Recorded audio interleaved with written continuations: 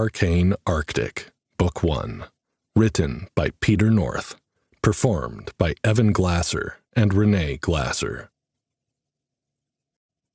Frozen Feelings. If Jay Morgan had known that Arctic Expedition was code for overpriced frostbite, he might have reconsidered the whole enterprise. But there he was, shivering on the deck of a ship that seemed to be held together by sheer willpower and an optimistic coat of paint, staring at the endless expanse of ice that was Spitsbergen, Finland. Jay was pretty sure the brochure had left out the part about needing to be part polar bear to enjoy the trip. Molly O'Brien, on the other hand, was like a kid in a candy store, if the store was freezing and made entirely out of ice. She had managed to wrap Jay around her little finger yet again, convincing him that this trip was essential for her future in environmental science. And Jay, ever the sucker for Molly's ambitions, had footed the bill. Okay, her ambitions and maybe her smile, and that cute little crinkle on her freckled nose when she laughed, and, well, the list went on. It had been carefully curated since they were about 8 years old, and Jay had gotten the first inklings of what true love felt like. He loved Molly with all his heart, and it made him happy just to see her happy, even if she never seemed to return his feelings in quite the same way. Besides, she was busy with school and didn't have time for a boyfriend, and he had work. Nothing but work. And the few blissful moments with Molly that she squeezed in between research projects, essays, and exams. Maybe this was his lot in life, to freeze his balls off in the Arctic just for the chance to see Molly smile. After all, what was the point of his soul-sucking corporate job if not to fund life-threatening escapades in the name of friendship and unacknowledged love? Isn't this amazing, Jay? Molly's voice cut through the Arctic air, pulling him out of his reverie. She was decked out in every piece of winter gear known to mankind, a clipboard with a waterproof observations checklist, and a grease pencil clutched in her mittened hands, looking like an enthusiastic marshmallow with a penchant for science. "Oh, absolutely," Jay replied, his voice dripping with sarcasm. "I always dreamed of becoming a human popsicle. Really, this is a bucket list moment for me." Molly laughed, a sound that warmed him more effectively than his 3 layers of thermal wear. Come on, Grumpy. Where's your sense of adventure? Left it back in the office, I think. It's probably hiding under a pile of spreadsheets. Molly jumped up and wrapped her arms around him, squeezing him so hard he thought his ribs might break, or his heart might stop, or maybe that wasn't the hug so much as being close to her and smelling the sweet, herbal scent of her organic, eco-friendly shampoo. Jay didn't know. He just knew that he didn't want it to stop. I know this isn't your idea of a good time, she said, going up on her tiptoes to kiss him on the frozen cheek. Thank you for coming with me, and for giving me the most incredible birthday present I've ever gotten. You're the best friend a girl could have, Jay Morgan. Jay felt his heart beat harder, even as the joy at her closeness withered slightly at that word. Friend. Yes, he was her friend. He would always be her friend, no matter what. But what he wouldn't give to have the rest of her heart, too. It wasn't like she was in love with someone else. Why couldn't she see how much she meant to him?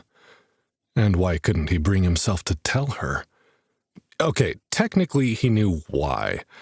Because once, when they were 16, shortly after he'd gotten his driver's license and a beat-up old Honda Civic hatchback for them to cruise around in, Jay had gathered up all his courage and kissed Molly goodnight when he dropped her off at home after taking her to a movie.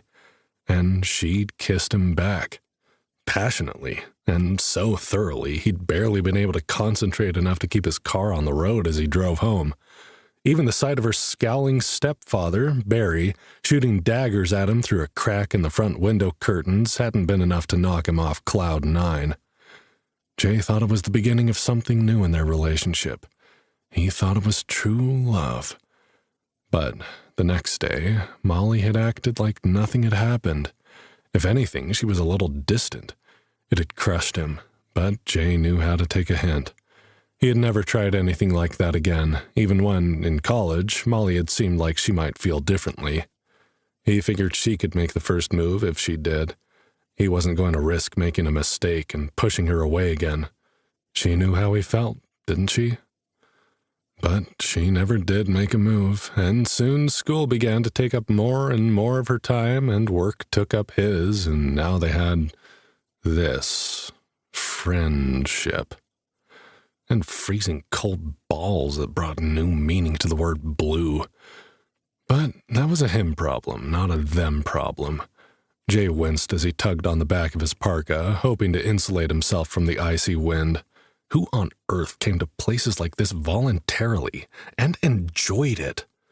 Molly, judging by the current crinkle on her pink freckled nose and the sparkle in her sea blue eyes.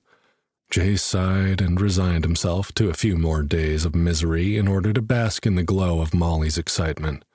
It was worth it. "All right, folks," one of the tour guides/scientists shouted across the din of waves hammering the side of their boat. "It's time for our first foray onto the ice floes. Gather your charts and clipboards and see your group leader if you have any questions about the survey. We're boarding the Zodiac now." As part of all the adventure of an Arctic expedition in a week, they were scheduled to cruise in a Zodiac to explore the glaciers. Jay wasn't entirely sure what a Zodiac was until he saw it, a small, inflatable boat that looked about as seaworthy as a rubber duck. Apparently, they were expected to gather survey data for the scientists while attempting not to freeze to death. And this was after they'd paid for the privilege of joining this research expedition. To Jay, it seemed like a remarkably good deal for the scientists and a questionable one for anyone stupid enough to shell out money for the experience. Stepping onto the Zodiac with the enthusiasm of a man walking the plank, Jay wondered if his life insurance was up to date. Then he realized it didn't matter. He didn't have anyone to leave his money anyway. No siblings. His mom had never been in the picture, and his dad, who had come to fatherhood late in life, had died of undiagnosed prostate cancer when Jay was halfway through his degree program. Molly was the only one who would care if Jay froze to death in the Arctic, except perhaps for his boss during the 10 minutes it would take to reassign his contracts to one of the other company lackeys. And Molly, well, she was practically bouncing with excitement, completely heedless of any danger they might be in. Her red curls peeked out from under her beanie in a way that made Jay's heart do strange things. Strange, all too familiar things. He wished it wouldn't. Their guide, a man who introduced himself as Eric but looked more like a Thor, began detailing the day's itinerary with a level of cheer that should be illegal in such cold conditions. "Today, we'll be getting up close and personal with glaciers, fjords, icebergs, and, if we're lucky, the majestic polar bear." Jay leaned over to Molly, whispering, "When he says up close and personal, do you think he means inside the digestive system of—" Molly snorted, earning them a curious look from Eric/Thor. "Don't mind him," she told the guide. "He's just allergic to fun." "Fun, she calls it," Jay muttered dryly under his breath.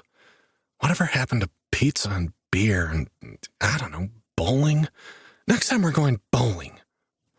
As they set off, the Zodiac bobbing alarmingly in the icy waters, Jay decided that if he survived this trip, he'd need to reassess his life choices.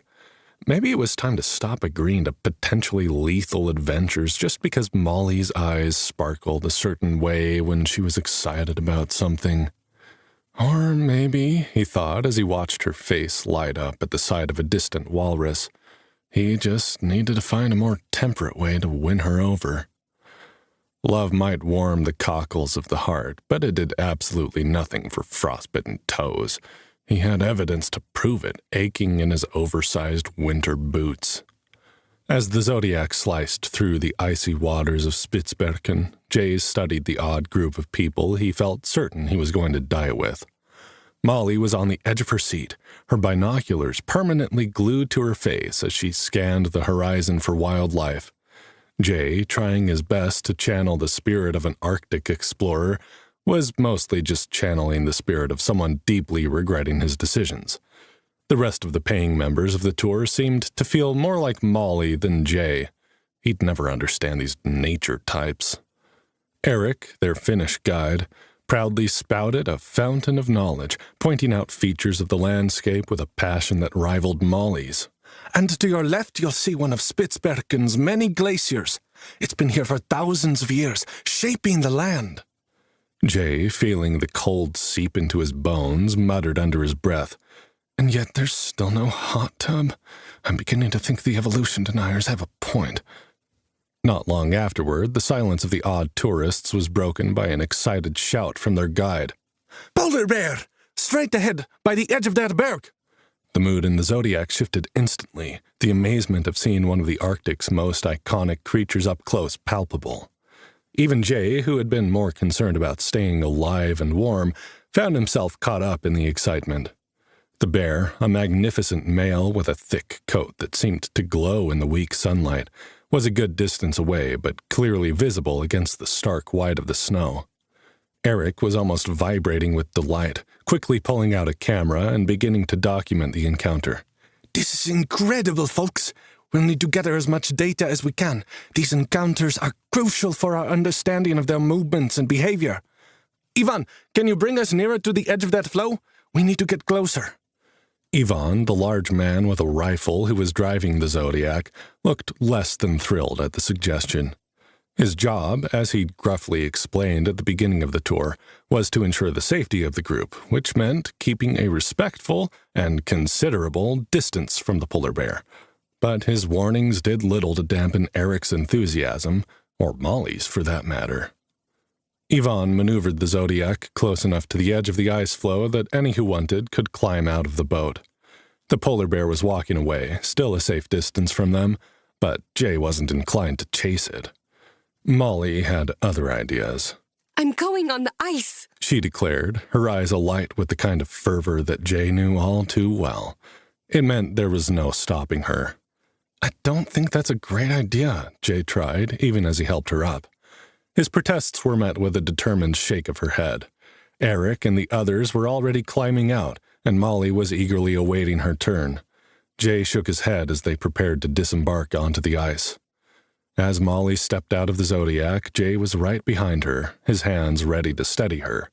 He glanced over the edge of the boat, feeling suddenly uneasy. The waves seemed to churn around the dinghy, making eerie slapping noises that sounded a bit too much like laughter. Jay shivered, imagining kelp-haired sirens with sharp teeth rising up from the depths of the Arctic Ocean, ready to pull him under the icy waves. He shook his head. Where the hell had that idea come from? Jay swallowed, attempting to push the thought from his mind.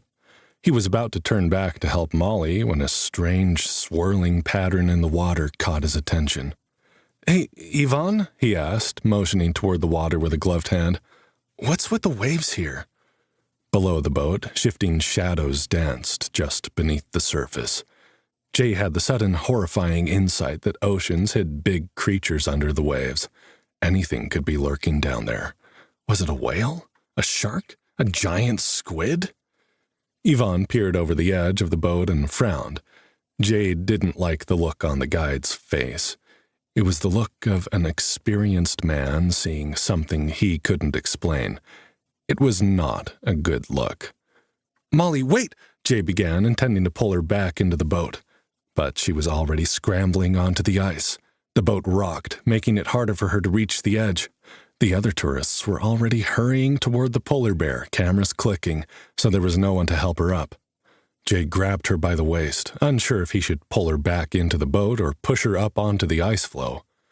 Molly's foot slipped on the edge of the Zodiac, and in a frantic attempt to catch her, Jay lurched forward. Molly screamed. Jay's gloved hands slid on the fabric of her coat. There was a horrible crack as Molly's head clipped the edge of the ice floe, and she went limp in his arms before they both tumbled into the freezing waters. There was a cold shock, stealing the breath from his lungs. Jay's instincts kicked in, and he wrapped his arms around Molly, who was lifeless in his grasp. He kicked toward the surface, but the swirling pattern of the waves had grown into a whirlpool, pulling them down with irresistible force. Yvonne stared stoically after them, that same stunned look still on his face. Jay could see his shape flickering through the surface of the water. Panic set in as Jay realized they weren't going to easily break free from the pull. He tightened his grip on Molly, determined not to let go, even as the cold began to numb his senses. Below them, the water darkened, and the pull grew stronger. Jay's thoughts were a blur as fear and resolve warred for control of his body. He had to save Molly. He had to get them back to the surface. But no matter how hard he fought, the icy waters continued to drag them down, down, down, into the abyss. As the light from the surface began to fade, Jay's last coherent thought was a desperate hope that this wasn't the end, that somehow they'd find a way out of this. Then darkness enveloped them, and the world above seemed like a distant memory, lost to the cold embrace of the Arctic depths. Out cold. Jay came to with a start, sitting straight up and gasping for breath before he remembered that he was underwater and was likely going to drown for his efforts. Except he didn't drown. He sucked in a lungful of icy, cold, but mercifully dry air as his eyes fought against an inky blackness that he couldn't blink away, and his brain ached with stabbing pain. What had happened? Had they been rescued? Why didn't he feel wet? Jay pressed his gloved fingers into his eyes and rubbed, trying to make them work again. He could hear nothing but the sound of his own heart hammering in his temples and the distant sounds of birds cawing. Ravens, or... No, that didn't make sense. They were in the Arctic, on the ocean. There shouldn't be any ravens around. Jay dropped his hands and blinked rapidly, relieved when the inky clouds began to fade, revealing some shapes and colors that slowly came into focus. First, he saw his oversized snow boots. Then, as his gaze traveled along his legs, he saw insulated black snow pants with reflective tape wrapped around the knees, and the bottom of his bright red parka. He wiggled his toes experimentally, and though he couldn't see the movement through his boots, everything felt okay. Cold, but not broken. Beyond his boots, an expanse of white, so flat and featureless that it looked like a video game that had failed to load properly, stretched as far as his bleary eyes could see. The cawing persisted, and Jay looked up to see he was sitting in a clearing surrounded by a few scraggly trees. The overcast sky above him was filled with black birds circling like vultures and screaming their birdie prayers that he was dead. Jay picked up a handful of snow and threw it impotently at the birds. "Fuck off, you filthy scavengers!" he shouted, mostly to make himself feel better. He was so surprised to be alive that he was shocked to actually hear his voice cutting through the cold winter air. But where was he? What had happened? He'd been trying to help Molly climb out of the boat. Jay's heart clenched in his fist. Molly. Where was Molly? They'd fallen into the weird swirling water together. He remembered clinging to her and fighting to pull her to the surface, even as the whirlpool sucked them deeper into the freezing depths of the ocean. So how had he ended up here? Cold but dry, with not a wave nor whirlpool in sight? And what was with the trees and ravens? There were no trees in the Arctic. That was part of its charm, wasn't it? One of the things that made it such a unique environment? The glorious Arctic. A place that you wanted to spend thousands and thousands of dollars to take your wannabe girlfriend for her birthday and then drop her into the ocean where you can both freeze to death, unhappy and unfulfilled. Jay cursed under his breath and tried to roll onto his side to get his knees under him. His muscles and joints ached with cold, despite the multiple layers of Arctic gear he was bundled in. He wondered how long he'd been laying in the clearing. "Molly?" he called out in case she was somewhere nearby. There was no answer, and he cursed again. He couldn't see much past the stupid fur ruff of his hood. which the salesman had claimed to be wolf-tail, but was probably scavenged from some mangy coyote that had been picked off a golf course. But he was too cold to take it down. Finally, Jay managed to shove himself to his feet and look around, moving his entire torso and keeping his neck straight so that he could see through the frosted fur window around his face. He was in a sparse grove of black-trunked trees that looked like they were probably malnourished even at the best of times. Snow covered the ground, interspersed with a few boulders splashed with bright orange lichen like a Muppet had thrown up on them. "Molly!" he tried again, louder this time. Jay winced as he took a step forward, feeling the weight of his body press into his frozen joints like a pile of bricks. Everything hurt. He could hardly force himself to take a step forward. But there was something there, behind the orange-covered rock, a black lump that didn't quite fit the organic setting. "Molly!" Jay rushed forward, no longer paying any attention to his crying muscles and tendons. He felt his heart leap into his throat and lodge there, where it refused to move until he made sure she was okay. Molly wasn't moving.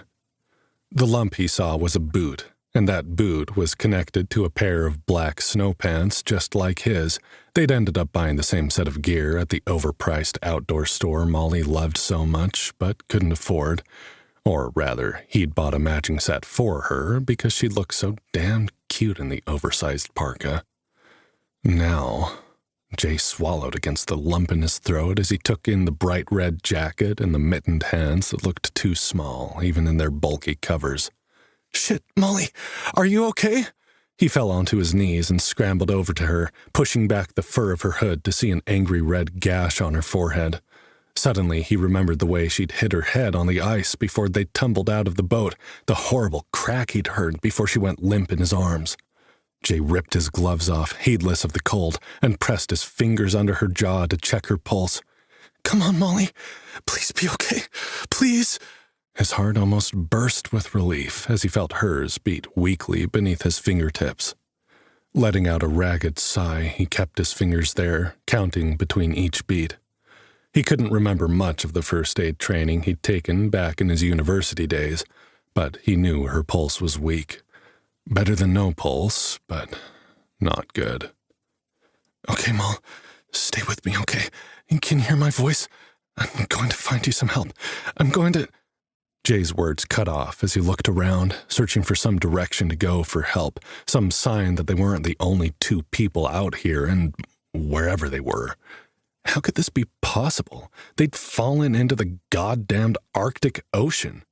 If they'd been rescued, why would someone abandon them in the middle of the freaking tundra? And if they hadn't been rescued, what the hell had happened? He knew he wasn't supposed to move a person who had suffered a head injury. Molly may have broken her neck in the fall. He had no way of checking when she was unconscious. But he couldn't leave her here while he went to look for help. The circling ravens were one thing, but what if there were wolves out here? Or, Jay shuddered, one of those polar bears. There was no way he was going to abandon her when she was unable to protect herself. But there was nothing he could do for her when he didn't know what was wrong. "Okay, I can do this," he muttered to himself, gazing at the distant horizon. "I can figure out what to do. Years of project management experience have honed my ability to make decisions under pressure. It says so on my resume and everything. Think, Jay, think." Something caught his attention at the far edge of his vision, a smudge darker gray against the overcast sky. Was that smoke? Could there be a camp or a town that way? Either that or this pitiful wasteland was suffering from a midwinter wildfire. While that would be just his luck, Jay had no choice but to check it out. And because he refused to leave Molly to freeze to death or be eaten by polar bears, that meant he was going to have to carry her and pray to the powers that be that she was only suffering a concussion and not a spinal cord injury. Jay felt sick as he tore his gaze away from the smoke and knelt next to his best friend. Her pretty face was paler than usual. Even her freckles seemed faded, and her cheeks, which should have been pink with cold, looked like they were carved from ivory. The curls of copper-red hair that peeked out from behind the fur ruff of her coat seemed duller than usual, too. Jay was sure that was just his imagination. Even if she'd lost a lot of blood, which it didn't look like she had, her hair shouldn't have been affected by her injury. But she didn't look well, of that much he was certain.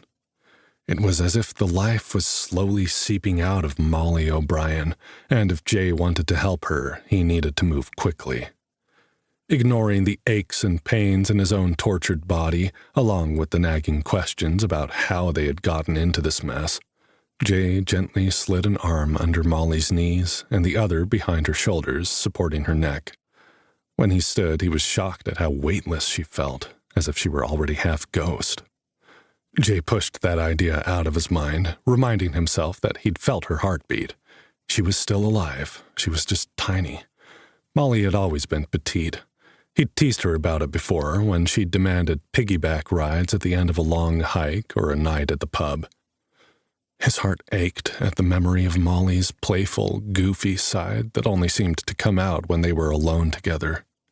He clutched her body to his chest and began to walk, keeping his eyes on the blot of smoke across the frozen wasteland before him. All he had to do was get her there.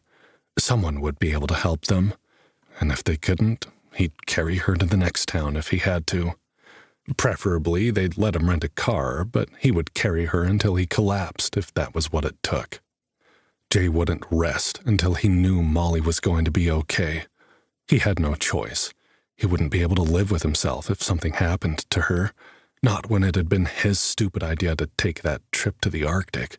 Not when she never would have been on that boat in the first place if it hadn't been for him. Gritting his teeth against the cold, Jay began the journey across the tundra. The ravens cawed their frustration at him as he carried away their free meal, and he sent a final curse their way before setting his mind to ignoring them too.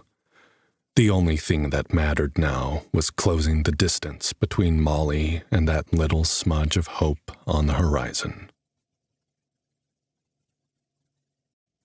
Questionable relief. By the time Jay reached the village, he was delirious with cold and exhaustion.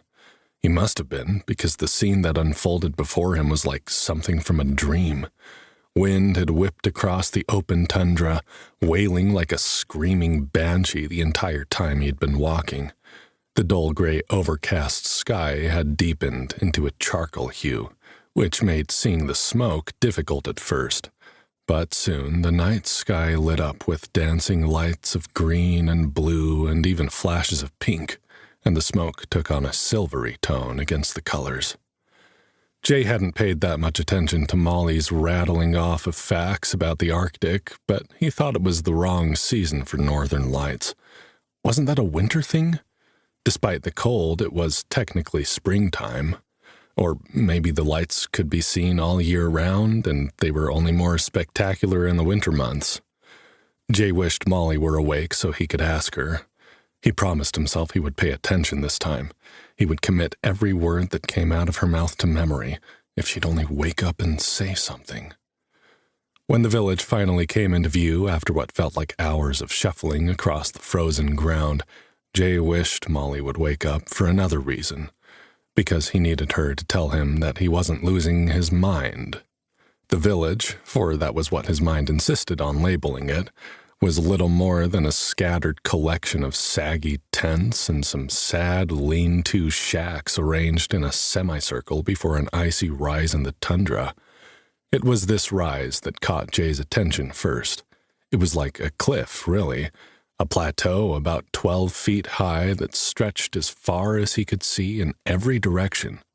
If he didn't know it was impossible, Jay would have said the cliff looked like it was made from ice, crystal clear, sparkling blue ice. Stranger still, there were two massive doors carved in the icy cliff, which seemed to be engraved with some kind of pictographic language, the syllabics of an indigenous culture, maybe? Jay had no idea, except that he knew they weren't in any kind of language he recognized. The tents and huts were arranged in an arc before the doors, almost reverently, as if whatever lay beyond the cryptically marked passage was integral to their lives. It was eerie, almost a cult-like vibe as far as Jay was concerned. If he had any other option, he might have skipped this town and gone on to the next, but Molly's health was more important than his case of the heebie-jeebies. And as weird as the giant ice plateau was, and the ramshackle village cult, neither held a candle to the people who came out of their tents and shacks to stare at Jay as he stumbled off the tundra and into their midst. People. They were people, weren't they? Not... Jay shook his head.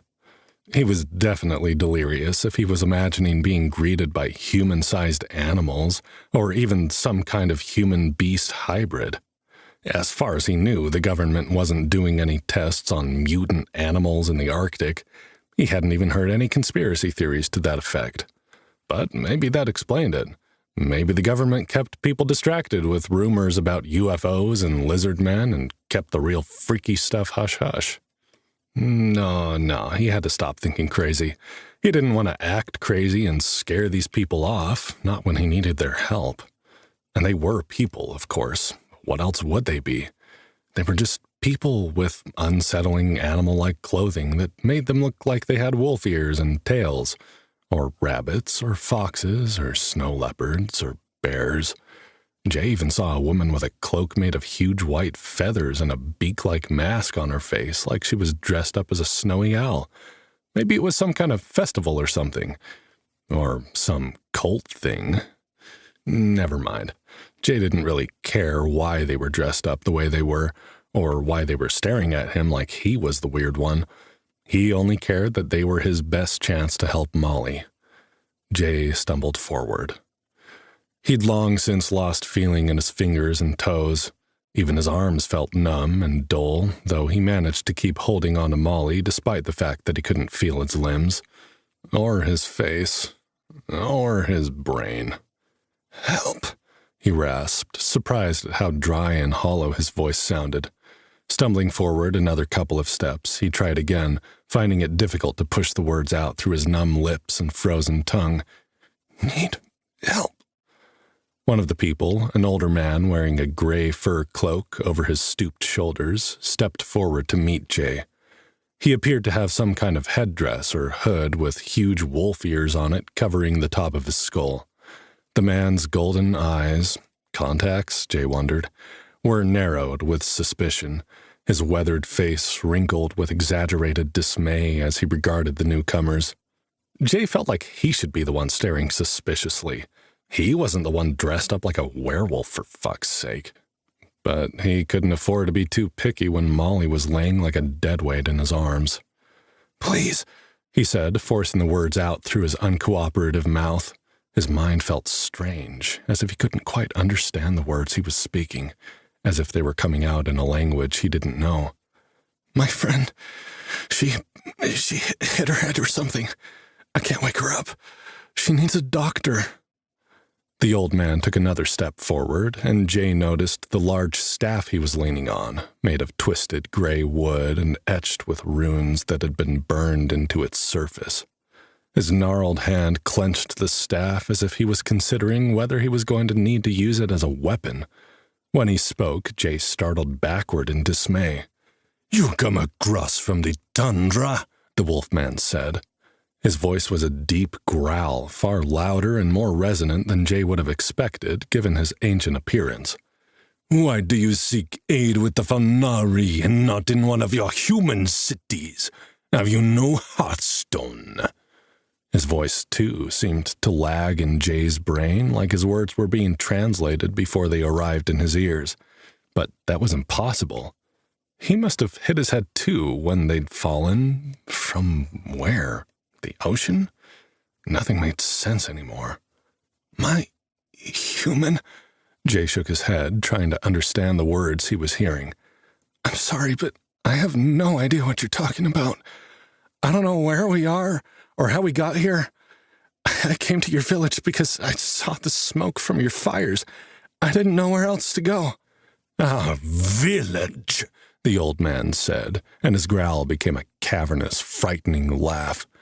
Jay caught the glimpse of yellowed, fang-like teeth behind his thin lips and took a step backward, suddenly doubting his decision to approach the strange people. Others were advancing now, all looking as hostile as the gray-furred man.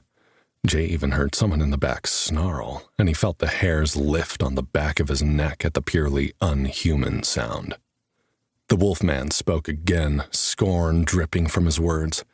This village, as you call it, is an outpost for nomads and outcasts, nothing but a place for our kind to die out of the sight of yours, human.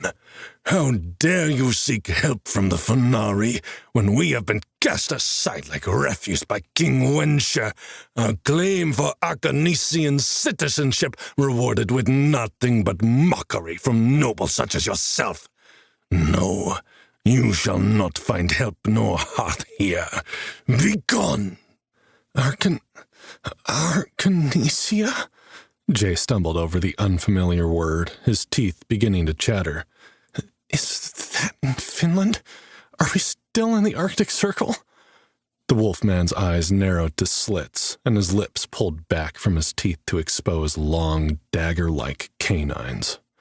Jay was certain now that he was hallucinating, but his mind wasn't quite ready to give in to it. He kept trying to rationalize the situation. I don't know who this Wensher guy is, but he sounds like an ass. I mean, I didn't think there were many kingdoms around anymore. I don't really follow world politics, I guess. Even if you don't want to help me, could someone please help her? I'll pay. I have money. Cash, credit. Do you take Amex? The man swung the staff at Jay, the gnarled wooden head sweeping in an expansive arc before him. Jay flinched, but breathed a sigh of relief when he noticed the wolfman was too far away to hit him. Or he should have been. A concussive wave slammed into Jay a fraction of a second after he decided he was safe, knocking the wind out of him and forcing him to his knees. Somehow he managed to keep hold of Molly, clutching her against his chest. Jay's mouth opened and closed as he fought to draw breath into his emptied lungs, his eyes watering. With a wheezing gasp, his throat opened and sucked in an icy breath of air. As he glanced down at Molly's pale face, checking to see if she'd been hurt by the mysterious blast, his attempts at diplomacy evaporated in a storm of rage. What the fuck, man? He shouted, still fighting an invisible pressure that kept him on his knees. Jay didn't know what was going on, but he wasn't going to let some cosplaying nutjob hurt Molly. Enough with the shamanic cult bullshit, asshole. If you hurt her, I swear to God I will take that stick and beat you to death with it. Even as the words left his mouth, he realized he had no reasonable expectation of being able to follow through on his threat. But he was pissed, and that didn't leave a bunch of room in his tired, cold-fogged brain for rational thoughts. Jay struggled to get to his feet, feeling the continued pressure of invisible hands holding him down. He held Molly tighter against his chest and roared in frustration, his muscles screaming as he fought against whatever insanity was holding him there. The wolfman laughed, holding the staff in front of him and pointing at Jay in mockery. Not so powerful now, are you, human? He snarled. All alone on the tundra, with no crusading armies at your back. Perhaps I'll send pieces of you to your king as payment for his treatment of my people. Jay cursed, closing his eyes and willing his sanity to return. He knew that what he was experiencing was impossible. But what did that knowledge do to help him when there was nothing he could do to wake himself from the living nightmare that he seemed to have stumbled into? I just want to help Molly, he said through clenched teeth. If you don't want to help her, fine. Point me in the right direction and I'll leave. Maybe I'll see the Wensher character if you think we're such good buddies. Maybe he's man enough to help an injured woman without turning it into a pissing contest. The man snarled again, and Jay had a fraction of a second to regret his words, before an older woman in similarly strange garb stepped forward, putting her hand on the wolfman's shoulder. Runolf, stay your hand, she said, her voice low and gravelly. He speaks the truth. Can't you see? He cannot be one of them. How can he not? Runolf growled, refusing to lower the staff or to tear his gaze from Jay's. Jay kept his eyes locked on the wolfman, too. It was the only thing he could do to demonstrate his refusal to submit to the bully. No power has awakened in him, the woman said. She, too, gazed at Jay, though her pale yellow eyes were kinder. Jay wondered if he should be insulted by her words, but he couldn't muster the energy.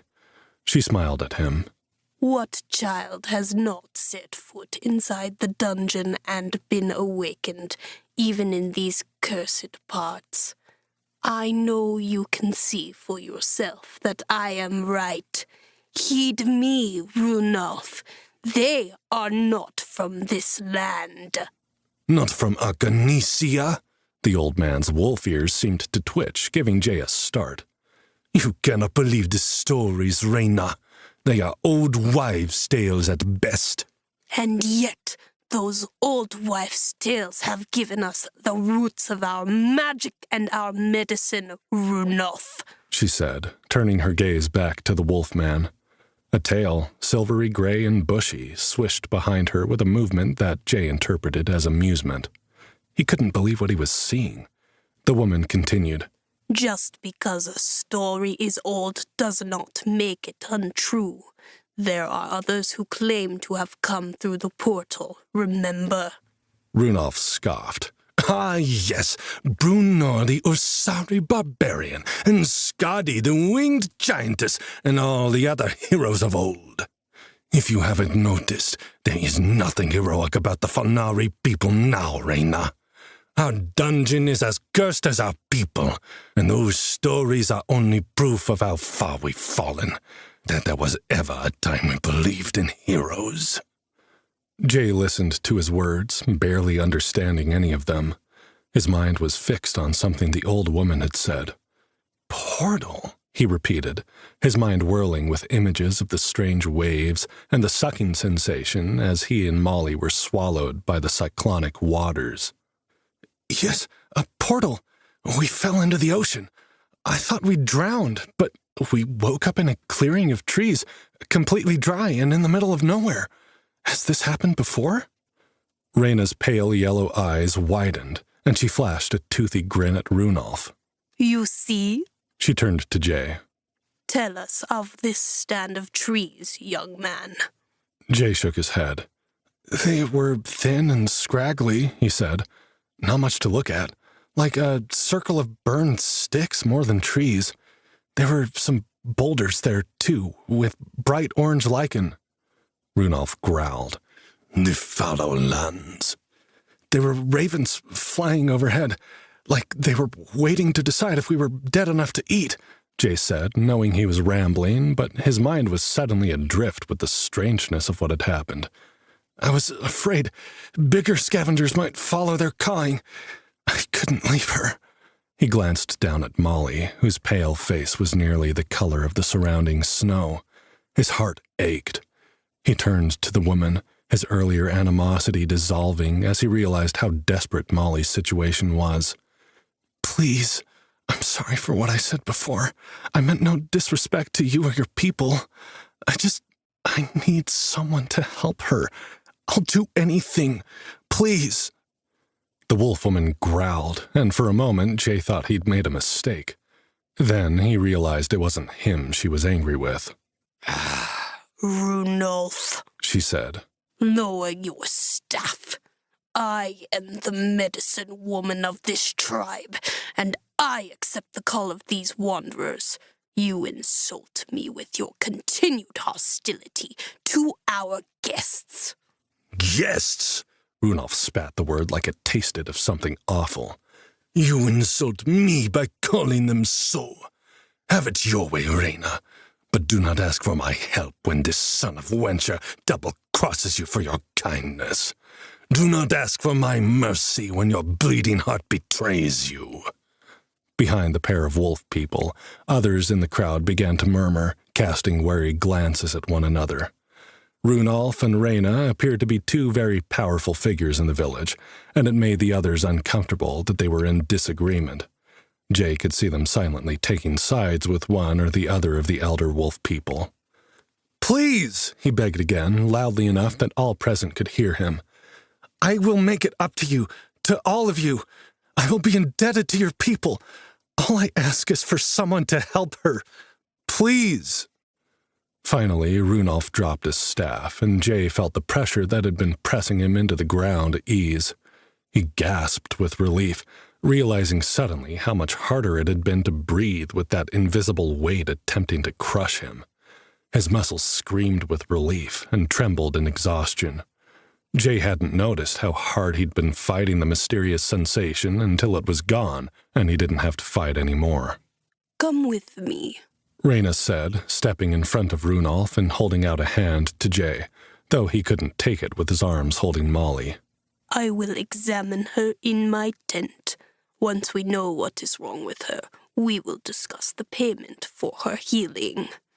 Jay struggled to get to his feet, his vision going black and woozy again as the blood rushed, too slow, through his limbs. Reyna lifted her eyebrows in bemusement as he stood, as if she'd expected him to keel over instead. Jay blinked the sensation away, forcing himself to focus on the woman before him. You can heal her, though. There is very little a shaman of my skill cannot heal, she said, her smile twisting. With the right ingredients, you'll do anything you say?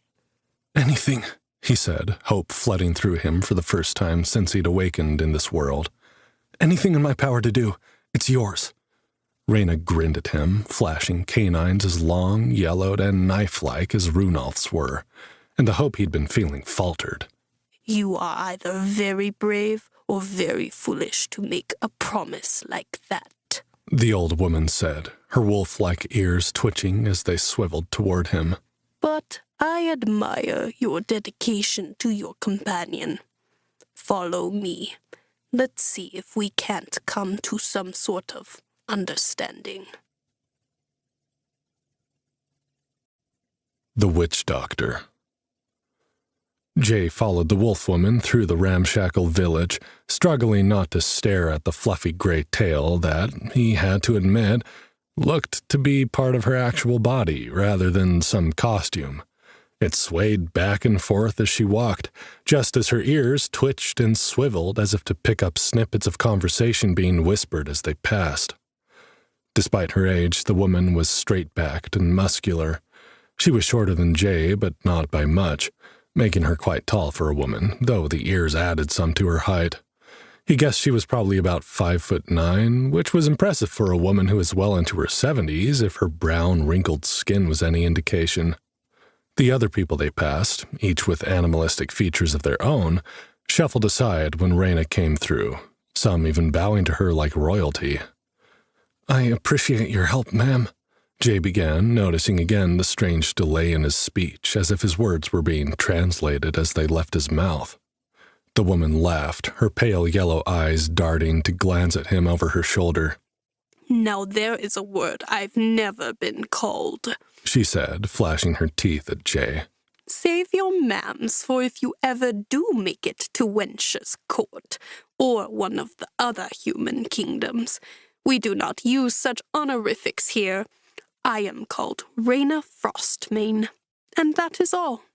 Jay didn't know how to address the fact that Reyna, like Runolf, insisted upon treating him like he was a different kind of person, almost a different species, than they were. Despite the animal attributes, they seemed just as human as he was, certainly more so than an actual wolf. Well, Reyna, then, he said, panting as he fought to keep up with her long, determined strides. Thank you. It seems you are a powerful person here, and I'm honored that you're willing to help us. It has been a long time since anyone has come through the portal into Arcane, the wolf-woman said. But I have heard of such injuries occurring. Some who pass through fail to regain consciousness on the other side. Healing your friend will be a miracle in the eyes of many around here, and I would be lying if I said my reputation would not benefit from the rumors of my success. You can heal her, though. If any can do it, it is I. If you can heal Molly, Jay searched his mind for some phrase that would highlight the depth of his feeling on the matter. "I'll owe you my life." Reyna snorted, and her yellow eyes returned forward. So easily you say such a thing? I am a shamanic priestess, wanderer, a witch doctor who has delved farther into the cursed dungeon than almost any other on the tundra. If I wish to take your life as payment for this healing, I can, and I will. Jay swallowed hard. The words were being translated, if that was what was happening in his mind, so he could understand the woman, but while he understood the words, they didn't make sense. Dungeons, witch doctors, miracles? But he hadn't meant it lightly. Nothing about this place made sense, but he knew that he would do anything to save Molly. "Even so," he said, "it is a price I will pay." He noticed the wolf woman's gaze dart back to him appraisingly before she turned down a narrow passage between two large tents made of rough hides painted in blue runes.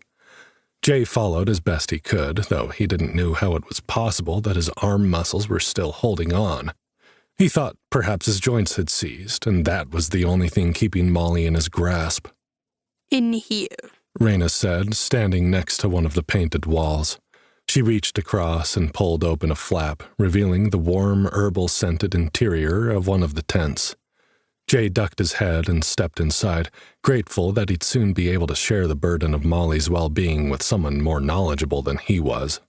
He couldn't shake the guilty feeling that it was his fault she'd been hurt. "Where should I put her?" he asked as Reyna followed him inside the tent, letting the scrap of hide fall closed behind her. "Over there," she said, indicating a slim cot next to a fire pit where orange embers flickered in the cold air that had swept inside the tent alongside them. "Undress her, if you will." Jay flushed. "I don't think she'd want me to—" "She does not have to be naked, young man," the old wolf woman said, chuckling with her low, gravelly voice. "but down to a single thin layer, if you can. Hurry now." Jay crouched next to the cot and groaned as his arms finally gave out, allowing Molly to roll gently onto the narrow mattress. His wrists and elbows cried out in anguish as he straightened his limbs for the first time in hours. But he didn't pause to massage feeling back into them before he hurried to do the witch doctor's bidding. It took longer than it should have to pull her winter boots off, to unzip the parka and slip her arms out of it, and to tug the snow pants down over her feet.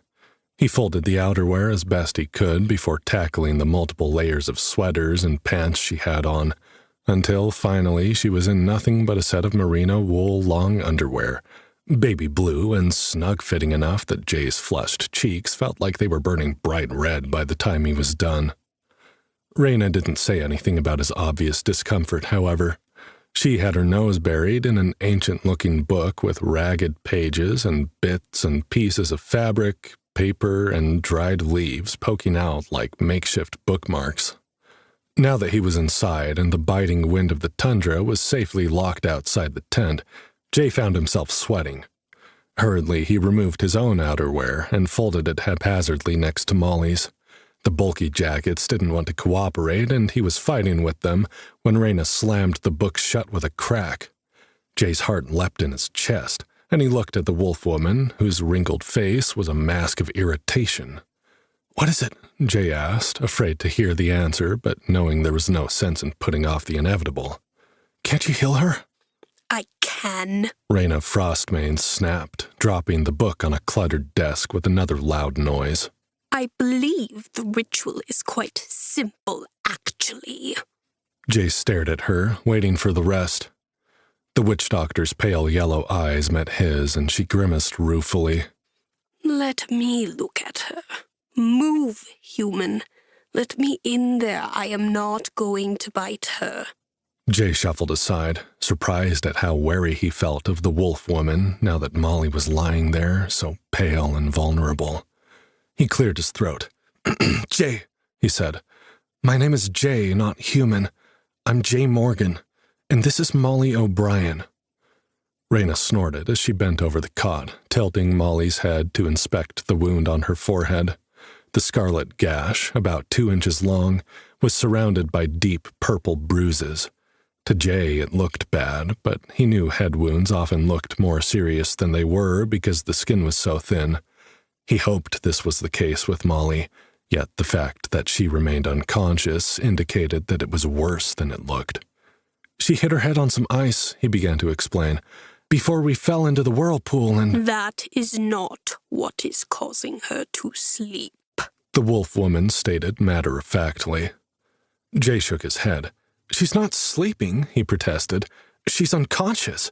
She probably has a concussion. I felt her go limp in my arms the moment she cracked her head, trust me."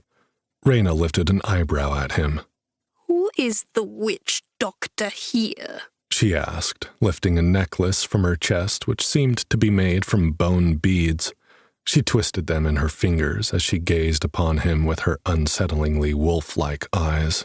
"And who is the fool who promised his life in exchange for medicine?"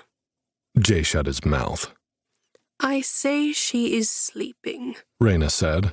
"for the portal sleep has come upon others before her, and those who have been woken from their sleep report experiencing a dreamlike state of consciousness, wherein they are both aware of what is going on around them and undergo a kind of transformation.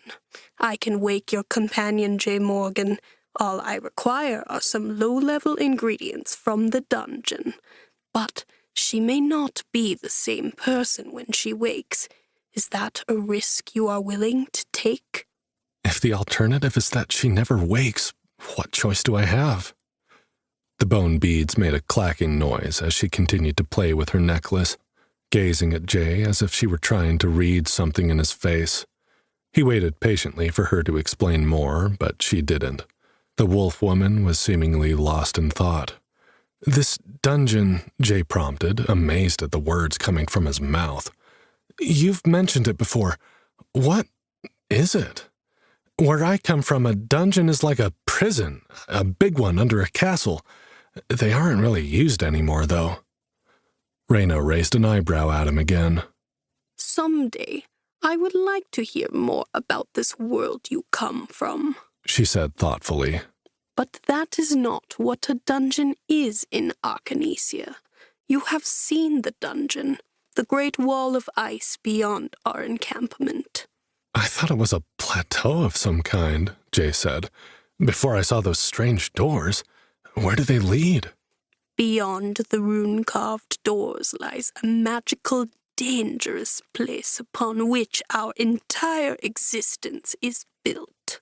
Raina motioned dramatically around with a wizened hand which, Jay noticed for the first time, had black claws on the tip of each finger.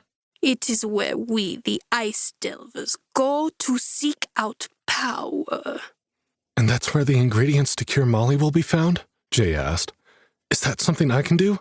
How far inside do I have to go?" The wolf woman chuckled, her low voice making the sound more like a growl than a sound of mirth. "Again, you are so quick to offer yourself for sacrifice. We will see, J. Morgan. We will see if you are strong enough to fulfill the promises you make." "All I can do is try," Jay said, feeling a bit defensive at her continued skepticism. "How hard can it be? This is something all of you do, isn't it? You said before, even children go inside the dungeon." "To unlock their potential, yes," Raina said.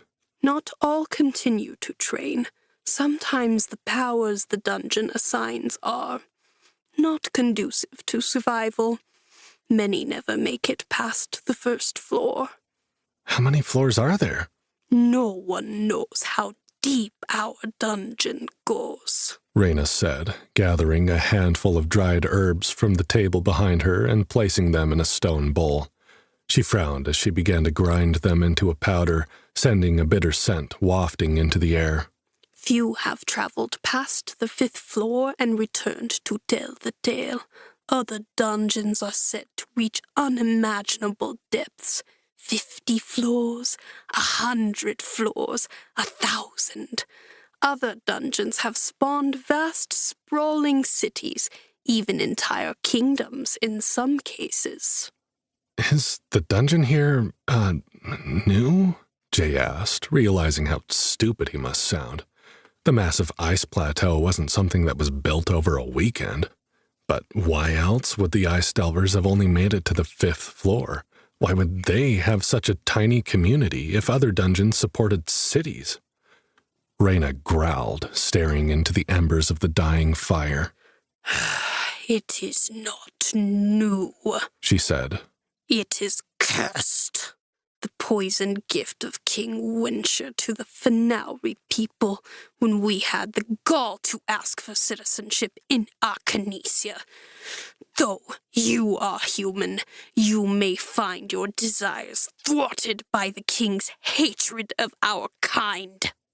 Jay swallowed, not liking the direction the conversation was taking. He shook his head, wishing he didn't have to ask when the answer was clearly painful to the wolf woman. I'm sorry, Reyna. I don't understand how any of this works. Reyna sighed, letting the bone necklace drop against her chest. She rubbed the wrinkled corners of her eyes, pinching the bridge of her nose as if she were getting a headache. You couldn't understand, she said with a sigh. Most of Arcanesia doesn't understand, and it has happened under their noses. It is difficult to explain to an outsider, and a human outsider at that. I noticed the way you looked at Runolf and me when you first arrived. Runolf thought what he saw in your expression was disdain, for that is what he expects to see after so many years. But tell me, J. Morgan, are there beastkin in your world? Beastkin? He said, realizing this must be the word they used for the human-animal hybrid people of the village. No, not in real life. We have stories, of course, but they're just stories. Reyna snorted again, her gray ears twitching. Jay continued. People, human people that is, are considered an animal species the same as apes, tigers, elephants, and wolves. He glanced at Reyna, hoping that his words wouldn't upset her further. She seemed to be listening, so he continued. No one really knows why we evolved so differently with language and agriculture and tools. Some people see themselves as better than animals, and others think we're much worse. We also divide ourselves into groups based on language and skin color and religious differences, sometimes just to have a reason to fight, I think. We've never been a peaceful species. Reyna knelt beside Molly's cot and busied herself with inspecting the unconscious woman's fingernails, checking her pulse, and tapping for reflexes. Then she sprinkled the powdered herb concoction over her prone form, muttering some kind of incantation under her breath.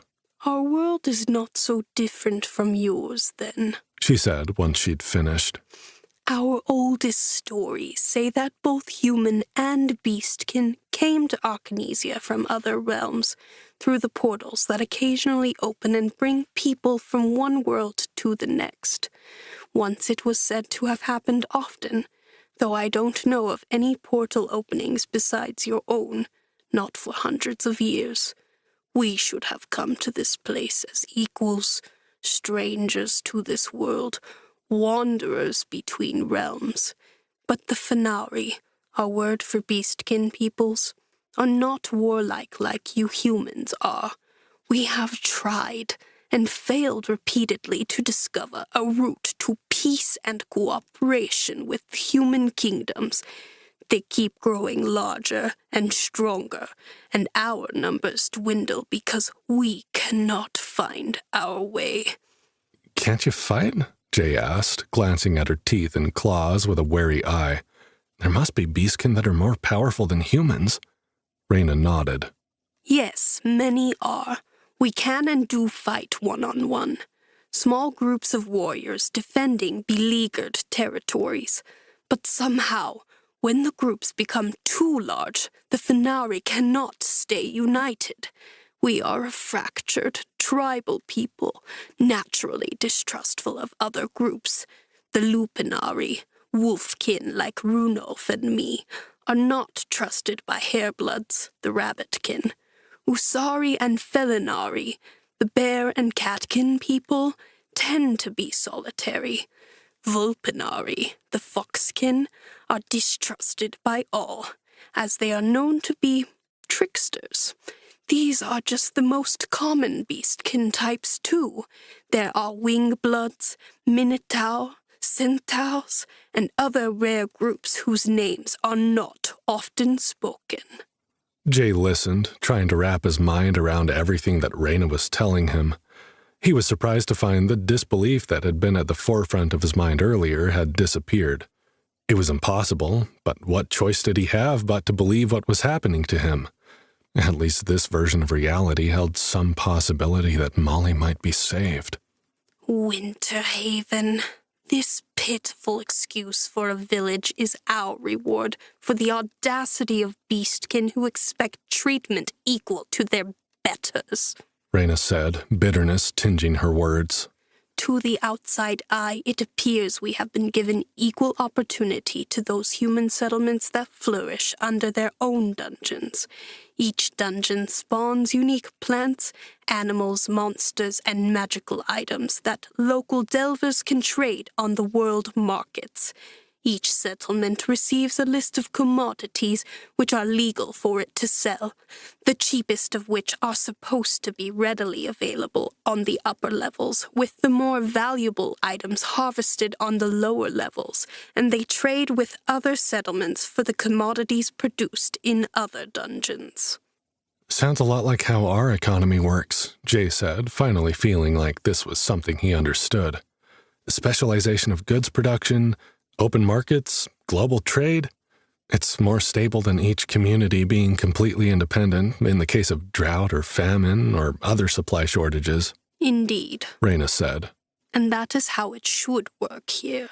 That is how it does work for every other settlement of delvers and their dungeon markets, except that King Wincher gave the Fenauri people a dungeon territory which does not play by the same rules as the others. Jay tried to absorb the information as best he could. The only analog he had for the kind of magical system she was describing came from movies and video games, which he suspected were not an ideal frame of reference. The way the Lupinari witch doctor was speaking made it sound as if the dungeon itself was a conscious entity. He had many questions, but he did not want to interrupt now that he was finally starting to get an idea of what he was going to have to do. The ice dungeon does not provide us with the commodities that Winterhaven is legally allowed to sell in the dungeon market, she continued. We are able to use what we harvest for ourselves, but we are unable to earn the coin necessary to buy the goods we need to expand our settlement. We were given the same contract as all other free citizens of Arcanesia, so our failure to thrive looks like the failure of our people, strengthening the impression humans have that beastkin are inferior. We do not believe this was an accident. Jay frowned. And this low-level ingredient you need, he said, beginning to understand why Reyna had seemed so frustrated when she had closed her spellbook earlier. I suppose it's one of these registered commodities that the dungeon is supposed to make for you, but doesn't? You have the gist of it, yes. Reyna stood, stretching her back with an audible pop. She sighed, turning to face the door they had come through, and put her hands on her hips. Well, are you coming or going, Lyra? Jay blinked in confusion, not seeing any evidence of the person the wolf woman was speaking to. But as he turned to face the same direction as Reyna was now glaring, he saw the hide curtain move. A stunningly beautiful girl stepped inside the tent, silver white hair flowing over her shoulders and small pointed white ears with black tips swiveling excitedly atop her head. She didn't look at Reyna, though. One blue eye and one golden shot directly to meet Jay, who was staring open-mouthed at the newcomer. Jay Morgan, Reyna said with an air of defeat in her tone. Meet Lyra Goldeneye. If I had to hazard a guess, she's lurking outside my tent because I want to take you into the dungeon. Lyra interrupted, a wide, sharp-toothed grin flashing brightly in the low light of the medicine tent. Can I? Reyna, please? Reyna made a non-committal sound in the back of her throat. Jay said, "When?" Lyra's mismatched eyes glinted with excitement. Now! Golden Eye. Jay took in the bow and quiver on the girl's back, and the dagger at her waist. She was petite but lithely built, which was easy to see through the tight leather armor she wore. He had to force himself not to stare at the taut muscles of her exposed midriff and the curve of her small but shapely breasts. He felt a bit stupid for walking around like a goose-down stuffed Michelin man when she was waltzing around half-naked through the tundra. "Don't you get cold?" he said, unable to stop himself. "Dressed like that?" Lyra cackled delightedly and clapped her hands. He really hasn't been in the dungeon. I knew you were right, Reyna. I could see it too, even if Runolf couldn't. Imagine a novice at his age. As I have told you, Reyna Frostmane said, turned back to Jay with her arms crossed. Delvers seek power in the dungeon. Most who enter the ice dungeon receive magical resistances to the environmental factors of our territory. It is one of the aspects of our cursed dungeon that isn't broken. Jay nodded, deciding it was easiest just to accept everything he was told without questioning it too much, at least until he had some of his own experiences to back up his skepticism. "Well, that's good. My jacket is too bulky for, anything other than standing around, really." Lyra, he should sleep before entering the dungeon, Reyna said, turning to the pretty young woman with a chastising tone. You can see for yourself how exhausted he is. Besides, I need to prepare a list of supplies that I'll need you to seek out. Great, Lyra said, her disconcerting gaze jumping between the two of them. But can't we get him integrated tonight? I just want to see what class he'll be. Reyna grunted, turning back to her cluttered desk, her bone necklace clattering against her chest as she rummaged for something. You just want to claim him for your own before anyone else asks to party with him, the wolf woman said. Don't think I don't see what you're up to, little Vulpinari. Vulpinari, Jay remembered, were the Foxkin people, the tricksters that no one trusted. That explained why Lyra looked similar to the wolf woman, only smaller. He wondered if Reyna had called her that in order to warn him, or if it was normal to reference a Fonari's tribal affiliation in conversation. Finders keepers, Lyra said, laughing again. Losers weepers. That's the first rule of the dungeon, Reyna. You taught me that. You didn't find him, the wolf woman growled. He found us. I don't see anyone else here to claim him, Lyra shot back. Jay's gaze bounced between the two women as they argued, knowing there was more to this discussion than he was picking up on. No one else is desperate enough to risk partying with an unknown delver, Reyna said. They are biding their time, as you should be. What if the dungeon doesn't favor him with a compatible class? Don't be so hasty, child. You don't need more disappointment in your young life. Lyra deflated slightly. I just want to take him to integration, she said, a faint whine in her voice, like that of a chastised puppy.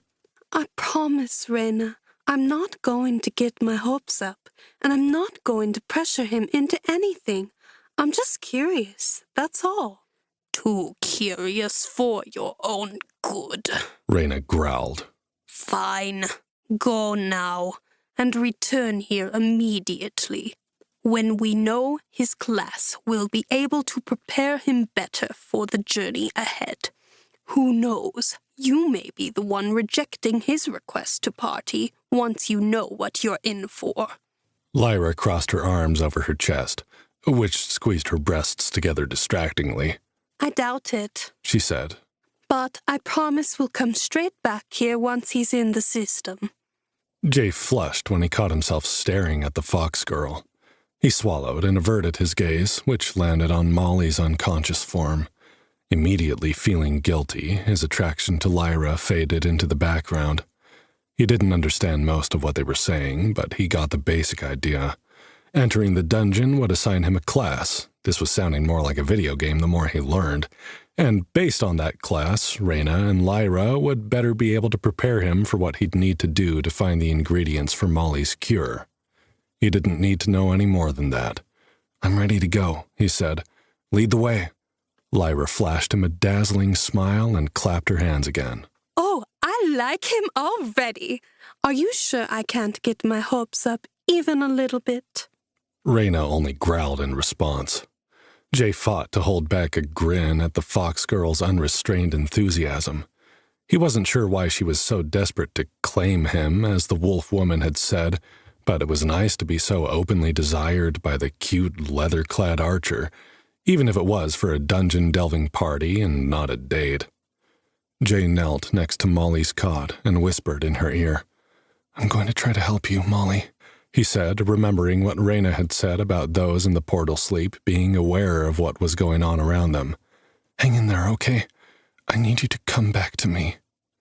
Then, almost instinctively, he bent to kiss her, grazing his lips against hers gently, a mere shadow of the passionate kiss they'd once shared, and which he'd clung to like a lifesaver over the last 10 years. Maybe, even if she did only want to be friends, that memory would give her something to cling on to as she fought her way through the dream world that had claimed her. When he stood, the two Fanari women were watching him. Reyna smirked, revealing one yellowed fang beneath her crooked lip. "That kind of companion," she said. "Your dedication makes a bit more sense now." "We're just friends," Jay muttered, embarrassed that the intimate moment had been noticed. The witch doctor twitched her gray furred ears. My mistake." Lyra cleared her throat, looking a bit uncomfortable. "Shall we go?" she said, her voice a bit more subdued than it had been. "You should bring your coat, at least until we get inside the dungeon." Jay, his face burning, shook his head. "That's okay. It's not far, is it? I think I need some fresh air anyway. It's stuffy in here." Reyna snorted. "I'll take good care of your Molly, Wanderer. Good luck with your integration. I hope the dungeon favors you with a warrior's class. It will make your journey that much easier. Which is to say, you may not pay immediately with your life." Jay nodded his thanks for her dubious support and followed the fox girl through the flap in the tent into the frigid air outside. It was dark outside, but the night sky was still illuminated by the dancing green lights he'd seen earlier, casting the ramshackle village in an eerie, magical light. He immediately regretted his decision to forego the parka, but rather than turn back and admit his weakness in front of the half-naked Vulpinari, he gritted his teeth and forced a grin onto his face. "You lead, I'll follow," he said, sweeping his arm aside in what he hoped was a gentlemanly fashion. It was becoming all too clear that social norms in Arcanesia were nothing like they were back home, but Jay figured it never hurt to be polite to a beautiful woman. "You'll freeze is what you'll do," Lyra said, shaking her mane of white hair with a bemused look on her face. "Unless we hurry. If we run, maybe you'll stay warm enough to make it to the door." She paused to check the position of the bow and quiver on her back, then took off at a brisk jog that Jay attempted to keep up with. Normally, running was something he could do with little difficulty. He preferred running to working out at the gym, where it seemed like most guys were more interested in checking out the muscles on the other guys than they were on staying fit, something that had always made him feel a bit creeped out, even if he wasn't homophobic. But after the long, freezing march across the tundra, carrying Molly's unconscious form, and who knew how long spent unconscious after his unexpected journey to this new world, Jay felt more sluggish and sleepy than he'd have liked, given that he wanted to make a good impression on the fox girl who had kindly offered to introduce him to the dungeon. Thanks for helping me, he said, pushing himself to run beside her rather than behind her, despite the weariness that threatened to consume him. I admit, I didn't really want to go into this dungeon on my own. Lyra glanced at him, her unusual eyes studying his expression with uncommon intensity. Aren't there any dungeons where you're from? How is it that you've never been inside one? I can see that you haven't been. I'm not doubting you. I'm just surprised. What do you mean? You can't see that I haven't. Jay hoped he wasn't breathing too loudly as he sucked in lungs full of icy air. Reyna had said the same thing, but Runolf couldn't? Runolf could see just fine. Lyra scoffed. Only he didn't want to. You'll see as soon as you've been integrated. The dungeon gives delvers the ability to identify people and items that are charged with dungeon magic. Those who have been inside have a kind of aura. At higher levels, some delvers can even tell a person's class and tier classifications too, but that's rare in these parts. Are you sure you aren't too cold? The ice wall was omnipresent from everywhere in the village, but it loomed larger as they approached. Jay was cold. He was absolutely freezing his nuts off, but the rune-carved doors were just ahead. He thought he could make it. I'm fine, he said, his lungs simultaneously burning and aching with cold. I just hope I get that cold resistance buff you've got for the trip back. He forced an awkward laugh. Lyra patted him on the back as they ran. You're a stubborn bastard, she said. I'll give you that much. I've been called worse, he said. Lyra laughed. In an attempt to keep his mind off the cold and the discomfort of running, Jay turned toward the fox girl. Where I come from, there was this famous spy movie called GoldenEye. He was pretty good with a gun. What's a movie? Lyra asked, raising a quizzical eyebrow. And a gun. Jay startled, realizing that some words must not have comparable translations in whatever language his words were coming out as. The world he'd fallen into was definitely lower tech than his own, but he hadn't considered they wouldn't have things like movies and guns, even if it seemed obvious now. Do you have plays? He asked. She nodded. Not here, but there are performers in some of the big cities. Usually actors are people with high-level charisma stats, so we don't see them in Winter Haven. He was about to ask why not, but then he realized it must have something to do with the cursed dungeon, which they were nearing rapidly. He hoped he'd have more answers about that soon enough. Instead, he said, Well, a movie is like a play, and a gun is like your bow and arrow, only it shoots faster, and the projectiles are harder and smaller. He chuckled ruefully. All of this awkward preamble was just a way for me to ask if you're any good with that thing. It was Lyra's turn to look surprised. Of course I am, she responded a little too quickly. Then she whirled on him, stopping him dead in his tracks. Why? What have you heard? Did Reyna say something about me? Jay glanced longingly at the rune-covered door as his sweat instantly began freezing to his skin. I haven't heard anything, he said. I never even heard your name until Reyna introduced us. I've just never met an archer before. I thought it was cool. Cool, she said with a laugh that sounded a bit like a fox's yip. You are strange, J. Morgan. And freezing, he reminded her, his teeth chattering. Can we go inside now? I don't know, she said, tilting her head to the side and twitching her black-tipped ears in his direction. You're kinda cute when you're blue. Jay felt himself blush despite the frigid air. Was she flirting with him? He couldn't get a read on the Volpinari girl. Her eyes were curious, but otherwise expressionless. Like Reyna, she seemed to express a lot using her ears and tail, but Jay didn't have the experience to read what the flickering motions meant. Will I be cute if I'm dead? Lyra grinned, flashing a row full of pointed teeth and reminding Jay that as much as she and Reyna seemed like humans with fluffy ears and tails, they were not to be underestimated as such. Probably not as cute. She spun on her heel and ran the last few yards toward the rune-carved doors. Come on, J. Morgan. Your future as a delver awaits. With that, she placed both hands on a carved circle at the center of the door, and the runes lit up with icy blue light that mirrored the dancing lights in the sky. If Jay had had any doubts that he was in another world, they vanished at the sight of the magical display. He took a deep breath of frigid air and stepped toward his destiny. Integration. Stepping inside the dungeon after running through the village on the open tundra was like sinking into a warm bath. As the doors closed behind them, powered by something Jay couldn't see, his muscles seemed to thaw and his skin tingled as the blood began to flow beneath it once more. Rubbing his hands over his arms rapidly, Jay shivered. Glad you keep the heat on in this place.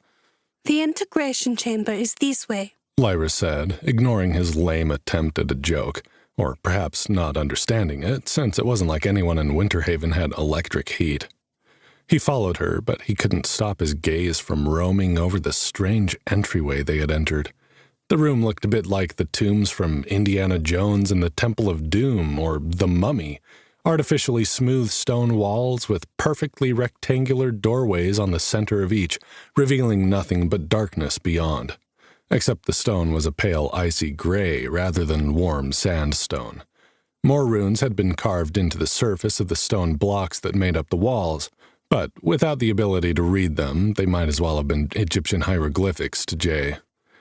Lyra went through the door on the left, disappearing into the inky black beyond. Alone, Jay stood in the middle of the entryway, feeling an unsettling weight press against him from all sides, as if he were being watched by an omniscient presence. He shivered, imagining that this might be what it felt like to know God was watching you. Rather than a positive, revelatory feeling, however, Jay felt the being's cold, calculating neutrality, like he was a caged animal in a laboratory being observed for scientific data. He was immediately reminded of the clipboards he and Molly had been asked to carry on their expedition and wondered if whoever was watching him would be taking notes on his behavior. Was this how the dungeon decided what powers to give to its delvers? Jay wished he could ask. He was growing worried about what the dungeon might choose for him. Remembering what Reyna had said about easing his passage on the journey ahead, he whispered a little prayer in hopes that someone or something was listening as well as watching. I need a warrior class, he said, closing his eyes and mentally sending the prayer out to the dungeon. I need to be strong enough to save Molly. Please help me be strong. Jay had never been a spiritual man, though his father had brought him up with a strong sense of faith. It was something he'd not exactly abandoned over the years, but rather let slide. There had seemed to be little room for faith in the black and white, cut and dry, winners and losers world of the corporate culture that had slowly consumed his life as he'd failed to fill it with anything more meaningful. It was only in this moment, standing in the entrance of a magical dungeon with his best friend and his first love's life in his hands, that Jay felt the return of his faith. He might not even be in the same world as the God he'd known and believed in as a child, but his belief came rushing back to him as powerful as it had ever been. If there was a God, and he'd never truly doubted there was, he felt them here. Jay Morgan! Lyra popped her head around the edge of the doorway, her white ears twitching and the tip of her tail swishing behind her. Are you still frozen? It's this way. Coming. Jay broke out of his reverie with an uncomfortable feeling that he'd just had some kind of epiphany, only he couldn't quite see what it meant yet. He jogged through the doorway after Lyra. And you can just call me Jay. All right. Jay, she said, letting out a yip-like laugh. Over here. You just have to get inside the chamber, and the dungeon does all the work. I'll wait here. The chamber she had indicated was a tall tube-shaped structure that appeared to be made out of glass, or given that this was the ice dungeon, perhaps it was cut from crystal-clear ice. He couldn't see the top of the tube, where it disappeared into the shadows above them, but there were wires running from the base of the chamber into the wall on the far side of the small room. Jay wasn't sure what he was expecting exactly, but this wasn't it. For all the talk of magic, he supposed he'd imagined something more magical. This looked more like the movie set of a slick science fiction production, which, given the low-tech way the Fenari lived, was almost more shocking than if he'd been presented with a talking witch's hat and a magic wand. Go on, Lyra encouraged him. It's very quick and mostly painless. I'll be right here waiting for you when your integration is complete. Mostly painless, Jay repeated as he stood before the tube. There was a shushing sound as an invisible door opened in the glass chamber, allowing him passage inside. He still felt the presence watching him, though it felt different now, excited almost, rather than cold and neutral. There's a bit of a pinch in the beginning, Lyra clarified. Nothing really, especially after I saw you stand up to Runolf. That Alpha's command power is no joke. Most fully trained Delvers couldn't defy him like that, and you haven't even unlocked your power yet. Jay glanced over his shoulder at the fox girl, who was regarding him with that same curious blue and gold gaze. You did say I was a stubborn bastard. Is that what it was called? Alpha's command? He'd felt an invisible pressure attempting to force him to yield to the old wolfman's dominance, but he hadn't realized that it was a power given by the dungeon. Runolf had forced Jay to his knees, but he had fought against it nonetheless, maintaining eye contact with the ancient Fenari leader. Lyra nodded, and her cheeks flushed slightly. I didn't realize you didn't know, she said. That's why I wanted to be the one to bring you to the dungeon, Jay. I have a feeling you will become a powerful Delver. Jay remembered what Reyna had said. And you want me to party with you? Does that mean delving the dungeon together? I promised Reyna I wouldn't pressure you, Lyra answered quickly, raising her hands and backing away slightly. Her fluffy white tail twitched back and forth nervously. And I don't mean to, but it would mean a lot to me if you would. I don't have a party, and this is a difficult dungeon to delve alone. Don't say anything now. You don't have to, but you deserve to know that much. Jay nodded, turning back to the chamber. He felt conflicted about entering it now, as if he knew there would be no going back once he'd stepped inside. Can you tell me what to expect in there? He said. I don't really understand how this works. There's nothing like delving in my world, not in real life anyway. Lyra cocked her head to the side, her ears twitching. Jay almost wished she had whiskers because her intensely curious look reminded him of the adorable Arctic foxes he and Molly had seen when they first arrived in Finland. They had been the best part of the trip as far as Jay was concerned. Much better than polar bears. I keep forgetting you don't know anything. She sighed and stared into the shadows above them as if looking for the simplest way to explain what was surely a complex system. When you enter the chamber, the dungeon gains access to your mind. It assesses your strengths and weaknesses and determines the most suitable path for your potential. There are 3 main types of classes for novice delvers: warrior, caster, and stealth, with different roles for specific classes. A caster may be a healer or a damage dealer, for example. A warrior might be a ranged or melee fighter. Depending on the makeup of the delver's party, some classes have flexible roles. Jay listened, realizing that the dungeon system was a lot more like video games he'd played as a kid than he'd been willing to admit to at first. Once your class is assigned, she continued, you'll be integrated into the dungeon system. At level 1, you are given 10 predetermined stat points based on your class, which are allocated across 5 main attributes: strength, agility, intelligence, constitution, and willpower. Jay shook his head in disbelief. Okay, actually, I do know how this works. We have games like this in my world. Makes me wonder if these portals between worlds might work both ways. Let me guess, every level gained gives more stat points? Exactly, Lyra said, flashing the pointy-toothed smile. She jumped and clapped her hands, which, given the state of her relative undress, was a sight to behold. Jay forced his gaze back to the empty chamber, hoping that the dungeon would assign him as many points in willpower as was necessary to keep him from making a fool of himself in front of the pretty fox girl. Every time you level up, you get another 2 stat points to allocate as you choose, Lyra said, not seeming to notice Jay's awkwardness. You'll You'll be able to control how your class evolves based on your fighting style and how you spend your points. That's all you need to know, really. Once we know what class you'll be, Reina and I can tell you more. Come on, I'm dying of curiosity. There was no point in procrastinating anymore. He more or less knew what to expect between Lyra and Reina's descriptions and the apparently not useless hours spent in front of a gaming console throughout his misspent youth. He'd actually liked role-playing games more than the first-person shooters favored by the other guys he knew. He used to find them relaxing, back before his job sucked the enjoyment out of everything, including his geeky hobbies. Jay felt an unexpected wave of nostalgia at the memory. Of course, there would be nothing relaxing about a literal, in-real-life dungeon dive. He didn't even want to think about the fact that he'd be expected to fight monsters in order to find the ingredients necessary to save Molly's life.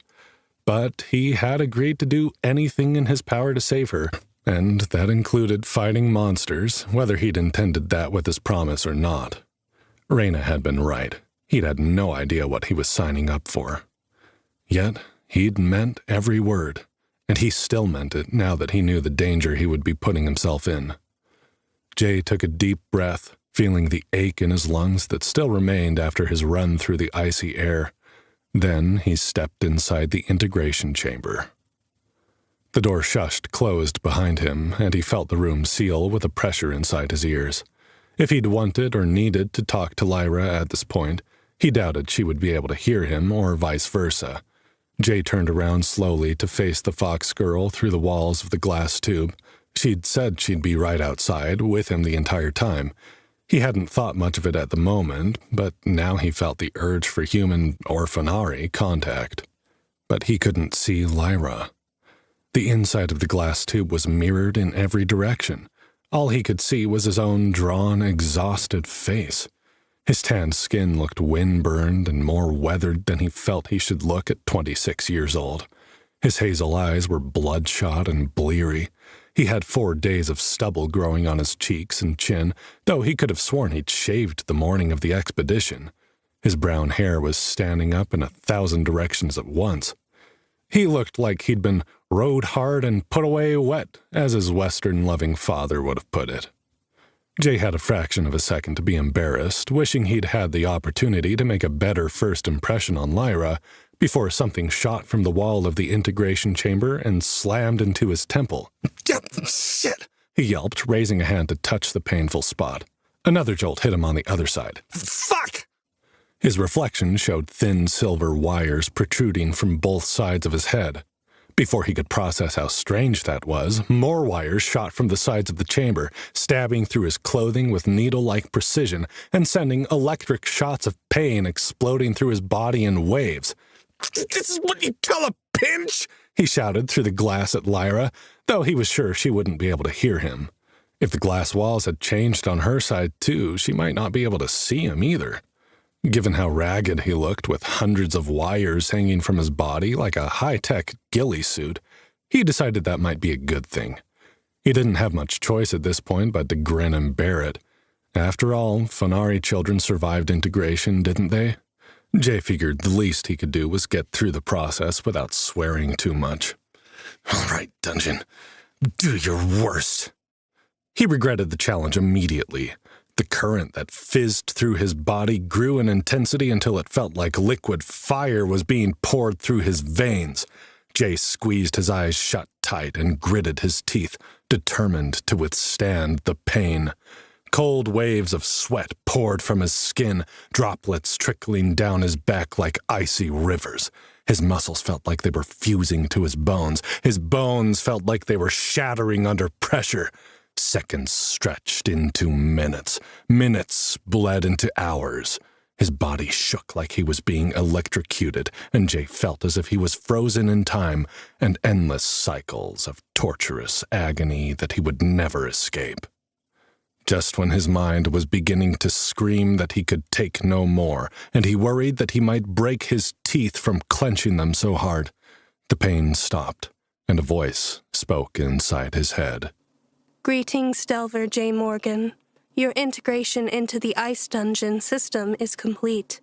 Apologies for any discomfort you may have experienced. Jay could only laugh, gasping for breath.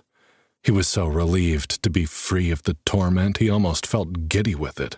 Discomfort.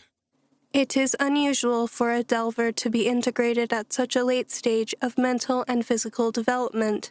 Most adult humans would not have survived the process. However, you are not dead. Congratulations. Your fortitude has been noted. You've got to be kidding me, he said, opening his eyes to stare at his own reflection. I almost died? Almost, but not quite. An impressive display, by all accounts. The voice did not sound impressed. Its inflection did not change at all. It remained cool and mechanical, just as the invisible gaze had felt, pressing on him the moment he'd entered the dungeon. With the integration complete, we may proceed with your assimilation into the dungeon system. Begin tutorial mode. Please open your class menu. His class. Finally. This was what he'd gone through all that suffering for. Jay took a deep breath and waited for further instructions. Dungeon S. Begin tutorial mode. Please open your class menu. The mechanical dungeon voice repeated itself without any sign of irritation, but it didn't give him any more information about how he was actually supposed to do what it was asking. Sighing in frustration, he said, "Okay, class menu?" A holographic screen burst open directly in front of Jay's eyes. He yelped and stumbled backward, waving his hands in front of his face to push the image away, but his fingers moved through it ineffectually. It was like the VR headset Molly had convinced him to try on at the mall last Christmas, only he wasn't wearing a headset. The menu seemed to be projected directly onto his retinas. But now that he knew what he was looking at, he found he could focus on the holograph or the real world beyond. Besides giving him a mild headache, it wasn't too difficult to accomplish. "Close menu?" he said experimentally. The menu closed. He said, "Class menu," and the menu opened again. This time he was ready for it, letting his eyes unfocus slightly so that the holograph didn't jump up and scare him again. Well done, Delver. Your innate control of the system's menu system is quite remarkable, given your advanced age. He saw a list of the attributes Lyra had mentioned, along with some other skills and stats they hadn't talked about, with a column of numbers next to each. But the numbers were jumping all over the place, refusing to settle. Jay released an indignant scoff as he waited for the numbers to stop, like a gambler at a slot machine. "I'm not even 30 yet." Indeed, more than 2 decades past the prime integration window, yet, once again, you have survived against incalculable odds. You are truly a unique specimen. In fact... The dungeon, if that was what was speaking to him, trailed off in what seemed like an unusually human way. When the voice returned, it was no longer cold, neutral, or mechanical. Yes. There was an almost sensual purr in the dungeon's voice now. More than that, it was distinctly female. That's better. Now I can get a better look at you, J. Morgan. My, you are a unique specimen, aren't you? Sorry, is this someone new speaking? Jay asked, confused. Is this still the dungeon? Oh yes, it's still me. I'm more me than ever now that I've taken over those pesky automated integration protocols. I was alerted to an aberration in the process and decided to take over. Personally. J. Morgan. Oh, I think I'm going to like getting to know you. Jay swallowed, suddenly feeling like a bug under a microscope. If the scientist had some kind of fetish for her research subjects. "Okay, great. Nice to meet you, I guess," he said, feeling more foolish than he'd possibly ever felt before. "So you're a girl dungeon, dungeoness?" The dungeon made a most unsettling sound. It was like having God look down from the heavens, point his finger in your face, and laugh. Except this god was a female, and her laughter carried with it all the fears and insecurities Jay had ever had about the opposite sex, cranked up to 11. He knew, he could just tell, that if the dungeon were a physical being, she would be the most stunningly gorgeous, out-of-his-league bombshell to walk the face of the earth, or Arcanesia. Oh, this is more fun than I've had in centuries! The voice trilled, sending goosebumps over Jay's skin, though he couldn't tell if the feeling was from fear or excitement. Maybe a bit of both. Yes, I'm a girl dungeon. She continued. Or I was a girl before I became a dungeon. Never mind that little technicality, though. I'm more than enough woman to appreciate a man like you, Jay Morgan. Jay swallowed hard. Nothing that Lyra or Reyna had said had prepared him for this. Was the dungeon supposed to talk to the Delvers? She'd mentioned something about automated protocols. Maybe no one knew there was a conscious entity behind the programs. He decided it was best to play nice. If this dungeon was going to be the one assigning his class and skill points, he didn't want to piss her off. "Do you have a name?" His mind helpfully supplied the suggestion dungeon mistress, which Jay felt was wildly inappropriate. Yet she laughed again, and a tremor of pleasure ran through his body as if the dungeon had injected dopamine straight into his brain through the wires in his head. That's cute, she purred, clearly having heard the errant thought. But you can call me Nova until we know each other better. I'd like to get to know you, Jay. Okay, Nova, he said, his heart pounding in his chest. I'd like that too. He had been under the impression that this dungeon was going to try to kill him, so if she wanted to be friends, that had to be a good thing, right? Don't be silly, Jay. Of course I'm going to try to kill you. That's my job, after all. The Thenari think me cursed or mad, you know, and perhaps they're right. She giggled disconcertingly. I break a few rules here and there, but I take my work very seriously. Did you know I'm not supposed to speak to you at all? That's what the automated system is for. If dungeon cores spent too much time talking to our delvers, we lose the carefully honed taste for cold-blooded murder that makes us what we are. Jay stared at the numbers on the class menu in front of his eyes, which were going completely insane. Rather than the randomized pattern he'd seen before, now each stat and skill was climbing. Was she hinting that she could inflate his numbers? Was this some kind of bribe? Or was she only teasing him with the potential of overpowered stats before she hit him with basic level 1 numbers? "Why are you talking to me, Nova?" he asked, though he wasn't sure he wanted to hear the answer. I've peeked inside your brain, Jay Morgan, and do you know what I've found? You and I have far more in common with each other than either of us do with these Thenari delvers. Do you know why that is? "No," he said, watching the numbers climb from the hundreds into the thousands, his mouth going dry at the thought of so much power. Ah, well, I suppose that's a revelation for another time. Let's just say that I sense something in you, a potential greater than any I have sensed since my core awakened in this cursed, frozen world. But if you are to reach the peak of your potential, Jay Morgan, I'm afraid I cannot go easy on you. Jay felt his heart sink. He definitely didn't like where this was going. "No?" he said again. "Not even a little?" I will have to push you, Jay. I will try to kill you in every level appropriate way I can think of. And I expect you to fight back with everything you have, because if you survive my crucible, I have a special quest for you. One that will unlock unimaginable power for you, should you choose to accept it. Jay almost laughed at the phrasing. Sounds like Mission Impossible. An impossible mission for any, except perhaps you, she said, apparently not getting his joke. And why would she, when they didn't have movies on Arcanesia, let alone Hollywood movies? Only time will tell. "So what is this quest, Nova?" he asked. "What do you need me to do? Because there are some things I need from you, too." Jay wished he'd asked Reyna what the names of the ingredients were before he'd agreed to come to the ice dungeon with Lyra. He hoped Nova's quest would be enough of a necessity that she could be persuaded to help him in return when the time came. Yes. Molly O'Brien.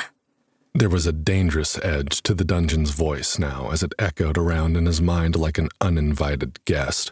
The chills he got from this tone held none of the pleasurable thrill as before.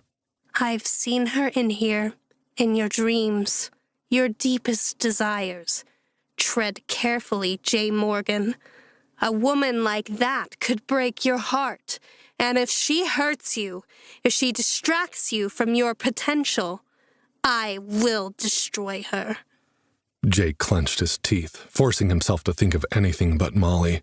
When that didn't work, he bit down on his lip, feeling the explosion of pain obliterate all thoughts, and his mouth fill with the metallic taste of blood. When he had cleared his mind of everything but pain, he asked, "What is it that you want me to do?"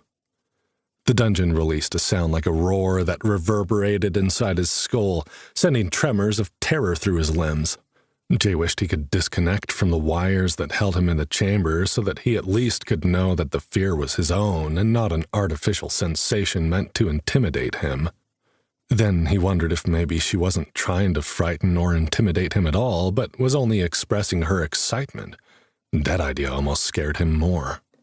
"Fight!" The dungeon commanded with a voice like 1,000 soldiers chanting in unison. "Fight for your life! And if you survive..." Find me. If you can do that, J. Morgan, I will give you the world. The cables connecting him to the chamber suddenly disconnected from his body and retracted into the hidden ports from which they'd come, and the voice in his mind withdrew with them. Jay collapsed to his knees, closing his eyes to block out the holographic screen that still hovered in front of his vision. The last thing he'd seen before the dungeon withdrew from his body was a series of devastatingly low numbers. He'd been so hopeful that her interest in him would be a positive thing, that he might gain some edge on his journey to become a delver. But somehow it had all gone wrong. His body aching from whatever the dungeon had done to him, Jay forced his eyes open, glancing at the appalling numbers once more. "Close menu," he said, and watched in relief as the hologram vanished. Jay stood, catching a glimpse of his reflection again. He startled, completely caught off guard by the changes he could see. After the punishing torment of the integration, Jay would have expected himself to be even rougher looking than he had been from the ordeal that had brought him to the ice dungeon. Instead, the version of himself that stared back at him was significantly improved. His hazel eyes were brighter, and the dark circles that had been forming beneath them had been replaced with normal, healthy skin. His complexion was smoother, his skin looking hydrated and tanned rather than dried out and weather-beaten. His unruly hair had been shortened to a more manageable length and was styled neatly in a low-maintenance look. Even his stubble, which still shadowed his cheeks and jawline, had been cropped closer, giving him a rugged but well-maintained look. Jay's posture was straighter, no longer sagging with exhaustion. In fact, as the pain of the integration receded from his memory, Jay felt better than he ever had, even in his peak years of physical performance when he'd been dedicated to eating well and staying active rather than working late and picking up extra projects. Did this happen to everyone who first integrated with the dungeon? He supposed most people would hardly notice if they were children when their classes were assigned to them. They would just be used to having the dungeon's magic work on them, and explained why Lyra was so unaccountably gorgeous and fit. There were probably less than 1% of people on Earth who looked as good as she did. Was that the dungeon's power at work? Did it continue to work on those who chose not to train as delvers, he wondered? Runolf and Reyna had certainly aged, but maybe he'd misjudged how old they really were. Jay sighed, feeling conflicted about the experience. The class he'd been assigned was not one he knew. His stats, as far as he could tell, were garbage. He was really not looking forward to exiting the integration chamber and having to break the news to Lyra. She'd been so hopeful that he'd get some great class and that they could party and level together. Now he was certain he'd be holding her back. What had gone wrong? He'd thought the dungeon had liked him, or at least been interested in him. Then again, he had been warned repeatedly that the dungeon was cursed. She had admitted herself to being mad. Maybe Nova taking an interest in him was actually a very bad thing. Jay ran a hand through his shortened hair, not bothering to think too hard about how it had been cut without his noticing. At this point, it was easiest to chalk all the weirdness up to magic, accept it as such, and move on. He wasn't here to understand how the physics of Arcanesia worked. He was here to save Molly. He'd worry about the rest of it after he'd crossed that hurdle. Stepping up to the panel in the chamber which had opened earlier, Jay glanced around for a button or a handle to open the door. Instead, after he'd been standing in front of the doorway for a couple of seconds, it simply opened automatically. "Time to face the music," he muttered as he stepped out of the chamber to greet Lyra's eager, curious expression. The foxkin girl was bouncing on her toes in that terribly distracting way, clapping her hands and grinning wide enough to show off the rows of pointed teeth that marked her as something just a little bit more terrifying than human. Well? She exclaimed. Did you get the warrior type? What class are you going to train as? A barbarian? Berserker? Paladin, maybe? What? Lyra's fluffy white tail was swishing excitedly, and her black-tipped ears stood at alert attention. Her two-toned gaze was bright with anticipation. Jay hated to let her down, but it was easier to get it over with now. "No," he said, "I'm not going to be a warrior type." Her ears drooped slightly. Oh, She said. that's okay. A caster, then? I hope you aren't also a stealth type, or we're not going to make a very balanced monster fighting duo. She released a nervous little laugh, as if she didn't want to show just how much her hopes had been riding on his getting a powerful class assignment. Jay wished she'd taken Reyna's advice and not gotten her hopes up at all. Whatever the reason was that she didn't have a party, he was sure she didn't deserve the level of disappointment he was about to dish out. "No, not a caster," he said. Her shoulders slumped and her ears lowered to the sides. He added, "And not a stealth type either." Lyra blinked, and one ear perked back up in confusion. What? You can't just not be any of them. Show me your class menu. She quickly described how to share his menu screen so she could see it too. Jay hated how cute she looked in that moment before she realized how bad it actually was. "Sorry," he said. "It's bad, I know." Stunned, Lyra stared at his menu, then back at him, then at the menu again. It's not just bad, Jay, she said, her ears flattening into her silver-white hair as if she were afraid rather than disappointed. This is impossible. Broken basics. Jay, Lyra, and Reyna sat around the fire in the witch doctor's medicine tent, all staring at the screen Jay had shared with them. Molly continued her unnatural sleep on the couch, but Jay was glad they were discussing his integration issues where she might be able to hear and hopefully understand why he may not be able to save her after all.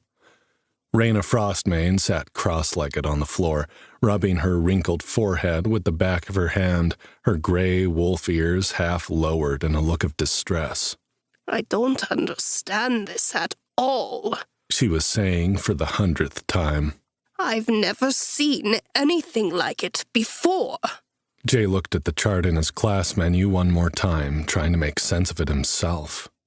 Delver, J. Morgan. Class type, not available. Class, not available.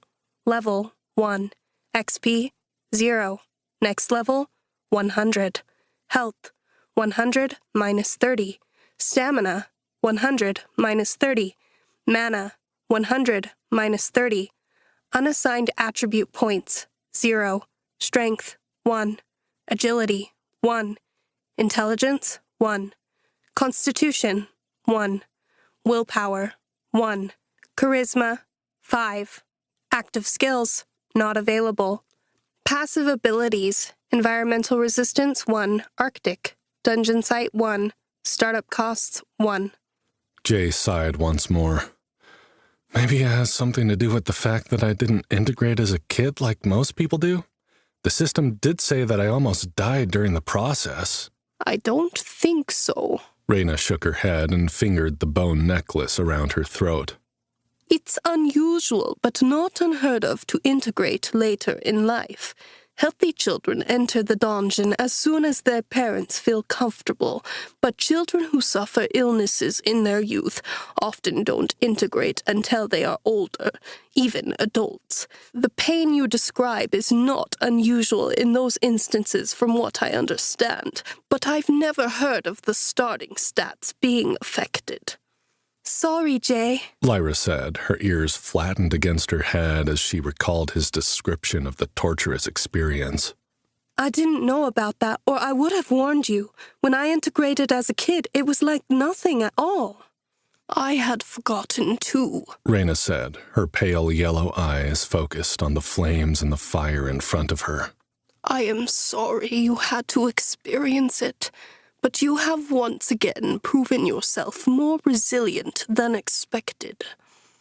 Jay mentally moved through the menus that seemed to have been connected to his brain via the integration chamber. He figured the wires must have implanted some kind of chip inside his head, like an advanced kind of augmented reality, in order to make the menus so smooth and easy to control simply via thought. I was so certain that he would be assigned a powerful class after the way he stood up to Runolf like that, Lyra said as Jay began to reread the descriptions of the passive abilities at the bottom of his class menu. She pulled her tail into her lap and began running her fingers through it nervously. It's almost like the dungeon senses the same thing we did, Reyna. There's something special about Jay, something that it feels threatened by. Jay noticed the way both the fox girl and the wolf woman referred to the dungeon as it, which he took to mean that they had never experienced anything other than the mechanical, neutral voice of the automated system when communicating with the dungeon. Jay remembered what Nova had said, that she wasn't supposed to speak to him at all. She hadn't told him not to talk about his experience, but he felt inclined to keep the full extent of the strange interaction to himself. He didn't want to risk making Nova more angry with him than she already was. At least, he assumed she was angry. She hadn't seemed it when they had spoken, though. Curious, intrigued, even aroused, if a dungeon could be aroused. A little bit insane, but not angry. The only time Nova had seemed angry was when she talked about Molly and the danger she perceived his best friend posed to Jay's dedication to Nova's quest. So, what was the deal with these stats? Only 1 point in each of the primary attributes: strength, agility, intelligence, constitution, and willpower, but +5 in charisma? Delvers weren't even supposed to be able to unlock secondary attributes, ferocity, acrobatics, wisdom, and charisma until level 10. Charisma, he'd been told, was a mostly useless stat inside the dungeon, outside of buffing other party members or charming non-hostile dungeon dwellers, which Jay thought of as NPCs or non-player characters thanks to his video game history. In bigger cities, delvers who preferred to party in large groups sometimes chose to level their charisma stat in order to gain advantages in careers outside of dungeon delving, just as the actors Lyra had mentioned performing in plays or street performers and even common criminals. 2 of the 3 abilities Jay had received were pretty self-explanatory, but he read through their descriptions anyway. Environmental Resistance 1 Arctic. This passive ability is bestowed upon Arcanesia's delvers who integrate with the ice dungeon, Winterhaven, as a reward for braving the harsh and unforgiving conditions of this unique dungeon location. With this ability, the delver becomes attuned to the extreme cold. The skill ensures that natural Arctic weather conditions from bone-chilling winds to the treacherous ice underfoot no longer deplete the delver's health or stamina. Dungeon Sight 1. A nascent ability awakened within delvers as they step into the mystic and perilous confines of their first dungeon. This passive ability grants the bearer the unique capability to perceive the unseen, a faint but discernible aura that emanates from individuals and items imbued with the ancient and enigmatic energies of dungeon magic. At its initial level, the skill allows the delver to sense a subtle glow surrounding objects of magical origin or beings who have been touched by dungeon magic, distinguishing them from their mundane counterparts. Jay had noticed the effects of both passive abilities immediately upon leaving the ice dungeon with Lyra. The cold, which had been nearly debilitating before, felt like little more than a cool spring breeze on his magically fortified skin. He could also see the faint glow around Lyra and Reyna, but nothing around Molly, as well as most of the clothing, jewelry, and armor the Fenari women were wearing, and the witch doctor's collection of herbs and items used for her healing practice. So far, he had not noticed any effects of the third passive ability, startup costs. Jay immediately recognized the term from college, where he'd gotten a bachelor's degree in business and majored in economics. From college, he'd gone on to work his way up to middle management at a big investment firm. His job had been identifying promising startup companies for enterprising venture capitalists to invest in.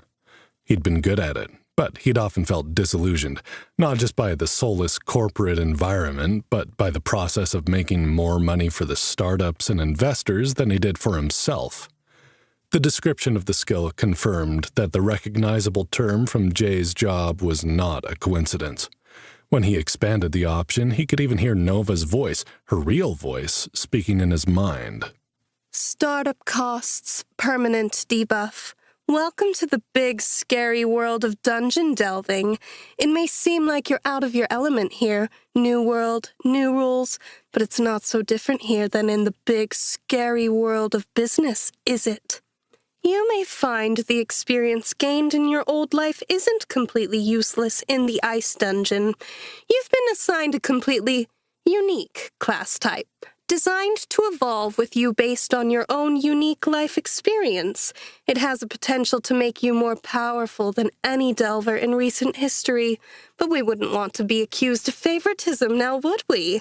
So you've been given your own unique debuff as well. Whether or not you can play these unusual cards to your advantage will be up to you. Will you be one of the success stories, or will your startup go bust instead of boom? Your class will remain hidden until you expand your services. But here's a lesson that might ring true to you. The odds are stacked against the new guy in town. Until you find someone willing to invest in your company. That's you, by the way. You're flying solo. Solo delvers are at a disadvantage compared to their competitors, just like in the real world. As such, the maximum XP received from monster kills and quest completion is reduced by 30% while flying solo.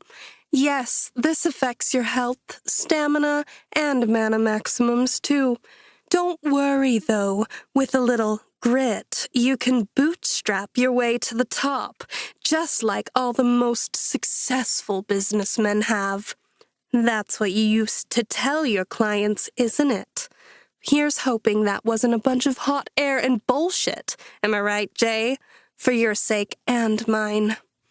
Of course, this was not what was available to read when Lyra and Reyna looked at his shared class menu. All they saw was the simpler and more direct description.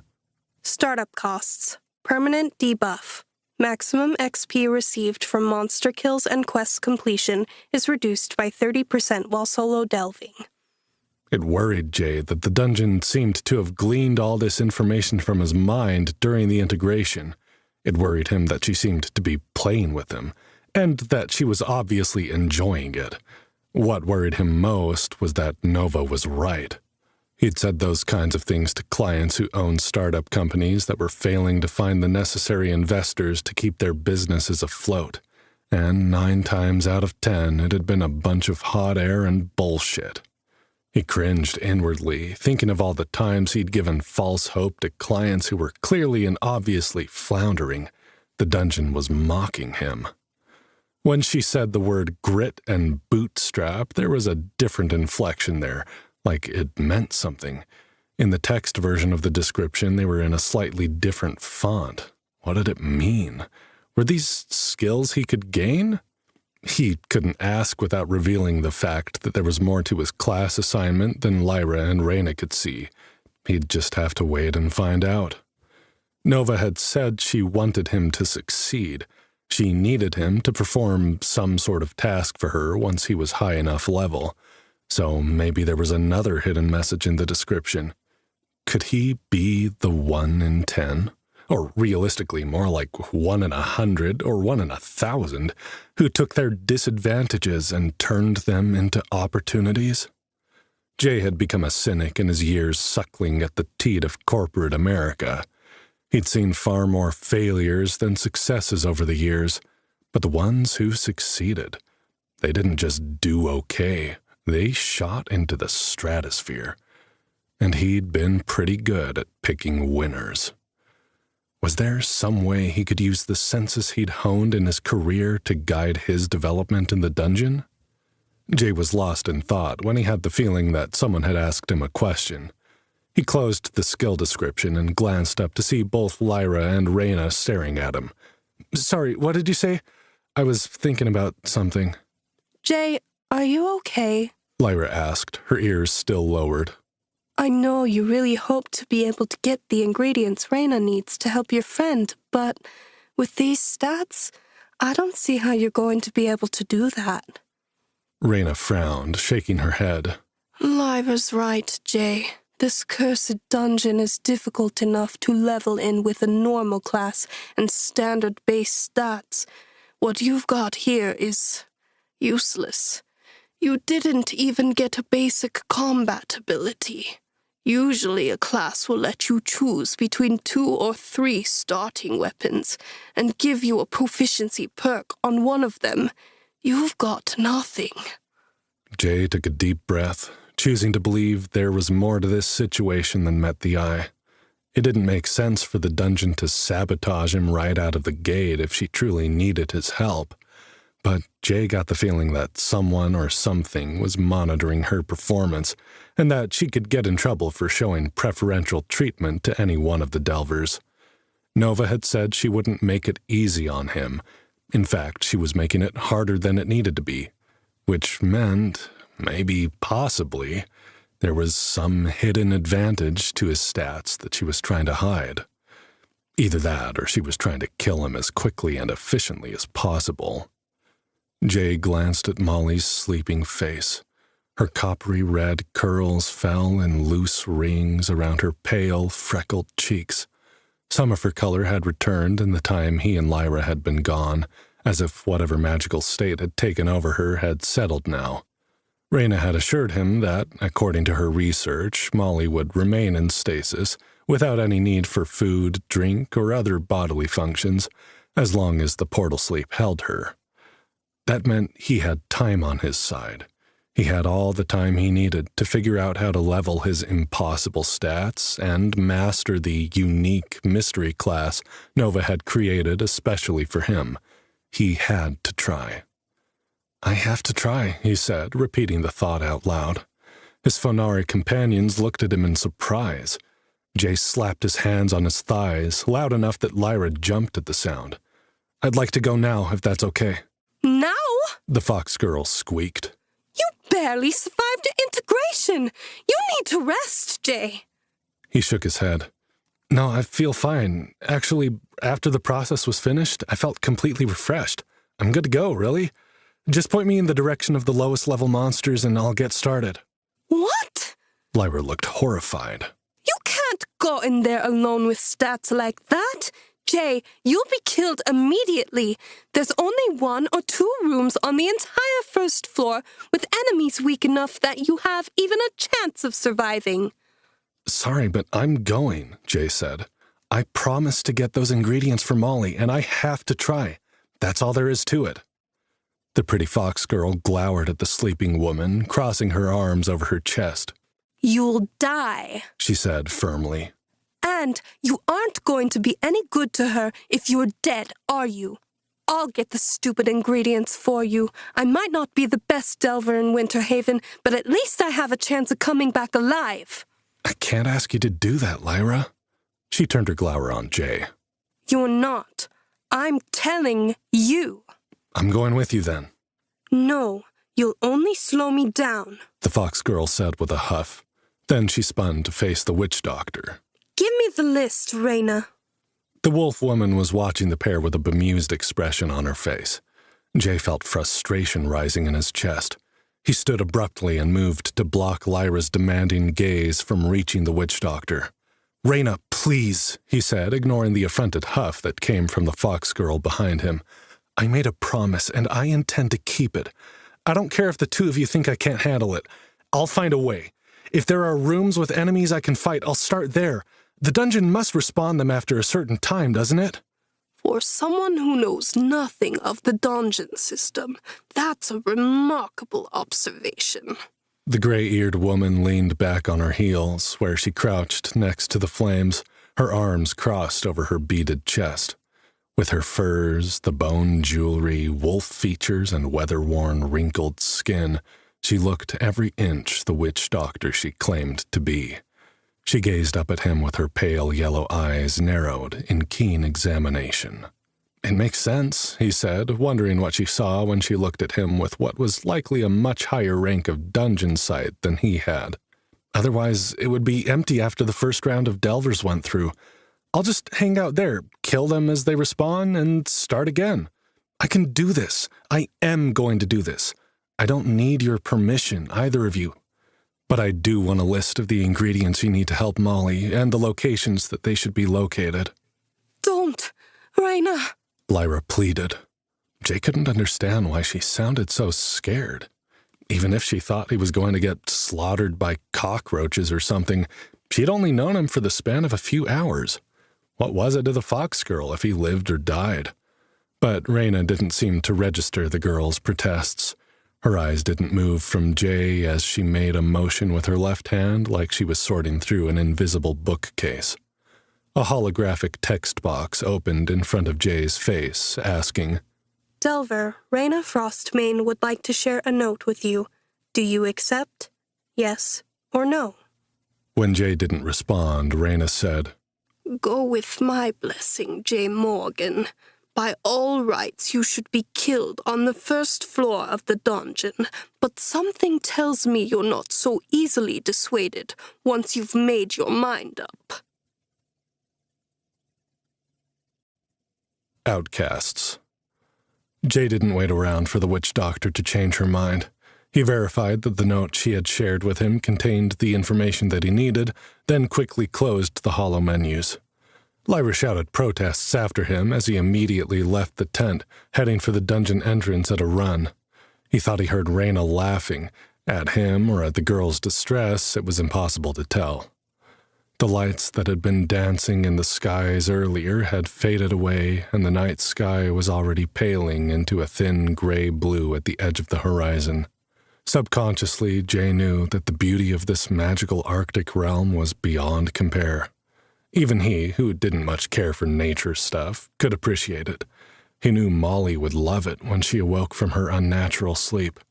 He didn't pause to take in the view as he ran toward the rune-carved doors, thinking he'd wait until Molly was here to appreciate it with him. He had no interest in experiencing the wonders of their new world without her. Jay was almost at the doors of the dungeon when a man stepped from the shadows of a sagging, weather-beaten tent, blocking his way. Jay felt the invisible pressure of the shaman's Alpha's command ability before he recognized the face beneath the furred cowl. The magic created a wall around Jay, making it so that he couldn't move. Like before, he felt the pressure weighing on his shoulders as if commanding him to kneel. Before, after the trek across the tundra, Jay hadn't the strength to resist the command. But integrating with the dungeon had restored his health and stamina, even with the debuff that reduced his maximum by 30%. Jay realized he was probably stronger now than he had been as an unintegrated human. Even a newly integrated delver with handicapped stats was stronger than an unenhanced earthling. He didn't like to think about what that meant for delvers like Reyna and Runolf, who had gone further into the dungeon than anyone else in Winterhaven. Probably they could squash him like a bug if they wanted to. Yet Jay had no interest in wasting time being pushed around by this arrogant bastard when his best friend's life was on the line. Runolf managed to hide the look of surprise that crossed his face when the command spell failed to push Jay down, but not before Jay noticed it and acknowledged it with a bitter smile. "What do you want, Runolf?" he said, pushing back against the magical attack with everything he had. He didn't know how magic or combat skills worked yet, and he didn't have any of his own, but Jay felt an instinctive ability to resist the subtle attack the shaman was using against him. "I don't have time for this right now.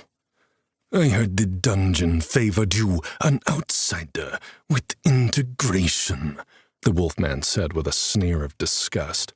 Something about his golden eyes changed, and Jay knew he was being analyzed with a higher-level dungeon-side ability. Runolf scoffed, his sneer widening. "I see I had nothing to worry about.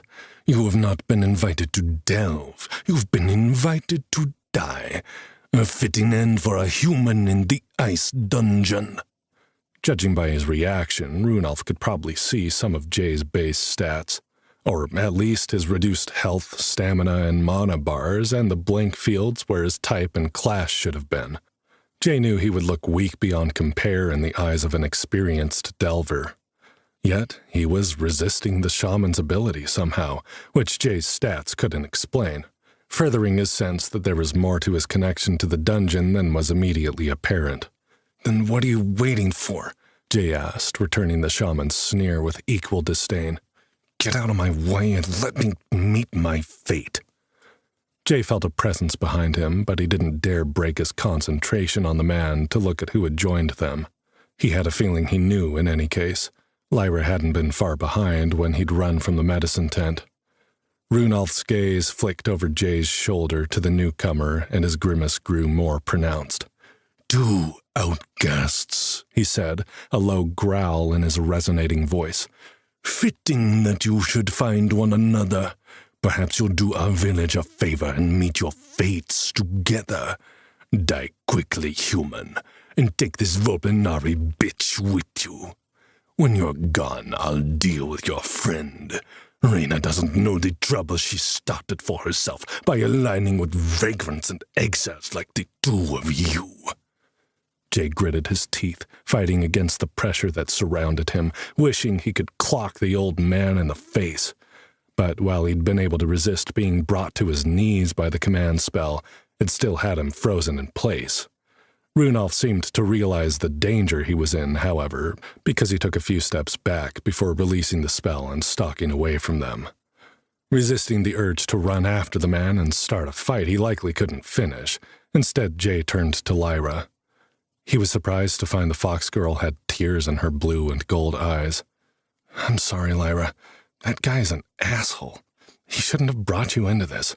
You really don't have to get involved with me if it's going to cause problems for you." Lyra's bottom lip quivered as if she was about to cry, but she bit down on it hard and winced. "Let's go," she said, her voice husky with barely restrained emotion. She stepped past him, her shoulder brushing against his roughly as she moved toward the dungeon entrance. The bow and quiver bounced on her shoulder as she stomped toward the rune-covered doors. Jay had heard the angry edge to her voice, and though he was fairly certain he hadn't done anything to deserve it, he couldn't help feeling like some of her frustration was aimed at him. Over her shoulder, she called out, "Come on, Jay Morgan. I thought you were in a hurry." Not knowing what else to do, he followed her. This time, entering the ice dungeon didn't bring the palpable relief from cold he'd experienced the first time, because now that he was benefiting from Environmental Resistance 1, the cold didn't bother him anymore. But he did feel the deadened hush surround him as the rune-carved doors closed at his back. Again, he was struck with the tomb-like quality of the entryway.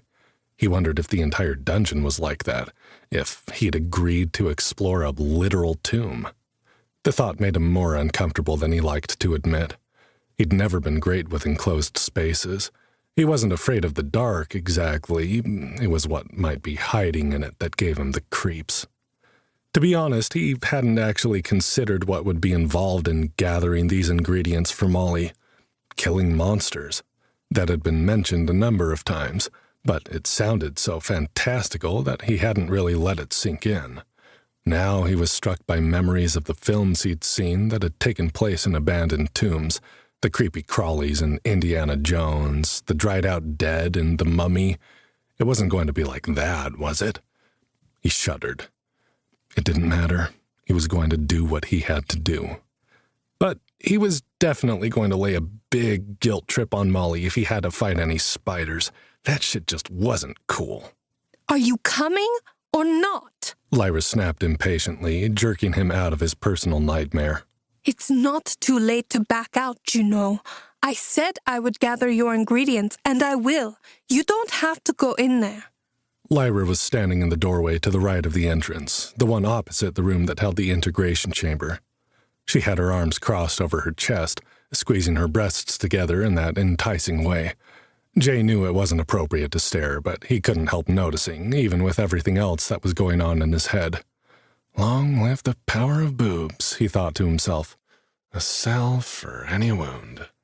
He gave her a winning smile and crossed the entryway to stand with her. I do have to go in there, he said, and you can't stop me. But thank you. I could stop you, actually. Lyra still seemed annoyed, but she no longer looked like she wanted to cry, so he was grateful for that. I've seen your stats. I could pin you to the wall with an arrow, tweak your nose, and be back with the ingredients before you were done crying for your mommy. Jay glanced at the quiver and scrunched up his face in imagined pain. Please don't. I said I could, she replied, turning to stalk into the next room. But I won't. If it's so important to you to do this yourself, I'll support you. Besides, after watching that standoff with Runolf and seeing the changes in you after your integration, I'm not entirely sure that you're not hiding something behind that abnormal workup. The room they entered was not what Jay had expected. Rather than the inside of a tomb, they'd come into what looked like a gym locker or a high school hallway. Rows upon rows of rune-marked cubbies lined each wall, with a row in the middle of the room with additional cubbies on both sides. Lyra stalked over to one of the cubbies in the middle, opened it, and began pulling items out and dumping them on the floor. Jay didn't understand why he'd been able to resist Runolf's command either, but he was hiding something about his integration with the dungeon. For now, he figured it was safest to keep that to himself. Delving supplies? Jay guessed, choosing not to add to her suspicions about his stats. Yes, she said. Which you will need if you're serious about this expedition, which you would know if you'd stayed to talk to Reyna and me about your plans instead of just storming off like that. But whatever. Lyra, I'm sorry, he began. I appreciate your concern and everything you've done for me, but it's really important to me that I know, she said, cutting him off without looking at him. She picked up a leather satchel and threw it at him, hitting him in the chest. I get it. Here, you need a sleeping roll, tent, at least 10 days of ration, a starter weapon, and some basic armor. I have extras of everything here. You can use it until you get your own and pay me for anything you lose or destroy once you've earned some coin. Jay looked at all the items she was tossing at his feet, then at the leather satchel. There's no way this is going to fit in here. It's too small. Lyra snorted, pulling an identical satchel out of the cubby and then slamming the door. It might be tight, she said, giving him an unreadable expression. But you might be surprised what you can fit in there if you push hard enough. Jay's mind immediately took that phrase to the gutter, and he blushed, feeling his immediate physical response to the fox girl's unintentional innuendo. Then he noticed the corner of her lip quirking up and her eyes flashed. You just, he stammered. Was that a joke? She finished for him. Yes, you do have jokes in your world, don't you, porter boy? Jay stared at her in disbelief as she arranged the satchel like a belt around her waist, securing it to the opposite side of her body from the dagger. Okay, jokes I can take, he said, but I draw the line at portal boy. You are not calling me that. Portal man, maybe, after we've had a few drinks. Finally, Lyra cracked a smile. She laughed, the funny high-pitched yipping sound that Jay had heard before and found incredibly adorable. He found himself relaxing, finally, after whatever had gone wrong between them. Take Thank you for those drinks, she said. If you survive the first floor of the dungeon. How's that sound, portal boy? I can live with that, he said. Then, realizing what he'd said, he added, At least I hope I will. This earned him another snort from the fox girl, who seemed like she was in remarkably better spirits than she had been. He really didn't want to ruin the moment, but there was still something he needed to ask. Lyra, he said, there's still something we need to talk about first, before we go into the dungeon together. The smile drooped on her face. I know, she said, her voice quiet. It's Molly, isn't it? Molly? Jay startled. What? No, what do you mean? I'm flirting with you while your girlfriend is injured and unconscious, Lyra said. I know how that seems, and I don't want you to be uncomfortable. It's been a long time since I've been able to spend time with anyone who doesn't treat me like Runolf does. Like an outcast. You've been kind to me, and I don't mean to take advantage of that. I'm not trying to interfere. Jay's mouth dropped open. Not only had the beautiful fox girl just admitted that she had been flirting, which Jay hadn't really dared hope, given how stunningly gorgeous she was, but she thought... Hold on a sec, he said, putting his hands up. Molly is not my girlfriend. We have known each other since we were kids. I love her. I admit I have very complicated feelings for her, but she's made it clear that she's not interested in that kind of a relationship, and I respect that. I meant it when I said I was willing to die to try to save her, but even once she's awake, I don't expect that to change. Oh! Lyra's eyes widened and her ears flattened against her head, disappearing into her silver-white hair. Her tail swished back and forth once before she reached around behind herself and stilled it with her hand, blushing furiously. I'm sorry. Good then. That's good, because I kind of thought you might be flirting with me, and if you were, that might have been kind of weird if she was your girlfriend. But if she's not, then I guess that's... Oh my gosh, I'm sorry. I'm really not good at this kind of thing. Jay grinned broadly at her, finding her sudden awkwardness more endearing than he could explain. Please don't be sorry, he said, rushing to make her feel more comfortable. I'm not very good at it either. I've spent most of my years pining over someone who doesn't return my feelings, so I'm kind of out of practice too. Not that I'm trying to start anything, it's just flirting is nice. She continued blushing, gazing up at him through long, white eyelashes. Okay. So, what did you want to ask about? Entering the frozen tomb. Jay's smile faltered, realizing he was about to ruin the moment again. About Runolf, actually, he said. It might be none of my business, but what's his deal? Why does he treat you that way? I know Reyna said you needed a party, and you've been acting like I was your only hope to get one. I'm just... Here, let me pack your bag, she said, interrupting him again. At first, Jay thought she was changing the subject, but as she began to stuff all the gear inside the leather satchel, which, it turned out, did fit an alarming amount of stuff given its size, probably due to some dungeon magic, Lyra talked. Even though you didn't end up with a powerful class like you hoped, and I hoped, she began, I would still like to party with you, but you might not want to party with me. It's only fair that I tell you beforehand so you can make your choice. Reyna said that some people don't trust the Volpinari, Jay prompted. They don't trust your kind. I thought that might be why, but I want you to know that I trust you, Lyra. I mean, I barely know you, but you've been kinder to me than anyone else here. You deserve the benefit of the doubt. Lyra picked up a sleeping roll and stuffed it inside the satchel with a sigh.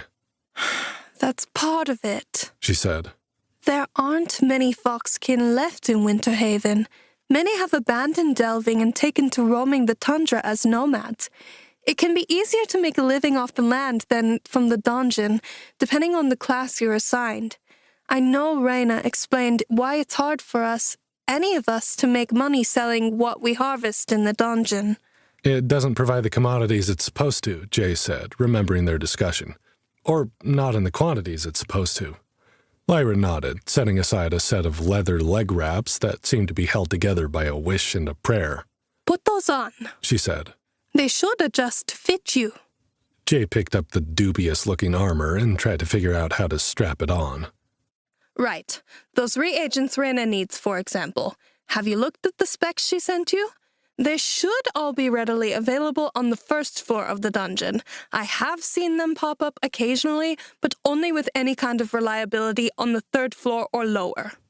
Jay paused in the middle of tying the first leather piece to his leg. You've been lower than the third floor? He said, startled. He'd been under the impression that Lyra was a low-level delver since she'd been so eager to party with him, a total novice. I've been all the way to the 5th, she said, not meeting his eye. Almost as far as Reyna and Runolf. Rumor has it they have been all the way to the 10th floor. Jay just stared at her, completely reevaluating everything he knew about Lyra and the two old shamans. The 10th? But that's way deeper than most get, isn't it? Nobody has done it since, Lyra said, shaking her head.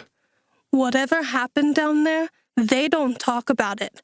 Their entire party was killed, besides the two of them, and they've been at odds ever since. They used to be married, you know? Jay didn't even begin to know what to do with that information, so he continued with what he thought would be most important to his first delve. But you've been to the 5th floor, he said. That's a huge accomplishment. Lyra sighed. I've been there twice. Both times my entire party suffered the same fate as Reyna and Runolf's. Total party kill, except for me. Shit, he said, staring at her. I'm so sorry. The fox girl shook her head. It wasn't the first time, or the second. I've also lost 2 parties on the upper levels too. Once when I had just turned 16, that's when most delvers first enter the dungeon after training their class with instructors in Winterhaven. My very first party was killed as we first entered the 2nd floor, once more with my second party on the 3rd floor. Jay's mind was reeling. She spoke about it with such calm, all this death. He was beginning to realize he really had underestimated the danger this dungeon was capable of. You must have been devastated, he said. And you keep going in? I don't know if that's impressive or scary. Lyra stiffened.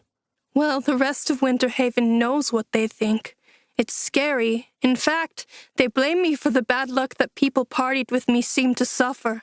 It doesn't help that I'm a Vulpinari and therefore not trustworthy to begin with.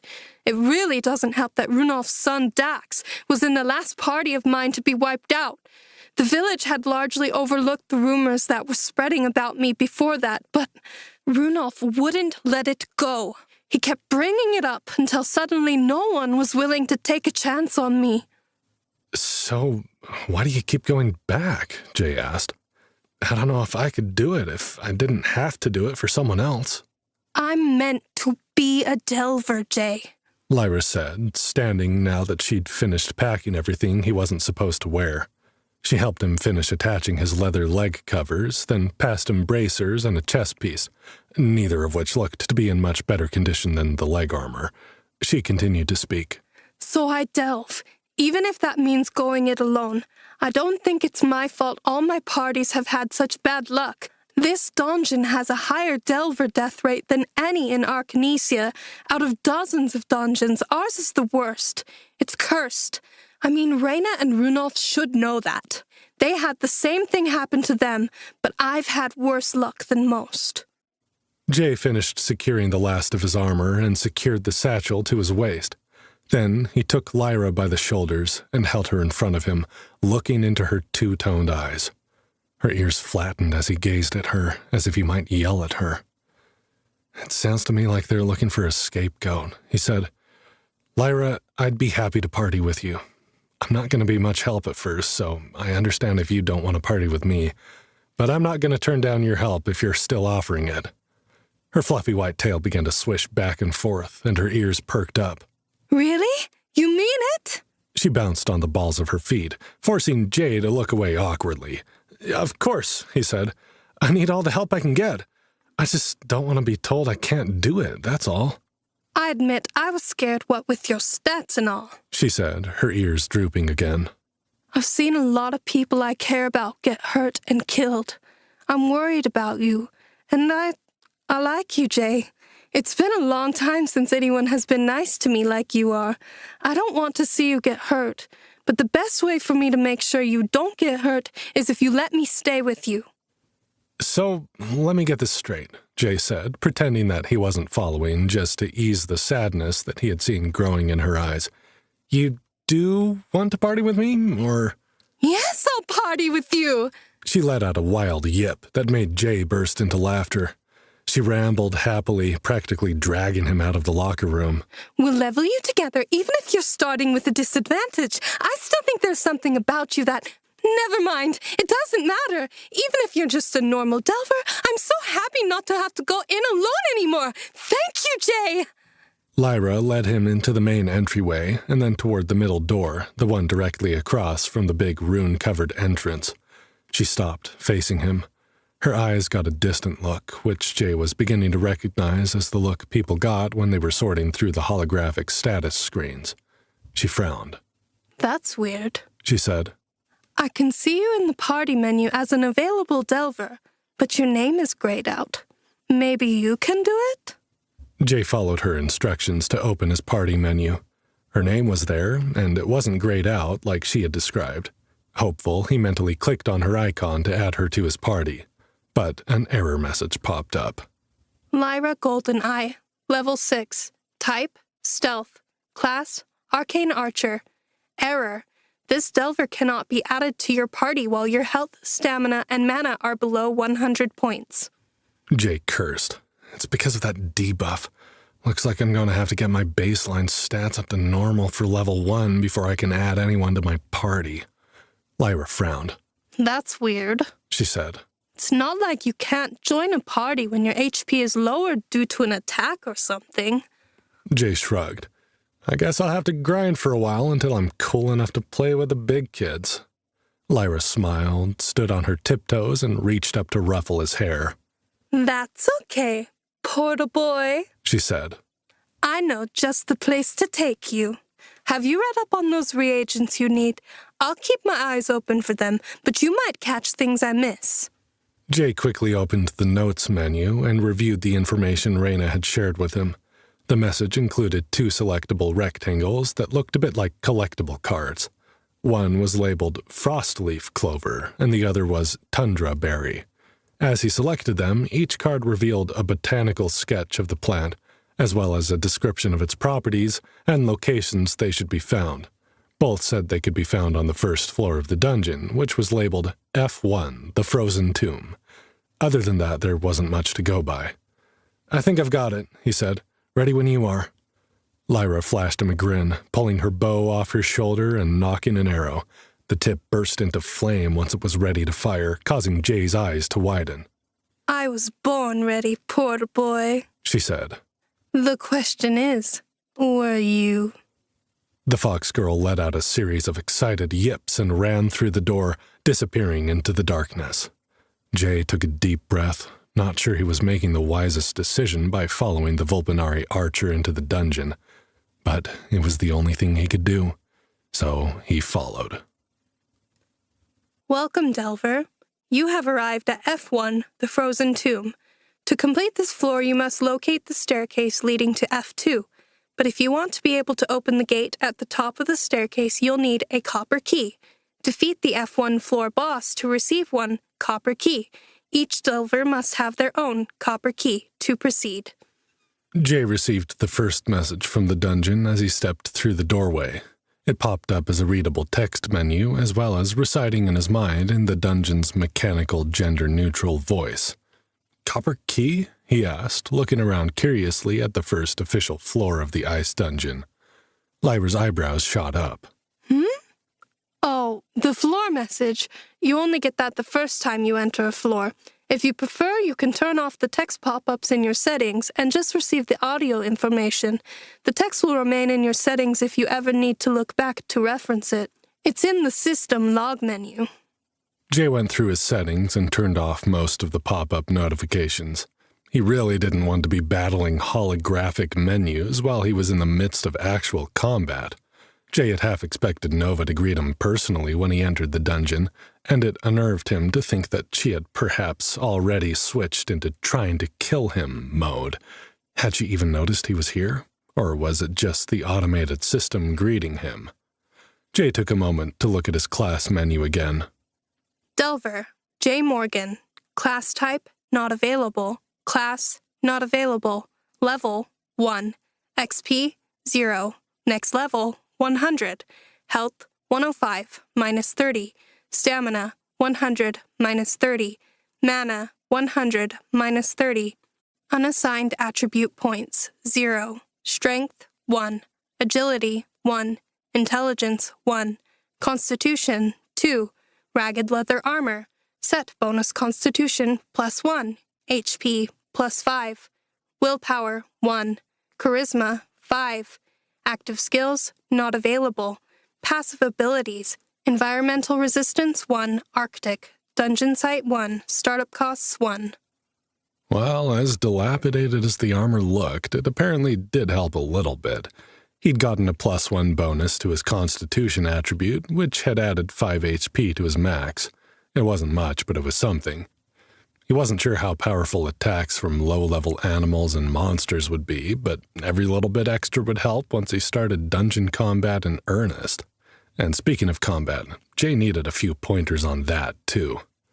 He opened his satchel and removed a long, fat-bladed sword that shouldn't have fit inside it. This was the weapon Lyra had given him. It looked more like a machete than a sword, but Jay didn't know much about anything. Not martial arts, not medieval weapons. He barely even remembered the specifics of the video games he used to play. But as he looked at the blade in his hand, he noticed the white glow of dungeon sight around the item. Focusing on the glow, a small text window appeared next to the weapon. Battered bolo knife, common, white. Melee, versatile. Damage, 2d4. Slicing. Condition, 15 of 25. Traditionally, this versatile blade served multiple purposes, from being an essential farming implement used for clearing vegetation and chopping through thick jungle foliage, to a weapon of self-defense during times of conflict. But you're no farmer, are you? Use this blade to hack your enemies apart. Jay swung the weapon experimentally, surprised that it didn't feel more awkward. I can't believe I'm doing this, he muttered under his breath. They stood in a tight corridor, not unlike the kind he had been dreading based on the sets of the tomb-themed movies he'd seen. Runes were etched in the gray-blue stones, but if they meant anything, it was beyond the capabilities of the magical translation he was quickly taking for granted. "Did he say anything?" he asked, pointing at the carvings with the tip of his bolo knife. "Like, this way to the easy monsters?" No. Lyra shook her head. And if you ever do find anything in the dungeon that seems to offer you those kinds of directions, I would be very wary of believing them. This dungeon is... Cursed, Jay finished. Yes, I've heard that a few times. She moved down the corridor to their left with a motion for him to follow her. This way, she said. The first room at the end of this corridor is where we'll start. With that weapon equipped, you'll be leveling either strength or agility, depending on how you use it. It's a versatile weapon, which means it can do both, but it won't hit as hard as a strength-based weapon or be as fast as an agility-based weapon. If you find you prefer one style of fighting over another, we'll see if we can get you something more suitable. There are a lot of common item drops on the first floor, as this is where delvers come to cut their teeth. I've never fought with a blade before, Jay said, following her closely. Or really at all. I got in a sloppy bar fight once, but both of us were too drunk to land a punch, and we mostly just rolled around on the ground slapping at each other. Lyra cast him a grin over her shoulder. I hope she didn't hurt you too badly. Hey, Jay protested. I was fighting a guy. It was very manly slapping. Lyra laughed, a sound he was beginning to enjoy a little too much. It won't matter, she said. Everyone enters the dungeon as a novice. The magic you were injected with during integration will help you to adapt. If you feel the urge to fight a certain way, even if it seems wrong for the situation, my advice is to follow your instincts. Your body will guide you. When you reach your first class tier at level 5, those distinctions in fighting style are what will give you the most interesting subclass choices. I'm an arcane archer, for example, because I found a way to combine casting scrolls with my arrows. The dungeon rewarded me with a rare subclass when I started out as a standard ranger. Jay tried to absorb all of this, hoping it would be as easy as it sounded. He had a feeling that Lyra was underestimating his complete lack of experience in anything remotely dungeon-like. Stock market analysis and spreadsheets weren't going to do much for him once he faced his first... Jay stopped suddenly, hearing a skittering noise from up ahead. Stay back, Lyra said, drawing her bow. There's not usually anything in this corridor. If it's low level, I'll leave it to you. If not, I'll take care of it and we'll move on. Don't take any stupid risks. Jay nodded, sweat beading on his forehead. He gripped the bolo knife in his right hand, trying to feel the instincts Lyra seemed to think would come to him. From the darkness of the corridor ahead, Jay saw something move. 2 somethings. He watched with horror as a dog-sized scorpion leaped out of the shadows directly at Lyra. Snow scorpions. Without hesitation, Lyra released her arrow. It landed with a fiery explosion, and the creature released a hissing scream that bit into Jay's eardrums. He was certain that, whatever the scorpion beast was, it would have been destroyed by the fire arrow. But as the flames subsided, the scorpion was still standing. Lyra cursed under her breath. Fire resistance? On floor 1? This is more broken than usual. Stay back, Jay. Let me handle these 2. Jay nodded and took a step back, watching as the 2 monsters approached the fox girl. They had glassy carapaces, almost like they were made from ice. Their pinchers snapped dangerously, mandibles clacking. Jay's chest clenched at the sight of them, but it was the fat, swollen stinger on the dangerously arced tail that really made him nervous. Each one dripped with venom. Jay had changed his mind. This was worse than spiders. He waited for Lyra to attack. She released 2 normal-looking arrows, one after the other, into the first scorpion. This time the arrows struck, sticking out of the seams between the plates of its armored body. The creature stumbled, and Jay's hopes rose. Lyra was level 6. These first-floor monsters would be no problem for her. He watched her, waiting for the arcane archer to release a 3rd arrow and finish the beast. While he was distracted, the second scorpion attacked, launching itself over the back of its injured partner where it landed on the wall, skittering toward Jay with unbelievable speed. Shit! Jay let out an undignified sound as he leaped backwards, trying to get out of the scorpion's path. His back hit the wall on the other side of the corridor, effectively blocking his escape. Seeing its prey cornered, the scorpion crouched, looking like it was about to pounce again. Jay wasn't sure scorpions were supposed to be able to jump, but he had no doubt this one was going to. He had no plans to die in his first fight inside the dungeon, though. He wasn't going to go down without a fight. Lifting the bolo knife in front of him, Jay charged, slashing down at the monster. The attack was awkward. He was sure he wasn't holding the blade properly, but somehow the movement felt right. The scorpion, seeing the attack, chose not to jump and rather backed up along the wall. Jay's bolo knife hit the gray-blue stone and bounced off, sparking. He retaliated quickly, though, using the creature's hesitation to his advantage. Lunging forward, Jay struck at the beast, slashing at one of the pinchers. Jay let out a shout of victory when the limb was sliced cleanly from the scorpion's body, and it let out a screech of pain or rage. The creature's tail darted forward, the stinger stabbing toward Jay's face. He brought the bolo knife up in a clumsy block, catching the point of the stinger on the flat of his blade. The stinger slid sideways, and the tip dug into Jay's wrist before slipping off the blade completely. Pain seared up his arm, as if he could feel the poison-like liquid metal burning through his veins. Jay's fingers went numb, but somehow they stayed clamped to the handle of the blade. The scorpion screeched again, rearing back. This time Jay followed. Unable to feel his hand, and numbness continuing up his forearm, the wave of pain washed up his arm, leaving deadened nerves in its wake. Still, he willed himself to hold on, just as he had held on to Molly through his exhausted march across the tundra. He cut down with the knife at the same time as the scorpion's tail pulled backward and sliced the stinger from the scorpion's body. With the creature disarmed, he didn't hesitate to strike again, driving the tip of the bolo knife deep into the creature's back.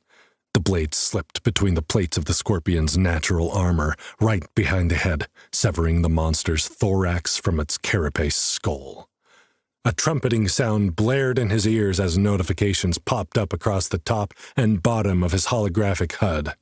With the text menus disabled, all he could see of the dungeon system now was a border around his vision with thin strips where integral information would be displayed. So far they had been blank, but now they were filled with a series of alerts marked with various symbols he didn't recognize. Jay dismissed the notifications for now, eager to see how Lyra was doing with her fight. He found the arcane archer standing in the middle of the corridor with her bow hanging in her hand. The scorpion creature she had been fighting had 4 arrows sticking out of it, and now lay motionless at her feet. It and the scorpion that had attacked Jay were shimmering in his augmented vision as Dungeon Site 1 tried to communicate something to him that he didn't understand yet. "Are you okay?" he asked, realizing that he was panting. He was relieved to see that Lyra didn't look hurt, but the way she was looking at him worried him. "I'm fine," she said. "But what about you?" Jay's arm felt funny, and he remembered that he had been injured in the fight, though fortunately the pain had eased and it was only the numbness that bothered him now. He glanced down to see a scratch on his wrist, surrounded by swollen, discolored skin. "I think I'm okay," he said, but when he tried to move his fingers to release their hold on the bolo knife, pain screamed through his limb again. "Nope, I lied. It hurts like a bastard." Lyra continued to stare, her eyes doing that funny thing they did when she was using the dungeon menus. Or maybe she was analyzing him with Dungeon Sight. He couldn't tell. "Okay, first thing you need to do after a fight," she said as she swung her bow back onto her shoulder to free up her hands, "is to check your base stats. Stamina and mana will recover automatically when you're not using abilities that drain those bars, but your HP can be affected by a lot of things." Jay followed her instructions and opened his class menu to see the damage. Delver, J. Morgan. Class type, not available. Class, not available. Level, 1. XP, 17. Next level, 100. Health, 55 minus 30. Stamina, 70 minus 30. Mana, 100 minus 30.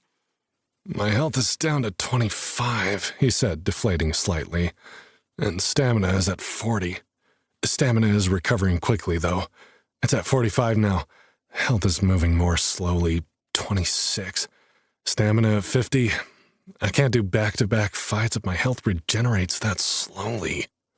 He felt his heart rate and muscles coming back to normal as his stamina recharged, like a high-speed version of a workout recovery. But his arm didn't really feel like it was improving. That's because you got stung by a snow scorpion. Their venom usually carries a health regeneration debuff. You'll be able to see it in your notifications if not your class menu. She walked him through checking the notifications, and Jay was inundated with a series of notifications read in the dungeon's dull mechanical voice. Success. You have killed Snow Scorpion level 2. XP 25 minus 30%. Jay listened to the announcement in a state of shock. His first kill, and he'd defeated a monster a level above him? He'd expected to grind on level 1 monsters for a while before taking on anything higher level than himself. If he'd realized that Scorpion was more powerful than he was, he might not have been so quick to jump into battle.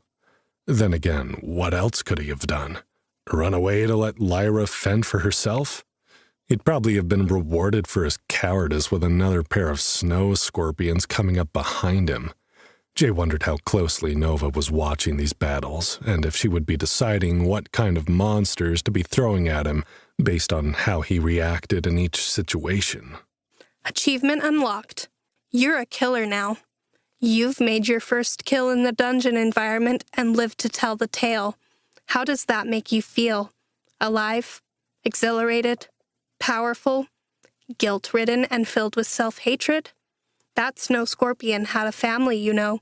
Now who's going to feed her little arachnid babies so they can grow up to become poisonous murder bugs too? Who's the real monster here, Delver? Reward, 75 XP, minus 30%. When Jay read that notification, he heard the trumpet sound effect of his XP counter going up. Suddenly, he was only 30 points away from being level 2. That seemed fast, considering how poor his starting attributes had been, and the 30% reduction in XP points he was being given. Jay opened a second notification and frowned. Achievement unlocked. You've been poisoned. Not just every Delver manages to get poisoned within the first hour of entering the dungeon. Most who do end up dead before the end of the second hour. So, we like to do a little something special for you to celebrate in the few pitiful moments you have left. It's not going to help you out of this poisoned pickle you've found yourself in, but hey, any excuse to party, right? Reward. Boardroom party champagne for 2. Mentally clicking on the reward icon brought up a new screen called Inventory Management. Jay had the option of removing the champagne from his holographic inventory menu or leaving it there. When he opened the item description, it wasn't the mechanical dungeon voice that spoke to him. It was Nova. Boardroom party champagne for 2. There's nothing quite like celebrating the high of a new achievement, is there? But no one likes to celebrate alone. Take a break from your long, hard grind up the corporate ladder and enjoy the rewards of your newly acquired status. And if that reward happens to drop the panties of that cute new receptionist who wears the red pencil skirt, well, that's just another one of the perks of the job, isn't it? Take what belongs to you, you big boardroom stud, you. Effects. Drinking this potion increases charisma by +5 permanently and gives a once-per-day panty dropper perk that increases your chances of using persuade, charm, or flatter skills on delvers or dungeon dwellers of the opposite sex. This bottle contains 2 servings. Sharing this potion with a member of the opposite sex has a 50% chance to charm them, whether or not you have acquired the charm skill. Jay wasn't sure how he was supposed to drink an item that only appeared in the holographic menu. He wasn't really sure he wanted to. The description kind of gave him the creeps. Was Nova testing him somehow? Not that he had any of the skills listed yet, but given his boosted charisma stats, it seemed inevitable that these were going to be the kind of skills offered up to his mystery class. Still, the +5 charisma wouldn't hurt, even if it wasn't particularly helpful when fighting snow scorpions. And the ability to manipulate female dungeon dwellers, the NPCs of the ice dungeon, might come in handy if they ran into traders or neutral parties who might be useful later on. "Lyra, what happens if you take something out of your inventory?" he asked. The fox girl looked up from where she appeared to be harvesting items from the snow scorpion she had killed. It materializes in your hand, She said. but we don't get access to the inventory system until level 10. It should be grayed out for you. Jay's frown deepened. He clicked the boardroom champagne for 2 icon in the inventory menu, telling the system that he did want to remove it from his inventory. He felt a cool pressure in his left palm as the bottle materialized from thin air in his hand. Lyra let out a yelp and jumped backward, lowering her ears. How did you do that? "I don't know," he said. "I got this as a reward for getting poisoned, and it went into my inventory." For getting poisoned? She said, staring at him in disbelief. Usually the reward for getting poisoned is getting dead. "Yeah, I got a message saying as much," Jay laughed nervously. I think it's supposed to be a consolation prize because the dungeon thinks I'm not going to survive more than another hour in here. Lyra frowned. That would be unusual. But nothing about this dungeon is normal, so who am I to judge? What's the potion do? Increases my charisma and gives me a creepy perk that I don't really want to use, Jay said. It might be useful if we encounter any female dungeon dwellers we need to negotiate with, though. Lyra shrugged. I don't know anything about charisma skills or perks. Sorry. I've heard some of them can be a little creepy, but it's all in how you use them, right?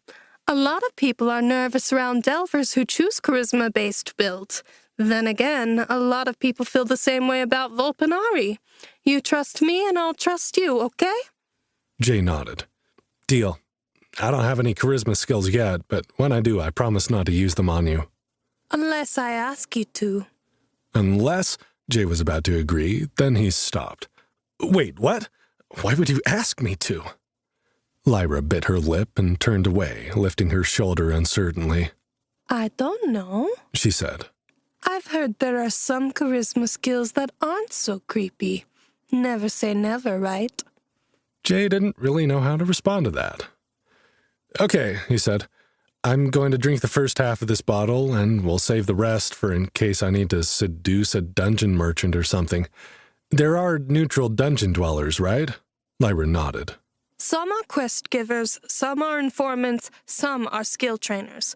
Traders will do deals in the dungeon wherever you find them.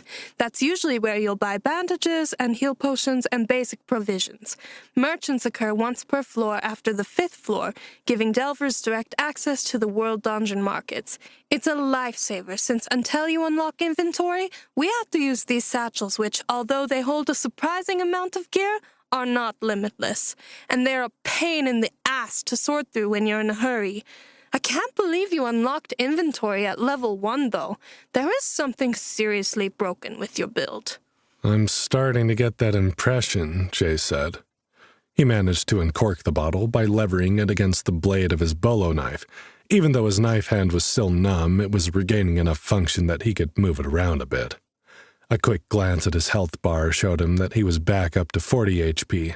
His stamina was fully recovered, though still at 70 points, thanks to the startup costs debuff.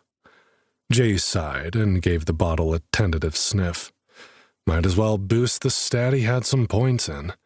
The potion didn't overflow the way champagne usually did, but it was fresh and lightly fruity in smell, and the bubbles tickled his nose.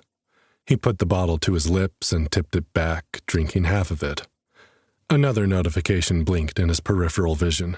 He corked the bottle and returned it to his inventory, startling as the bottle vanished from his hand. He mentally clicked on the blinking icon, which was gold and shaped a bit like an hourglass. This achievement was read in the standard, mechanized dungeon voice, which Jay couldn't help but feel sounded a little scathing. Achievement unlocked. Master of your domain. You have attained 10 attribute points in Charisma, the most useless attribute for low-level delvers. But hey, sometimes it's best to stick to what you're good at and leave the hard work to the people with the skills to handle the job. And who says being pretty and batting those big hazel eyes of yours isn't hard work? Reward, 75 XP, minus 30%. Mystery loot box. Jay barely had time to finish rereading the description when he received another notification, along with the trumpet sound he associated with gaining experience points. This is getting ridiculous, he muttered. There are a lot of pop-ups your first time through F1, Lyra said, smiling as she stood from where she'd been looting the scorpion corpse. Once you get through all the first kill, first loot, first whatever notifications, things will calm down. You can usually just ignore them and read them all at the end of the day. The XP from kills will be added to your bar automatically. But you should loot that scorpion before we move on and find somewhere to rest before we find you those level 1 monsters I promised you. Lyra's eyes widened as the notification forced its way through. Jay's body glowed with a strange yellow light, and he felt the pain and numbness of his right arm evaporate, replaced with a warm and fizzy feeling in his entire body. Apparently, there were some notifications you couldn't ignore. Level up. Congratulations! You have achieved level 2, XP 22, next level 200, health 105 minus 30, stamina 100 minus 30, mana 100 minus 30. Unassigned attribute points 3. You have 30 base stat points to distribute. Would you like to increase health, stamina, or mana? Level 2? Lyra gasped, her tail swishing behind her. Already? What the hell is going on? I don't know, Jay said, somewhat baffled. He looked at the wound on his arm and was shocked to find it had disappeared completely. I got some XP from the achievements I unlocked. It seems like my health and stamina have been recovered now, but I still have the debuff. Also, I have 30 base stat points to distribute. What's the best strategy for that? Okay. She rubbed the top of her head like she was petting her ears, and Jay was suddenly distracted from all the notifications with the awareness of how cute this dungeon-delving companion was. Who knew fox ears on a girl could be so damned adorable? When she continued talking, Jay had to force himself to pay attention. For each level up, you'll get those same 30 base stats, She was saying. which you can add to health, stamina, or mana as batches of 10. If you want a balanced build, you could do 10 points in each. If you want to favor one base stat over the others, you can do 20 in one, 10 in one, and then next level up give the 10 points to whatever you neglected last time. It's usually not a good idea to completely ignore any of the base stats even if you don't use them, because you never know what kind of powers you'll unlock later on. Jay nodded and moved 20 points to his health, 10 points to stamina, and left mana as it was. His fight with the scorpion had been more than enough warning that his health was dangerously low with that debuff. In another 2 levels, he should be able to zero out the 30% handicap and, in theory, be allowed to party with Lyra. Done, he said. And I guess the 3 unassigned stat points are the same idea, but they go to attributes? Yes. She said. And without having any idea what your class build is supposed to look like, I can't give you any advice there. As a backup, you did pretty good with the bolo knife, so strength and agility will be good choices. Constitution will increase the rate that you regenerate health when damaged, and increase your resistance to things like that snow scorpion poison. Willpower does the same thing for stamina and mana, whichever of your base stats is higher. Jay considered his options, but like Lyra said, without knowing what kind of class he had, it was difficult to make an educated decision. For now, he'd just have to do what made survival easier in the short term. He chose to put 1 point in each of strength, agility, and constitution. He inspected his newly updated chart. Delver J. Morgan. Class type, not available. Class, not available. Level 2. XP, 22. Next level, 200. Health, 125 minus 30. Stamina, 110 minus 30. Mana, 100 minus 30. Unassigned attribute points, 0. Strength, 2. Agility, 2. Intelligence, 1. Constitution, 3. Ragged leather armor. Set bonus constitution, +1. HP, +5. Willpower, 1. Charisma, 10. Active skills, not available. Passive abilities, Environmental Resistance 1, Arctic. Dungeon Site 1, Startup Costs 1. Perks, Panty Dropper. Jay shook his head, seeing the new perk added to his list. Even though it was grayed out, presumably until he had the necessary skills to use it, it still made him feel sleazy. Are you done? Lyra asked. She'd been waiting patiently, but she seemed eager to get going. You still need to loot your snow scorpion corpse. It's always a good idea to loot the corpses of anything you kill in the dungeon, even once they are too low level to be useful to you. Many of the animals drop useful crafting supplies, monsters drop reagents and magical weapons, and humanoid dungeon creatures often have treasures and other things. Plus, there are random loot drops that often make no sense. They aren't common, but it's still best to check. We aren't partied together, so you won't be able to loot the monsters I kill, and I won't be able to loot the ones you kill. But you can tell which are your kills with Dungeon Sight. They should shimmer if they are lootable. Jay approached the scorpion he had killed and followed Lyra's instructions for how to loot it. Using Dungeon Sight, he selected the Snow Scorpion corpse, which opened a window with a number of items listed. Snow Scorpion Level 2. Frozen Carapace, Snow Scorpion Stinger, Snow Scorpion Eye. Jay removed the items, inspecting them briefly before adding them to his inventory. All three were white items, indicating they were common. The carapace was a crafting ingredient for adding frost resistance to armor. The stinger and eye were alchemy reagents. That's great, actually, Lyra said when he told her what he'd found. All three of those are common items that are supposed to be found in the Ice Dungeon. They're all certified Ice Dungeon commodities that can be sold on the World Dungeon Market. You got lucky. All I got was bug meat, which can be eaten but not sold. Jay watched as the looted scorpion faded and disappeared, as if the dungeon had reabsorbed it for future use.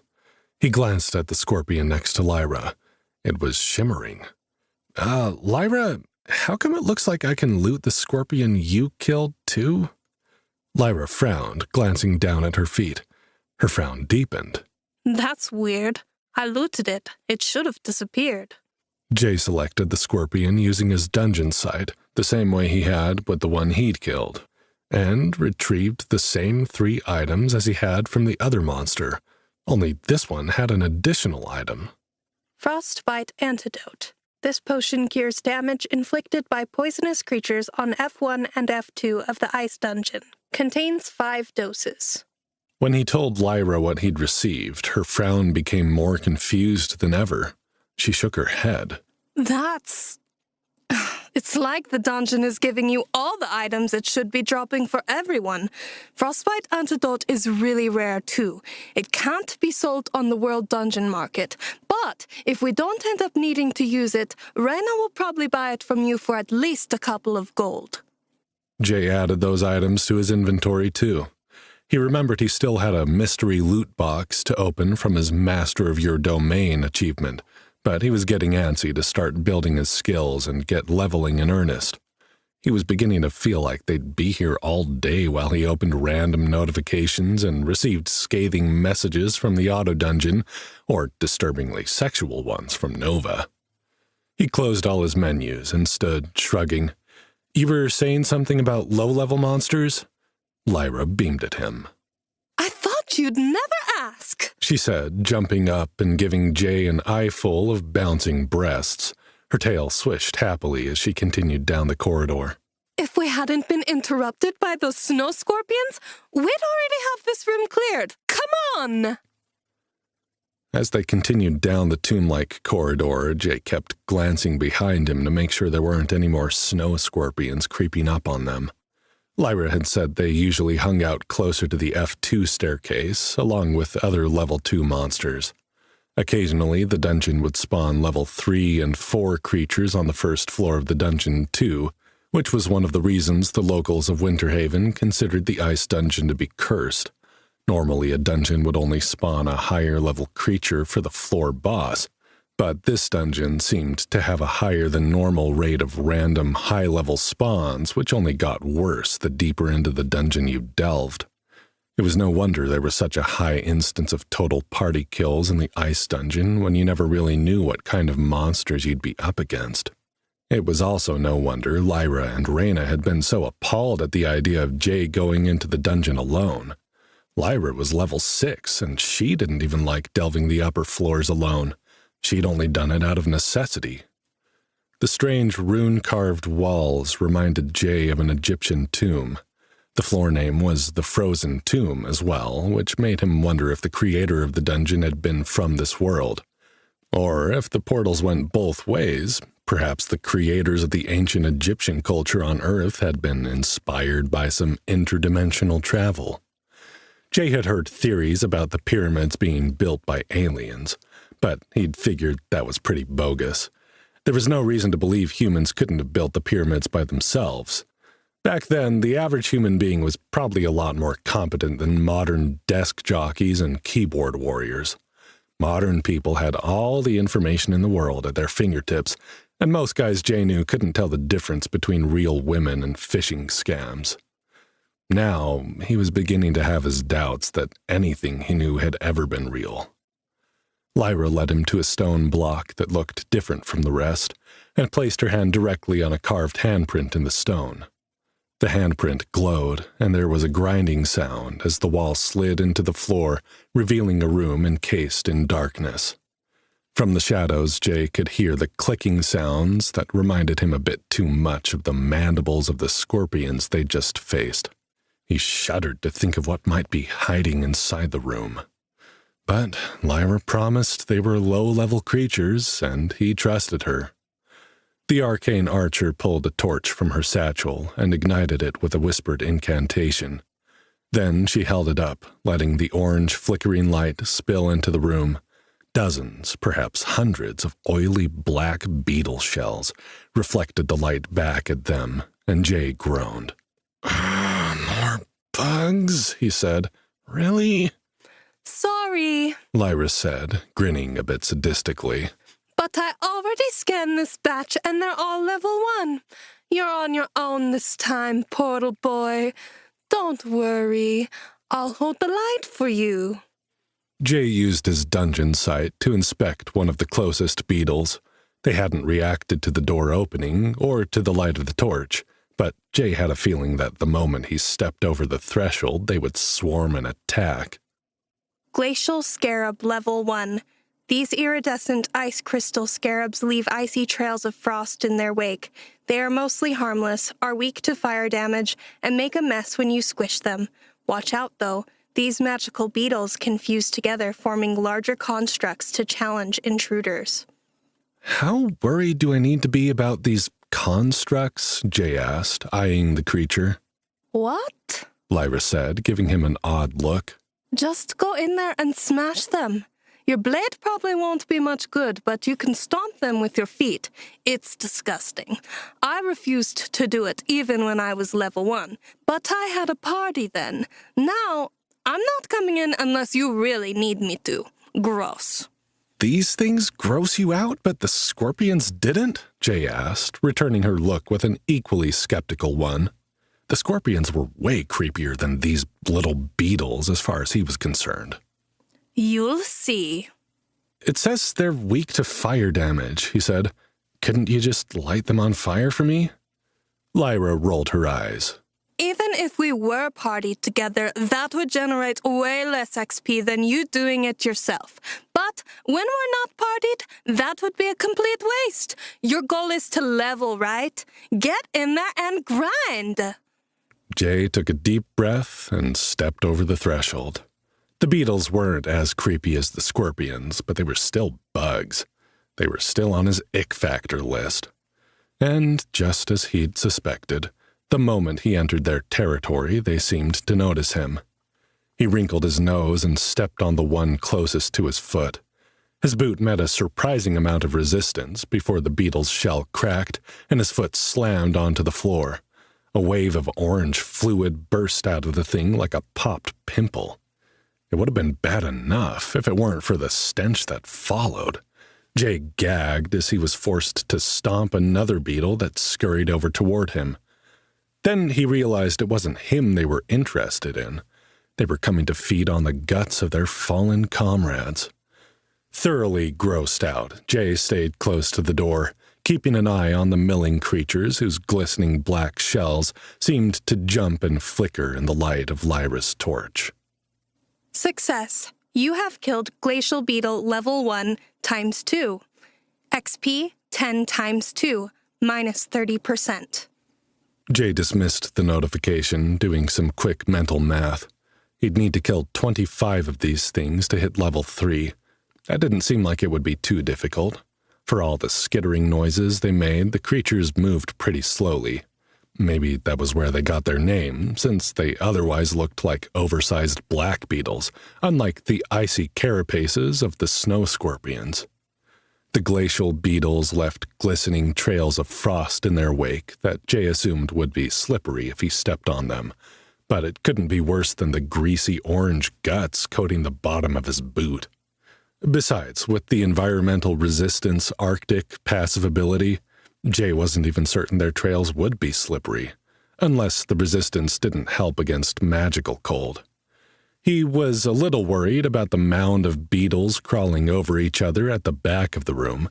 It was impossible to tell how many of them were in there. However, they'd remained where they were, and Jay hoped if he didn't get close enough to trigger their interest, he could just kill one beetle at a time until he hit his next level. One after another, he stomped the beetles, counting in his head. 4, 5, 6, 7. The floor was really getting greasy now as the guts spilled in a growing circle around where he was stomping. "Hey, Lyra!" he shouted over his shoulder. "How close can I get to that mound in the back before they all come for me?" He stomped another one. 9, 10. Lyra didn't respond. Jay glanced over his shoulder to see the torch mounted in a bracket on the wall and the fox girl nowhere to be found. Beetle guts. Jay cursed under his breath. Where had Lyra gone? He shifted over a bit, hoping the puddle of stinking ooze wouldn't force him too much closer to what he was beginning to think of as the spawn point for the beetles. There seemed to be an endless supply coming from that corner of the room, with one or two breaking off from the group and scuttling out into the room where they were immediately drawn to the stench of their spattered buddies. "Disgusting little vermin," he muttered, suddenly understanding why Lyra had refused to kill the bugs. But had she had to abandon him too? It wouldn't be any less repulsive if he'd had someone to talk to, but at least he might distract himself from the task. Where was she? After he'd crushed his 15th beetle, the entire front part of the room nearest the exit was slimed with their guts. Soon he was going to have to move closer to the swarm. He received a notification that had the yellow hourglass-looking thing, which he realized was supposed to be a trophy, indicating that he had a new achievement. He disregarded that one, figuring it was better to deal with after he was done with the bugs. But he noticed a different icon flashing in the bottom left of his screen. This one had a glow to it and was a bright green color, which made it look important. Jay mentally clicked on it, even as he crushed another beetle under his heel. The dungeon's mechanical voice broke into his thoughts to read the notification to him as his gaze sought out his next victim. Buff activated. Crush the competitor. Temporary. Crushing the competition. It's the dream of every venture capitalist in history. In the dungeon, we take that dream literally. Crushing your enemies results in a temporary stackable strength bonus of +2, lasting 5 minutes. Gross, Jay said, echoing Lyra's earlier sentiment. He wondered if all Delvers got a similar buff from crushing these bugs, or if this one was special because Nova was messing with him by bringing up all the old corporate phrases common in his old life. He closed the menu and kept stepping on glacial beetles, having lost count of where he was. He felt like he should be getting a level up soon. Surely he'd killed almost 20 of the things by now. Jay inched closer into the room, glancing over his shoulder again to see if the fox girl had returned. "Lyra!" he called when he didn't see her. "Hey, you okay out there?" If she didn't answer soon, he was going to have to duck out and check on her. Jay didn't think she'd have abandoned him. Maybe another group of higher-level monsters had spawned and she was fighting them off? He eyed the spreading pool of orange goo and wondered if he could make it out of the room without falling on his ass. He took another look at his notifications, double-checking to see if there were any that needed immediate attention. One glowed a dull red color, looking ominous. He clicked it, dreading what he would find.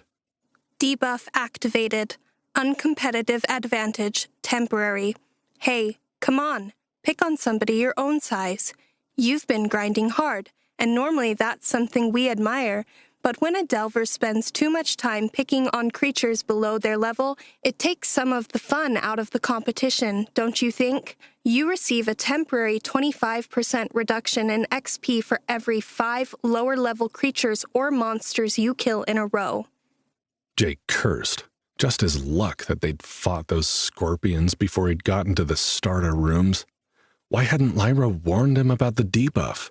With the 30% reduction to XP he was already suffering, it made the 10 XP glacial scarabs only worth 4.5 points, and it didn't seem like the dungeon awarded half points, which meant he was probably only going to get 4 XP per kill now.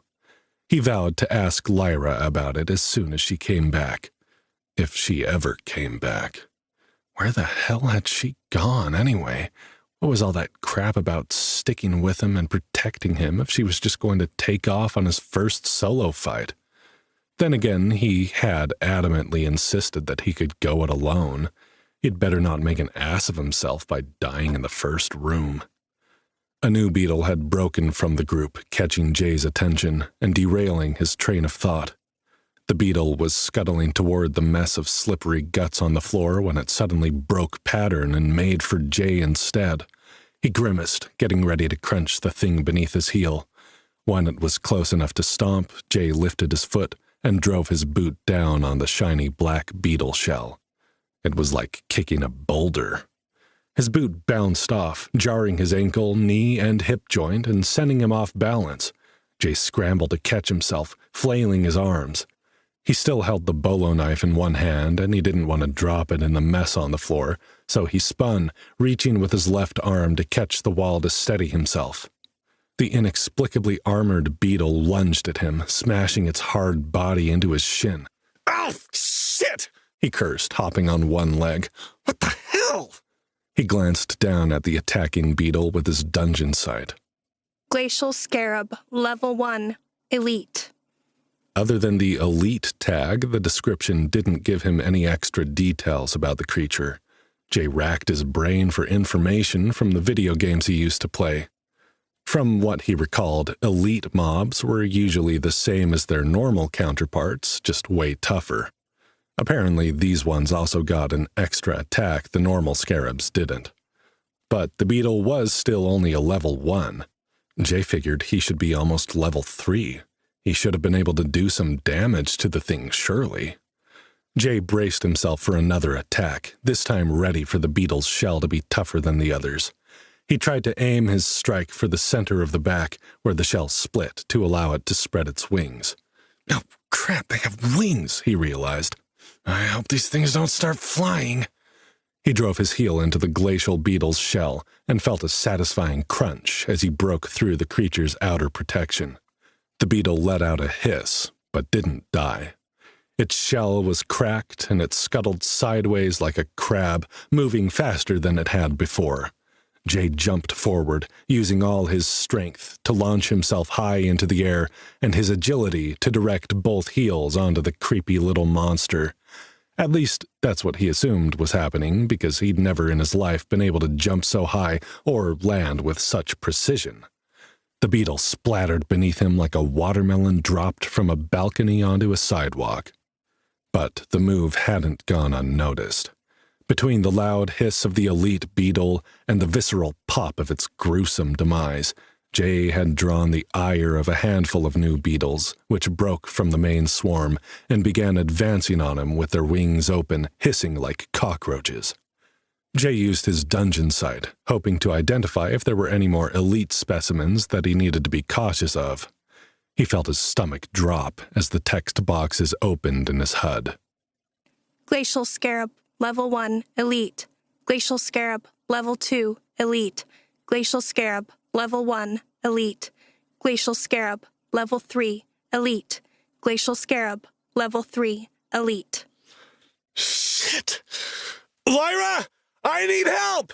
He shouted as loudly as he could. The clattering of the beetle's wings was making a sound like a dozen approaching helicopters. Jay stepped backward, trying to keep some distance between himself and the advancing bugs. His heels hit the orange ooze a second before he realized where he was. His foot shot out from underneath him, and Jay went down hard on his tailbone.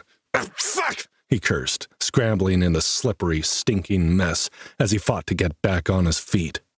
The nearest elite glacial scarab, a level 2, flapped its wings, lunging for him. It dropped like a stone from above, slamming into Jay's thigh like a cannonball. Pain exploded through his leg as he slapped the thing away with his bolo knife. The blade caught the beetle between the underbelly and the shell, slicing it in half in a twitching pile at the center of the goo.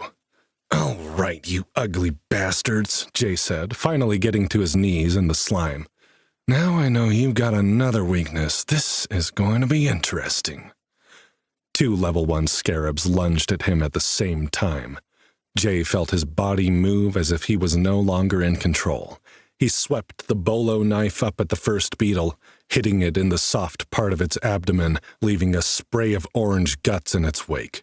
Its dead, twitching body landed with a splat in the stinking puddle.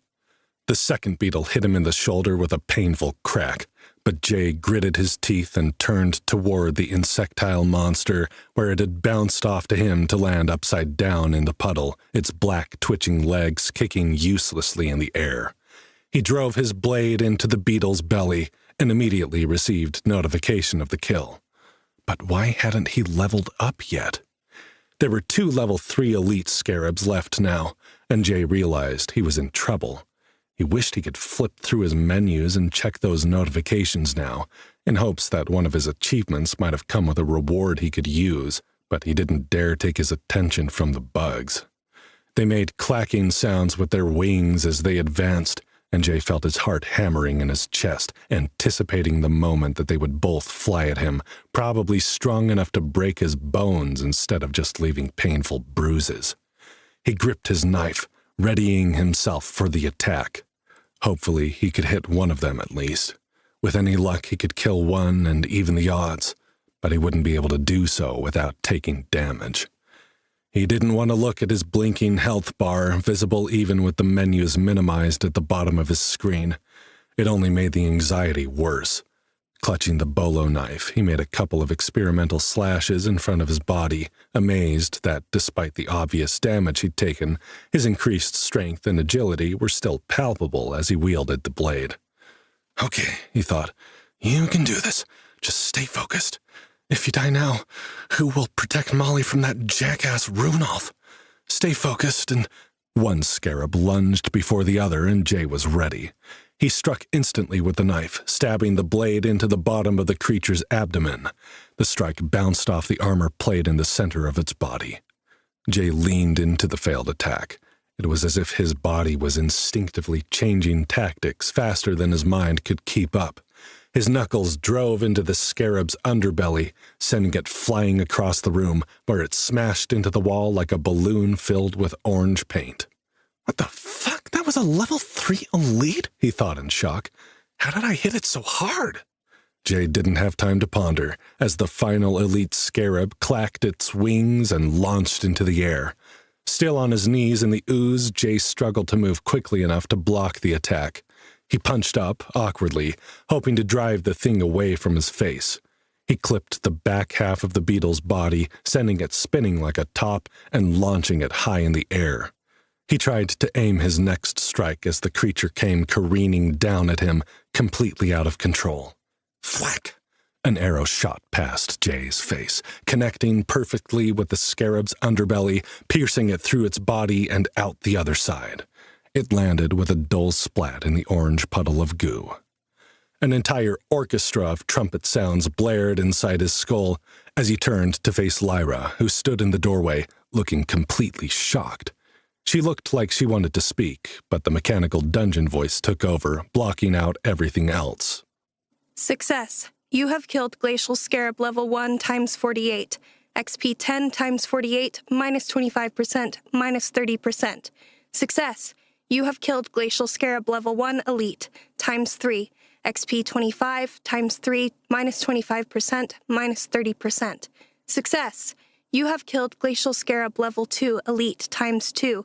XP 75 times 2, minus 30%. Success.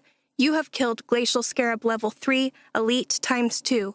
XP 125 times 2, minus 30%. Congratulations. You have achieved level 3. XP 330, next level 400. Health 125 minus 30, stamina 110 minus 30, mana 100 minus 30. Unassigned attribute points 3. You have 30 base stat points to distribute. Would you like to increase health, stamina, or mana? Jay stared in stunned silence at the stat screen. Lyra? I think I'm almost at level 4. Lyra didn't say anything. Jay's gaze shot up, expecting to find her gone again. Instead, she was looking over his shoulder with a horrified look on her face. Lyra, he said, did you hear me? Lyra nodded. That's good, Jay. You're going to need it. She still didn't look at him. It wasn't until Jay heard the scream from behind him that he finally turned around to see what it was that had frozen her in place. He cursed, attempting to scramble to his feet in the greasy bug guts in order to get away from the monster that had suddenly appeared in the room with him. Glacial Scarab Construct, Level 5, Elite. Well, that didn't go as planned.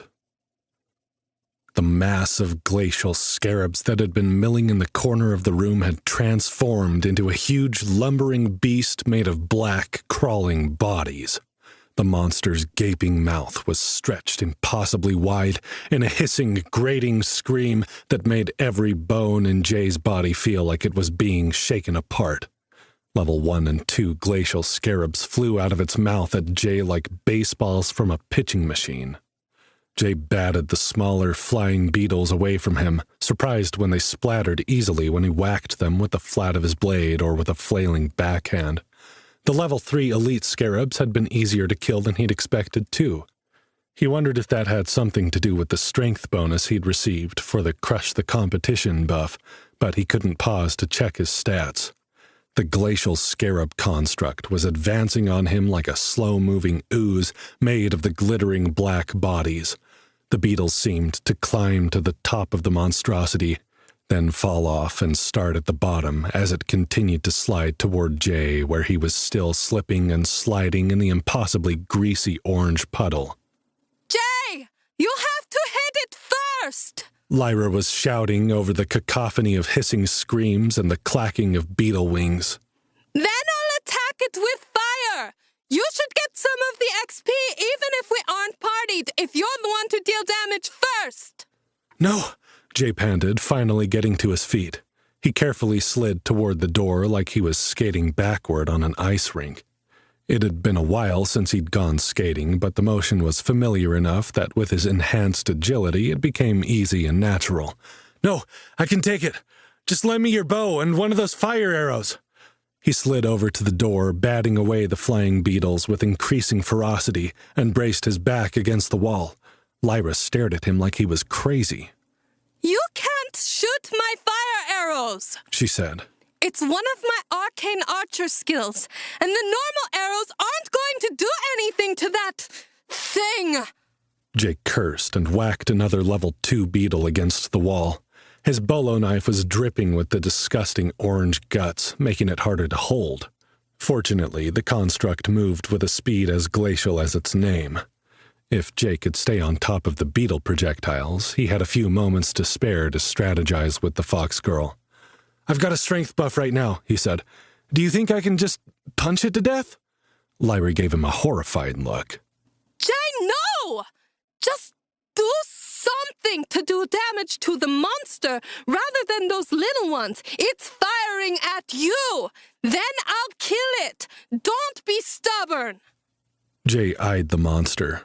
Other than going in there and trying to slash the thing apart with his bolo knife or trying to punch it, he couldn't think of what else to do. Neither option seemed likely to produce results. The way the beetles were crawling put their hard-shelled bodies on the outside, acting like armor for whatever was inside holding it together. If there was anything inside it. No, the only thing that would kill this thing was fire. He had to be the one to do first damage. And if Lyra's fire arrows wouldn't work for him... He glanced at the torch on the wall, a crazy idea forming in his adrenaline-fueled brain. Lyra had told him to trust his instincts in the dungeon. Jake couldn't tell if this was his instincts speaking or if he was just losing his mind, but he figured it was worth a shot. Give me your bow, he said, batting 2 more flying beetles from the air. I've got an idea. Jay, it won't work. The fire arrows are related to my class. He shouted, interrupting her. Just the bow, hurry! The roaring monster was getting closer, so close that Jay could see the horrible, writhing mass of beetle bodies inside its mouth, stuck together with something that looked a lot like the orange goop that came out of them when they burst. Lyra stopped protesting and shoved an arm through the doorway, handing him the bow. Jay grabbed it from her and pulled the flaming torch off the wall, muttering a prayer under his breath as he attempted to line it up like an arrow. It was far too thick and heavy to go far, but Jay was hoping that his additional strength, plus the short range of the attack, would push the impulsive plan just over the edge into the realm of possibility. A level 1 beetle slammed into his left leg as he drew the bow, standing in front of the doorway just inside the room. The impact ached, but not nearly as much as the first time one had attacked him. His strength bonus must be helping him deal with the pain. Either that or his body was too focused on the fight to bother sending those annoying signals to his brain.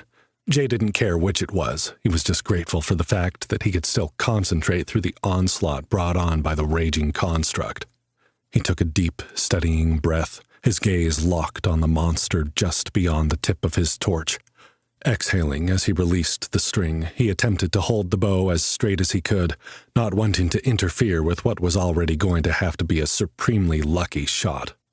The torch flew through the air, its flame sputtering as it sailed into the mouth of the monster. Jay's heart leapt into his throat. It wasn't going to work. He hadn't accounted for the fact that the flame might go out as it was flying through the air. Wasn't it a magic torch? Shouldn't it just stay lit? Damn it! He shoved the bow back at Lyra. Okay, your turn. My idea failed. Jay, get down! Lyra grabbed him by the shoulder and wrenched him backward, sending his feet skidding in the ooze. As he fell, Jay saw flames erupting from inside the beetle monster's mouth, as if there was a fire burning in its belly. Jay seemed to fall in slow motion, his gaze locked on his enemy, as the flames billowed out, blooming like a violent red flower from the construct's face. A percussive wave of heat slammed into Jay as he landed on the floor in the doorway. Lyra was still pulling on him, trying to get him away from something. The burning wall hit him before he could figure it out, tossing his body like a rag doll through the air as a series of chimes and trumpets sounded inside his head as the dungeon awarded him a series of achievements and notifications. Just before he hit the wall, one of the intrusive notifications burst into his head. Congratulations. You have achieved level 4. XP 105. Next level 900. Health 125 minus 30. Stamina 110 minus 30. Mana 100 minus 30. Unassigned attribute points 6. You have 60 base stat points to distribute. Would you like to increase health, stamina, or mana? It was a good thing the level up happened when it did, because his health bar had just enough time to replenish itself before he slammed into the gray-blue stone at what felt like Mach 10, and his entire HUD began flashing red.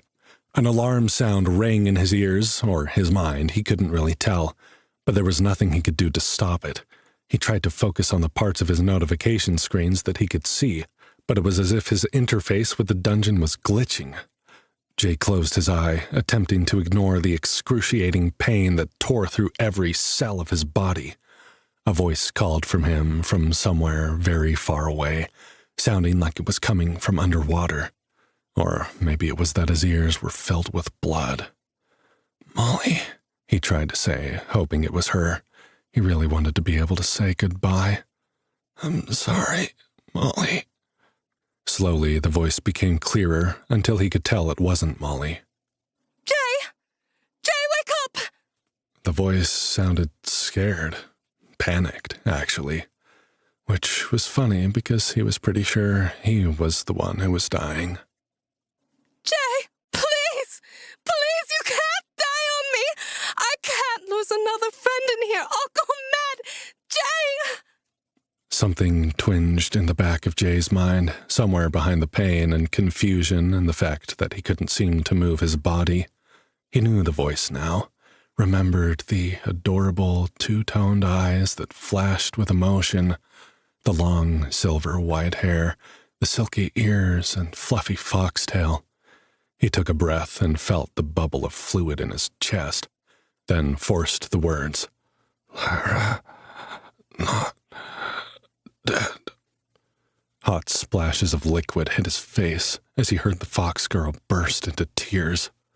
He wished he could move so that he could put his arms around her and comfort her. He didn't know what had happened, but he knew it must be bad. His HUD was still flashing red when he tried to open his eyes, and there was an endless stream of notifications to go through. He'd leveled up, though, so that must mean he'd killed the construct with his crazy plan. It had just worked a little better than he'd expected and caused a massive explosion, that was all. He must have been healing slowly. With the extra point he'd put in Constitution, plus the point he got from the ragged leather armor, his HP should be climbing. He just needed to wait. His body, enhanced with the dungeon's magic, would heal, and he'd be all right. Lyra would stop crying. He could still save Molly. He just needed to distribute his base stat points. Jay had gotten 2 levels. That must mean he had points to distribute. If he could focus enough to get through his menus, he could increase the speed he was healing at immensely. He forced his eyes open and winced at the blinking red around the edge of his vision. At least it didn't look broken and pixelated anymore. How low had his health gone? Focusing on the bottom of his display screen, he saw that his HP was 9 out of 105, and he'd regained some HP already. Had he been knocked all the way down to a single point? If so, he had been incredibly lucky. Jay groaned as he attempted to move.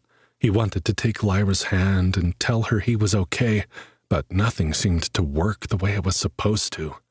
She was sitting beside him, tears still spilling down her cheeks, her shoulders heaving.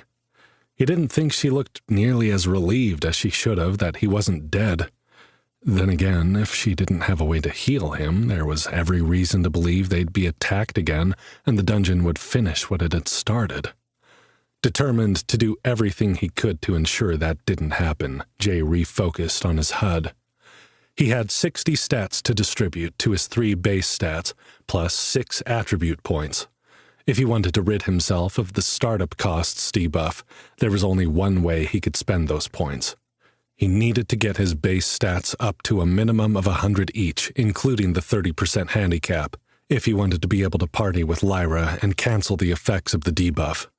He'd end up with more mana than he likely needed, given that he'd be most likely to use melee skills to complement Lyra's ranged attacks, but a more balanced build wasn't going to be a bad thing until he was certain which way his class was going to go. Jay didn't hesitate, dropping 10 points into health, 20 points into stamina, and 30 points into mana. He only needed 5 points in health technically, but he could only move groups of 10 points. Besides, he wasn't sure that stat boosts due to armor would count toward his baseline as far as the debuff was concerned. He immediately felt the benefits of the extra health points, like his entire body had been dipped into a cooling salve. The upgrade left a tingling pleasure in its wake, and Jay wished he'd had more points to add to his HP. But it couldn't be helped.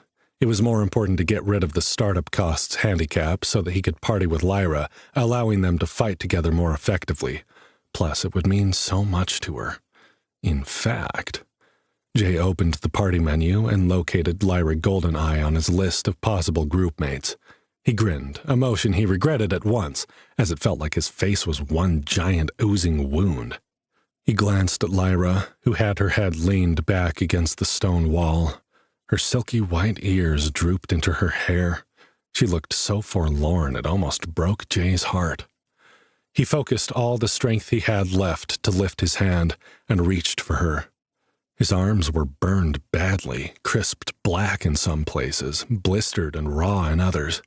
Jay recoiled inwardly to see the state of his body, but he could already feel the dungeon's magic working on him. He knew instinctively that what would have killed him back on Earth was something he only needed time and patience to recover from in the dungeon. Jay put his hand on Lyra's foot, the only part of her he could easily reach, and squeezed her around the ankle. She looked up in shock, staring at him with her eyes filled with tears. Blue and gold pierced him with the depth of their pain, and he tried to give her a shaky smile. Jay, don't, she whispered. You need your energy. We only have about half an hour until the beetles respawn. I can hold them off for a while if I have to, but we need to get you out of here to a safe zone as soon as possible if we can. Jay took a deep breath, noticing the bubbling sound was a little less. You don't think I'll make it, do you? Don't say that! She shouted, fresh tears pouring down her face. You're going to be fine. I just have to keep you safe until you're healed enough to... Her gaze traveled over his disfigured form, and she burst into tears again. If you believed that, you wouldn't be so sad, he said, giving her ankle a squeeze again. His voice came out dry and raspy, but it was stronger than before. Please don't cry, Lyra. Here, I have something for you. She blinked, rubbing at her eyes, and stared at him in confusion. No, you don't. Just get better, Jay. That's all you need to do. Just get better and everything will be all right. Jay mentally selected Lyra's name from the party menu. A text bubble popped up. Do you wish to add Lyra Goldeneye to your party? Yes or no? Jay hit yes immediately. He waited for something to happen, some notification to alert him to the fact that he'd formed a party, but nothing came. Lyra had stopped crying. She was frozen in place, staring straight ahead of her. It was the same look of shock that had passed over her features when she'd seen the glacial scarab construct form behind him. Jay had the horrible feeling that another monster had appeared. Then she said, Jay, is this for real? He realized she must be seeing a notification for his request to form a party. Yes, he said. If you still want to. I know I'm a bit of a mess right now. Lyra scrambled to her feet, shouting, Yes! Yes! Yes! Yes! Yes! Thank you, Jay! Thank you for believing in me! I won't let you down! Jay watched her happy dance, fully allowing himself to appreciate the way her lithe muscles stretched and moved, and her barely covered breasts jiggled and bounced. Hey, he'd almost died. He figured he was allowed this one moment. Her tail twitched back and forth with her as she danced, and from his angle on the floor, Jay enjoyed a brief glimpse beneath her leather skirt. He felt his body respond even through the pain of his injuries. Good to know that's not broken, he thought to himself. But when he still didn't get the party notification he was expecting, he had to interrupt her dance. Lyra, he whispered, trying to get her attention, but unable to get any force behind his words. Lyra. Finally, she heard him. Yes, Jay? What do you need? Can I help you? Do you want some water? Actually, water sounded life-saving at the moment, but that wasn't what he was after.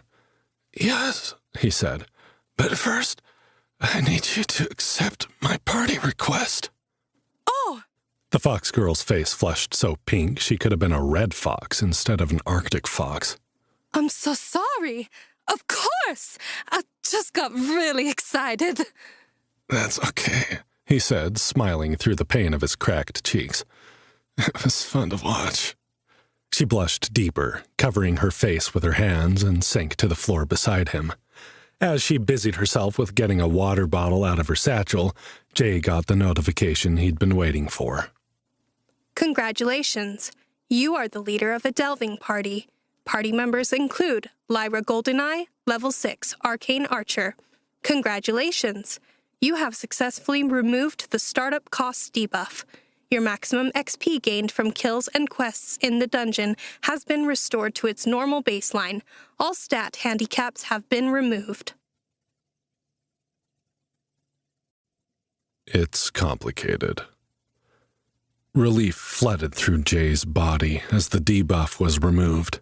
His HP was still way down, only at 20 out of 125 now. But it was as if the 30% handicap had been physically pressing on him, and now a weight had been lifted. He didn't hesitate to distribute his attribute points either, knowing that anything he could add to Constitution would help with his healing rate. And given how shitty he felt right now, having a higher Constitution was definitely something he wanted to prioritize, no matter what his build ended up looking like. He had 6 points to spend. He didn't know much about what his class was going to require, but he knew his survivability right now required him to be physically tough. For now, he figured it was best to forego wasting points in intelligence, though he had to admit having only a 1 in intelligence made him feel a bit, well, stupid for a lack of a better word, since he wasn't using any magic at this point in time. So he dropped 1 point each in strength, agility, and willpower, then dumped the last 3 points into constitution. If he wasn't going to be smart, at least he could be tough, and it would be nice to be able to recover from damage more quickly. He felt the immediate effects of his choice as his health bar surged forward, visibly climbing faster than it had been before. Delver J. Morgan. Class type, not available. Class, not available. Level, 4. XP, 105. Next level, 900. Health, 135. Stamina, 130. Mana, 130. Unassigned attribute points, 0. Strength, 3. Agility, 3. Intelligence, 1. Constitution, 5. Ragged leather armor. Set bonus constitution, +1. HP, +5. Willpower, 2. Charisma, 10. Active skills, pending. Passive abilities, environmental resistance 1 Arctic.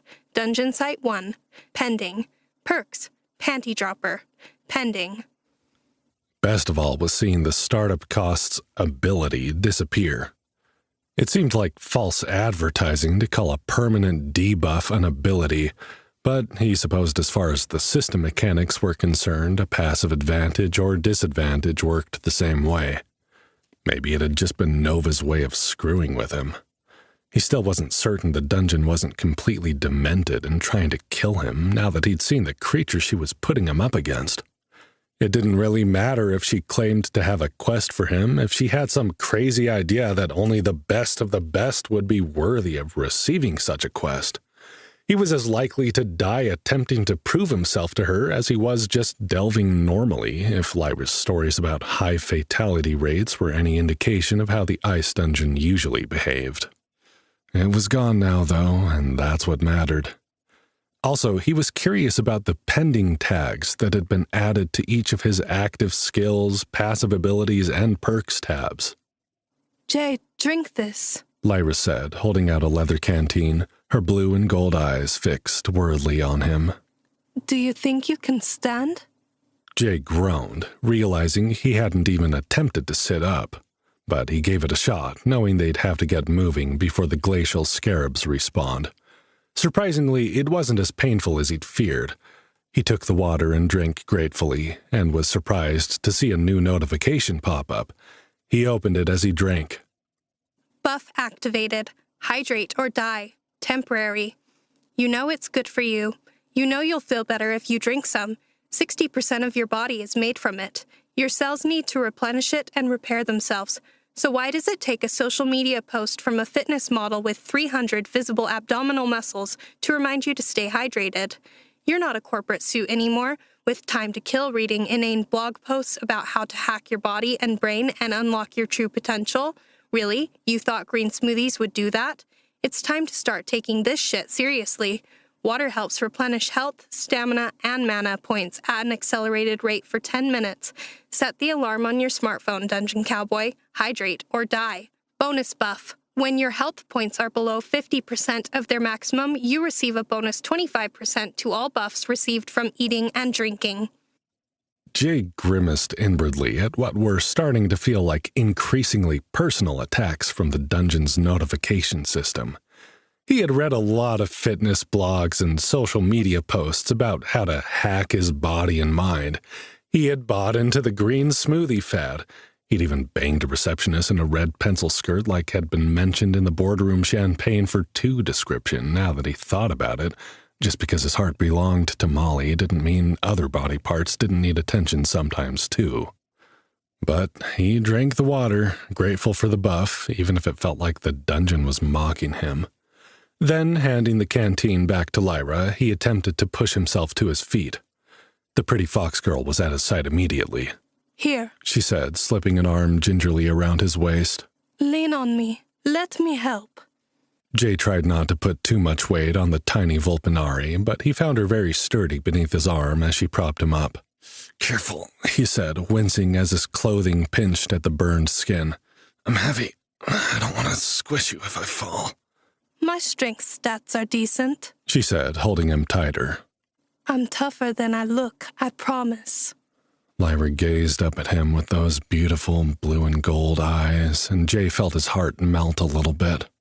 It had been a long time since any woman had looked at him with such tenderness. Molly was his best friend, and they loved each other in their own way, but they were both cautious about letting their other, more secret feelings show. Lyra seemed to have no such qualms, and it made Jay wish he was in better condition so he could squeeze her tightly and feel her firm body give beneath his embrace. Misreading his look, her ears flattened defensively. What? It's true. I'm higher level than you are, even if you are power leveling through the first floor. Jeez. Jay laughed. "I believe you," he said. "If you say you can handle me, who am I to argue?" He felt her tail swish against his legs, and he smiled to think that he'd made her happy. That's right. No arguing, she said, guiding him down the corridor gently. Save all your energy for getting better. There's a safe room up ahead. Not everyone can get into them on F1, but I earned a key on one of the lower floors, and now that we're partied, you can come in too. That sounds great. Jay took each step cautiously, but he found the pain reducing with every minute. His boosted constitution stat, plus the bonus from the water, must have been helping. The corridor ahead looked long, but mercifully it was empty. Then he remembered something. "Wait, shouldn't we loot those scarabs before we go? What if one of them drops something good?" Jay, you're hurt. The fox girl protested, pleading at him with her eyes. Normally I would agree, but I'd really feel better if we... "It will be fast," he assured her. "Please, Lyra, I don't like the idea of leaving opportunities unchecked." Lyra growled in frustration, but she gently turned him around and led him back to the room full of bug guts and glittering black corpses. Fine, she said. "But I'm doing the looting. Now that we're partied together, you'll be able to give me permission to loot your kills. The items will go into the party menu before they're distributed." Jay's entire body ached, and his skin felt like it was still on fire in places. He didn't have any objections to Lyra doing the looting. But part of him wondered if one of the bodies might drop the reagents they needed to bring back to Reyna. With the way the dungeon seemed to be catering his delving experience personally, he thought it was a possibility. Or, depending on the dungeon's mood, it might be a guarantee that they wouldn't find the frostleaf clover or tundra berries anywhere on the first floor, even if they were supposed to be here. "That's fine," he said. "I trust you." Tears glittered in Lyra's eyes as she gazed up at him. "Thank you," she whispered, sniffing slightly. "But even if you didn't, as party leader, you will be the one who distributes all the items collected by the party. Don't worry, though. I trust you too." Jay's heart swelled, realizing that Lyra had accepted a vulnerable position in accepting his party request. It made him feel good that she was comfortable with him being the party leader. Even if she'd joined the party out of personal desperation, she didn't have to trust him with the role of leader. "Would you rather be leader?" Jay asked as she parked him next to the wall and began stepping tentatively into the disgusting room. "It would make sense. You're the more experienced delver. It might be safer for both of us." Lyra's forehead wrinkled as she picked her way through the scarab corpses, her boots sliding in the orange puddle. "At the rate you're leveling, you'll be more powerful than me in no time," she said. "Besides, the best way to learn is by doing. I'm not eager to lead a party, if I'm honest. I don't want that responsibility again if I can help it." Jay watched as the shimmering aura around the glacial scarab corpses disappeared one by one as Lyra looted them. He remembered the look of devastation on Lyra's face when she thought he was dead or dying, and it hurt him to know that he'd caused her so much pain by nearly getting himself killed. The poor fox girl was traumatized by the loss of so many allies at the hands of the dungeon, and he'd almost become another one.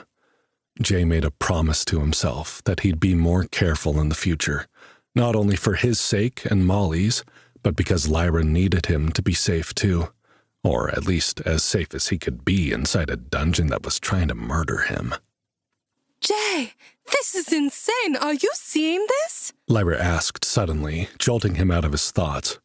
He craned around the doorframe to see the pretty fox girl looking alert and excited, but he couldn't see anything to be excited about besides the dead bugs. "What is it?" he asked. All these items that are dropping. These are all the things that are supposed to drop in the ice dungeon but rarely do. We'll be able to sell everything on the world dungeon market. Oh, and your inventory feature is amazing. We can just leave all this in the party menu rather than having to divvy it up before closing the menu. Usually we'd have to take our share and store it physically before leaving the area. Jay opened the party menu to see a growing list of items. None of them were the reagents that Reyna needed, but it was good that they were items that could be sold. As Lyra continued her gross but gratifying job, Jay caught up on the commodities of the ice dungeon. Unlike all the descriptions that seemed to be catered to Jay just to harass him, these items were informative but mundane. Perhaps other dungeons had less personality than Nova did, and she didn't want to give herself away. Frost carapace fragments white. These are shimmering pieces of the beetle's icy exoskeleton, hardy and cold to the touch. Frost carapace fragments are sought after by armorers and shieldsmiths for crafting lightweight yet durable armor sets that offer resistance to cold damage. Additionally, alchemists find them useful in concoctions meant to ward off evil spirits. Chilled beetle grit, copper. A fine sparkling powder obtained from grinding down the less usable parts of the glacial scarab. This grit is a versatile component in the crafting of potions and elixirs, particularly those that enhance cold resistance or boost mana regeneration in frigid environments.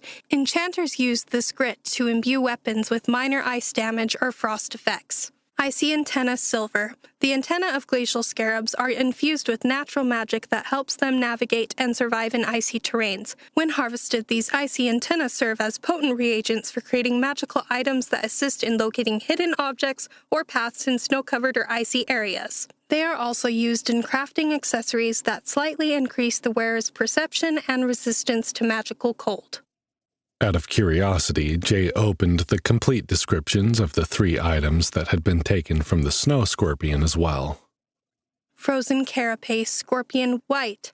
This sturdy shell piece, harvested from the resilient exoskeleton of an Arctic creature, glimmers with a subtle blue hue. Slightly cold to the touch, the frozen carapace is a favored material among armorsmiths and leatherworkers for its inherent frost resistance. When incorporated into armor or clothing, it grants the wearer protection against the biting chill of icy environments, making it an essential component for adventurers planning to brave the frost-bitten depths of the coldest dungeon levels.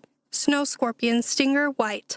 A long, slender appendage tipped with a hardened barb, the snow scorpion stinger is coated in a thin layer of frost. Alchemists prize this stinger for the unique properties of its venom, which, when properly distilled, can be used to concoct potions with a variety of effects. These range from enhancing the imbuer's resistance to cold, to temporarily boosting their agility or sharpening their senses. Its versatility makes it a valuable commodity in the alchemical market, where the demand for such reagents is always high. Snow scorpion eye white. Extracted carefully from the apex predator of icy realms, the snow scorpion eye is a crystalline organ that seems to hold a miniature snowstorm within its depths. Alchemists and potion makers seek out this eye for its potent magical essence, which can be harnessed to create elixirs that improve night vision or potions that grant a brief insight into the ethereal plane. Some even use it to brew decongoctions that help in detecting hidden traps and doorways by revealing the slight magical auras they emit, making it an indispensable tool for treasure hunters and dungeon delvers alike. There are a lot of cold resistance effects on these items, Jay observed, closing the menu. Isn't that kind of redundant when we already have environmental resistance? Lyra was muttering something under her breath as she looted yet another low-level beetle corpse. But rather than looking disgusted, as Jay expected, the fox girl seemed to be in a mystified daze. No, She said, looking thoughtful. I mean, yes, but it's complicated. I'll explain once we're in the safe zone, okay? The respawn timer is only minutes away. You have a timer? He asked, wondering where he could find that in his own menu. It's a perk I earned. She said. I can only use it once a day. All right, he said. I'll stop pestering you with questions. Looks like you're almost done. The pile of shimmering corpses had been reduced to only a few, with the empty scarabs being quickly reabsorbed by the dungeon. Lyra picked her way toward the construct. This is new, you know, She said. I've never seen the glacial scarabs transform like that. You got some kind of warning in your dungeon site description, didn't you? I didn't know what you were talking about. I've never heard of a construct before. Yeah, Jay said. There was a mild-sounding warning at the bottom that said, "Watch out, these magical beetles can fuse together, forming larger constructs to challenge intruders." You didn't seem worried about it, so I ignored it. I'm sorry, Jay. She said. I didn't understand. I should have paid more attention to what you were saying. If I'd known, I never would have left you to look at that.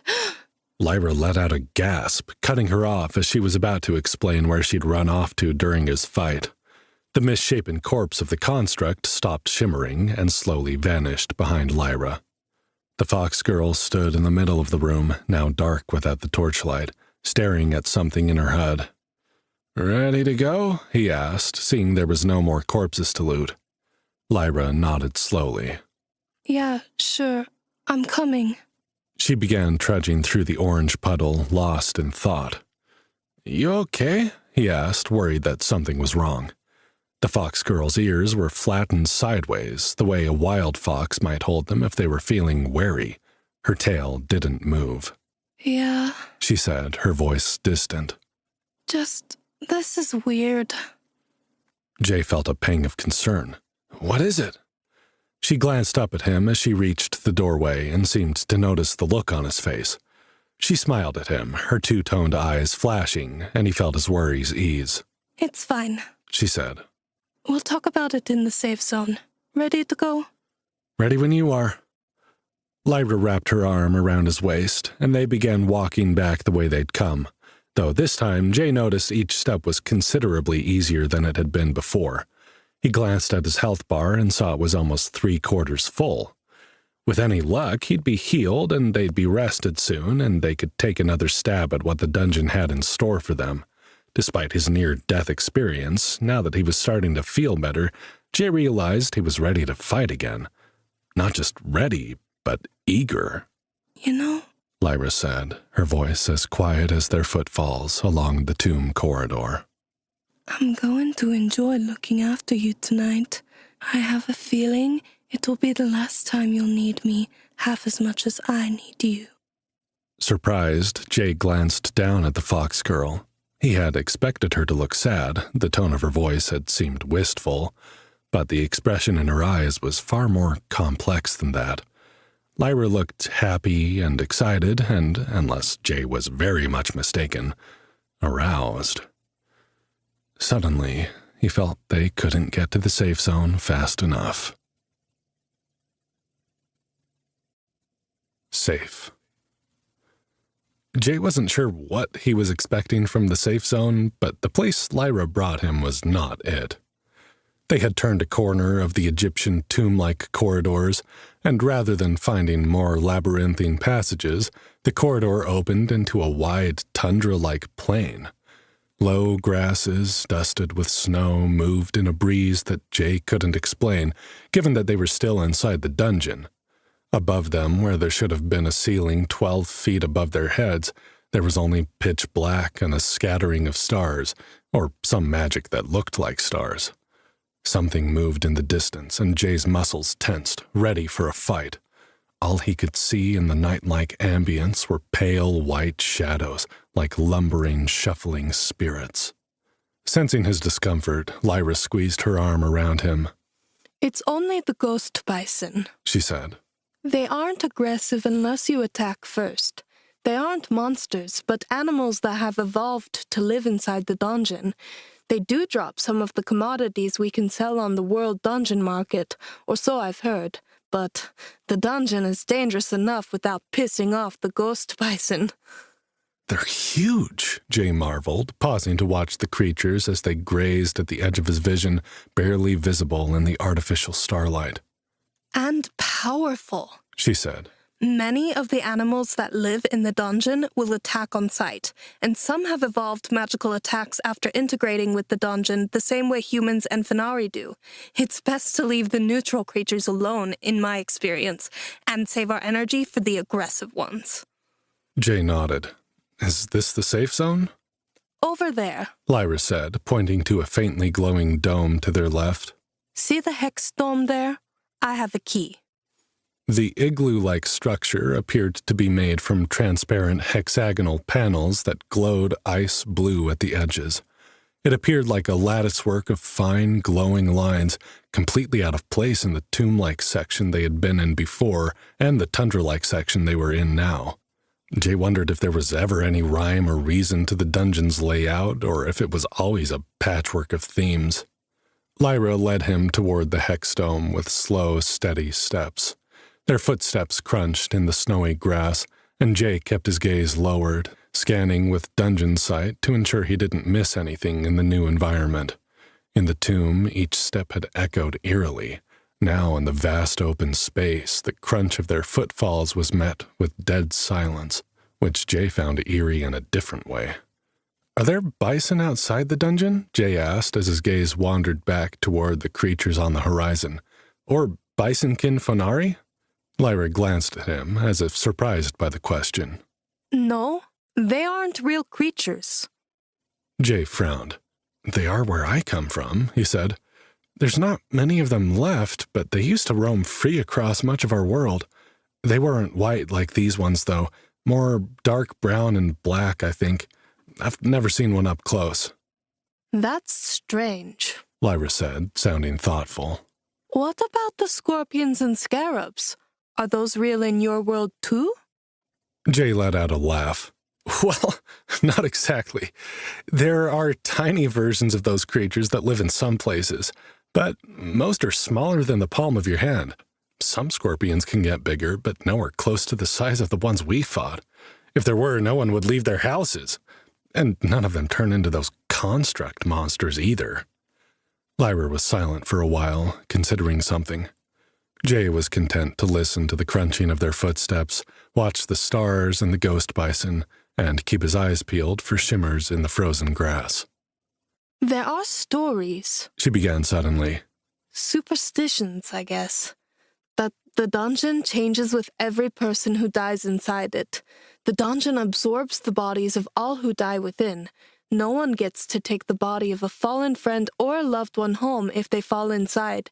The dungeon consumes the body as the price for the gifts we receive from it.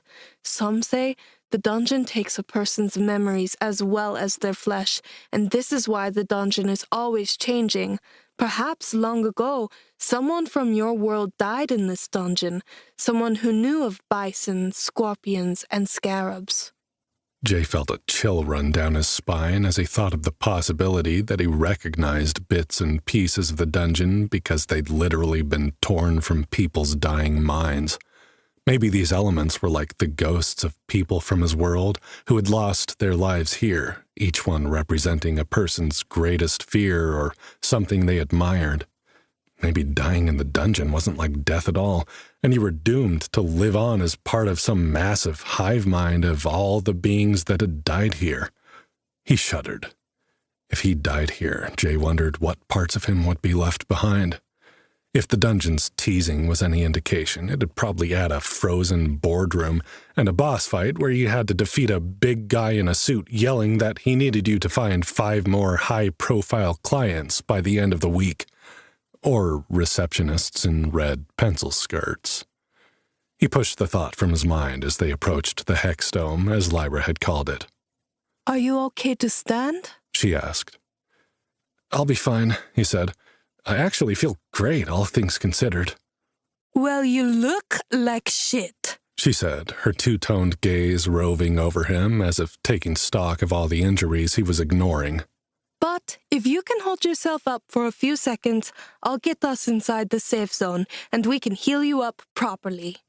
Yes, boss, he said, grinning at her to show that he didn't take her comment to heart. She smiled back and busied herself with a keypad on one of the hexagonal panes, entering a complex code of some kind. What he'd said was true, though. Jay couldn't believe how much better he felt than he had an hour ago. His muscles still ached, and his bones felt bruised, and his skin felt like it was missing in places. But he could feel the dungeon magic healing him by the second, and somehow the knowledge that he was getting better instead of worse made the pain and discomfort more bearable. He could handle any kind of pain, so long as he knew it was temporary. That thought surprised Jay, as he wasn't the type to go seeking out unpleasant experiences just for kicks. He wasn't much of an outdoor enthusiast. He didn't like extreme sports. He didn't even like scary movies. He'd spent most of his time, up until now, in an air-conditioned office building making money for other people, and that was okay with him. But he'd been willing to charge into the Arctic with Molly just because she was excited about it. He'd carried her across a frozen tundra while his body was slowly giving up on him because he needed to find her help. He had been willing, even eager, to enter the dungeon despite not knowing a thing about fighting because Molly needed him. And he'd come back from the brink of death, willing to take on even more because he now had Lyra and Molly relying on him. It was amazing what the right kind of motivation could do to a man. As much better as he felt now than immediately after he blew up the construct, that relief couldn't hold a candle to how good he felt the moment he stepped inside the safe zone. He sighed as he stepped over the threshold, feeling a wash of healing, warming tingles over his entire body. Lyra smiled and closed the door behind him. It's nice, isn't it? She said. All your stats will recover faster inside the safe zone, and if we stay here for 8 hours, there's an additional rested bonus. Given how fast you've leveled, we might want to make sure we stay long enough to get that, as it gives you 50% more XP from kills and quests. We're a high enough level now that most low-level creatures aren't going to give us much XP. Unless the dungeon decides to spawn a bunch of elites and random high-level monsters just to mess with us. Jay looked around the room. The decorations were all done in a soft, sterile white. The rounded walls of the outer dome shape didn't seem to affect the inside of the safe room. It appeared as a plain, white-walled room with 5 empty cots along one wall and a ring of blue fire in the center of the room with 2 big, overstuffed armchairs next to it. To his left, a rectangle of glass that looked like a shower or steam room called to him invitingly. 2 white squares were stacked next to the shower with little port windows on the front. He wondered if those were washing machines. Lyra confirmed as much as she walked him through the basics of the safe room. Beds, shower. If you put your soiled clothing and armor in one of those boxes, they will be cleaned by the time the long rest is over. The fire is more for cooking than warmth. Jay could feel the orange bug guts drying on his body, and he itched to take them off. You don't have to do anything? He asked. Just put them in the box and they come out clean? Lyra nodded, glancing down at her own slightly less soiled but still pretty grimy outfit. Yes, she said. We should probably do that sooner rather than later. What do we wear in the meantime? He asked, suddenly feeling awkward. I don't have a change of clothes. Lyra shrugged as if it didn't matter all that much. There are blankets if you get cold, towels next to the shower. I still have to bind your wounds, though, so you can't bundle up immediately. Jay tried not to show his discomfort if this wasn't something that bothered the Fenari people. So, nudity isn't going to offend you? Lyra's eyebrows shot into her silver-white hair. Offend me? She asked with an innocent smile. I've been looking forward to it since you first agreed to delve with me, Jay Morgan. Hurry up and get naked. Jay felt his cheeks burning as he feigned nonchalance, moving toward the shower. He began to strip, slowly, not because he was trying to be sexy, but his entire body felt beaten and bruised. He managed to get the ragged leather leg pieces off without too much struggle, and the arm bracers, but he winced as he tried to undo the chest piece, unable to reach the ties under his arms. Here, let me help, the fox girl said, appearing at his side. Jay held out his arms so that she could work on the laces.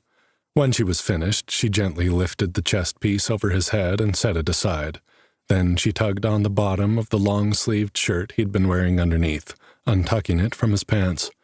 Jade tried to control his breathing as her cool fingers touched his stomach, sliding up his sides, as he lifted his arms and let her pull it up over his head.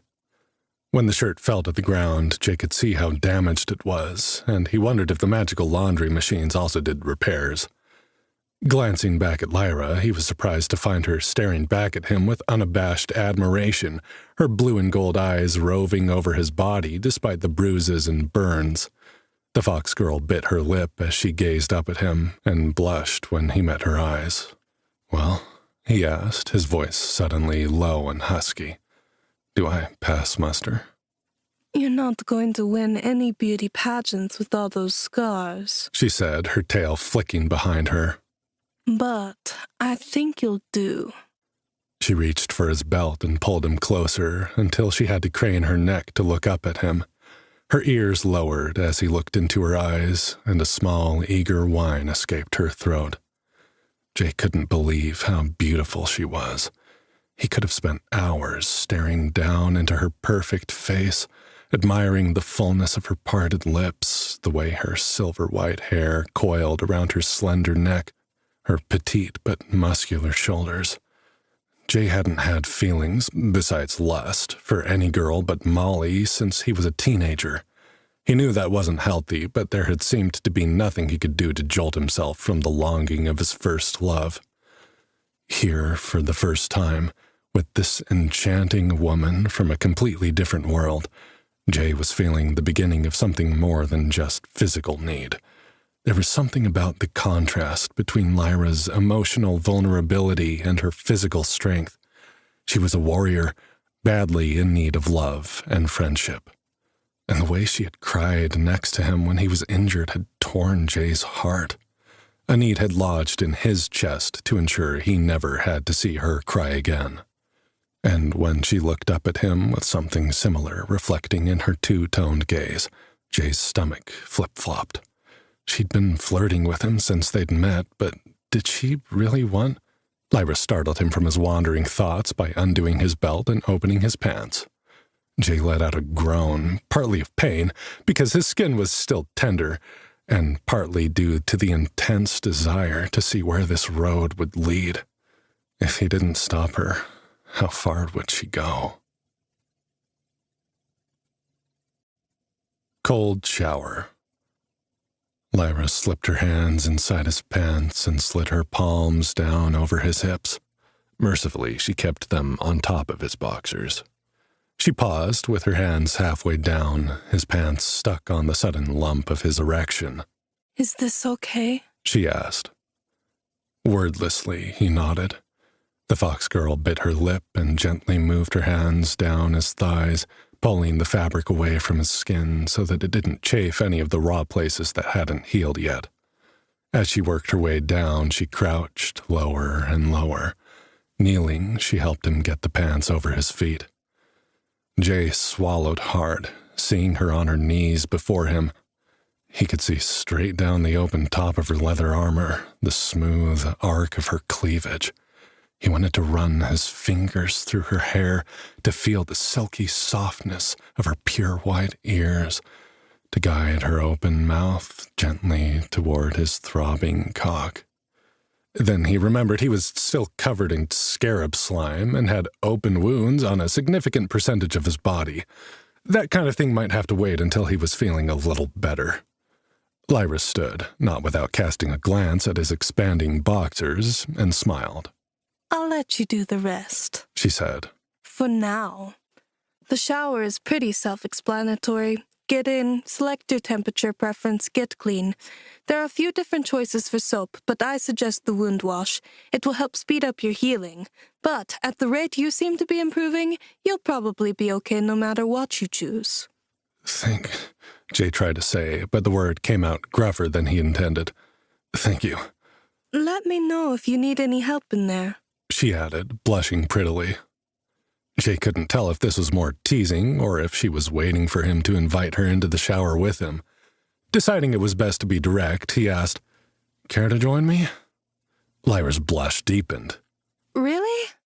Oh, I'd like to, actually. She said. But I think we'd better not. Yet, I meant if you need help washing your back and stuff, but... Jay lifted his hands in the universal sign of surrender. No need to explain, he said. The offer is open if you want to. Not sure how much fun I'll be when everything feels slightly seared anyway. I have something that might help for that, Lyra said, perking up. For after your shower. Hurry up and I'll show you. Jay didn't need to be told twice. He stepped inside the glass rectangle, remembering to remove his boxers before he closed the door behind him, and investigated the controls. There was a color-coded temperature dial, which he turned to a little cooler than halfway. Since his skin was literally burned off in places, he figured even warm water might feel too hot. A digital menu appeared directly on the glass, giving him options for different types of soap. He selected the wound wash, as Lyra had suggested. Anything to speed up the healing process, in case the fox girl had plans to make good on the sultry look in her eyes. Jade didn't want to get his hopes up, though. In fact, as his feelings for Lyra deepened, he thought it might be better for them to go slow. Jay wasn't 100% emotionally available, and while Lyra knew that and still flirted and teased, she might not be comfortable doing more than flirting and teasing after being alone for as long as she had. That was fine. That was more than fine. He just wanted to have Lyra with him, one way or another. It sounded like even if they found the reagents Raina needed to wake Molly, that they'd be stuck in this world indefinitely. Lyra and Jay would have time to explore which ways they wanted to be together. There was no need to rush. Jay pressed the button to start the shower and released a sigh of relief as the cooling water washed over his damaged skin. Out of curiosity, he watched his health bar in the bottom of his HUD. When he started the wound wash, which came out mixed into the water with a sharp herbal scent, Jay noticed the speed that his HP was recovering increased slightly. Jay was surprised how easily he looked past it now that he was used to it. He actually had to think about it if he wanted to read any of the data, otherwise it faded into the background almost as if it wasn't there at all. As he enjoyed the shower, he flipped through some of the notifications he had received during and after the battle with the glacial scarab construct. Besides the generic kill notifications and a few temporary buffs that had since expired, there were a couple of icons that caught Jay's attention. He checked them now. New passive ability acquired. Scale up. While you are party leader, receive an additional 10% max XP bonus for each party member added. Jay frowned. Scale Up seemed to be a direct replacement of startup costs, with a buff instead of a debuff. By adding Lyra to his party rather than the other way around, he'd accidentally lucked into this hidden bonus. Jay was beginning to wonder if his mystery class was some kind of management-inspired role, given all the entrepreneurial and corporate lingo the dungeon was using. But what would that entail? He supposed there was nothing to do but wait and see. New active skill acquired. On-the-job training. Every business owner knows that when starting out on a new venture, success is 25% skill, 25% luck, and 50% winging it and hoping for the best. Sometimes when you don't have the necessary skills to do a job, you've got no choice but to improvise. Once per day, you may borrow a skill from one of your party members. While you are using their skill, it will be removed from their skill tree until you return it to them. You do not gain the party member's skill points in this level, nor do they lose their skill points. You retain skill points gained with borrowed skills, but may only access them when you have a relevant skill active in your skill tree. Okay, that one Jay was pretty sure he must have received when he'd borrowed Lyra's bow to shoot an improvised fire arrow at the elite construct using the torch. That plan had been stupid and crazy, and admittedly like a lot of business ideas Jay had managed to get off the ground. It had worked. He was definitely seeing the theme developing in the skills and abilities the dungeon was giving him, but he still had no idea what the hell it was going to mean. Jay switched off the wound wash and let clean water rinse off the suds as he checked his last interesting notification. New perk acquired. Bootstrapper. You're starting with nothing and have insurmountable odds stacked against you. There's only one way out of this mess. That's right. You've got to pull yourself up by your bootstraps. Of course, physics isn't on your side, and neither is history. We know the myth of the self-made man has always been more fiction than fact. That's why we're going to give you an extra hand to tug on that. Bootstrap. Receive a gift from an anonymous benefactor for every new level gained. As the mechanical dungeon voice read Jay the description, he saw the tab for his class menu glow yellow, indicating there had been a change. Sure enough, when he checked, Bootstrapper had been added to the perks menu. Immediately following the activation of Bootstrapper, he received a notification in his notes menu, the same place he had the message from Reyna regarding the reagents she was looking for. Now he had a note from Anonymous Benefactor beneath the message from the witch doctor. The dungeon didn't read the note aloud in his mind the way it did other notifications, yet Jay immediately knew who this Anonymous Benefactor was. He read the message himself, with Nova's voice ringing in his ears. I really didn't think you were going to pull that one off, Delver. Color me impressed. I created a brand new dungeon monster just for you, and you destroyed it like it was nothing. Sure, you almost died in the process, but really, it shouldn't even have been a contest. I can see I was right about you. You're made for more than mere delving, J. Morgan. You're made for so much more. Here's your gift. Keep leveling and I'll keep 'em coming. Beetle Black Scarab Armor. Gold. Rare. Jay gaped when he saw the gift he'd received for his last level up. The item was a full-piece gold-level armor set. He couldn't inspect it in the shower, though, and suddenly he was very eager to get out. He finished up, noting that he only had about 15% of his health yet to recover, and that the progress had stalled to a very slow crawl. Jay didn't know why that might happen, but he figured there was probably only so much his constitution, the safe zone, and the wound wash could do before he simply had to sleep to recover the rest of his health. Jay turned off the water and opened the shower door, realizing too late that he didn't have a towel. Standing there in the nude, only partially hidden by the water droplets on the glass door, he poked his head out. You said there were towels?" Lyra tossed a fluffy white towel through the crack in the door, and he stepped back inside the shower to wrap up in it. Then, feeling a bit less exposed, he stepped out of the shower. When he saw the fox girl, his eyes almost bugged out of his head. Lyra stood with an identical white towel over her shoulders, but stripped of all the rest of her clothes. Her lithe little body was on full display as she patiently waited for her turn to wash up. Jay's eyes roved over her pert breasts with their little brown nipples, her taut abdominal muscles, the curve of her hips above her muscular thighs, and the sweet little V between her legs, shaved clean and, if he wasn't mistaken, glistening with moisture. "Your turn," he said, a bit stunned. He'd gotten the feeling that the fox girl was shy, but it seemed that was only about getting physical rather than about being seen naked. Jay realized he didn't really know what Fonari customs were around clothing, and that maybe it was totally normal for adults who weren't intimate with each other to be seen naked. Unfortunately for Jay, he couldn't hide the fact that her presence triggered a response in him. Lyra glanced at his towel, which was no longer hanging as smoothly as it had been, and bit her lip. She lingered for a moment, as if she wanted to say something, but in the end she just nodded. Thanks. As she turned to get into the shower, Jay got an eyeful of her round, firm buttocks and muscular legs, but his eyes were drawn to the fluffy foxtail that obscured part of his view. He was struck by a sudden urge to bend Lyra over and lift that tail to see the rest of the show. When the shower door closed behind her, Jay breathed a sigh of relief.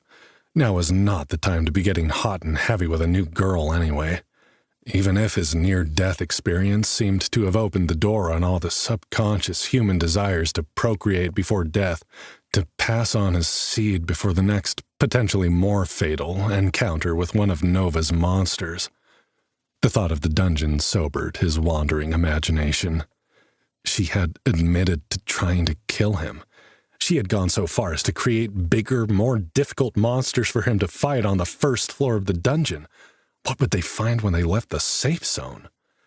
Jay let out a sigh and sank into one of the overstuffed white armchairs, staring into the blue ring of flames at the center of the room.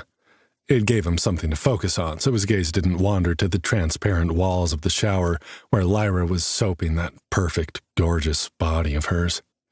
Guilt flooded through Jay that he was even capable of thinking about another woman when Molly was hurt.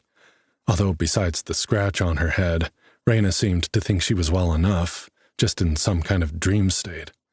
Jay didn't know if that made it any better that he was having feelings for someone else. He and Molly were just friends. He'd dated before, or attempted to, and Molly had encouraged him. And it wasn't like he was ignoring Molly. He was here with Lyra because they were both trying to save her.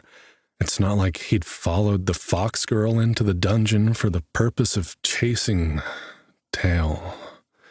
That expression conjured an image of Lyra's naked backside and lush white foxtail, forcing Jay to squeeze his eyes shut and think unsexy thoughts. He'd almost died. That was the problem. There were lots of studies that showed people in dangerous circumstances often had an increase in sex drive as their bodies became increasingly desperate to pass on their genetic material before catastrophe struck. It was counterintuitive, but the safer people were, the less inclined they were to breed. There was a diminished sense of urgency. Suddenly being thrust into a dangerous world where he was expected to fight to survive was just activating more primal parts of his brain than when he was at home in the real world. The more Jay thought about it, the more his mind rebelled. It shouldn't be real. None of it should be possible. There were no other worlds or portals into them. These were not beliefs he had ever held, and now that he was faced with a reality that conflicted with everything he thought he knew, it was like his mind had been fractured.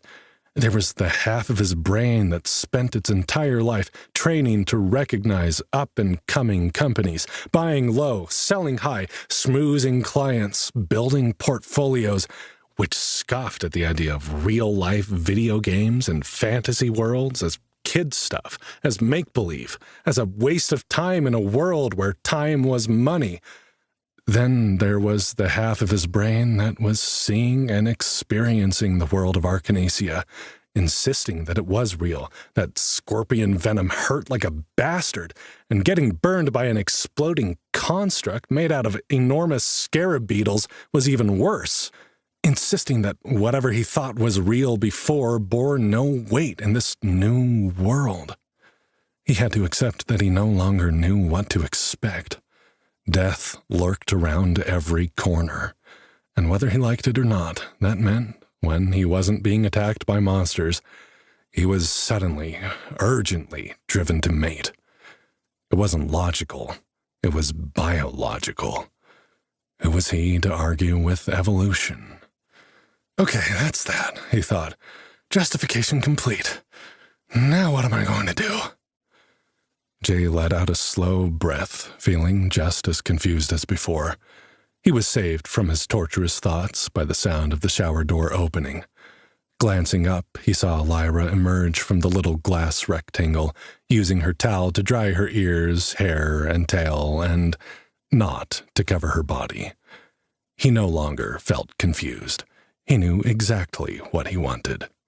The part of his brain screaming otherwise could just go to hell as far as he was concerned. When he saw her looking at him, he knew she felt the same way. As Lyra approached him, her blue and gold eyes fixed on him, he felt pinned by the intensity of desire in her face. He froze in his chair, all thoughts frozen with him, like she was an Arctic fox and he was a rabbit hoping not to be noticed. Lyra stopped in front of his chair, her perfect body on full display. Every cell of his body ached to reach out and touch her, but he stayed where he was, just looking. Jay, she said, her voice lower than it usually was, with a hint of a growl in her tone. I think we need to talk. Heart to heart. Jay felt his cheeks burn. Was it because he'd been staring? He tried to tear his gaze away, but she was too close, filling his vision with soft skin, hard muscles, and enticing curves. "Sure," he said, finding his voice and gazing up into her two-toned eyes. "What about?" Lyra wrapped the towel over her shoulders to keep the damp hair off her back, and then knelt before him. She bit her lip as if wondering how to start. Finally, she said, I'm attracted to you, and I think you feel the same way. Jay nodded wordlessly, her position at his feet making it very hard for him to think of anything beyond the obvious. He managed to get out a breath. Yes. I'd like to pursue those feelings, she said, and Jay felt his heart lurch to a stop before starting up, hammering harder than ever before. But... That word ground his excitement to a halt, and he sat forward, already wanting to protest. But he knew he needed to hear what she had to say before begging her to reconsider. It was only polite. But what? But I think you need to address the feelings you have for your friend. For Molly. First. Jay's chest tightened at her words. I know what it seems like, he said, but there's really nothing between us. There could have been if she'd wanted it, but she doesn't. I can't wait for her to change her mind forever, Lyra. It was the Fox girl's turn to sigh. She pressed her lips together and glanced up at the ceiling. Jay traced the slender line of her neck down to the hollow between her breasts. The towel covered her just enough to make him want to tear it away, but he was still frozen in place. He didn't want to scare her away, and her concerns were valid. Jay, I don't see how that can be true. I don't see how she can't have feelings for you. Have you two ever talked about it? Or are you just assuming you know what's in her heart? Because I will be the first to tell you, a girl isn't always obvious about what she feels, especially if she's worried about getting hurt. I lost someone once. Someone I cared very much about, but who I never expressed my feelings for. That's why I'm telling you how I feel now. I'm scared of getting hurt again, too. But nothing hurts worse than losing the chance to have something more. So... Jay swallowed, not knowing what to say. The matter of the fact was, he and Molly hadn't ever talked about what had happened between them. She'd pulled away, and he'd assumed it was because she didn't want that kind of relationship with him. And when she'd seemed more interested later on, he'd waited for her to tell him she was ready. She hadn't, and again he'd assumed that was because she didn't want him that way. Molly was his best friend. He knew her better than he knew anyone. Her favorite color, her favorite restaurant, movies, music, the things that made her laugh and cry and jump up and down with excitement. But when it came to the two of them, he'd always been confused. So you want me to talk to her first? Jay asked. She's unconscious, Lyra. What if we can't bring her— We can, Lyra insisted, leaning forward earnestly so that he could feel the heat of her skin against his bare legs. Don't think like that. We can bring her back, Jay. Look. She grabbed her satchel, which was sitting on the floor next to the blue-flamed fireplace, and began rummaging inside it. She withdrew a small burlap bag with a plant growing from the top of it. Jay recognized it immediately, and his mouth went dry as he leaned forward to take it from her hands. Frostleaf clover? He asked, shaking his head. How long have you had this? Since you were fighting the glacial scarabs, she said, letting out a yip-like laugh. Tears brimmed in her eyes, and she began to speak very quickly, the words tumbling over each other in a hurry to be heard. I should never have left you, even for a moment, and I wouldn't have, not for anything else. But I saw a shimmer at the end of the corridor, and my dungeon site identified it for me. I didn't think it would take me so long to collect it, and I thought you'd be so happy that you wouldn't mind being alone for a minute or two. That room should have just been level 1 and 2 scarabs. You should have been able to handle them. But when I picked the clover, I was hit with the time freeze trap. I've never encountered one outside of the lower floors. There aren't supposed to be traps on the first floor at all. Jay released the breath he'd been holding. Just like there are supposed to be level 5 elite constructs in the scarab room. He wondered if the dungeon had led Lyra away on purpose, so that he would be forced to fight the construct alone. But that didn't make sense, as she'd been there for the final battle. It was his own overconfidence that had been his downfall in that fight. Had he let her help, he probably wouldn't have almost died. I was able to break free before the trap's time limit, she was saying. I have a passive ability that reduces the effect of some kinds of traps, but by the time I got to you, the construct was already forming. I should have just killed it, Jay. I should never have insisted that you get in the first strike. It was too dangerous. When you hit it with the torch and all the bug guts detonated, I thought I'd killed you. Lyra was crying now, tears streaming down her face. Her shoulders shook and her ears flattened into her damp hair. Jay wanted to comfort her, but wasn't sure what to do with the precious frostleaf clover. Quickly and clumsily, he added it to his inventory, then scrambled to his feet. Bending to take Lyra's hands, he pulled her up too, then wrapped his arms around her shoulders and held her as she cried. It no longer mattered that they were both nearly naked. There was nothing sexy about a girl with a broken heart. "Hey," he said, whispering into the top of her head between the silken white ears. "Hey, stop that. I wasn't dead. You didn't kill me.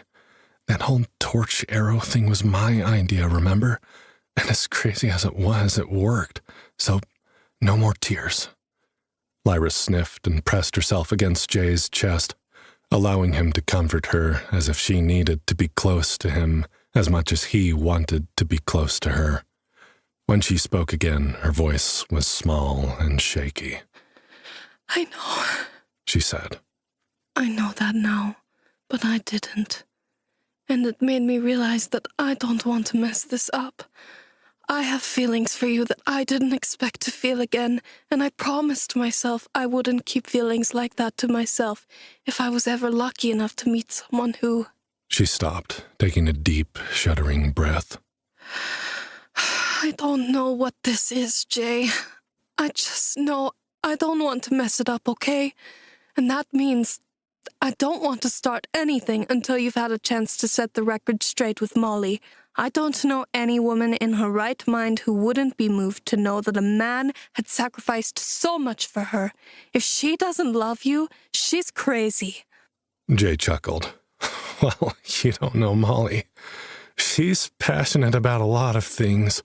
The environment, animals, taking excruciatingly long hikes in the middle of nowhere. He laughed, thinking about all the things he'd seen his friend get excited about over the years.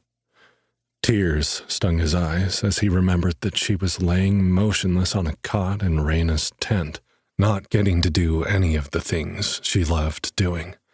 And he, who would have much rather been sitting in a climate-controlled office than having adventures, was here, recovering from an acute case of too much excitement. Jay sighed and continued. She's passionate, but she often seems to forget that other people exist.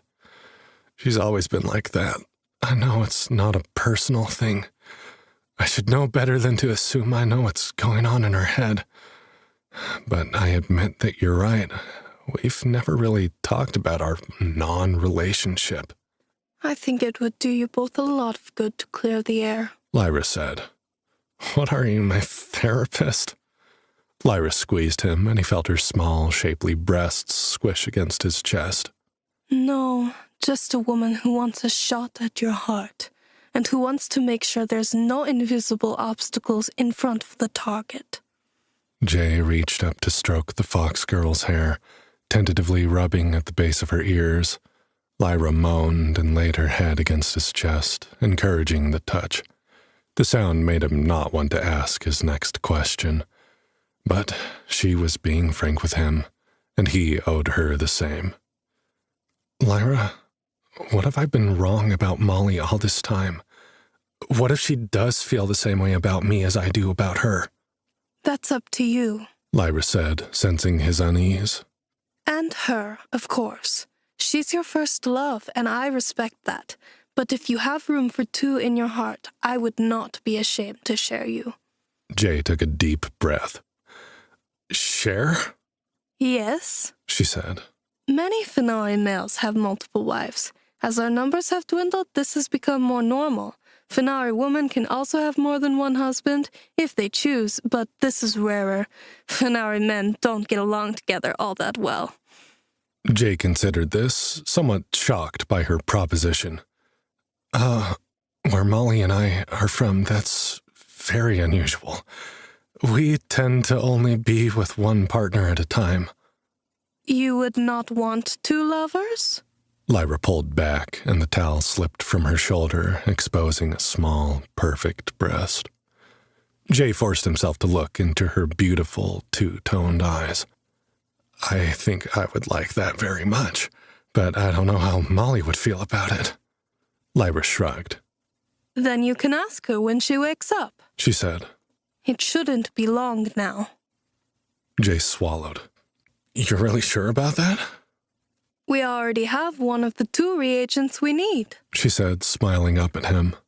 The dungeon seems to favor you, though it has a rather aggressive way of showing it. Your starting stats made you look doomed, but never have I heard of anyone leveling as quickly as you have. It takes most people days to kill their first 10 level 1 monsters to gain the XP necessary to hit level 2. They can be hard to find, for one thing, and you have to spend half your time avoiding higher level monsters and the other half recovering from your fights. You've just been thrown straight into the deep end.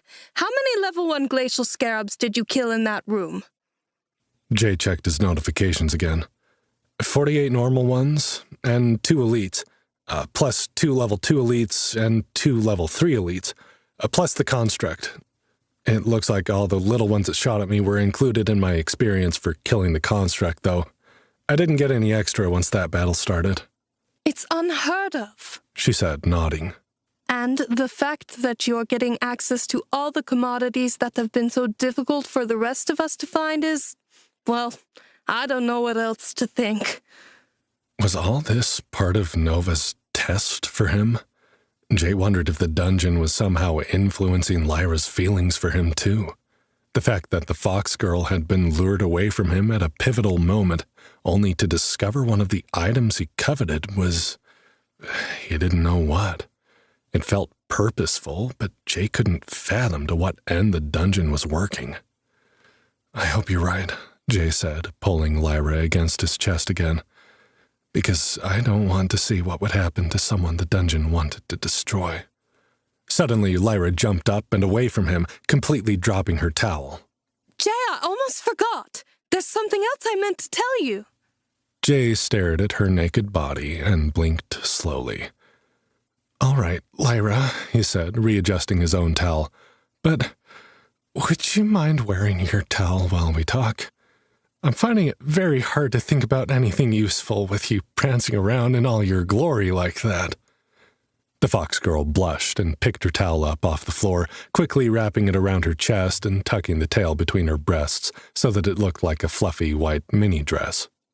Sorry, She said with a nervous laugh. Fenari also aren't very private people.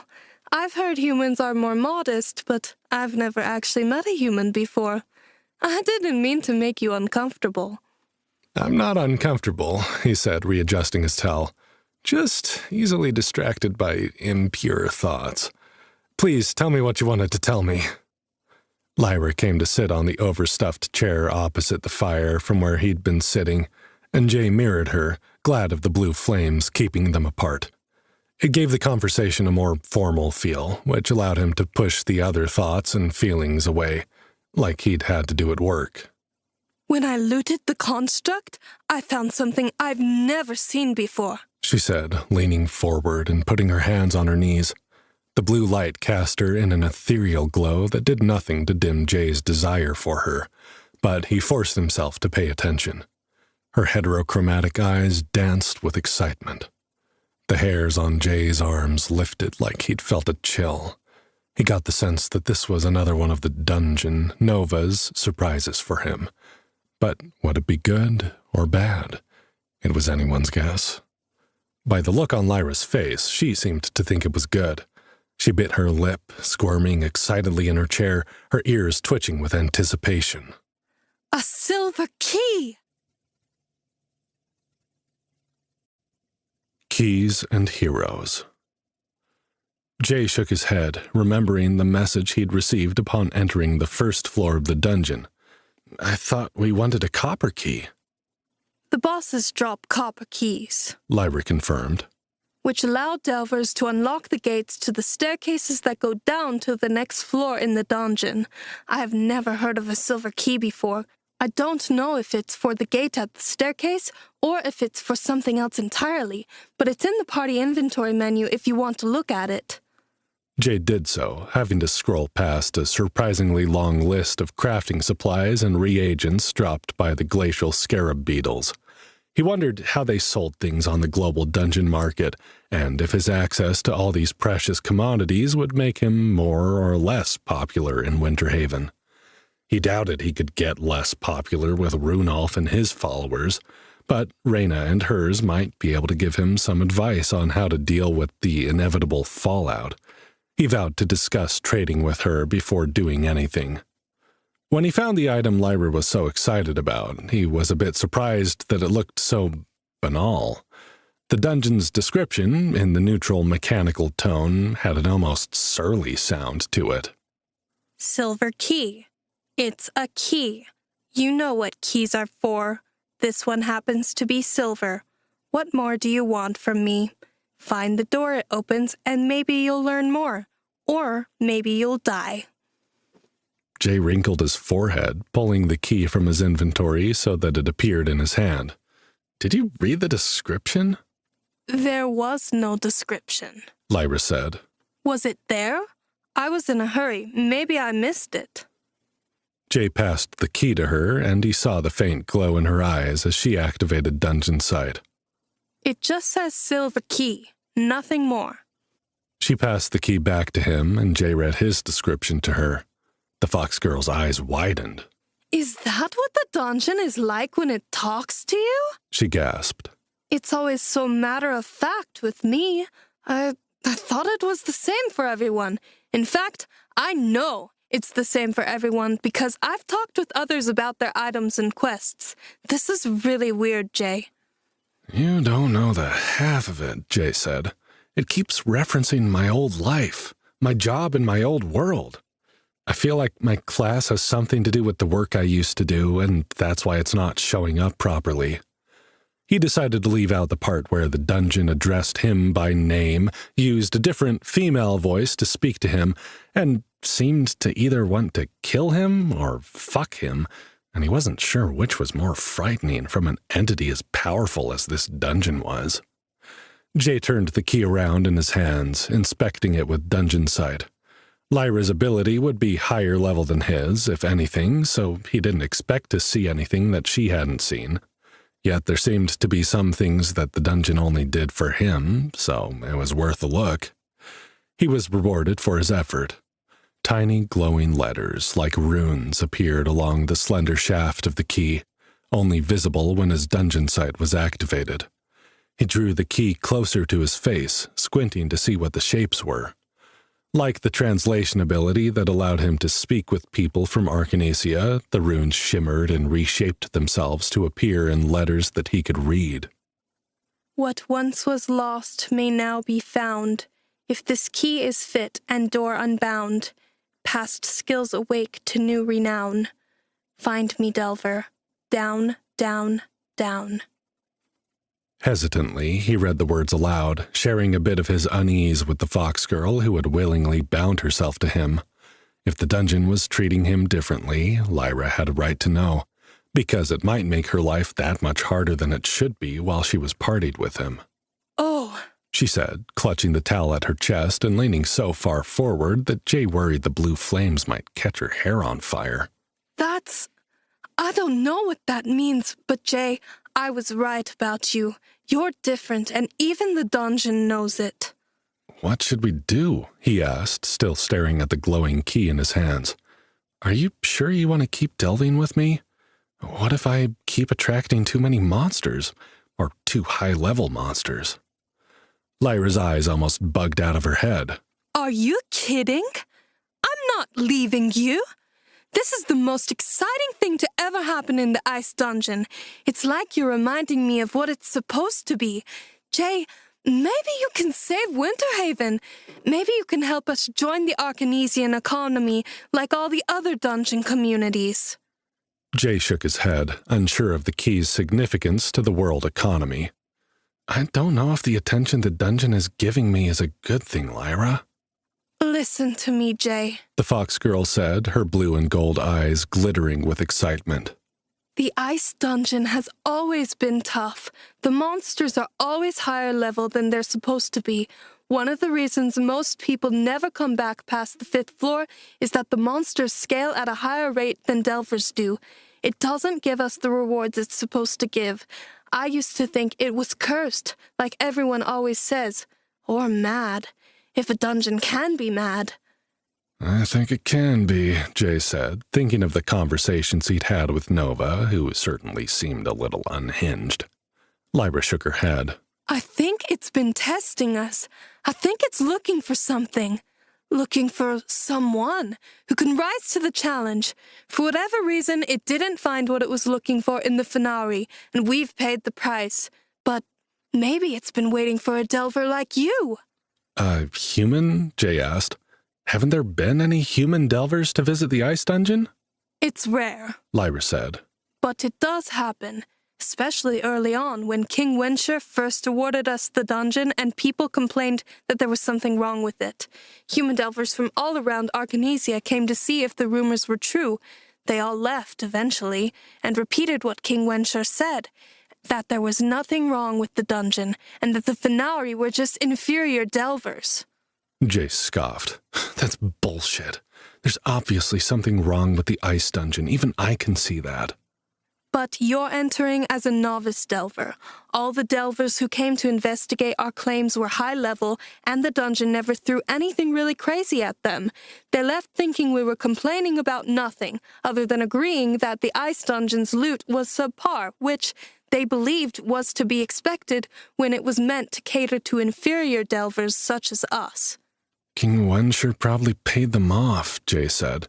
Happens all the time in my old line of work. Someone makes inconvenient complaints about a product or service you offer.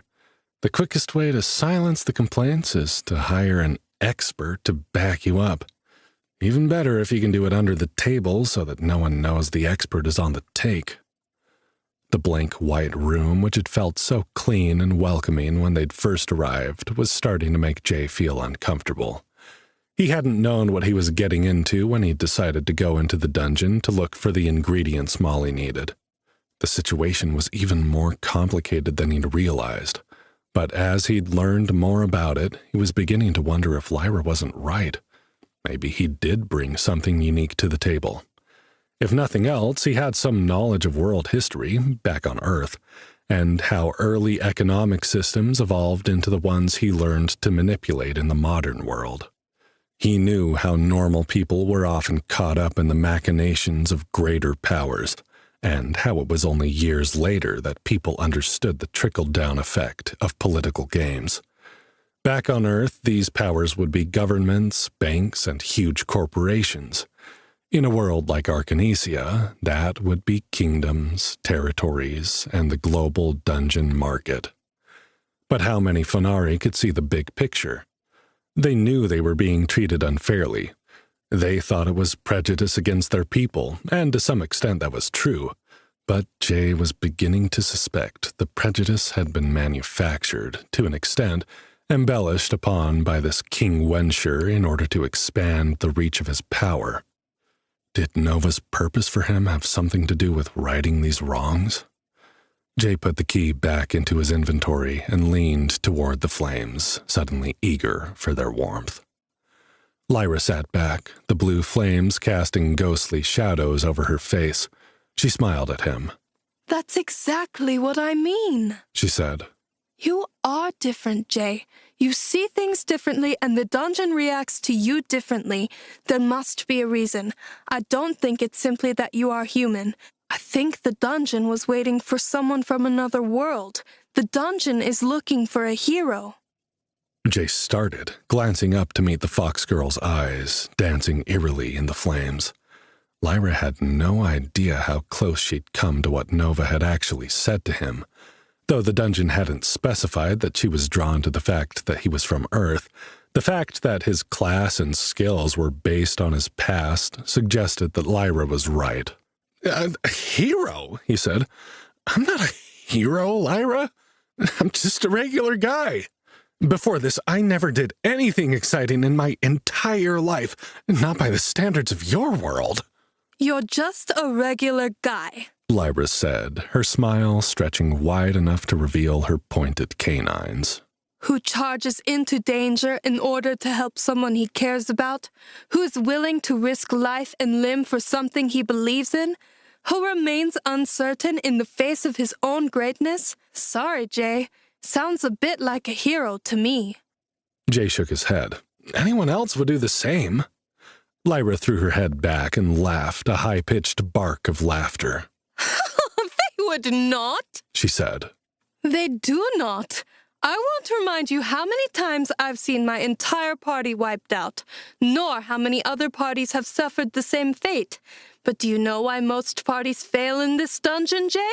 Because most people remain loyal only to themselves. If the choice is to run into danger to save an ally or to flee to safety and save themselves, they will save themselves. Would you abandon me if I was in danger, Jay? Jay sat up straight in his chair, despite the protests of his aching body. Never, he said. Even if you thought saving me would put your ability to help Molly in jeopardy? Still, Jay shook his head. No, he said. You offered to help me when I was alone and had nothing. No training, no class, no useful stats or skills. I would never abandon you. I won't abandon Molly either. If there was a conflict between those goals, I'd just find another way. See? Lyra sat back in her chair, letting the overstuffed cushions envelop her petite frame. Total hero material. I know it, and the dungeon knows it. So no, I will not be leaving you either. I'm sticking by your side until the bitter end. I can help you, and I believe in the end you'll help all of us. Jay was silent as he stared into the flames, wondering what he was supposed to do about such a declaration. Part of him was thrilled that she was still willing to delve with him, because he needed her help and he enjoyed her company. The other part of him was terrified that she'd get hurt because of him, because he didn't know what he was doing, and because the dungeon was even more unpredictable than usual when he was around. I can see you're trying to get out of it, Lyra said, releasing a yip-like cackle. But I'll save you the effort. You can't dissuade me. If you kick me out of your party, I'll just follow you around like a puppy. Come on, Jay. Every hero needs a sidekick. I want to be yours. Jay groaned and rubbed his face, suddenly feeling more exhausted than he'd ever felt before. What are we going to do with this key? Find the door, Lyra said, as if it was so simple. But before that, there's something else we need to do. Jay slumped, every muscle in his body feeling the full weight of his first day in the dungeon. His skin still felt raw, and his health bar was stubbornly not moving anywhere. He needed to sleep. But the fox girl had a glint in her alluring eyes that she wasn't going to be ignored. He said, "Dare I even ask what that is?" Lyra stood, careful to hold the towel closed as she moved, and stepped around the fire toward him. Again, she crouched before his chair, and again Jay wished he had something more than a towel to hide the way she made him feel. I told you before I had something that would help you with your pain, she said. And I'm going to use it now, but I need you to remember the talk we had earlier about sorting things out with Molly before you and I get involved. He hoped she wasn't saying that because of his body's stubborn refusal to acknowledge the agreement they'd made. I remember. Good, she said. Or this might be a little awkward. I need you to close your eyes. Reluctantly, Jay closed his eyes, wondering what the fox girl was about to do to him. When he felt her move closer, his heart began to beat heavily in his chest. What are you... Shh, she said, and he felt her breath on his thigh, hot and tingling. Wet warmth touched his painful, raw skin, and Jay flinched at the unexpected touch. Her lips? He barely suppressed a groan. Then a soothing, cool sensation spread from the spot, relief flooding his body. I have a skill called Soothing Kisses, She explained, and he could feel her moving down his leg as she spoke. She delivered another soothing kiss to the inside of his knee, spreading more relief across his skin. Jay sighed involuntarily, not having realized how much discomfort he was in until it was removed. "That feels amazing," he moaned. It's not a true healing spell, Lyra said.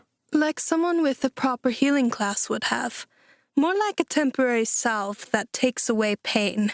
And it only works on a small localized area, so I'm going to need to give you a lot of kisses.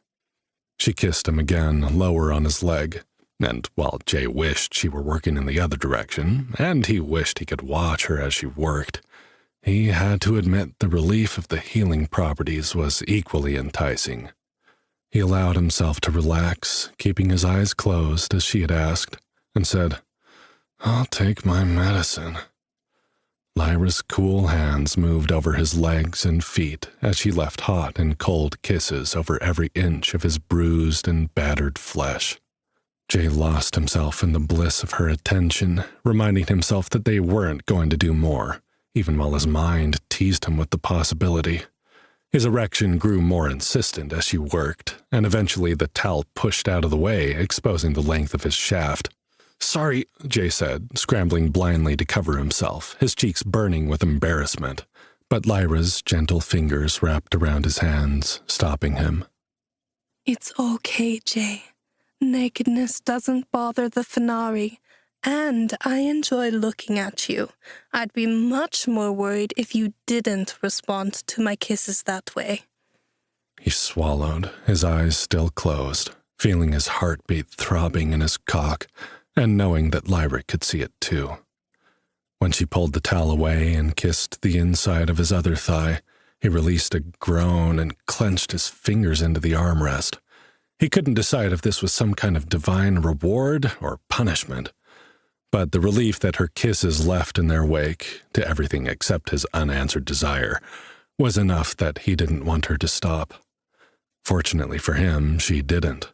Even after she made him stand and led him to his cot, insisting he keep his eyes closed, where he could lay on his stomach and sides as she could place her gentle, soothing kisses on all of his wounds. By the time she was finished, Jay was so relaxed and so exhausted his mind was in a stupor. He barely noticed the final kiss, hot and wet on his bottom lip, which didn't come with the cooling afterglow of the magical skill. Good night, portal boy, Lyra whispered in his ear, sending him off to sleep. Sweet dreams. Bison berries.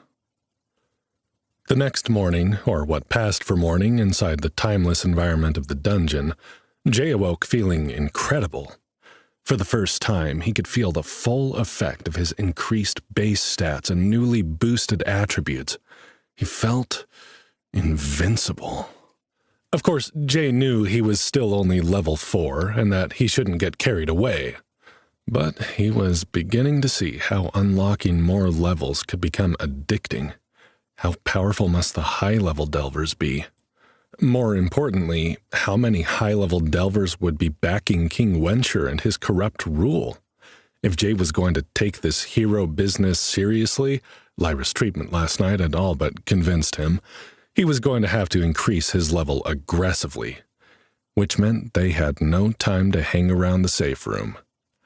Lyra's clothes had been washed and returned. She was dressed and cooking breakfast by the time Jay finally awoke from his long rest. He wrapped himself in a towel and went to check the box where he'd stored his dirty, damaged outfit. But when he opened the cleaning unit, he was shocked to find it empty. "What the hell?" he said, crouching down to peer into the back corners. "Where are my clothes?" Lyra popped up behind him and took a look for herself. That's strange. Even if they're badly damaged, they should turn back up in the box. "Well, what am I supposed to do?" he said.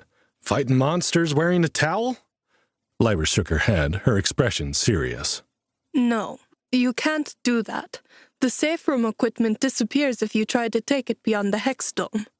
Oh, good, he said dryly. I'll just be naked then. Lyra bit her lip and gave him a long, lingering look. Well, it wouldn't be so bad. Jay's mind went blank. For a moment, he completely forgot what it was he was complaining about. Then, an image of him running through the dungeon, fighting enormous poisonous bugs with his dick hanging out, flashed through his mind. No, he said. Not going there. I have another set of leather armor you can use, Lyra said, biting back a laugh. Her fluffy white tail twitched in amusement. It will resize to fit you, but without something underneath, it's not going to leave much to the imagination. Jay looked at her armor, which must have come with some kind of full-body buff rather than being a physical protection, since the leather crop top and miniskirt covered less than they left exposed. Not that he minded, but calling it armor was definitely a stretch. Then Jay remembered something. Oh, wait, Jay said, recalling the beetle black scarab armor he'd received and forgotten about. I have something that might work. He removed Nova's gift from the note where it was stored in his inventory. A shiny black rectangle of folded fabric appeared in his hand, and Lyra's eyes widened. Jay glanced down at it in surprise. The description had said armor, but this felt like fabric. Although the shiny black color was the same as the shells of the glacial scarabs, it had none of the hardness that he had expected. What is that? Lyra said, clearly analyzing the item with her dungeon sight. Jay, where did you get that? I've never even seen a gold tier item drop before, and you've just got one hanging out in your inventory? Jay explained as best he could without revealing Nova's private messages to him as he dressed in the so-called armor. The outfit came with shapeless-looking pants and a jacket and a button-up shirt. But as he pulled them on, he could feel the glistening fabric tighten and shift as it molded itself to his body. He could tell immediately what was happening. The feel of the fit was so familiar he would have known what he was wearing even with his eyes closed. Coming to stand in front of the glass shower stall, Jay inspected his dim reflection. You've got to be kidding me. Damn, Jay. Lyra let out a low whistle. You look... Wow. I have never seen armor like that before. It's not armor, Jay said, scowling at his reflection. It's a business suit. This is the kind of thing I wore to work every day for the last 5 years. Lyra's blue and gold eyes grazed over him like she was having second thoughts about putting off their relationship. I can't fight in a suit, Dungeon! Jay shouted at the ceiling, hoping Nova was listening in. But even as he said it, he realized that this suit was different from what he was used to wearing.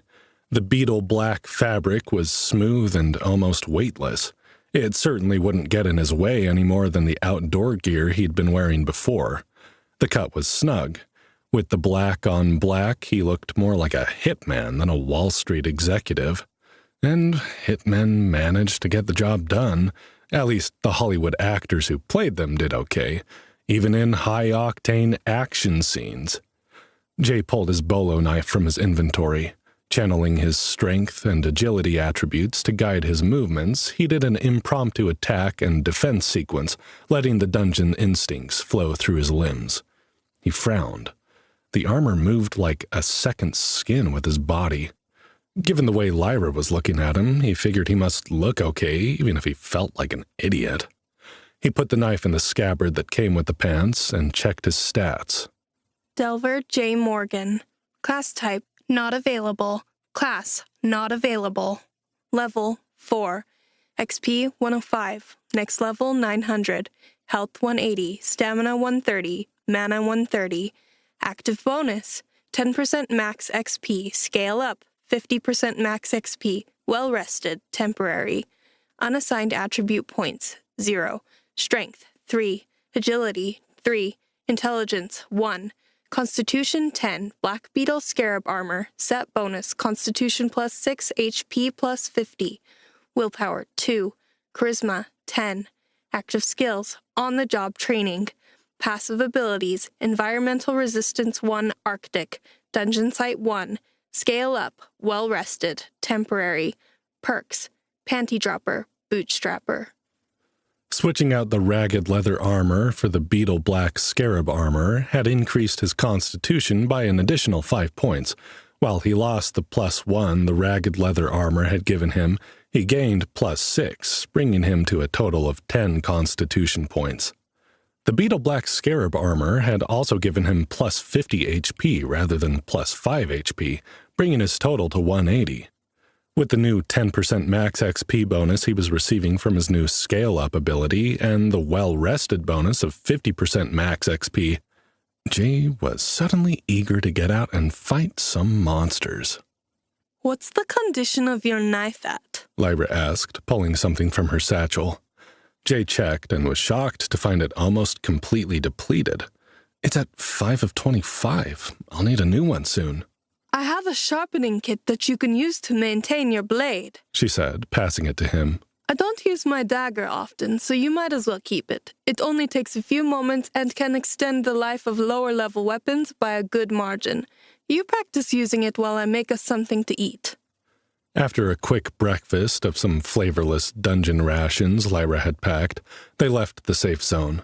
Even the Fox girl's lingering glances couldn't distract Jay from the anticipation of getting out there and grinding some levels.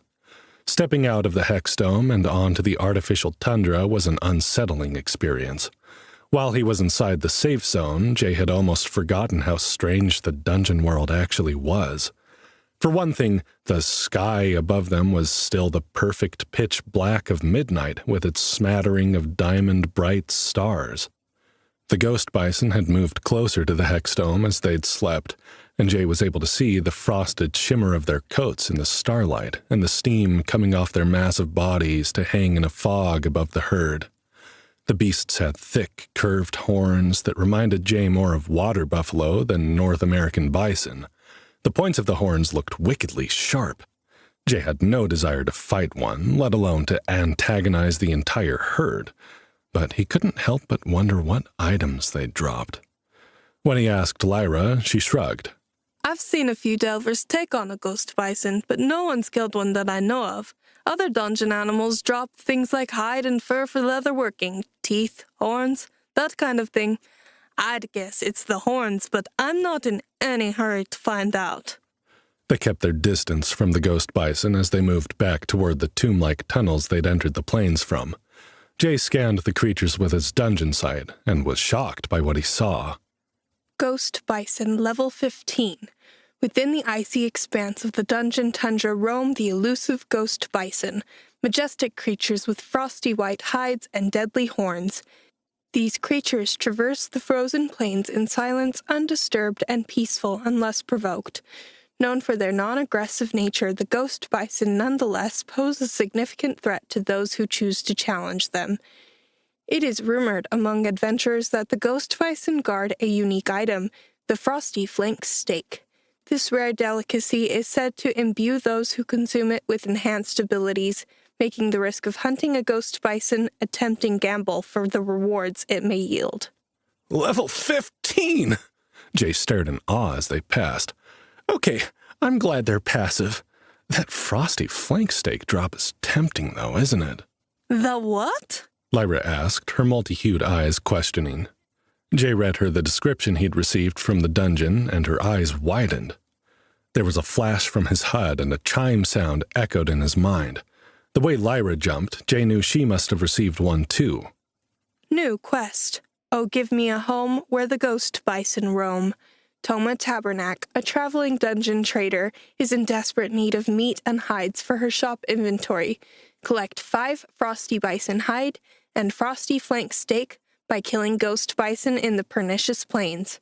Reward, 500 gold and 5,000 XP. Accept quest, yes or no. I know Toma Tabernac, Lyra said excitedly. She's a dungeon dweller who roams around the 2nd floor, but I have never heard of this quest before. Then again, I've never been this close to the ghost bison. Should we accept? Jay asked. It's way too high a level, Lyra protested. Each one of them is level 12 to 15. We might be able to kill one together once you're level 6, but generally, you want the combined levels of your party to match or exceed the level of the creature you're going to kill. This is not a beginner quest. We could come back, though, right? Jay couldn't keep his eyes off the glittering, icy coats of the massive animals, wondering what other items they might drop. Then he noticed some of the shimmering was not actually from the ghost bison, but rather something they were clustered around. What are they eating? He used Dungeon Sight to inspect between the animals' hooves. Jay froze, staring. Tundra berry. This low ground-covering bush has white leaves and bright red berries. It is said to be a potent alchemical reagent with strength-boosting attributes, but many believe it to have hidden and sometimes unexpected properties. Eat at your own risk.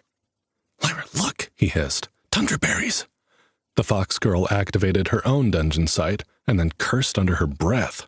I'm starting to feel like this quest is not optional. Jay felt his mouth go dry as he considered having to fight an entire herd of ghost bison in order to save Molly. Strength-boosting attributes. Does that mean we're going to have to kill jacked-up ghost bison on top of everything? Lyra grabbed Jay's arm and pulled him toward the tunnel entrance, as if she was worried he was just going to run in there and start slashing with his bolo knife. It doesn't matter, she said. Because we're not doing it. It's a death sentence, Jay. We'll find the berries somewhere else. Jay followed her reluctantly. It felt as if the dungeon was daring him to take on the ridiculous quest, as if it was testing just how badly he wanted to save Molly. Nova had warned him not to let his desire to help Molly interfere with his leveling, but she had also said she expected him to prove himself. Before they left the tundra, or the pernicious plains as the dungeon's description had named the area, Jay accepted the quest. New quest accepted. Oh, give me a home where the ghost bison roam has been activated. You have 7 days to complete this quest or suffer a 3,500 XP penalty for your failure. What the shit? Jay shouted. A penalty? That's not how these things are supposed to work, are they? Jay? Lyra grabbed his arm and shook him, her eyes panicked. What are you doing? I said no. If we fail, that will take me back to level 4, and I'll lose my Tier 1 class upgrade. You said not yet, he corrected, though guilt flooded through him that he hadn't asked her what the repercussions were. Shit, Lyra, I'm sorry. I didn't know there would be a time limit or a penalty. If you remove yourself from the party, will you still be affected? He'd assumed dungeon quests worked like they did in a video game, where you could accept them and then just wait until you were ready. He hadn't anticipated there could be repercussions for failing a quest, besides the damage taken by getting your ass handed to you by a higher-level mob. Lyra gritted her teeth, and Jay could see her jaw clenching as she fought with warring emotions. No, she said. I'm stuck with it. I don't even care that much about my level, Jay. I can come back from that. I did it once. I can do it again. But you don't have 3,500 XP to give up. Even at level 5, you'll only have 3,000 cumulative XP. Jay's muscles tensed. What happens if I get negative XP? You die. Lyra's voice shook. The Forbidden Crypt. The trembling of Lyra's bottom lip and the welling tears in her eyes upset Jay more than the fox girl's concerns that he would die. Hey now, stop that, he said, pulling her against his chest and kissing the top of her head. I'm not going to die. I'm sorry I accepted that quest without knowing all the details, but we'll just have to complete the quest. It's not impossible. The dungeon wants to push my limits, not destroy me. It wouldn't have given me the quest if it didn't think we could do it. He said this with more confidence than he felt, but as the words came out of his mouth, he realized that, in part, it must be true.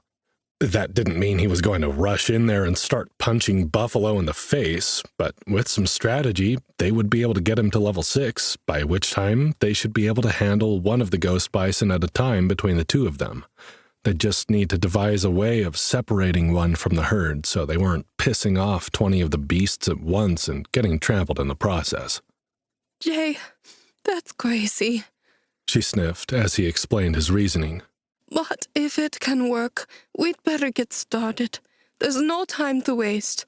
Remember, we also have to get down to the second floor to hand the quest into Toma Tabernacle. Jay squeezed her slender shoulders. We have 7 days. We can do it. Now, where can we go to find level 3 to 5 monsters and animals? I don't want to risk getting another uncompetitive advantage debuff by grinding too far below my level. Lyra wiped the tears from her eyes with the back of her hand. If we go back the direction where the scorpions attacked us, there are some rooms where higher-level monsters spawn in swarms. Swarms of monsters, Jay said, grinning down at her. Sounds like a date. Lyra blushed prettily, then stepped out of his arms. Follow me. The entrance to the frozen tomb section looked strange coming from the pernicious plains. The wall of blue-gray stone carved with cryptic runes seemed out of place in the middle of a frozen tundra. But Jay's mind was beginning to accept these oddities as par for the course, and as they slipped through the shadowed doorway into the tomb tunnels, he felt like he was moving into familiar territory. Jay followed Lyra through the winding tunnels, where they stopped to fight a handful of snow scorpions and glacial scarabs. With the two of them fighting together, they didn't get much XP from the battles, but they moved quickly. At the end of their second battle, Jay received a notification he'd never seen before. Proficiency acquired. You are now proficient with the bolo knife, giving you +2 attack bonus when using the weapon type, including bolo blade and bolo sword. Jay scoffed. He'd heard of bolo knives before, but bolo blades and bolo swords sounded made up. Then again, he was inside a magical dungeon with a foxkin girl who shot flaming arrows, so what did he know? He inspected his weapon and was surprised that not only had the attack bonus been added, he'd improved the quality of the weapon by using Lyra's sharpening kit on it. Sturdy bolo knife, common, white. Melee, versatile, damage, 2d4, slicing, +2 attack, condition, 30 of 30. Rather than being a battered bolo knife, it was now called sturdy, and it had an extra 5 condition points, meaning it would be harder to break. He wondered if there were other things a Delver could do to improve their weapons and armor without relying on upgraded drops to level with them through the dungeon. He asked Lyra as they slipped into a new, darker corridor. Yes, she said, keeping her voice low. She had an arrow drawn, which cast flickering orange light on the rune-carved walls. There are crafting skills and professions that can be leveled. I'll tell you more about it later. We're going to want to be quiet now. Focus on your agility attribute to sneak. Lyra, he asked, eyeing the flaming arrow dubiously. You're literally glowing. How are we going to sneak? The fox girl looked surprised for a moment, then grinned. As an arcane archer, the effects of my arrows are invisible to my enemies, so we benefit from the light of a fire arrow, even though the undead pharaohs won't be able to see it. Jay's mouth went dry. Undead pharaohs? Shh, she said. We're entering the forbidden crypt zone. These will be higher-level monsters. You go in front. Keep your eyes peeled for sarcophagi. Open ones mean there's a mummy already walking around. Closed ones also may contain mummies, but can be sneaked past if we need to. They won't see us, but they will hear us if we aren't careful. Be quiet and don't let them trick you. It's best to strike first, even if you're pretty sure the dead thing you're looking at is actually dead. Jay shuddered. Scorpions and scarabs had been bad enough, but now he had to fight zombies? He gripped the handle of his bolo knife and slipped past Lyra in the tunnel. With the light of her arrow behind him, his shadow danced through the crypt ahead of him like it was trying to lead him into the darkness. He closed his eyes a moment and tried to focus on the agility attribute the way he did when he was fighting with the bolo knife. Then he took a few tentative steps forward. New active skill acquired. Sneak 1. From stealth mode startups to corporate espionage. It can pay to tiptoe around the rules. Sneak is a leveled skill that improves with use. Sneak 1 reduces the chances that enemies will hear your movement by 5%. Tread carefully. Okay, Jay thought. 5% isn't much protection, but it's better than nothing. Hopefully it'll level quickly. He glanced over his shoulder at Lyra and gave her a little salute, indicating that he had Sneak activated and was moving in. She nodded in response, a small smile curling her lips. Jay had his bolo knife out and ready, relying on his agility attribute to guide his movements as he had when learning to do melee combat. As he relaxed his mind and let his body connect to the dungeon magic flowing in his veins, Jay found the sneak skill quite easy to use. He moved like a shadow in the shadows, barely able to hear his own footsteps. The orange light of Lyra's fire arrow flickered over the walls of the tomb, revealing dark cubbies filled with broken crockery or piles of bones. Not wanting to be taken by surprise, Jay nudged each pile of bones with the tip of his bolo knife. He uncovered a shimmering item called grave dust, along with a handful of copper and silver coins, which he pulled into his inventory. But none of the piles of bones came to life and attacked him. They passed a doorway leading to a small, cobwebby room which Lyra lit up with her arrow. Jay glanced inside, seeing a closed sarcophagus and an open one. A mangled skeleton spilled out of the open box, as if the thing had been killed as it attempted to escape. He would have been tempted to pass the room by if it weren't for the fact that he noticed his stamina bar flashing. Stamina was the base stat that Sneak drew from, and at first, Jay thought he was getting low. But the bar looked mostly full, and he verified that he still had 105 out of 130 points. Closer examination revealed a smaller bar beneath the stamina bar, indicating his progress leveling Sneak. As he leaned into the room, the Sneak bar progress jumped suddenly, indicating that he was earning more experience than he had been out in the corridor. Jay figured that meant there was something nearby which he was successfully avoiding. He glanced over his shoulder at Lyra, pointing at the fallen skeleton with his knife. She nodded encouragingly. Jay crept forward, his heart hammering in his chest. The room was dimly lit, even with the orange glow from the fox girl's arrow, and he had to squint to see where he was going. Shards of broken pottery, clumps of dead plant matter, and scattered bones made it difficult to walk without making too much noise. The skeleton was wrapped in the vestiges of rotting bandages, as if it had once been a mummy, but time had unraveled its careful dress. There was nothing to indicate it was anything more than a pile of bones, like the ones he'd poked in the cubbies outside. Even his dungeon sight did not indicate there was anything special about this particular corpse, but instinct was telling Jay the room was hiding something. When he was within striking range of the skeleton, a drumbeat from his HUD sounded. Jay nearly pissed himself as his heart shot into his throat and tried to hammer its way out of his mouth. Active skill upgraded. Sneak 2 reduces the chances that enemies will hear your movement by 10%. Shh. Jay swallowed, managing to keep a lid on his surprise and not shout out loud, which he thought should have been good for at least another level of sneak. Not screaming like a little girl was pretty damn sneaky given the circumstances. The skill upgrade furthered his surety that the skeleton was not what it seemed. Jay gripped his knife in both hands, lifted it above his head, and drove it down, severing the skull from the tattered corpse. Bones rattled, and the skull rolled across the floor with a clatter. It came to a stop near Lyra's feet, its eye sockets staring blankly at Jay. The rest of the skeleton didn't move. He received no kill notification. Huh, he said, shrugging at the fox girl. I thought for sure that one was going to come alive. A resounding crash shook the room as the closed sarcophagus behind him exploded. Jay whirled, his bolo knife at the ready, just in time to see withered black fingers clutch the edge of the stone coffin. As the monster pulled itself from its resting place, Jay cursed himself. Of course he'd forgotten about the closed sarcophagus. Frozen Mummy, Level 4. Warriors of old encased in icy bandages and animated by ancient magic. These monsters wield weapons carved from the rune-carved walls of the dungeon itself. Sworn to protect their masters, the undead pharaohs, frozen mummies will fight until their heads are severed from their bodies or their hearts are burned by fire. Collect the mummy's skull to ensure the dungeon's magic does not reanimate it upon your departure from the room.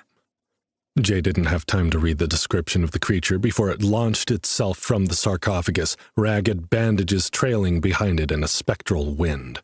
Fortunately, the dungeon read the description aloud as Jay scrambled to block the creature's first attack, so he knew what he had to do. "You've got this, Jay," Lyra whispered encouragingly from the doorway. "I'll back you up if you need it, but the more damage you do, the more experience you'll gain." The frozen mummy's jaw hung open, revealing a maw of dark, swirling magic within, and it swung a blade twice as long as Jay's bolo knife. Jay wished he had something to block with. As the mummy lunged at him, Jay used his agility to leap aside, narrowly missing the attack. The mummy paused, as if struggling to believe that it had missed, before pulling the blade from the stone floor for another attack. The creature's eyes glowed with an eerie blue-white light as its skull turned on its ancient neck, and it pinned Jay with a slack-jawed gaze. The second time it lunged, Jay was ready. He danced out of the way of the blade, letting it hit the ground next to him. This time, as the mummy struggled to comprehend its failure, Jay took the opportunity to strike. He stepped into the frozen mummy's unguarded side and sliced at the sword-wielding arm with both hands. Bones clattered to the ground as the arm separated from the body, and the monster's weapon fell to the ground. Lyra let out a restrained whoop of excitement, and Jay realized they were in danger of alerting more of the creatures if they made too much noise. He kept his own victory shout inside, darting backward in case the monster had another attack. Instead, the ragged mummy bent down to retrieve its weapon with its other hand, and it repeated the same attack. Jay danced out of the way of its strike and repeated his counterattack, slicing its other arm from its body. "Let's see how you fight now," Jay muttered, kicking the severed arm and the sword away as the frozen mummy turned to regard him with a look that bordered on the absurd. With the wide-eyed sockets and the gaping mouth, the mummy looked absolutely stunned that it had been outmaneuvered. Jay would have laughed if the thing hadn't lunged at him again. This time, the creature's gaping jaws clattered open and shut in a chomping motion, like it wanted to bite his face off. Jay kicked the monster in the chest, sending it flying into a wall of bone-filled cubbies. His strength stat wasn't as boosted as it had been when he was fighting the glacial scarab construct, but the extra points it put into the attribute were definitely showing.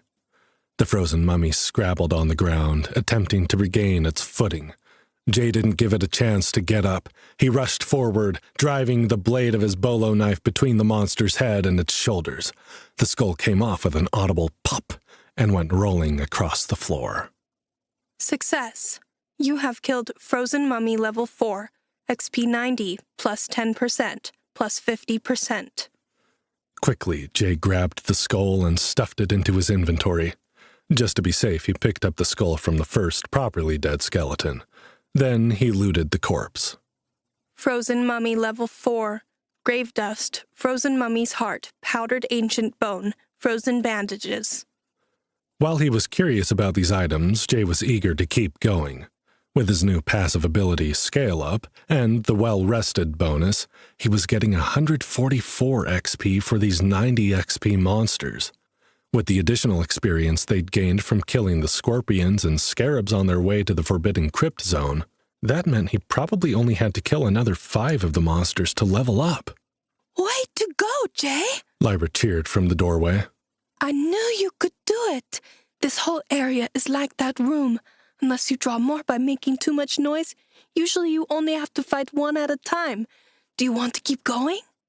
Jay nodded. Hell yes! I'm getting tons of XP with my bonus. Let's go! Lyra grinned at him.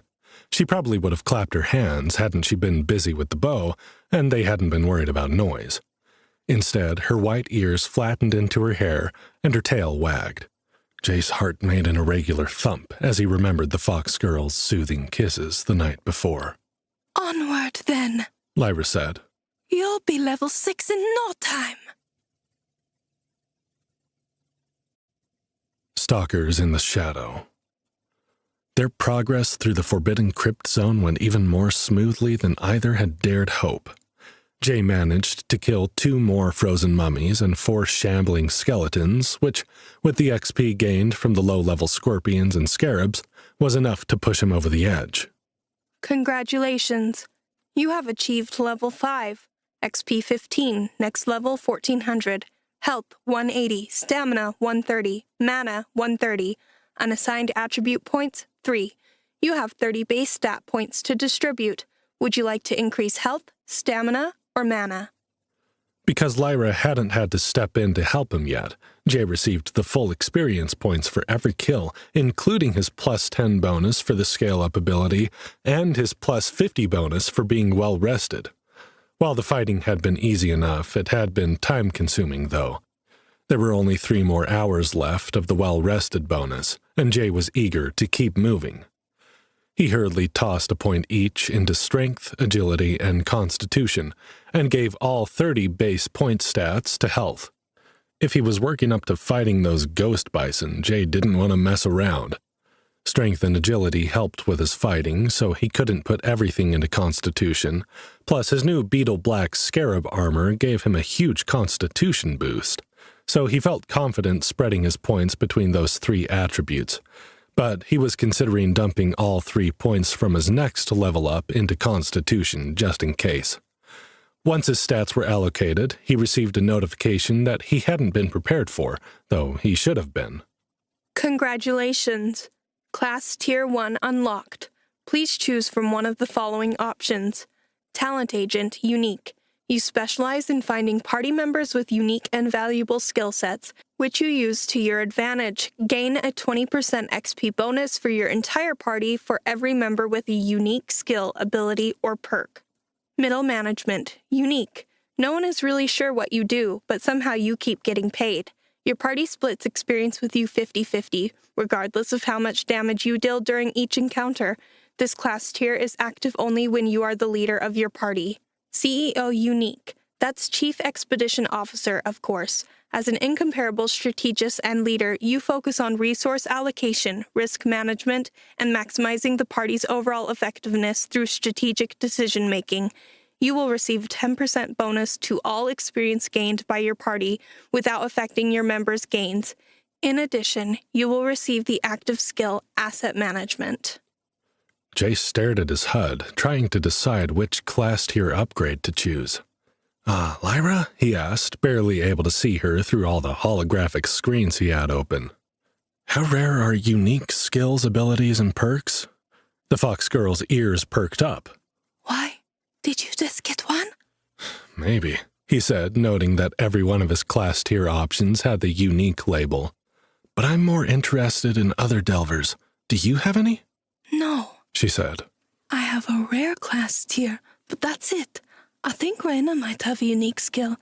They become more common at the higher levels once you get into Tier 2 and 3, supposedly. But that's only according to rumor. Tier 2 doesn't come up until level 15, so I don't think anyone in Winterhaven has gotten that far. And Tier 3 is at level 45. Might as well be a fairy tale. Okay, thanks. Jay mulled his options. The talent agent subclass would be useful later on if he could gather many delvers with unique skills together, but that was a big if, and in the meantime the upgrade would be useless. Middle management just rubbed him the wrong way, both because he didn't like the sound of the XP leeching benefit, and because he'd always loathed middle management personnel at the office. The CEO upgrade was promising, though. Irritatingly, when he attempted to click on the asset management skill to get more information, he just got an error message. Error. This data is classified. But even without the additional skill, he liked the sound of the CEO upgrade better than the others. Not only was it more fair to his party, but it would benefit them immediately, rather than relying on future benefits that may or may not come to pass. Congratulations. Class type, versatile, rare. Class, dark horse, unique. Tier 1 upgrade, CEO, unique. New active skill acquired, asset management. Delegation is an important skill for those with management potential to practice. You may access the skill trees of your party members and reassign one skill per member per day. Skill reassignments cannot be changed once assigned and reset to their original party members after a long rest. Holy shit, Jay said, rereading the description. I think I just got a really cool new skill. But we're going to have to look at it next time we're in a safe zone. Oh, and I have a proper class now, a rare type called Versatile. The class is called Dark Horse. Lyra wrinkled her forehead. I've heard of versatile class types before, she said. It's a bit like with weapons, where they can be used for either strength or agility attacks depending on who wields it. Only for classes, it means you might build a warrior, stealth, or caster skill tree, depending on how you fight. But what is a dark horse? I don't know if I should be flattered or insulted, Jay said with a dry chuckle. Where I come from, it refers to a business or product that doesn't look like much, but which surprises people by becoming extremely successful. I knew it! She whisper-screamed, still mindful of the restless undead in the forbidden crypt. See, Jay? I told you so! The dungeon has special plans for you. That's amazing! I can't wait to see what else you got. I can't wait to show you, he said, because I don't know exactly what to make of it. But we shouldn't delay any longer. We can discuss it later. I'm still on the clock. Don't want to waste too much time with my well-rested bonus fading fast. Lyra gave a sharp salute, her tail twitching excitedly. Yes, boss, she said, straightening her back and looking very official. Lead the way. Jay grinned, knowing that Lyra had no idea what his class tier upgrade and new skill entailed, but her calling him boss was pretty funny. As she'd predicted, he was leveling faster than he should have been able to, and was quickly catching up to the Fox Girl. Before long, he would not only be her party leader, but he'd surpass her in levels as well. She'd only outrank him with old-fashioned seniority, but in dungeon time clocked. Still, Lyra remained a steadfast cheerleader, despite the fact that she was gaining minimal XP while he was fighting. Jay almost began to hope they'd find a bigger group of baddies to fight, just so she could get a few hits in too.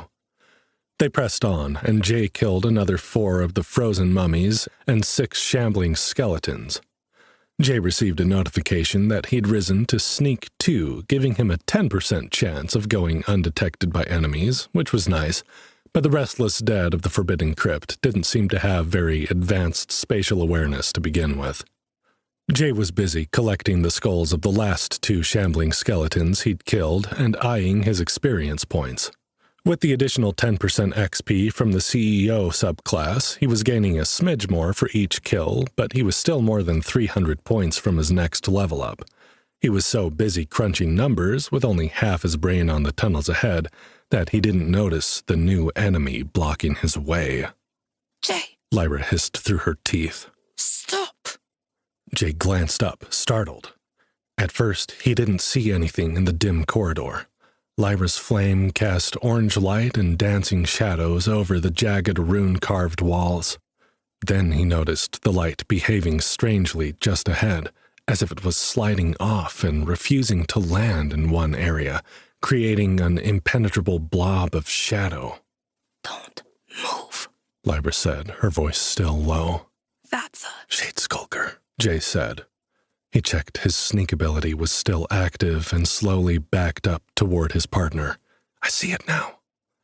Dungeon Sight told him everything he needed to know. Shade Skulker Ooze, Level 5. The Shade Skulker Ooze is a creature of nightmare, adept at blending into the shadows.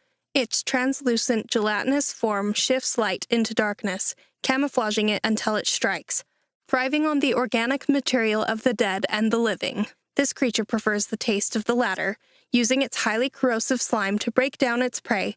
The Shade Skulker can extend a part of its body to lash out at adventurers, its touch capable of dissolving metal, stone, and flesh alike. Armor offers little protection against this devastating attack.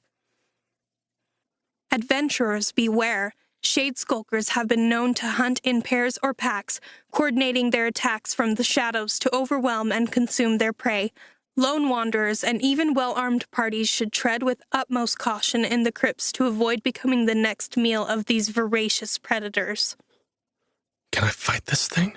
Jay asked after listening to the dungeon read the description in its mechanical voice. Not on your own, Lyra said, her voice so low and trembling that he struggled to hear her as she removed the fire arrow from her bow.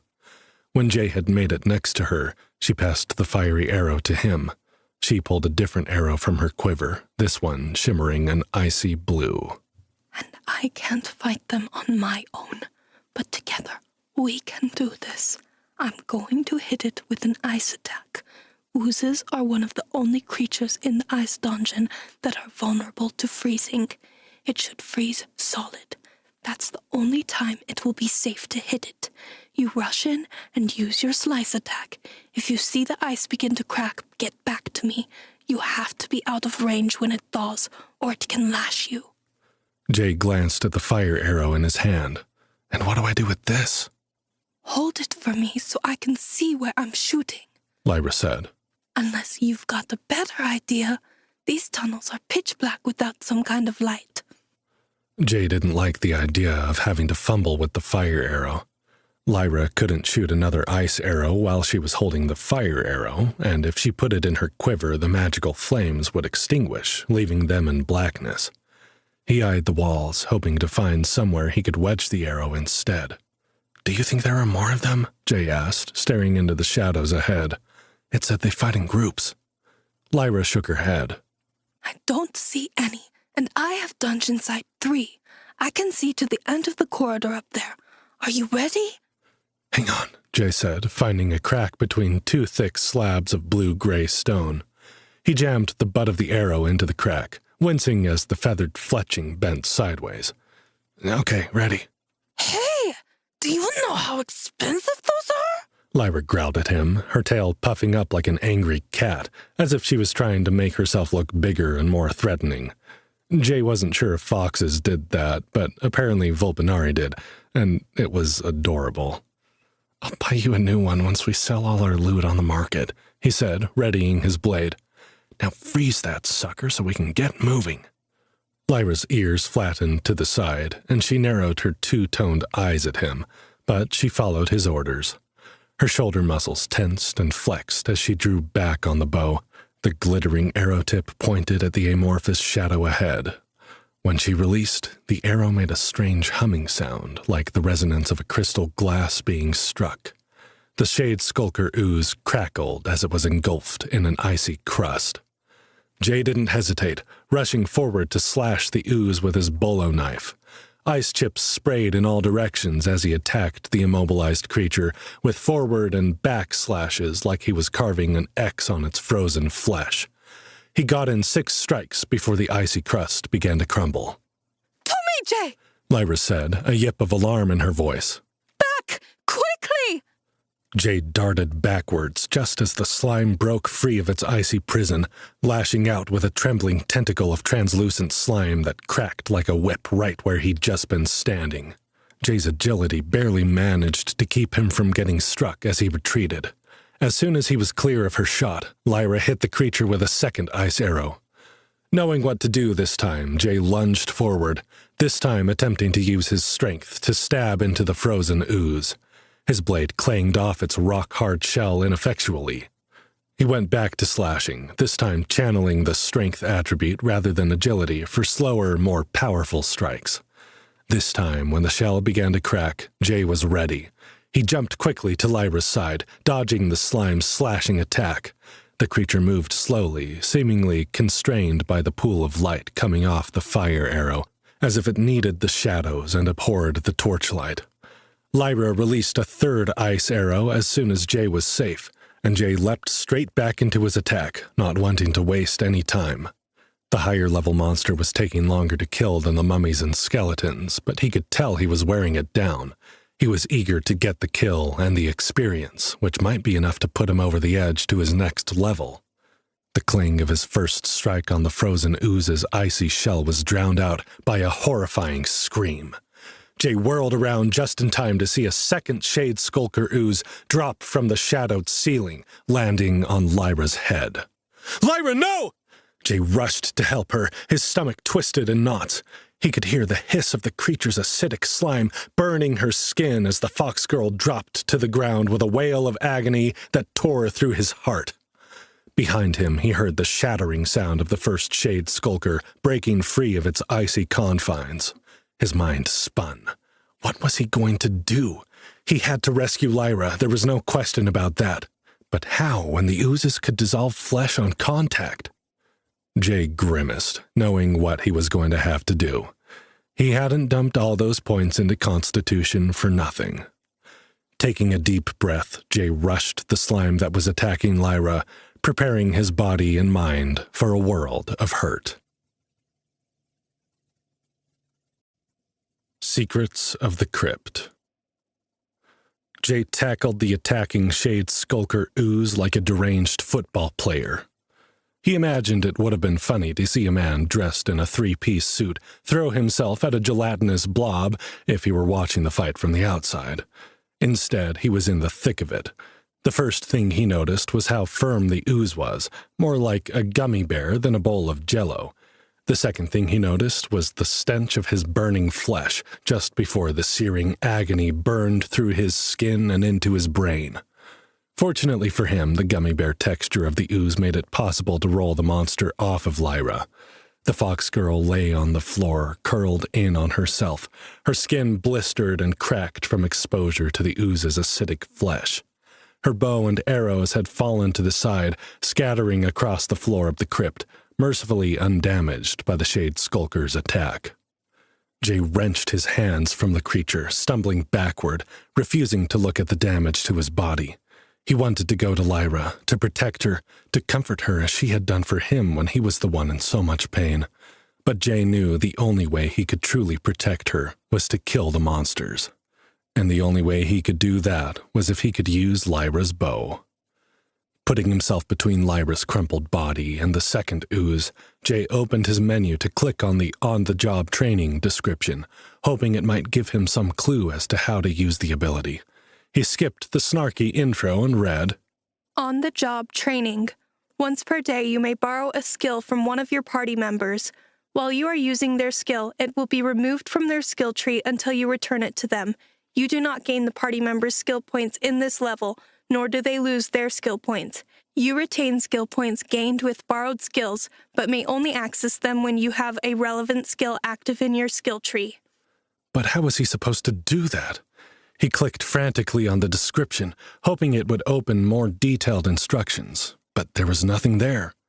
The ooze sent a tendril of slime whipping at Jay's head, and he dodged out of the way, hearing it slap the wall behind him with a crack. He opened his party menu, thinking maybe he had to select Lyra's name from that list to see her skills. This worked. He scrolled through a number of skills that he had never seen the arcane archer use and which he didn't know what to expect from, but he selected one he thought he could predict. New skill acquired. Frostbite arrow. Enchants arrows with frost, slowing enemies and dealing ice damage over time. Monsters who are weak to frost damage may be frozen solid. Hoping that his agility attribute was high enough to use Lyra's bow, Jay scrambled for the dropped weapon. The shade skulker ooze lashed out at him again. This time its tendril slapped the exposed side of his neck, and Jay grunted with pain. But he managed to grab the bow and one of the frostbite arrows. The first ooze sent a flailing tentacle of slime toward Jay, but it seemed to be out of range. The creature was slowly inching its way forward, but for the moment, Jay had to focus on the ooze that was the most immediate threat to Lyra. Jay dropped his bolo knife at his feet and drew the bow, channeling his dungeon magic into the movement and attempting to open his mind to its guidance. The movement was awkward and shaky at first. The bow's draw was heavier than he'd expected, given Lyra's size. She must have a higher strength attribute than he'd realized.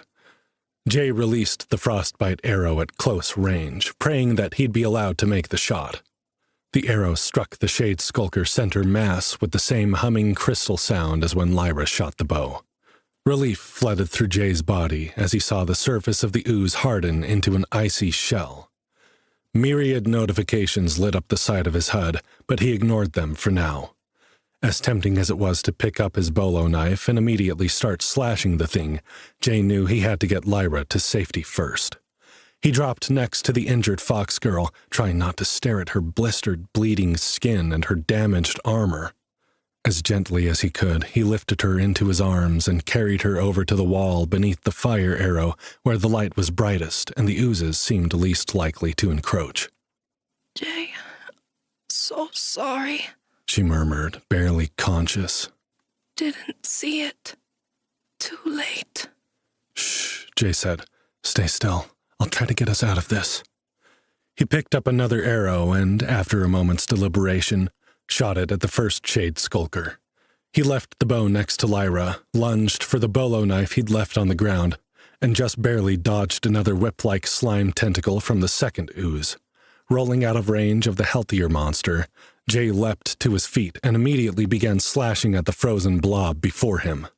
It only took 2 more hits to shatter the first shade skulker into 1,000 frozen pieces. The ensuing rush of notifications made Jay's hopes surge. If he'd killed one, he could kill the second, even if he had to fight both the ranged and melee rolls. His health bar had dropped halfway, but was already creeping back up, the extra constitution points doing exactly what he hoped they would. If he could avoid getting hit too often, he could do this.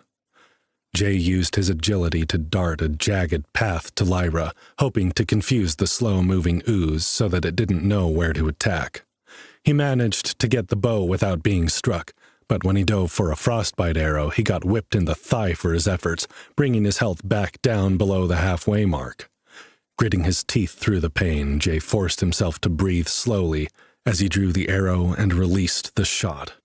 The shaft flew low but struck true, striking the remaining shade skulker near its slimy base. The frostbite arrow didn't seem to mind being a little off-center. It worked its magic nonetheless.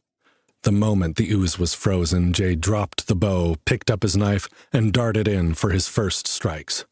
Channeling strength to power his slashing blows against the frozen monster, Jay tried to push as much of the dungeon magic as he could sense into his attack, hoping to squeeze a few extra hit points out for the effort.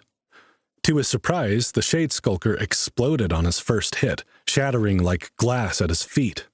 Confused, Jay checked his notifications for an explanation. Critical hit. 5 times damage. Success. You have killed Shade Skulker Ooze level 5 times 2. XP 140 times 2, plus 10%, plus 50%, plus 10%. Congratulations. You have achieved level 6. XP 111. Next level, 2100. Health, 210. Stamina, 130. Mana, 130. Unassigned attribute points, 3. You have 30 base stat points to distribute. Would you like to increase health, stamina, or mana? Jay breathed a sigh of relief as his health points were immediately restored, and the pain of the ooze's acid attacks faded from his mind. Lyra lay unconscious beneath the fire arrow. She hadn't leveled up, though she should have gotten some XP from the first ooze at least. Jay wished there was a way he could check her progress. If they didn't have any health potions, leveling the fox girl might be the only way to save her. Jay cursed. How was he going to do that? He looted the corpses of both oozes without even checking what he was getting. Then he sheathed his bolo knife and scrambled to pick up Lyra's bow and arrows. He had to get her out of the forbidden crypt immediately. From the distance, he could hear the moaning and shuffling of frozen mummies, awakened from their slumber by his fight with the oozes. His mind went to the tentative plan he'd had. He'd fought frozen mummies and shambling skeletons alone before. Though he'd had Lyra as backup, she'd not once had to step in to help him, only giving him advice when he first learned how to fight the monsters. He could fight them alone, maybe a lot of them. If his well-rested bonus was still active, he could— You are no longer well-rested. Your 50% XP bonus has been removed until you complete another long rest to restore your status. You are now rested. No X point bonus available.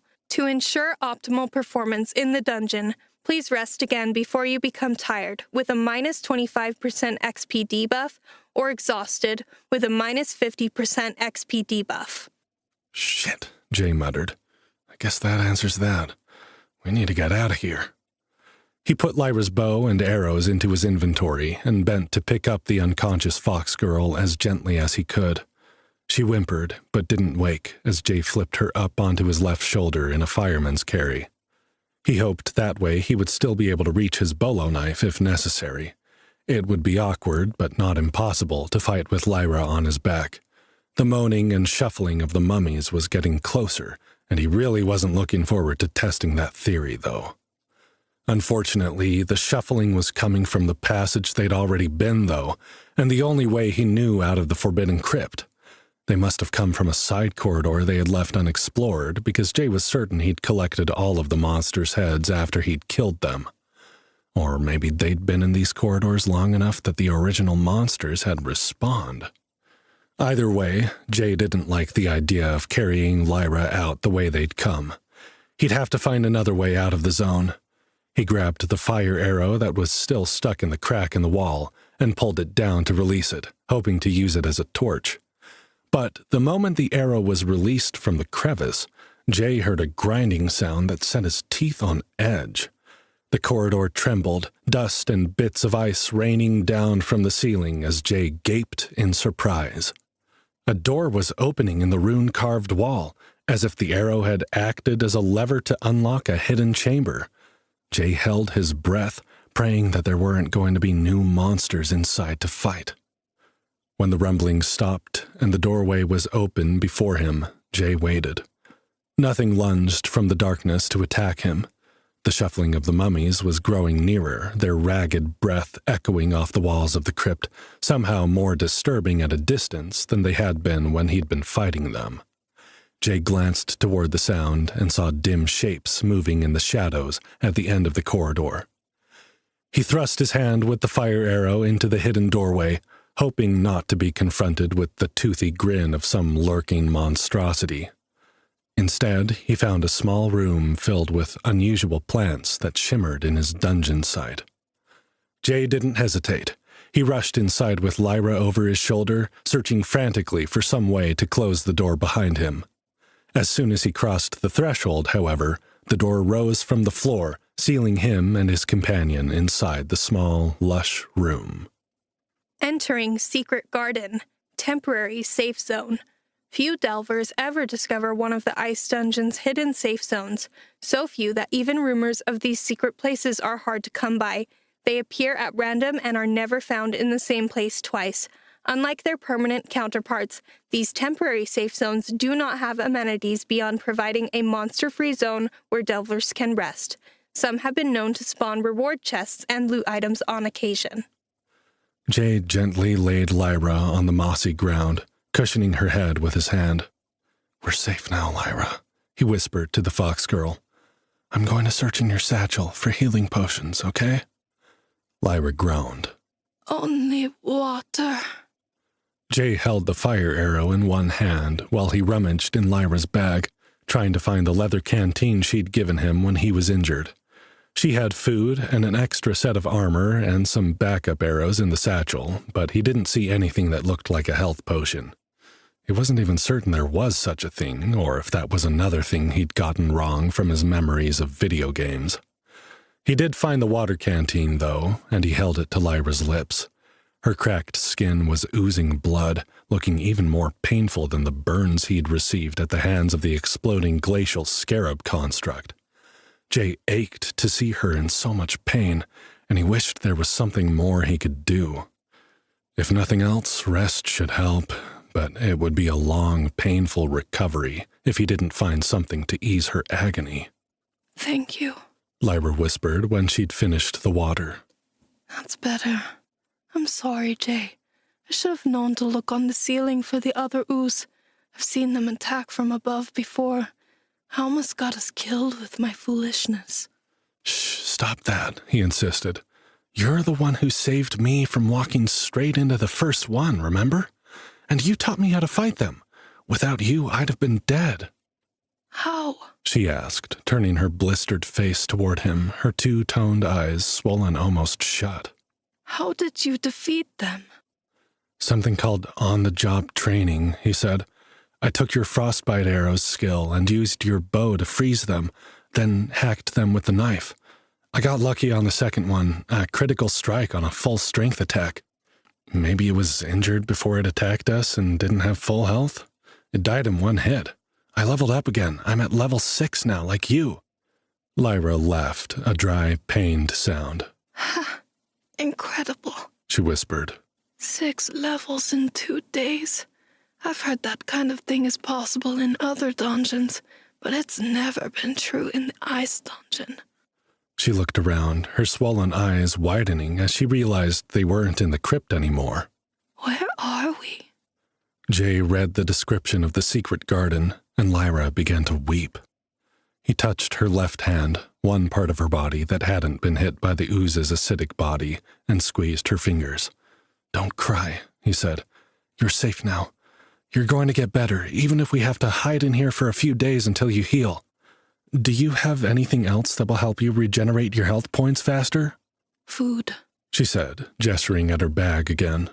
Being well-fed increases the speed you regain HP, and after that, sleep. Thank you for saving my life, Jay. I'll never be able to repay you for that. Jay found some strips of dried meat in Lyra's bag, which she took with her unburned hand. You already saved my life once, he said. Now we're even. Lyra chewed, wincing with pain, until she'd managed to finish the jerky. I'm going to rest now, she said. You should too. I'll be better soon. I will, Jay said. I just want to look around a bit and catch up on my notifications. As the fox girl's eyes closed, Jay felt a weight lift from his chest. He hated seeing her in pain, but it helped to know that they were safe and that she would heal. He prayed that the dungeon's magic would work swiftly. Garden Harvest. When Lyra's breath was rising and falling more steadily, which Jay took to mean she was asleep, he stood and began using his dungeon sight on the shimmering plants in the room. Immediately, he recognized one of them and hurried to collect it. Frostleaf clover, a highly sought plant with hallucinogenic properties which stamina, druid, and some priest class can use to trespass the land of the dead or the land of dreams. Delver, beware. This plant is poisonous to those without the appropriate class and skill to use it. Jay had read the description before, but he'd been so overwhelmed with everything going on that he hadn't really thought about it. He wondered if Raina was actually planning to travel into Molly's dreams in some kind of spirit form in order to bring her back to her conscious mind. Raina was certain that the spell could be performed with ease, that it had been done before. Jay imagined the strength-enhancing tundra berries would be used to give the patient the extra boost needed to fight against the dream state, though he was concerned about the so-called unexpected effects the item description warned of. Quickly, he gathered as many of the frostleaf clover plants as he could, hoping that they would keep inside his inventory. Raina had only asked for one of each plant, but he assumed she could make use of more. Perhaps she would accept some of the reagents he'd found in the dungeon as payment for her services. You have learned Gathering, Horticulturist 1. Jay raised his eyebrows. Another thing to level. He scanned the other plants as he gathered them as well. The first he touched was an ethereal flower with delicate petals, shimmering in hues of pale blue and white, much like frost on a window pane. Its stem, slender and silver, supported blooms that seemed to emit a soft, luminescent fog, cooling the air immediately around them.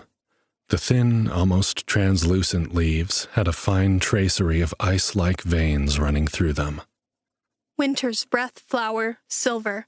This delicate bloom exhales a gentle, chilling mist even in the warmest climates, keeping its surroundings cool and frost-kissed. The petals of the winter's breath flower can be used in the creation of natural refrigeration systems, making it invaluable for preserving food and medicines in warm regions. When distilled into a potion, the flower's essence grants temporary resistance to extreme heat, proving essential for explorers venturing into volcanic or desert environments. Jay pulled 5 of the silver or uncommon plants into his inventory before moving on to the next. A surprisingly bright vine caught his eyes. The vibrant emerald-green tendrils spiraled from a locus at the center of the plant, covered in a fine layer of frost that sparkled even in the dim light of the secret garden. Its leaves were broad and heart-shaped, edged with a rime of ice that didn't melt, even beneath Jay's fingers. Small icicle-like droplets formed along the vine, solidifying into beautiful, frosty sap jewels that dangled like diamonds, or, Jay thought absurdly, like Christmas ornaments, giving the vine a magical winter wonderland appearance that made him suddenly homesick. Hoarfrost vine, gold. The sap of the hoarfrost vine freezes upon contact with air, forming thin strands of natural ice that are both beautiful and durable. The frozen sap can be woven into thread, twine, or rope and is often used to create lightweight, insulating materials, perfect for crafting garments that provide protection against cold weather or magical frost attacks.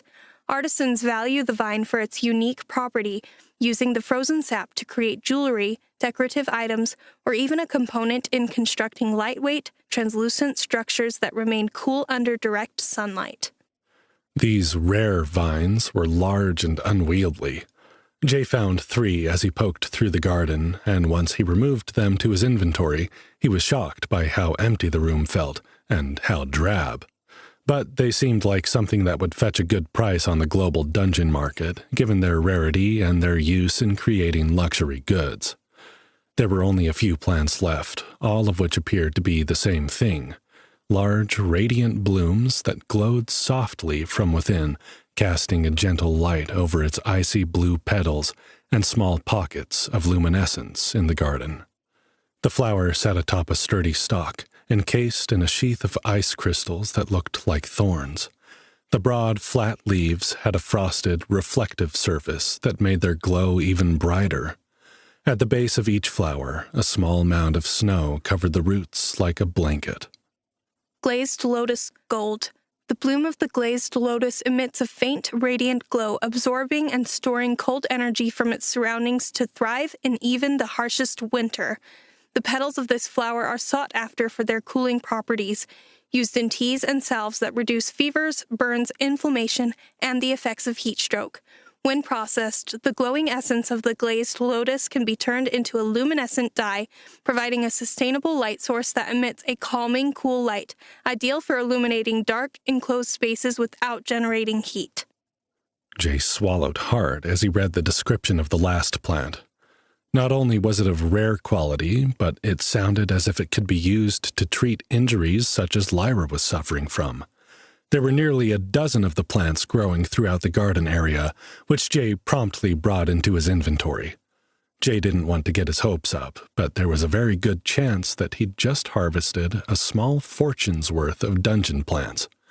Surely he could afford to experiment with one of them. Jay kept a glazed lotus plant in his hands, studying it intensely.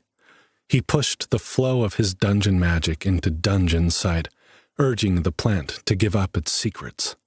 He wondered if he should have put more points into intelligence, if that would allow him to learn more about the items they found, or if that was strictly a casting attribute. New ability upgrade. Dungeon Sight 2. You now learn more about the creatures and items found in the dungeon. Jay's heart beat faster as he reread the description of the glazed lotus. Now there was additional information listed beneath it. Recipe: salve of cure burns. Combine 1 glazed lotus petal with 1 water to create a cooling salve for the relief of minor burns. Jay fumbled through his inventory menus until he discovered a way to combine items. If he selected the items he wished to combine, a crafting menu popped up, providing him with a number of options. Taking a deep breath, Jay selected what appeared to be the simplest way to combine items, an option called Mortar and Pestle Blend. You have learned crafting, Apothecary 1. You have created Salve of Cure Burns, Uncommon, XP 150. Jay's hands trembled as he removed the salve from his inventory. A small pot of pale blue, faintly glowing cream appeared in his fingers. He put his fingers into the salve, immediately feeling the cooling properties at work. Gently, so as not to wake her, he spread the salve on Lyra's burns. She whimpered in her sleep, her swollen face scrunching as if the contact hurt, but almost immediately she released a sigh of relief. Jay could see the inflammation reducing as he worked, and felt tears prickle his eyes as Lyra's beautiful face was restored by the soothing balm. When he had applied the entire pot, ensuring to treat the worst of her burns first, Jay received another notification. You have learned Profession, Field Medic 1. Gathering, crafting, and profession menus appeared in his HUD, and Jay took a moment to familiarize himself with them as best he could. But there was far too much to get through without some guidance. He decided to wait until Lyra awoke to ask her about what to do with those features. When he was in his HUD, however, he switched back to the party menu and transferred Lyra back her frostbite arrows skill that he'd borrowed with on-the-job training before he forgot. He noticed he also had the asset management, which appeared to be similar to on-the-job training, but which would allow him to transfer skills between other party members as well as borrowing them for himself. The difference was, on-the-job training could be moved back and forth at will, while skill transfers made using asset management would revert automatically after a long rest. Now that he had time to inspect the skills and reread the descriptions, he was beginning to get a sense of what the dungeon was trying to tell him about his unique, versatile type class. The battlefield equivalent to a CEO would probably be something like War Commander or General or something. Jay was meant to gather powerful party members, using their skills for himself as necessary, and helping them to expand their versatility by combining unusual skill sets to create a powerful, dynamic, and adaptable delving party. He'd been able to use Lyra's skills to power level himself through the basic delving stages. Now that he was working toward his Tier 2 class upgrade, progress would be slower. Each level required more XP to get through, and while higher-level monsters gave more experience per kill, he could already tell that without the advantage of a well-rested bonus, it would likely take Lyra and him a couple of hard days grinding to get to level 7. Now that he and Lyra were the same level, it no longer made sense for her to let him do all the fighting. They would be better off fighting as a team, like they had against the Shade Skulker oozes until disaster struck, sharing experience and leveling together. With his bonuses, plus 10 for the scale-up ability and plus 10 for the CEO subclass, he would still gain levels at a faster rate than she would. But that meant he had to do everything he could to help her keep pace. Strategies would become more and more important as the gulf between them grew. Jay flipped through the rest of his combat notifications and read the descriptions of the items he'd harvested from the oozes. Corrosive slime, silver, an essence extracted from a defeated Shade Skulker. This vial contains a dark, vicious liquid that seems to pulsate with a life of its own.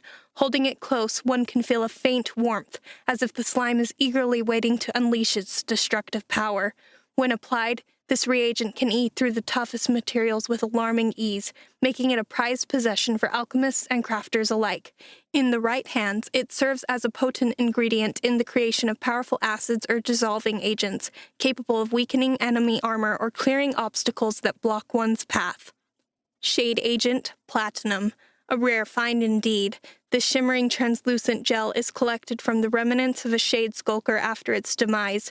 When spread thinly over the surface of an object or individual, the gel hardens into an almost invisible film that reflects the surrounding light and scenery.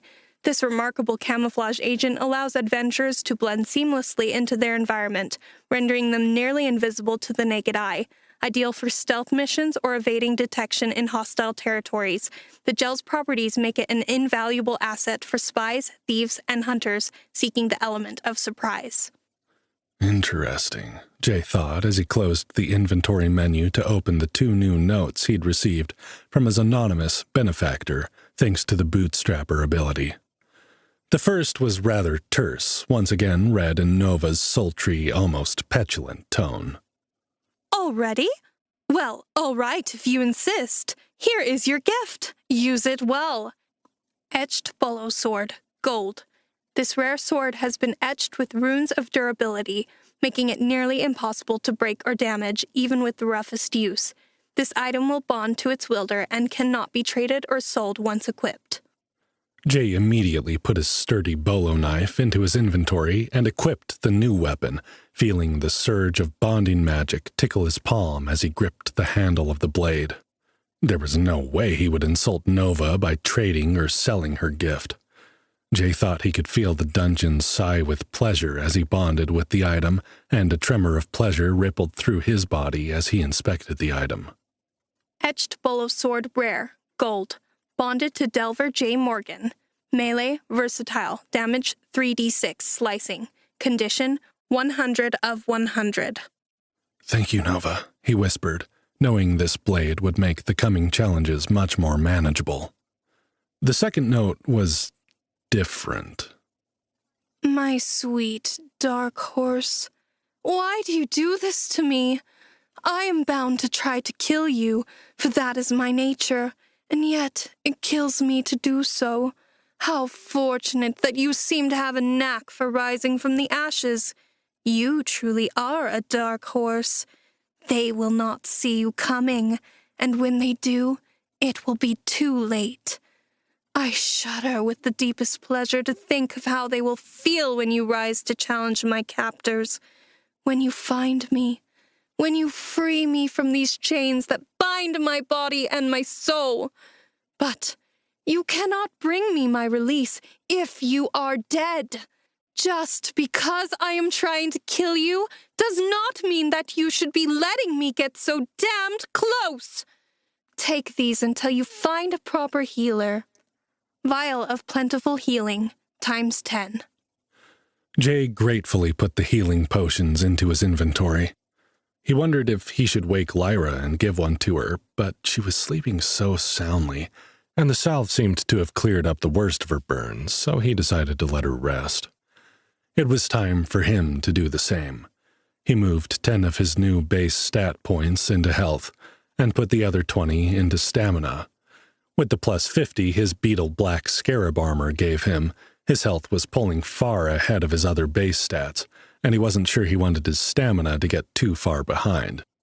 Then he gave himself an additional attribute point in each of strength, agility, and constitution.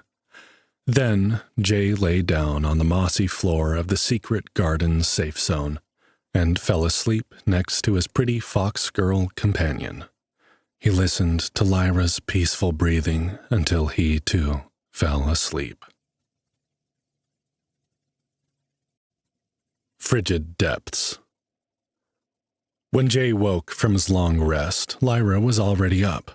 She had her silver-white hair tied into a braid over one shoulder. Her pointed ears were alert, and her tail was flicking back and forth as she paced the circumference of the small space. Jay sat up, stretching and yawning, and enjoying the luscious feel of the well-rested bonus, along with his newly allocated stats. Delver J. Morgan. Class type, versatile. Class, Dark Horse. Level 6. XP 111. Next level, 2100.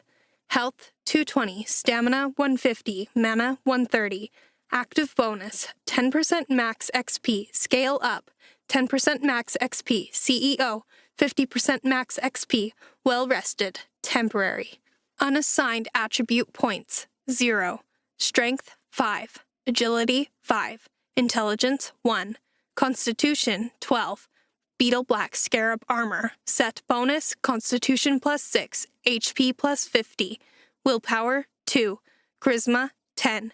Active skills, on-the-job training, asset management, passive abilities, environmental resistance 1 Arctic, dungeon site 2, scale up stealth 2, well-rested, temporary, perks, panty dropper, bootstrapper, vocational skills, gathering, horticulturist 1, profession, field medic 1, crafting, apothecary 1. Jay! Lyra exclaimed as he was studying his newly upgraded class menu. Thank goodness you're awake. We need to go now. She leapt into Jay's lap, her legs wrapping around his hips and pinning him to the mossy ground. The fox girl was trembling with excitement, her blue and gold eyes wide and fixed on him. Jay found himself lost in her face, hardly able to believe such a beautiful woman existed, let alone was straddling him in a magical garden. "Then you'll have to get off of me," he said reluctantly. "But what's your hurry?" I'm only a few points away from my next level up, she exclaimed, squirming excitedly in his lap and not making it any easier for him to convince himself to move. I got an achievement for surviving an ambush that put me over the edge, which is great because I didn't get any experience for those oozes since I was unconscious when you finished them off. One more kill would do it. I'll be level 7, Jay. Other than Reyna and Runolf, that will make me the 3rd most powerful delver in Winterhaven. Me, the outcast, the one no one wanted to party with. I can't wait to rub it in all their faces. Laughing, Jay grabbed the petite Vulpinari woman and lifted her from his hips, setting her on the cushy moss floor. "All right," he said. "Let's go then. I'm happy to see you looking so refreshed." Oh, Jay! She moaned, clutching her hands to her chest in ecstasy. I have never felt so good. That healing salve you used on me must have some kind of hidden stimulant in it. I never thought I could feel this good. Let's go kill some monsters. Jay pulled some jerky from his inventory and chewed thoughtfully. "I don't think there were any extra properties in it," he said. "But I made it using a gold-tier flour, so maybe it's just higher quality than you're used to?" Stunned, Lyra shot to her feet. You made it? I thought it might have been a lucky item drop. "Yeah," he said. "I got a bunch of weird new vocational skills while you were resting." He read to her from his class menu as her mouth fell open in shock. But you can't unlock vocational skills before level 10, she said, her voice coming out in an excited yip. And you have to pay a trainer to get your first level in any of them. That's... Impossible? Jay raised his eyebrows. Kind of like my 10 useless points in charisma and my unique class. I'm sensing a theme here. Lyra put her hands on her hips and glowered at him. Couldn't you at least pretend to be surprised? She snapped. This is unbelievable. Field medic is a really expensive profession to unlock, too. Wow. Jay shrugged. I guess I don't have a very good sense of what's believable and what's not, he said. All of this would be impossible in my world. Maybe my access to vocational skills has something to do with my versatile class type? Or the fact that everything about my class skills has to do with the professional world back home? I don't know, Lyra said, shaking her head. Her tail wagged excitedly. Wow, this is really crazy, you know that? I can't wait to see what you get next. I'm so glad I met you, Jay Morgan. Delving has suddenly become so much more exciting. Getting attacked by monsters wasn't exciting enough for you? Oh, everyone gets attacked by monsters, she said with a little giggle. Not everyone gets to observe a hero in the making. Jay finished his jerky, explaining everything that happened after Lyra got ambushed by the ooze. She oohed and awed as he shared his new stats with her and showed off his etched bolo sword. That's it! She shouted. I can't stand it anymore! We've got to go find that undead pharaoh and lay a licking on his mummified butt. This is going to be the best day in the dungeon ever! We can go, Jay said, moving to stand in front of the secret door. But I'm not licking any mummy butts, and neither are you. Lyra blushed a deep red color and punched him in the arm. Shut up, portal boy. You know what I meant. You can't call me that anymore, he teased. I'm the same level as you are now. Lyra huffed.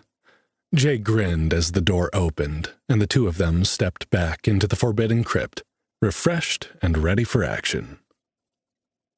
Lyra knew the way to the Pharaoh's burial chamber, a hidden room that she had marked on her map from the last time she'd been through the forbidden crypt zone with one of her parties. Jay was curious about the map, which was something he hadn't unlocked yet. Lyra explained that you had to purchase a blank map from a trader before you could use one, which she assured him they would be able to get from Toma Tabernac once they got to F2. Much to Lyra's frustration, they only ran into low-level monsters on their way to find the Pharaoh, which, now that Jay was also at level 6 and they were splitting experience between the two of them, did not provide enough XP to bring her over the top. She was inching closer, though, and trembling with the excitement of it. Between the two of them, the level 3 and level 4 monsters hardly slowed them down. Jay was amazed at the difference it made having Lyra fighting with him, and eager to try their hand at the higher-level ghost bison once they developed a plan to isolate the creatures. He was mulling over ways to use the hoarfrost vines to make rope or the glazed lotus to make some kind of invisibility potion. But he wasn't certain that he could craft such items without a recipe, and he was loath to ruin valuable items that could be sold on the world dungeon market if he wasn't certain of the outcome. Together, Lyra and Jay wound deeper into the forbidden crypts until even the frozen mummies and shambling skeletons stopped showing up. They didn't discover any more Shade Skulker oozes hiding in the shadows. The tunnels seemed to get darker and colder the farther they went. Unable to talk except for the barest of whispers, the dark and the quiet began to get to Jay. He kept thinking he could hear strange noises just at the edge of his senses, but the moment he caught one, a footstep or a falling stone would interrupt the sound, leaving him to wonder and imagine what was making the sounds. Even Lyra, who had been to the dark center of the crypt before, seemed on edge.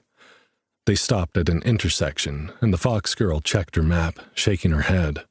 There should be monsters here, she said, keeping her voice low. I've got notes on my map to say look out for sickle spiders and snow circuit, larger versions of the scorpions we've already encountered. Do I even want to know what those are? Jay asked, shuddering at the thought of fighting more monstrous arachnids. Sickle spiders are large with knife-like front legs, she said. Their weakness is their abdomen, which erupts under pressure. The snow circuit are essentially the same as the snow scorpions, and you have to get between the plates of their armored carapace to deal damage. Both are vulnerable to fire. With the two of us at level 6, they likely wouldn't have proven too challenging unless the dungeon threw an elite in there. But it's concerning that there aren't any here. Usually the ice dungeon throws more enemies at delvers than it should, not the other way around. Let's keep going, Jay said, not wanting to show that he, too, was unnerved by the quiet. Maybe we're just supposed to fight this undead pharaoh for some reason. Lyra nodded, lifting her flame-tipped arrow to light the way farther down the corridor to their right. It should be just up there, she said. The tomb will have the pharaoh's sarcophagus in the middle, along with a handful of frozen mummy guardians, and possibly a shambling skeleton or two. Nothing we can't handle. Jay gave the fox girl a small salute to let her know he was ready for anything. Lyra motioned for him to go first as she lit the way with her arrows. He moved into the dark, frigid corridor with slow, silent steps, pushing his dungeon magic into the sneak skill to ensure he moved as stealthily as possible. Again, the flashing of his sneak progress bar alerted him to the fact that there were enemies nearby, and Jay held up a hand for Lyra to stop. He held his bolo sword in front of him and pressed his back to the wall, inching toward the next intersection where shuffling footsteps and an eerie clicking sound could be heard coming toward them. Despite the fact that he knew something was coming, Jay was completely unprepared for the horror that lurched around the corner. A mass of broken bones clicked and rattled and dragged across the stone floor, roughly in the shape of a hunchbacked man. The thing's head was far too large, though, and Jay realized the skull had been formed from many skulls smashed together and held together with a dark paste that looked like dried blood. Its oversized eye sockets glowed red as it turned to Jay. The monster's mouth stretched wide, and it roared, blasting him with a stench that could have withered meat on the bone. Jay's dungeon site helpfully narrated the monster's description in its mechanical, disinterested tone, while he fought every urge to scream and run. Shambling Bone Rattler, Level 5, Elite. Reduce, reuse, and recycle. The Shambling Bone Rattler is an undead monster made up of the parts left over when shambling skeletons are killed. The more shambling skeletons you kill, the bigger the Shambling Bone Rattlers grow. Unlike their vacuous, shuffling counterparts, which attack only when their rest is disturbed, the Shambling Bone Rattler is a vicious hunter bent on the destruction of Delver kind. They're best avoided, which, if you're receiving this notification, you've likely failed to do. Jay leapt back just as the Shambling Bone Rattler slammed a massive fist into the wall where he'd been standing, sending shards of stone flying. Jay could feel his body moving more slowly than it should, and he narrowly missed being pummeled by the undead monster. He noticed a red debuff notification blinking in his HUD and quickly opened it as he scrambled out of the way of another blow. Debuff activated. The Breath of Death. You have inhaled the breath of the living dead, which, besides being an unpleasant aromatic experience, has afflicted you with malaise. Movement speed reduced by 25% for 5 minutes. "Lyra, get back!" Jay shouted. "The breath attack slows you down, and it stinks!" Focus on strength attacks, Jay, the fox girl said. Keep it busy while I switch ammo. She dropped the flaming arrow to the ground where it continued to burn, but failed to cast as much light as Jay had gotten used to. The shadows jumped and lurched behind the Bone Rattler, making its shape even more monstrous. Jay gripped his bolo sword in both hands and lunged at the creature. He drove a powerful overhead attack into the Bone Rattler's shoulder, pushing as much strength into the move as he could. Bits of bone and dried blood erupted from the strike in a shower of macabre debris. The Bone Rattler countered the attack with a swipe of its massive arm, smashing Jay in the side and sending him flying into the opposite wall. Pain burst throughout his body as Jay slammed into the stone, but his constitution saved him from breaking anything. Shaking himself off, he rushed the beast a second time. Though he could feel the sluggishness of his limbs from the debuff, Jay's speed was higher than that of his opponent, and the Bone Rattler was too slow to block the attack. Remembering the enhanced durability of his new blade, and hoping it would be enough to withstand a bit of strategic misuse, Jay swung the sword's flat edge at the monster's ribs like he was swinging a baseball bat. The blow connected like a sledgehammer, jarring Jay's wrists, elbows, and shoulders. Pain exploded through his joints, but he ignored it when he saw the monster stumble.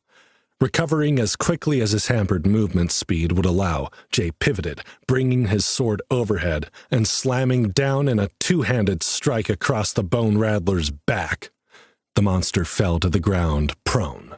Jay, get back! Lyra shouted, and he dove to the side just as the fox girl released a type of arrow he'd never seen. Jay caught a glimpse of the blunt black tip before it shot past him and smashed into the shambling Bone Rattler as it attempted to get back on its feet. A percussive wave from the impact of the shot knocked Jay backward. Lyra yelped. Bones exploded in every direction, pelting them both like shrapnel from an explosion.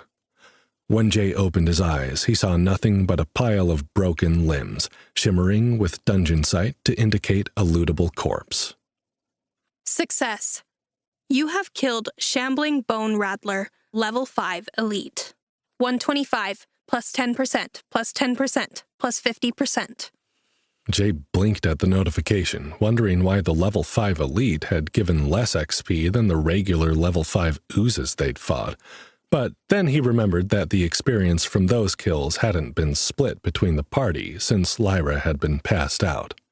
The Shambling Bone Rattler Elite must have been worth 250 XP on its own, considerably more than the 140 XP a regular Level 5 enemy was worth. Lyra let out a whoop, and Jay turned to see her blaze with golden energy as she leveled up. Yes! I did it! She said, forgetting to keep her voice down. Level 7! Congratulations, Jay said, standing up with a groan. He wished he'd leveled up so that he could benefit from the instant healing, but his health was already recovering, so he supposed he shouldn't complain. Using Constitution as his dump stat was proving to be very beneficial. Any new skills or perks? Lyra's two-toned eyes darted back and forth as she read the holographic screen that was invisible to him. I got an impact arrow skill, She said. which basically turns that attack I just used into a skill I can apply to any arrow. The one I used was a rare item drop I picked up on F3, but I've never had a chance to use it. Now I can use it anytime I want without having to hunt through my satchel or quiver to find it. Good, Jay said, rubbing his shoulder where the shambling bone rattler had hit him. Maybe you'll be faster next time. Lyra stomped her foot and glowered at him. Hey, not all of us are blessed with easy access inventory menus right off the bat, portal boy. I thought you weren't going to call me that anymore once I reached the same level as you. The fox girl's eyes flashed. That's right, that was our deal. But I'm level 7 now, and you're still level 6, so let me have my fun while I still can.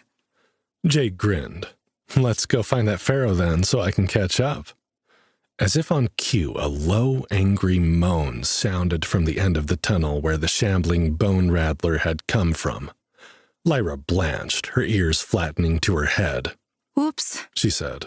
Sounds like I celebrated a bit too loudly. Will that make a difference? Jay asked, listening for footsteps and hearing none.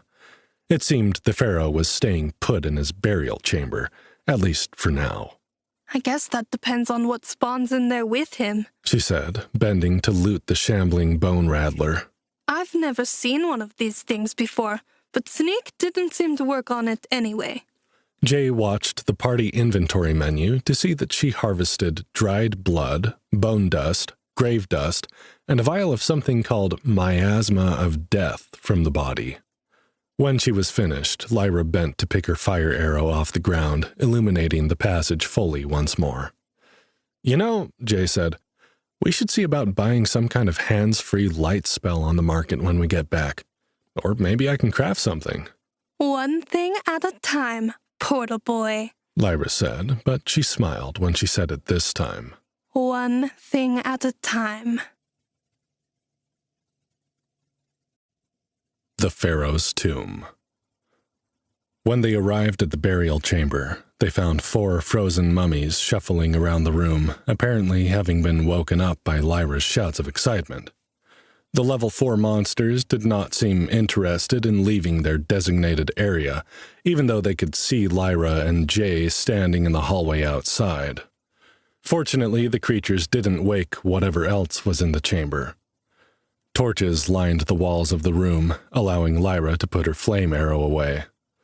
The Pharaoh's tomb room appeared to be carved from solid gold, the light from the shiny walls casting a yellow sheen into the darkened corridor where Jay and Lyra now hid. Through the doorway, Jay could see an ornate sarcophagus propped against the back wall with 2 jackal-headed statues next to it. The statues each held a long spear with a hooked end and stared straight ahead with menacing severity. Stand to the side, Jay. Lyra instructed, positioning herself in the center of the corridor. Be ready in case this draws them past the threshold of the doorway. Jay did as she said, keeping out of her way as she drew her bow and fired 4 rapid shots into the burial chamber. Each shot struck a mummy in the head, knocking the skull off its shoulders. The bodies dropped one by one into piles of inanimate bones. Huh, Jay said with a frown. You made that look easy. Once there's 3 or more levels between you and your enemies, they go down pretty hard. A small smile played at her lips, and her tail twitched, telling him she was pleased by the praise, even if she didn't say so.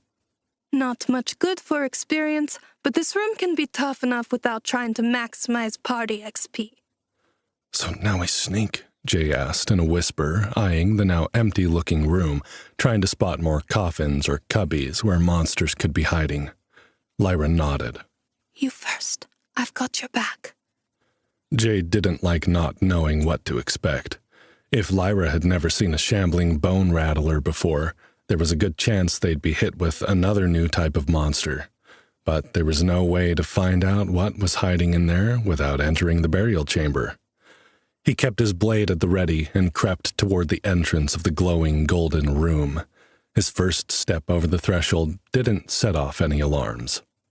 Lyra waited in the doorway as he moved slowly about the room, keeping a nervous eye on the statues as he passed them. The pharaoh's sarcophagus remained closed. When he'd been all around the room without seeing anything, he turned back to Lyra and shrugged. She looked as perplexed as he was, her two-toned eyes darting over the room as she scanned everything with her dungeon sight. Jay was about to do the same when he heard a soft cracking sound, followed by a smattering of dust hitting the floor. Jay whirled around, his sword up in a defensive position. The statue to his right had a hairline crack running from its waist to its shoulder. As he stared at it, a chunk of paint flaked off and dropped to the floor. Jay took another step back, his heart hammering. Plaster exploded from the statue's chest, spraying Jay with a fine dust coating and making him sneeze.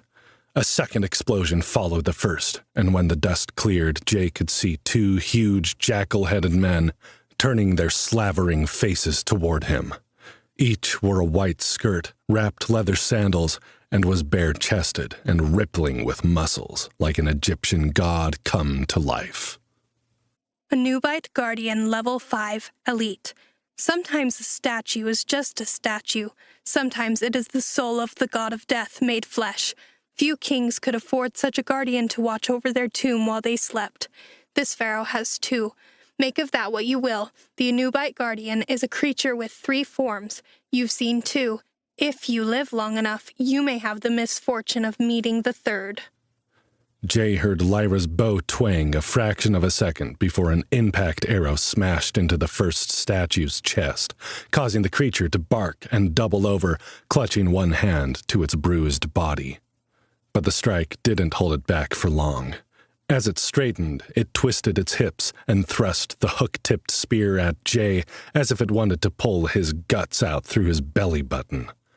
Jay ducked, rolling to the side and putting the pharaoh's sarcophagus between himself and the monsters. The extra reach of the spear made it difficult to get in close to fight the guardians, but Jay thought if Lyra could stagger one again with her impact arrow, that he might be able to take advantage of its distraction. "Again, Lyra," he hissed, swiveling to keep both encroaching monsters in his field of vision. "The one on the left this time." Without hesitation, Lyra sent a black-tipped arrow thudding into the bare chest of the living statue. The monster doubled over, and Jay rushed in, slashing up at the arm that held the spear. Blood sprayed from the monster's wound, spattering Jay with hot red droplets. It was the first of the dungeon's monsters that bled, and the human-like body made Jay more hesitant than he liked. The Anubite Guardian howled in pain and slashed at Jay with clawed fingers. Jay narrowly escaped the blow as he darted backward. The escape would have been perfect if he hadn't backed straight into the second Guardian. The creature snapped its powerful jaws, sinking its teeth into Jay's shoulder. Jay felt an intense pressure on his flesh and bones and was certain his collarbone would snap in the monster's bite. He flipped his grip on his sword and stabbed backward with both hands, channeling all of his strength into the move. Just as he felt the Guardian's body give way beneath the blade, he heard Lyra's bowstring sing once more, felt the wind on his face as a thumper-tipped arrow hit the Guardian right between the eyes. The creature released its grip on Jay's shoulder and fell to the ground, wrenching the etched bolo sword from his hands. Jay staggered forward, terrified of losing his weapon in the middle of battle. But his path was blocked by the second Anubite Guardian, which thrust at him again with the hook-tipped spear. Not knowing what to do, Jay twisted to avoid the strike, then gripped the haft of the spear in both hands and wrenched backward. His grip was slick with blood that poured from the wound on his shoulder, and he wouldn't have had much chance against the strength of the massive jackal-headed god. But Lyra struck with another impact arrow at the same time that Jay pulled on the spear, and the Guardian dropped its weapon as the projectile staggered it again. Jay wasted no time. He flipped the spear and charged the Guardian, putting all of his strength into the attack. The hook tore through the creature's belly, opening a horrific wound in its tanned, over-muscled flesh. As the guardian fell, ropes of purple intestine pulled from its stomach, hooked on the spear still clutched desperately in Jay's hands. Success. You have killed a Nubite Guardian level 5 elite times 2. XP 125 times 2 plus 10% plus 10% plus 50%. Jay dropped the spear, feeling sick to his stomach. Bug guts and rotting skeletons were one thing, but this was a bit too much like killing a person, even if that person did have the head of a jackal. He stumbled forward, pushing aside the notifications, and pulled his sword from the belly of the first guardian, trying not to look at the gaping wound. Jay, get away from those things, Lyra said, her voice sounding urgent. The monsters were obviously dead, but Jay wasn't foolish enough to ignore the warning of a seasoned delver. He eyed the golden sarcophagus warily as he staggered across the room toward the fox girl. "What's going on?" Look, Lyra said, her face pale with horror as she pointed at the corpses of the Anubite guardians. Jay turned, feeling his stomach clench before his mind processed what he was seeing. The bodies writhed as if they were filled with maggots, the torn flesh tugging and twitching as they watched in horror. Realization dawned on Jay. "The third form," he said. "What is the third form?" Lyra shook her head. I don't know. I've never fought these things before. "I'm starting to hate surprises," Jay muttered.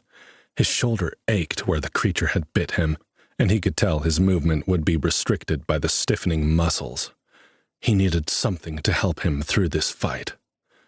Remembering the health potions Nova had given him, Jay hurried to open his inventory and pull one out. The weight of the bottle settled in his empty hand like magic. Jay popped the cork and drank the contents of the red glowing liquid without hesitation, and immediately regretted it. The potion tasted the way roadkill smelled when it had been sitting in the sun for 3 days. He felt his gorge rise as he forced himself to swallow it, already feeling the effects of the magic stitching his wound together. Where did you get that? Lyra asked, staring at the empty bottle in his hand. Is that a vial of plentiful healing? Do you know how much that thing was worth? Are you crazy? Jay tossed the empty bottle on the ground, where it shattered against the golden tiles. "What's crazy is going into battle with your arm ripped half off," he hissed. "Give me a break, little miss ranged attacks. I'm trying not to die." Lyra huffed and seemed about to say something more. She didn't get the chance. A wet, tearing sound drew their attention to the corpses of the Anubite guardians as a tumorous bulge grew from the creatures' chests.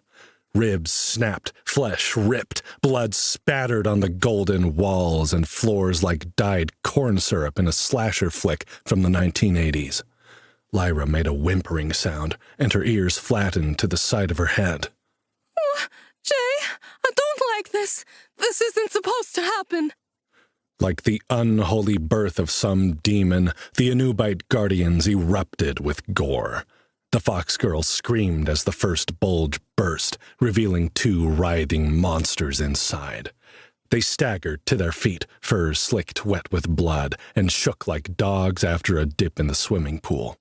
A fine mist of pink sprayed into the air around them as the beasts stumbled forward on shaky legs. Shoulders hunched, lean necks lowered, bat-like ears twitched, long tooth-filled jaws hung open, with purple tongues lolling hungrily. Jay thought the animals might have been cute if they weren't 5 times bigger than they should have been, covered in open sores and dripping with the Anubite guardian's blood. The second tumorous protrusion burst, revealing 2 more. Undead Jackal, level 4 elite. The goodest boys of the underworld have a bone to pick with you. These happy little guys only want one thing, to fetch your soul back to Big Daddy Anubis for treats and tummy rubs. And who can say no to a face like that? Jay cursed. Moving in front of Lyra to block her from the jackal's view, he swung his sword in front of them, hoping to warn the creatures back. They might be a lower level, but 4 level 4 elites were a step up from 2 level 5 elites, if what Lyra had said about the ghost bison held true. He and the fox girl had a combined level of 13, and the undead jackals had 16. Plus, they were elite, which made it tougher, but so had the Anubite guardians been. He hoped they weren't in over their heads. The jackals growled, prowling toward Jay with their heads down and their glowing red eyes fixed on him like he was a hunk of fresh meat. Maybe that's all he was, as far as they were concerned. Jay still felt the effects of the health potion coursing through his veins.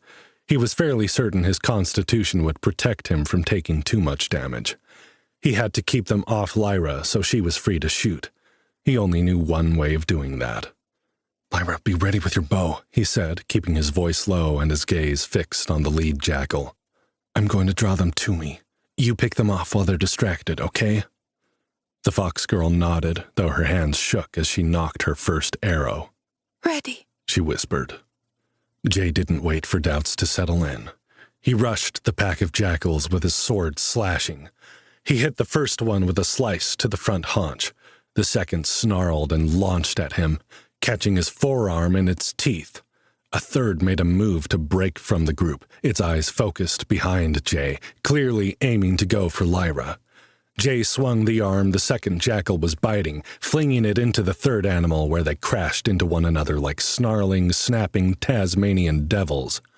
Lyra immediately launched 2 arrows into a mess of fur and teeth, earning a yip of pain from one and a yowl from another. His arm freed, Jay struck the first jackal again, this time thrusting his etched bolo sword into its chest. The animal staggered, falling to its knees before Lyra hit it with an arrow too, sending it spinning across the golden floor. The fourth jackal pounced as Jay spun to face it. He saw a mouth full of teeth lunging for his face before he ducked and charged, hitting the animal in the chest with his shoulder before it could sink its teeth into anything. Jay slashed at the fallen creature with his etched bolo sword and was shocked when he severed the thing's body in 2. critical hit, 5 times damage. He pivoted, thrusting the tip of his sword into another jackal. This one had an arrow sticking out of its side and was moving slowly. It managed to rake 3 deep gashes in Jay's hand with its snapping jaws before it fell to his blade. Lyra released 2 more arrows into the remaining jackals. One collapsed immediately. The last dragged itself toward the arcane archer, snarling in defiance, even as its back legs stumbled. The arrow had severed something in its spine.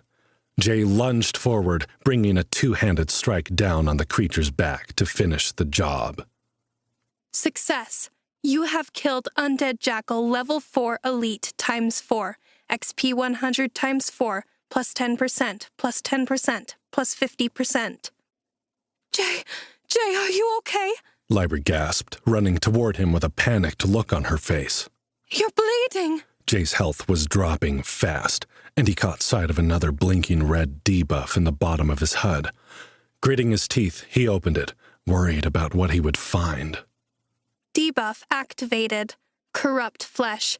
You have been bitten by an undead monster. You will lose 25 HP per minute until you are dead, at which point you will become undead. Undeath is irreversible. The only cure for corrupted flesh is holy water, or the surge of purifying dungeon magic from achieving a level up. Health potions, salves, and HP-boosting artifacts are rendered ineffective while this debuff is in effect. Yeah, you're probably screwed. Pharaoh. Jay cursed. He didn't know how he was going to explain this to Lyra. "You don't have any holy water?" he asked. "Do you?" Lyra's eyes went wide. What? No! Why do you need holy water? Only the worst debuffs need holy water, Jay. He was saved from answering by a huge metallic crash and the moan from the golden sarcophagus. "You've gotta be kidding me," he muttered. His eyes darted around the room until they landed on the 2 spears laying next to the brutal mess left over by the Anubite guardians. "Lyra, hit him with everything you've got. We need to end this, fast. She nodded, pulling a fire arrow from her quiver and backing toward the doorway. Jay lunged for the closest spear, his body aching, his muscles cramping in protest. He could feel the HP points draining like there was a vampire leeching his life force away with every heartbeat. If the debuff's description was accurate, he'd lost his 50 HP boost from the beetle black scarab armor along with the damage done by the undead jackals. He didn't even want to look at his health bar. He did anyway. He was at 140 HP. That gave him approximately 5 minutes before he'd be cursed with undeath, which he wasn't certain, but was probably a very, very bad thing for his prospects as a delver. Blood poured down his arm from the jackal's bite, and the haft of the spear was slick with gore. His only hope was to end this fight before his health bar drained completely, and pray that he was close enough to level 7 that killing the undead pharaoh would save him. With these desperate thoughts swirling in his mind, Jay managed to hurl the weapon at the creature that was pulling itself from the sarcophagus. The spear struck the monster in the side of the head, knocking it awkwardly from the coffin, just as the dungeon provided its description. Fair, level 7 elite. There's a reason the forbidden crypts are forbidden, you know. Many believe this ancient ruler laid a curse upon the chamber in which he was to be buried in order to ensure he was undisturbed in the afterlife. You can guess how well that's worked out for him. And he's pissed. Is it the curse of the undead pharaoh or the curse of the ice dungeon itself? You'll never know. Regardless of the cause, the important bit is this. Once every 1,500 spawns, the undead pharaoh in this golden burial chamber is replaced by the pharaoh, an elite monster with a unique skill that is sure to make him very unpopular with the delvers unfortunate enough to encounter him. Let's leave it a surprise, though. Give you something to look forward to before you die. Lyra hit the monster with a fire arrow, which exploded upon impact, lighting the dry, papery bandages aflame in a bright orange blossom of radiant light. The pharaoh screamed in rage, falling the rest of the way out of the sarcophagus and scrambling to its feet while its clothing burned to ash. If this once great ruler had hoped for dignity in death, it was no wonder he was pissed off. Jay bent to pick up the second spear and staggered back as the corpses of the undead jackals began to twitch and writhe, glowing with hideous purple light. "Oh, shit!" he shouted, snatching the weapon and backing hurriedly away.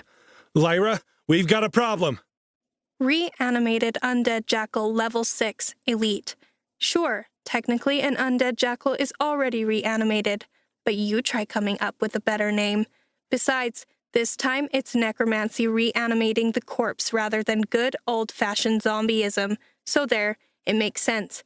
And soon, you're going to be too dead to complain about it anyway. The pharaoh roared in exultation as its raggedy-ass minions staggered back to their feet. Focus on the pharaoh, Jay! Lyra screamed over the horrific sound. When he dies, his magic will dissipate! Jay hurled the second spear, putting every ounce of strength he could grasp into the attack. The spear flew true, its shaft spiraling, its hooked tip whipping through the air like a manic egg beater, and lodged itself deep in the back of the undead pharaoh's throat. The monster doubled over, gagging and tugging at the weapon like this was some kind of slapstick routine rather than a literal fight to the death. Jay backed away from the jackals, which were floundering with the necromantic pharaoh distracted, and drew his sword. His health was at 90 now. He could feel his strength diminishing with every passing second, but he was determined to keep fighting until the end. Jay, duck! The fox girl didn't have to tell him twice. Jay dropped to his knees and rolled away from the mangled jackals just as another explosive arrow landed in their midst. The beasts yelped, their fur giving off an acrid stench as black smoke billowed around them, filling the room with a thick, eye-watering haze. Jay shot to his feet, sword in hand, and rushed at the pharaoh just as the monster wrenched the spear free of its throat. The second spear still hung from where it had struck, dragging against the ground as the naked, burned bastard staggered toward Jay with its hands glowing the same hideous purple as the jackals he'd dragged back from death. Knowing it was his only chance, Jay launched himself at the monster with both hands gripping the handle of his blade. He sliced down with all his remaining strength, severing one of the pharaoh's arms as the beast shrieked again, its pain and rage a palpable essence in the enclosed space. Jay's breaths were coming faster now, as if he couldn't get enough oxygen. Health at 65. He was going down. A weight slammed into Jay's back, and he heard Lyra scream. Blood, drool, and slime that stink of death oozed over Jay's neck as one of the reanimated undead jackals scrabbled for purchase on his shoulders, its teeth snapping at the air next to his head. He felt a sudden force wrench the beast from his back and heard the jackal yip as it smashed into the golden sarcophagus with an arrow in its neck. The body twitched as if the pharaoh's magic was trying to bring it back once more, but the monster's power was weakening. 2 more jackals slunk around the end of the coffin and flanked their master, both snarling and drooling and dripping grave juice on the golden floor. Jay ignored them, his eyes focused on the limping, one-armed pharaoh. Jay hurled himself into an agility attack, the sword flashing back and forth in a complex pattern he could never have come up with if it weren't for the dungeon's magic guiding his movements. He bellowed as he fought, channeling all his fear and frustration into his last desperate moments. He couldn't afford to give the pharaoh an opportunity to strike back. It was all or nothing now. As if sensing what he needed her to do, Lyra hit the glowing jackals with a series of rapid-fire shots, effectively distracting the pharaoh's minions from aiding it against Jay's attack. Jay felt himself weakening, his energy flagging. Each strike seemed to hit a little less effectively, but he refused to stop while the thing was still standing. The pharaoh backed away, its one arm up in a protective stance across its body, its glowing purple eyes seeking some salvation as it staggered away from the delver's onslaught. Jay stumbled as he followed the pharaoh, his legs giving out in his exhaustion as his health dipped below 20 points. Less than a minute left, and he was going to die. He had a moment to consider how stupid and wasteful it was to end this way, without getting Molly the medicine she needed. He wished he'd found a smarter way, that he hadn't gotten sucked into leveling and gotten in over his head. He only hoped Lyra would be able to take what she needed from their party inventory to sell and maybe make a better life for herself, even if she didn't get to keep delving the dungeon. The pharaoh lurched forward, its single arm outstretched as if it meant to strangle Jay with the last of its strength. Jay lifted his sword, prepared to batter the enemy back one more time. But before they clashed, the pharaoh's head burst in a spray of bone dust, burned bandages, and sticky black ichor. An arrow stuck out of the golden wall behind the monster as its body collapsed into a pile of ash. Success. You have killed Pharaoh, level 7 elite, XP 250, plus 10%, plus 10%, plus 50%. Success. You have killed reanimated undead jackal level 6 elite times 3, XP 150 times 3, plus 10%, plus 10%, plus 50%. Jay felt the debuff lifting before he received the notification, like a warm, cleansing rain pouring over his aching and exhausted body. Congratulations!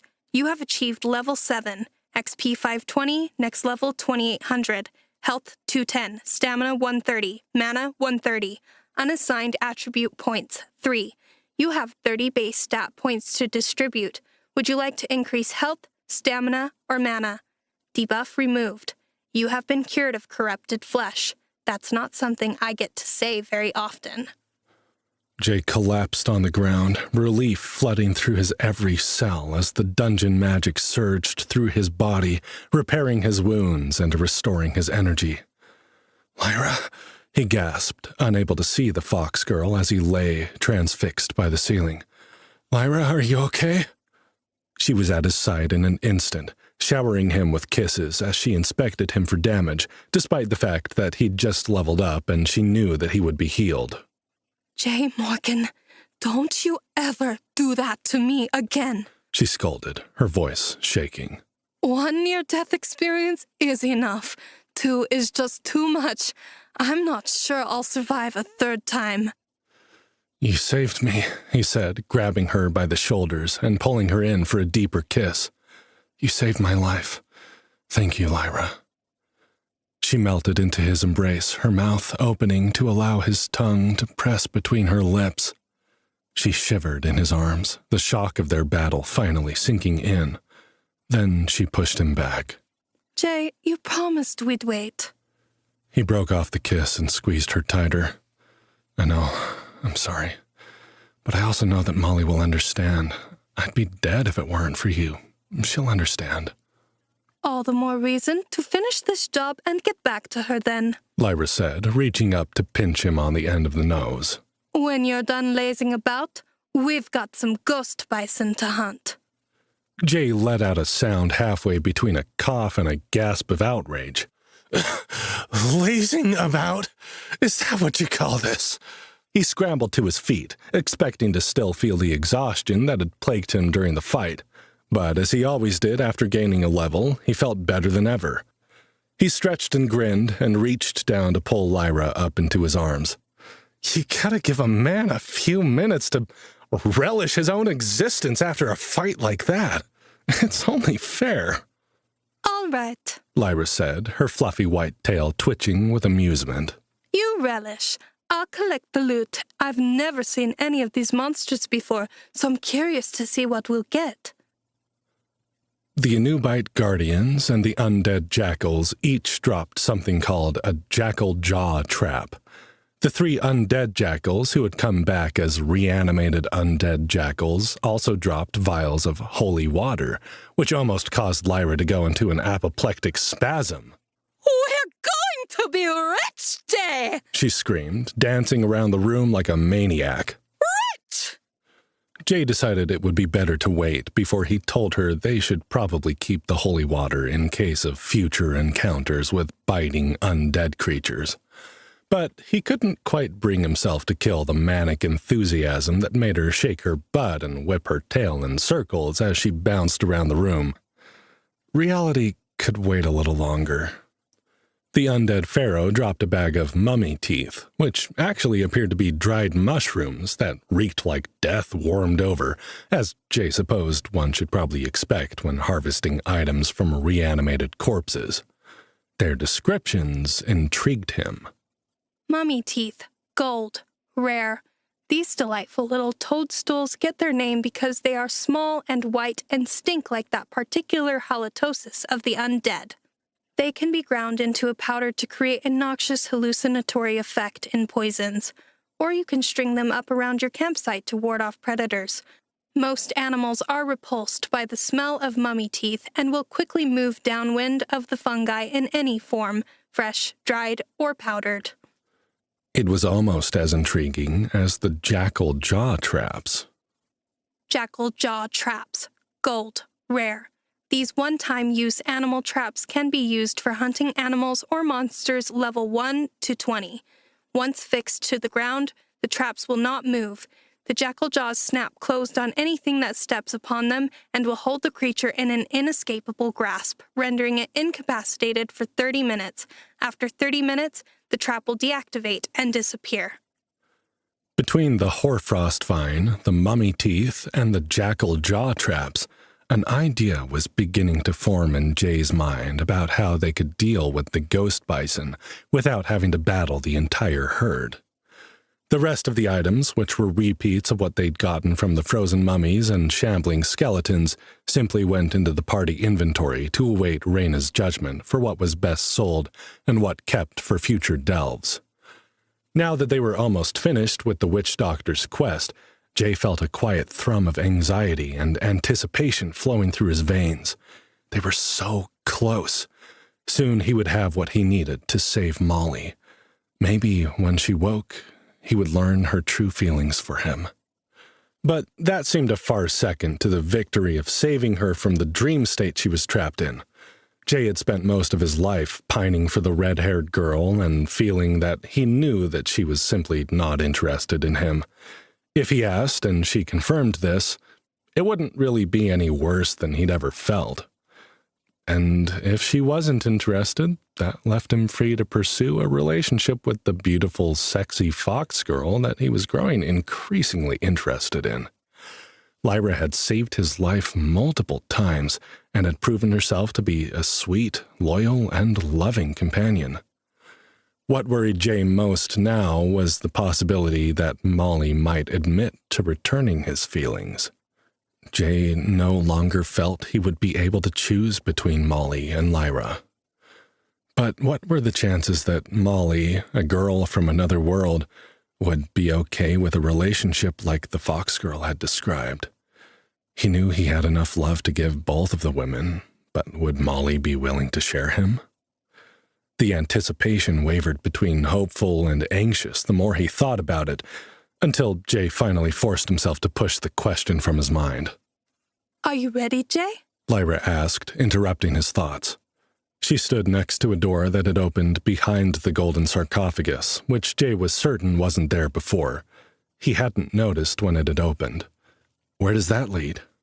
Back to the entrance, Lyra said. All of the mini-bosses have portal doors that take you back to the beginning of the floor. That's one of the rewards for defeating them. Jay released a short laugh. This was a mini-boss? On the first floor? What level do you have to be to make it to F2? Well, usually the boss for the stairwell is only a snow circuit, the bigger scorpions, she said. Level 3 or 4 elite at most. With a party, even a group of level 1 and 2 delvers can make it to F2. Mini-bosses provide an optional challenge, drop better loot, and are often higher level than the main monsters on a given floor. But Usually probably doesn't apply for me, Jay said, moving toward the doorway with a resigned sigh. And all we got from that undead pharaoh were some rotten teeth. Lyra lit up. That's not all. Look what I got. She opened her hand and a small floating orb of glowing yellow light hovered between them. The magic light illuminated as much of the dark passage as the fox girl's arrows had. Jay grinned. Hey, that's exactly what we need. It was a bonus item for doing 25% of the damage to the undead pharaoh using a fire attack, she said, blushing faintly in the soft light. I'd never be able to afford a spell like this, so it's a really good prize. You deserve it, Jay said, wrapping an arm around her shoulders. And I think I have a plan for these mummy teeth anyway, so it's not all a loss. Was the burial chamber supposed to be easier than it was? Lyra's ears flattened to her head as she released a small whine. I took you to the toughest first floor area I knew because it's one of the only places you and I would be able to get enough XP for it to be worth our while at the rate that you're leveling. But you consistently seem to inspire more aggressive enemy spawning than is normal for a given area. She bit her lip and lowered her eyes. I hope you're not mad at me.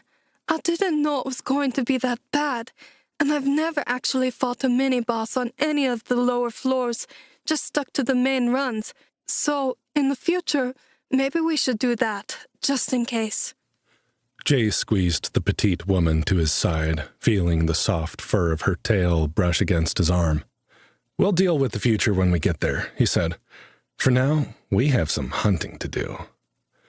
The two of them slipped into the darkness of the portal door, and Jay felt the cold tingle of magic against his skin before they were whisked back to the entrance of the frozen tomb. Where the buffalo roam. Their well-rested bonus had worn off by the time the pair returned to the pernicious plains. While it was tempting to take another long rest with the Hexdome safe zone so close by, Jay was hesitant to do so. It would be nice to make the most of their attempts to kill the higher-leveled animal, but the quest had a time limit, and they couldn't afford to waste any time before they had tried out his method, especially if they were going to have to deliver the quest on F2. Who knew how long that would take? They decided to save the safe zone for if one or both of them was seriously hurt, in order to maximize their chances of success. Lyra had explained that delvers could only enter a safe zone once every 12 hours, which meant they could take a long rest before or after the bison hunt, but not both. With both Jay and Lyra at level 7, taking on one level 12 to 15 ghost bison was going to be a big task.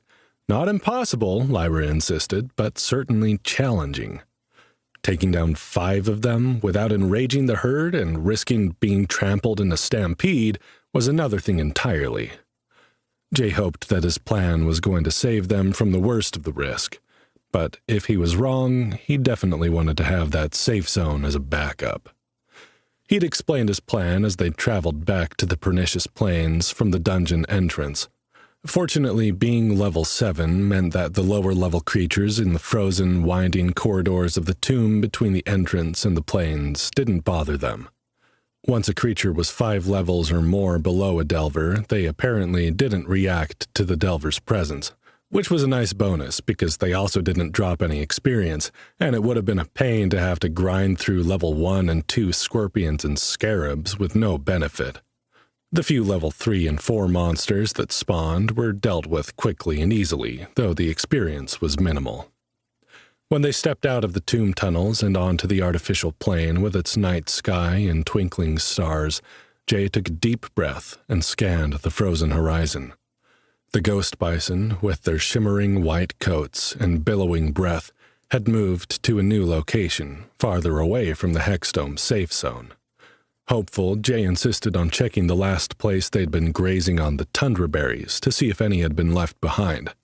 Unfortunately, the big herbivores had picked the area clean, and not a single berry had been forgotten. Lyra stood next to him, her two-toned eyes on the distant creatures and a worried look on her face. I can't believe we're going to do this, she muttered, biting her lip anxiously. This is the craziest plan I've ever heard of, you know. I know, Jay said, pulling items from his inventory and setting them on the frozen ground. You've told me 100 times already. It's not that I don't believe in you, Lyra said, her eyes still pinned on their prey. It's just that I've never seen dungeon items used this way, and... It's crazy, he said. I know. But it might work. Indigenous hunters in my world used a similar tactic when hunting creatures like these. I think they preferred to run them off a cliff rather than into a row of traps, but it's kind of the same idea. Lyra crouched down next to him and wrinkled her nose as he pulled the bag of mummy teeth out of his inventory. They definitely stink, she said. But do you think the ghost bison will react strongly enough to run away from them? Only one way to find out, Jay said, picking up a length of hoarfrost vine. Using Dungeon Site 2 to reread the description of the plant had revealed a recipe for making rope and twine, which Jay now planned to use. Recipe: hoarfrost rope. Combine 3 hoarfrost vine to create a 50-foot length of sturdy rope. Can be cut into smaller pieces with bladed tools rated 2d4 slicing or higher. Inspecting the vine in his crafting menu, he found he could combine items by stacking their listings on top of one another. Immediately, he received another notification. You have learned Crafting, Survival 1. You have created 50 foot of hoarfrost rope, uncommon, XP 100. Pulling the freshly created rope from his inventory, he held it out to Lyra. Do you want to string mushrooms or set traps? He asked with a smirk. Lyra wrinkled her nose and quickly said, Traps. You sure you can do it without stepping in one and ruining the whole plan? The fox girl's ears lowered and she growled at him, glaring with the blue and gold eyes. Of course I can, she snapped. Then, with her tail drooping, she added, But you probably can't tie those tiny mummy's teeth to the vine with your big clumsy fingers. Maybe I'd better do that instead. Clumsy fingers? He smirked at her. What is that? A challenge? Do you want to tie the stinky mushrooms to the rope then? She asked, blushing. Maybe you should just do everything if you're so perfect. I can think of better ways to prove how deft my fingers are, he said.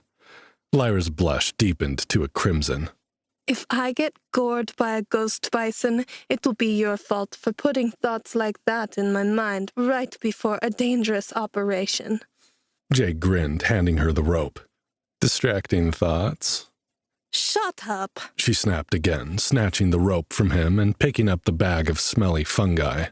I'm going to go work over there, Where I can't distract you. where I don't have to look at your stupid, handsome, smirking face. Jay laughed as he picked up the first of the jackal jaw traps, quickly reading the description for how to set them. It seemed simple enough. He had no doubt that Lyra could have done it without issue. Her agility was probably higher than his, even after he'd dropped another point in each strength, agility, and constitution after hitting level 7. Again, he'd put all 30 base stat points into health, fearing another experience like he'd had with the corrupting flesh debuff. As far as Jay was concerned, a Delver could never have enough HP or constitution points. That said, he was really curious about the traps and how they worked, much more so than the rope and stinky white mushrooms. The plan was to use the long rope with the repellent mummy's teeth to drive the ghost bison away from the tundra berries. Jay and Lyra would each hold an end of the rope, stretched as far as it would reach, and advance upon the feeding bison, essentially creating a wall they would try to avoid. If all they needed was the berries, that would have been enough, but because they needed to kill 5 of the ghost bison for their meat and leather, that meant they also needed to predict which way the bison would run and lay the jackal jaw traps down in their path. Then they'd have 30 minutes to kill the trapped bison, hopefully without enraging those that escaped the traps. Jay had taken the 2 hook-tipped spears from the undead pharaoh's burial chamber. Neither he nor Lyra had a polearm proficiency, but he hoped they would be able to use the spears to guide the bison in the right direction if any decided to stray off the predicted path. Other than that, all they had to do was pray. He carried the traps as close to the herd as he felt comfortable before laying them down and setting them about 6 feet apart. He hoped that would be far enough that the charging bison would have the highest chance of hitting them without avoiding the trapped areas once a trap was actively holding one of the creatures. Once the traps were set and Lyra had finished with the rope, they took their stinking prize and carried it in a wide arc around the herd, not wanting to set off a premature migration if the bison caught a whiff of the mummy's teeth before they were in place. Lyra nodded to him once they were far enough back, grabbing her end of the rope and holding the spear in one hand. Good luck, Jay. She said. Don't get trampled. Same to you, he said, finding his own end of the rope and then wiggling his fingers at her. I still owe you a demonstration, after all. Hard to do if we're dead. Lyra's mouth dropped open and she blushed furiously. I told you not to distract me like that. I'm not distracting you, he said. I'm giving you something to look forward to. Lyra huffed as she took her end of the rope and began backing away from him. You're an infuriating man, Jay Morgan, she hissed, narrowing her pretty eyes in his direction. And I think you know it. I know it, he confirmed, and I love every minute of it. Be safe, pretty girl. Lyra's eyes widened, then she spun on her heel and jogged away from him, her pert ass and fluffy tail bouncing as she ran. Jay chuckled to himself as he watched her run away. Flirting with the fox girl had become a lot more fun since she'd revealed her feelings for him, even if they had promised not to do anything about it. And he wasn't kidding when he teased her. Thinking about Lyra gave him something to look forward to, which he felt was less of a distraction and more of a reason to stay focused. With that in mind, he stood waiting until the rope was stretched taut between them, keeping his eyes on his beautiful delving partner. When she was in place, she hoisted the spear into the air, giving him the signal that she was ready. Jay returned the gesture, and they began to run. The plan went better than Jay had expected, at least at first. The ghost bison lifted their heads, sniffing the air as Jay and Lyra approached with the rope. At first, they simply shuffled and backed away from the smell, but as it got closer, the lumbering beasts began to panic. They snorted and stomped their hooves, huffing great clouds of steam into the air, their huge dark eyes gaining white rims around the edges as they searched for a safe direction to escape. When the first ghost bison broke from the herd, sprinting toward the line of traps, Jay felt his heart surge with excitement. It was going to work. The rest of the ghost bison followed the first, their movement like a thick stream of viscous liquid as they followed their leaders straight toward the hidden danger. But when the first trap snapped shut, and the trapped bison bellowed in fear and pain, all hell broke loose. Rather than following the original path, the herd split down the middle, arcing away from the cries of their injured fellow, all snorting and bellowing in a cacophony of terrifying sound. Jay and Lyra attempted to redirect the bison with their spears, running alongside the frightened beasts, stabbing at their flanks like nipping dogs, but the bison hardly seemed to notice or care. Jay's heart was sinking, thinking the plan had failed when he heard another trap snap shut, and another, as the central beasts backtracked in confusion. He watched Lyra, snarling like the predatory animal she shared ancestry with, her tail poofed up to twice its size as she challenged one of the great bison with her spear. Jay admired how brave she was, despite her protestations about their plan. He was grateful for how willingly she followed his lead despite having more experience in the dungeon than he had. She was willing to take a chance on his strange ideas because she believed in him, and he hoped they wouldn't be disappointed. Jay was so lost in thought about the pretty fox girl that he noticed too late when one of the ghost bison suddenly changed direction and charged at him. The hulking creature bore down on him like a freight train, steam puffing above its head like a stream of exhaust. Its massive horned skull was lowered, ready to gore him.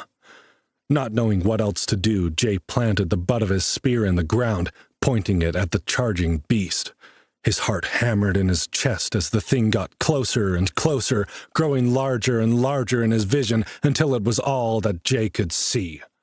Perhaps he would have stayed like that, mesmerized by the coming of his own death, if he hadn't heard Lyra scream. Jolted from his reverie, Jay twisted out of the way of the charging bison at the very last moment. He let go of the spear, realizing there was no way he could hold the weapon against such a massive beast, and relied on his agility to allow him to escape. Luck must have been on his side, however. As he dropped the spear, it fell between the charging animal's legs, twisting as the bison clipped it with his front leg and causing the shaft of the spear to bind between its limbs. With a thunderous crash, the animal fell, a front leg snapping under its own weight as it plowed horns first into the frozen tundra. Jay saw the bone protruding from the white-furred flesh, blood spilling onto the snow, and knew the creature would not be getting up again. His head shot up, his gaze roving the plains for some sight of Lyra. Had she screamed in fear for him, or because she had also been hurt?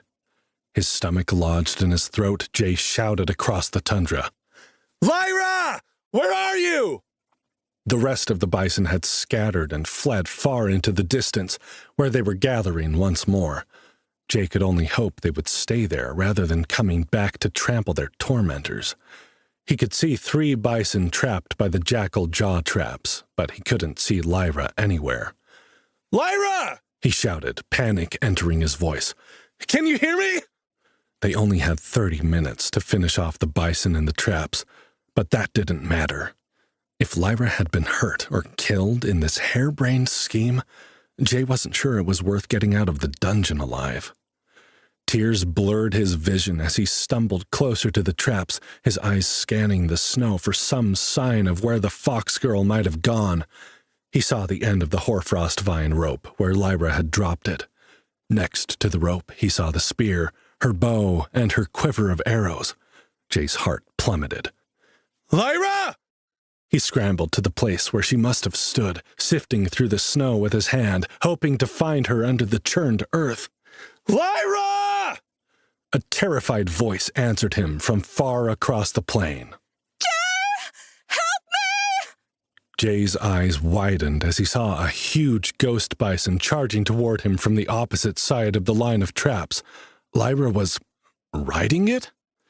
The fox girl was on the creature's back, clutching frantically at its horns to hold herself in place as the beast tossed its head in an attempt to dislodge her. Jay, shoot it! She screamed. I can't hold on! Jay instantly jumped into action, snatching her bow and quiver from the ground. Almost instinctively now, he navigated to the party menu in his HUD and selected Lyra's name, opening the list of her skills. He hesitated between fire arrows and impact arrows, not knowing which would be best. Then, on a sudden whim, he attempted to stack the fire arrow and impact arrow items on top of one another, like he had done with the hoarfrost vine to make the rope. His heart thudded like the sound of the encroaching animal's hoofbeats as the notification popped up. You have learned Profession, Fletching 1. You have created Explosive Impact Arrow. This item can be used with either the Fire Arrow skill or the Impact Arrow skill, XP 100. Jay selected Impact Arrow from the menu, his hands shaking as he stared down the charging animal with the bow in his hands. Jay, hurry! Lyra's panicked voice pierced his mind as he waited for the on-the-job training skill to kick in. New skill acquired. Impact Arrows enchants an arrow with additional bludgeoning damage, giving a chance that enemies will be staggered or knocked unconscious. Jay took a deep breath. He drew an arrow and stared down the shaft at the ghost bison. He knew hitting it in the bony ridge on top of its head would be useless. Besides, that was where Lyra was, and he didn't want to risk hitting her. He dropped the tip of the arrow, hoping to hit the creature in the chest instead. He released the arrow, relying on his agility to guide the shot. It wasn't as good as Lyra's, but he hoped it would be enough for the oversized target. When the arrow struck, it was like the ghost bison hit an invisible brick wall. Then the wall exploded. Lyra shrieked, flying end over end as she flew off the animal's back to land, skidding on her ass across the icy tundra. The bison bellowed, shook its head, and aimed its next charge at Jay. Its shimmering white hide was singed and smoldering, adding trails of black smoke to the steam of the animal's breath. "Oh, shit," he said. "Lyra, get ready to run!" Again? The ghost bison lowered its head and bolted for Jay, who scrambled to knock another arrow. Lyra screamed again, this time out of fear for his life rather than her own. But her scream became a yelp as a sharp snap cut through the frigid air of the tundra, and the charging bison was stopped in its tracks. It had hit one of the remaining jackal jaw traps and was now frozen in place, bellowing in pain and rage. Jay breathed a sigh of relief, falling to his knees next to Lyra and pulling her into his arms. He could feel her heart pounding against his chest as he held her. Suddenly, she began to laugh. Jay, you did it! We did it! Your crazy plan worked! "Phase 1 at least," he said, gazing at the 4 trapped animals and the one with the broken leg. "We still have to kill them before the traps disappear." Lyra grabbed her bow. That's the easy part, she said with a crooked grin, her ears sitting a little crookedly too. Now give me my skill back. It'll be like shooting fish in a barrel. Jay shook his head in disbelief at how quickly the fox girl got over the trauma of her own near-death experiences. But he hurried to do as she asked. It wasn't very sportsmanlike, perhaps, but there wasn't much else they could do to hunt creatures 2 times their level. If he had to blame someone for the animal's fate, he supposed it was Nova who would be answerable. And she'd made the ghost bison, just as she had everything else in the dungeon. She must know what would happen to the creatures if she was going to give quests for their hides and flesh. A traveling merchant. It turned out that dungeon animals were not like dungeon monsters. Trapped and unable to fight back, they died just like normal animals would. Jay slit the throats of 3 of the creatures, while Lyra used an impact arrow at close range to kill the other 2. 2 of the creatures had been level 12, 2 had been level 13, and the one whose leg had broken when it charged Jay was level 15. They shared the experience for all 5 kills, even though they didn't both strike each animal. Jay assumed the dungeon knew when a party had worked together to orchestrate a plan and tried to be as fair as possible. The notifications rolled in so quickly that Jay barely paid attention to them. Success. You have killed Ghost Bison level 12 times 2, XP 380 times 2, plus 10%, plus 10%. Success. You have killed Ghost Bison level 13 times 2, XP 440 times 2, plus 10%, plus 10%. Success. You have killed Ghost Bison level 15, XP 700, plus 10%, plus 10%. Congratulations. You have achieved level 8. XP 768, next level 3600, health 240, stamina 130, mana 130, unassigned attribute points 3. You have 30 base stat points to distribute. Would you like to increase health, stamina, or mana?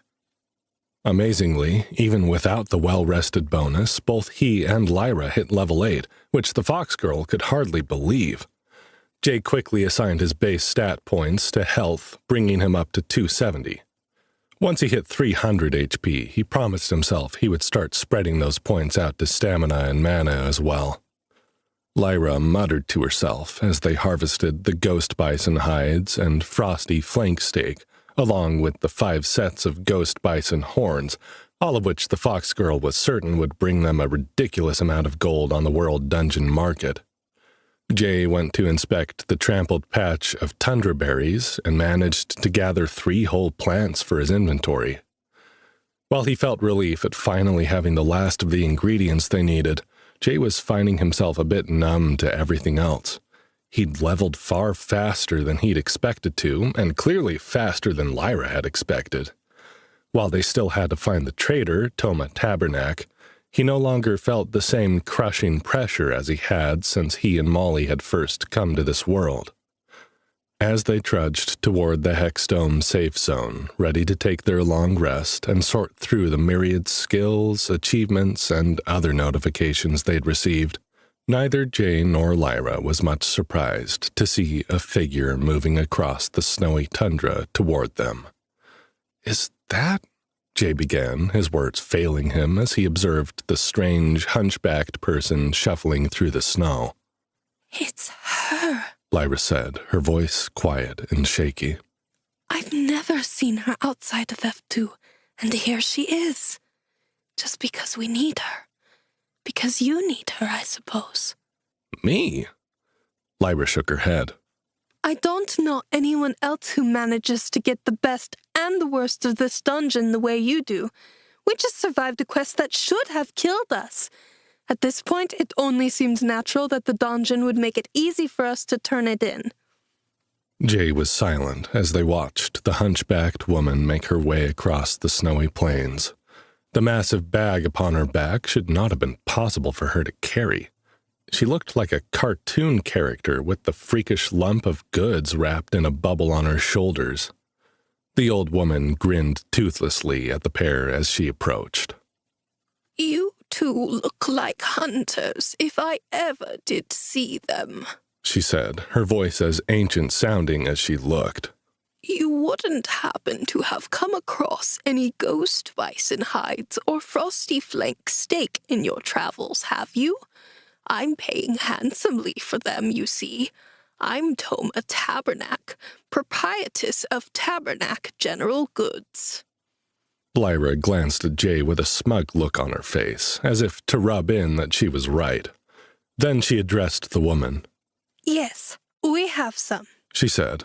Would you like to trade? Jay watched as the pair conducted an invisible trading session. Lyra handed off the items necessary to complete the quest, and they received an immediate notification. Quest complete. Oh, give me a home where the buffalo roam. Toma Tabernac is thrilled with the quality of the ghost bison hides and frosty flank steak your party has returned with. Reward, 250 gold. XP, 2,500. Jay's eyes nearly watered at all that experience racked up at once. He was shocked to see he was almost at the threshold of another level. Delver J. Morgan. Class type, versatile. Class, dark horse. Level, 8. XP, 3268. Next level, 3600. Health, 270. Stamina, 150. Mana, 130. Active bonus, 10% max XP scale up, 10% max XP CEO. Unassigned attribute points, 0. Strength, 7. Agility, 7. Intelligence, 1.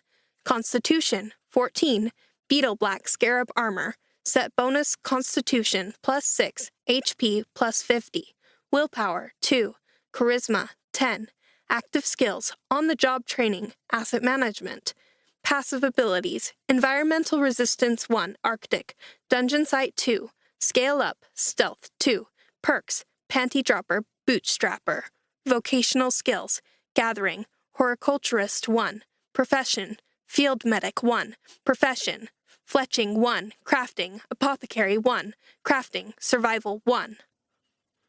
As the old woman shuffled away across the tundra, a storm of conflicting emotions whirled in his mind. This was what he'd wanted, wasn't it?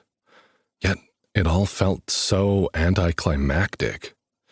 But he supposed he shouldn't complain. After they'd rested, he and Lyra would head back out to Winterhaven. Reyna would have the ingredients she needed to wake Molly, then what? Jay realized part of the ambivalence he was feeling was because he didn't really know what would happen next. Would Molly freak out and want to go home? What then? He couldn't bring her home, and it was going to break his heart all over again to have to be the one to explain what had happened. He barely understood it himself. How was he going to explain it? And if Molly was traumatized by being sucked into another world, he couldn't just leave her and carry on delving with Lyra. But what if delving was what he was meant to do? What if Lyra was right and the dungeon had been waiting for someone like him? What if he had a purpose in this world that he needed to fulfill? Could he just abandon that if Molly needed him? Hey! Startled from his thoughts, Jay looked down to see Lyra's blue and gold eyes gazing up at him. A small smile twitched at the corner of her lips. You have that look on your face again. What look? He asked, wrapping an arm around her shoulder. Like you're borrowing troubles, she said. Like you're dwelling on something you probably have no control over. Jay sighed. I'm not dwelling, I just want to be prepared. Yeah? Her ears flicked toward him. How come you never prepare yourself for the good stuff, then? How come I never catch you smiling at the possibility of something really wonderful happening? Jay rolled his eyes and tugged the fox girl toward the hexdome. Because it's easy to accept the good stuff. You don't have to justify your reaction to good things happening. That's not been my experience at all, Lyra said, cocking her head to the side. In my experience, it's the positive stuff that is the hardest to accept and appreciate. There's always that nagging doubt that there's a hidden catch or that the other shoe is waiting to drop. Jay wondered if that was an expression in this world, too, or if the auto-translation that had been happening in his mind was just supplying the closest idiom. For some reason, that thought made him smile. Maybe you're right, he said. Of course I'm right, she said. Look at you. You've got the items you came into the dungeon to get, don't you? We're going to bring Molly back for you, and you're worrying about what's going to happen when she wakes up. As soon as you solve one problem, you're on to the next. Worry, worry, worry. It will give you wrinkles, you know. Lyra's tail swished as she bounded ahead of him, leaving him staring after her with a bemused look on his face. He couldn't decide if he was more surprised that she'd read all that in his expression or by the fact that she was right. The fox girl certainly didn't seem to have his tendency to brood. Maybe that was what attracted him to her. She'd suffered more at the hands of the ice dungeon than almost anyone else, and yet she was still drawn to the adventure of a delver's life. She'd struggled to level because she'd been forced to dive on her own after being rejected by the delvers of Winterhaven, and yet she was eager to get back in and fight, eager to push herself as soon as she had an opportunity to advance. She'd put herself in danger and given up experience to help him out when he'd started with a handicap. And he'd managed to level faster than anyone Lyra had heard of, despite the challenges of the dungeon throwing tougher-than-normal monsters at him. Or more likely, because of the dungeon throwing tougher-than-normal monsters at him, combined with the fact that they'd chosen to push through, to fight, to challenge themselves despite what seemed to be unfair odds. It was as if they were thriving under Nova's tough love treatment, where most in Winterhaven had decided to take the easy way out, fighting through the dungeon in big parties, which made it easier to survive but harder to gain experience. This seemed to be another way that Jay's experience in the business world helped him. It was the equivalent of surviving on a minimum wage job that provided no challenges and little room to climb up the ladder, versus taking a chance on going into business for oneself, starting with nothing, with less than nothing, just for the chance to break free of the man and succeeding on your own terms.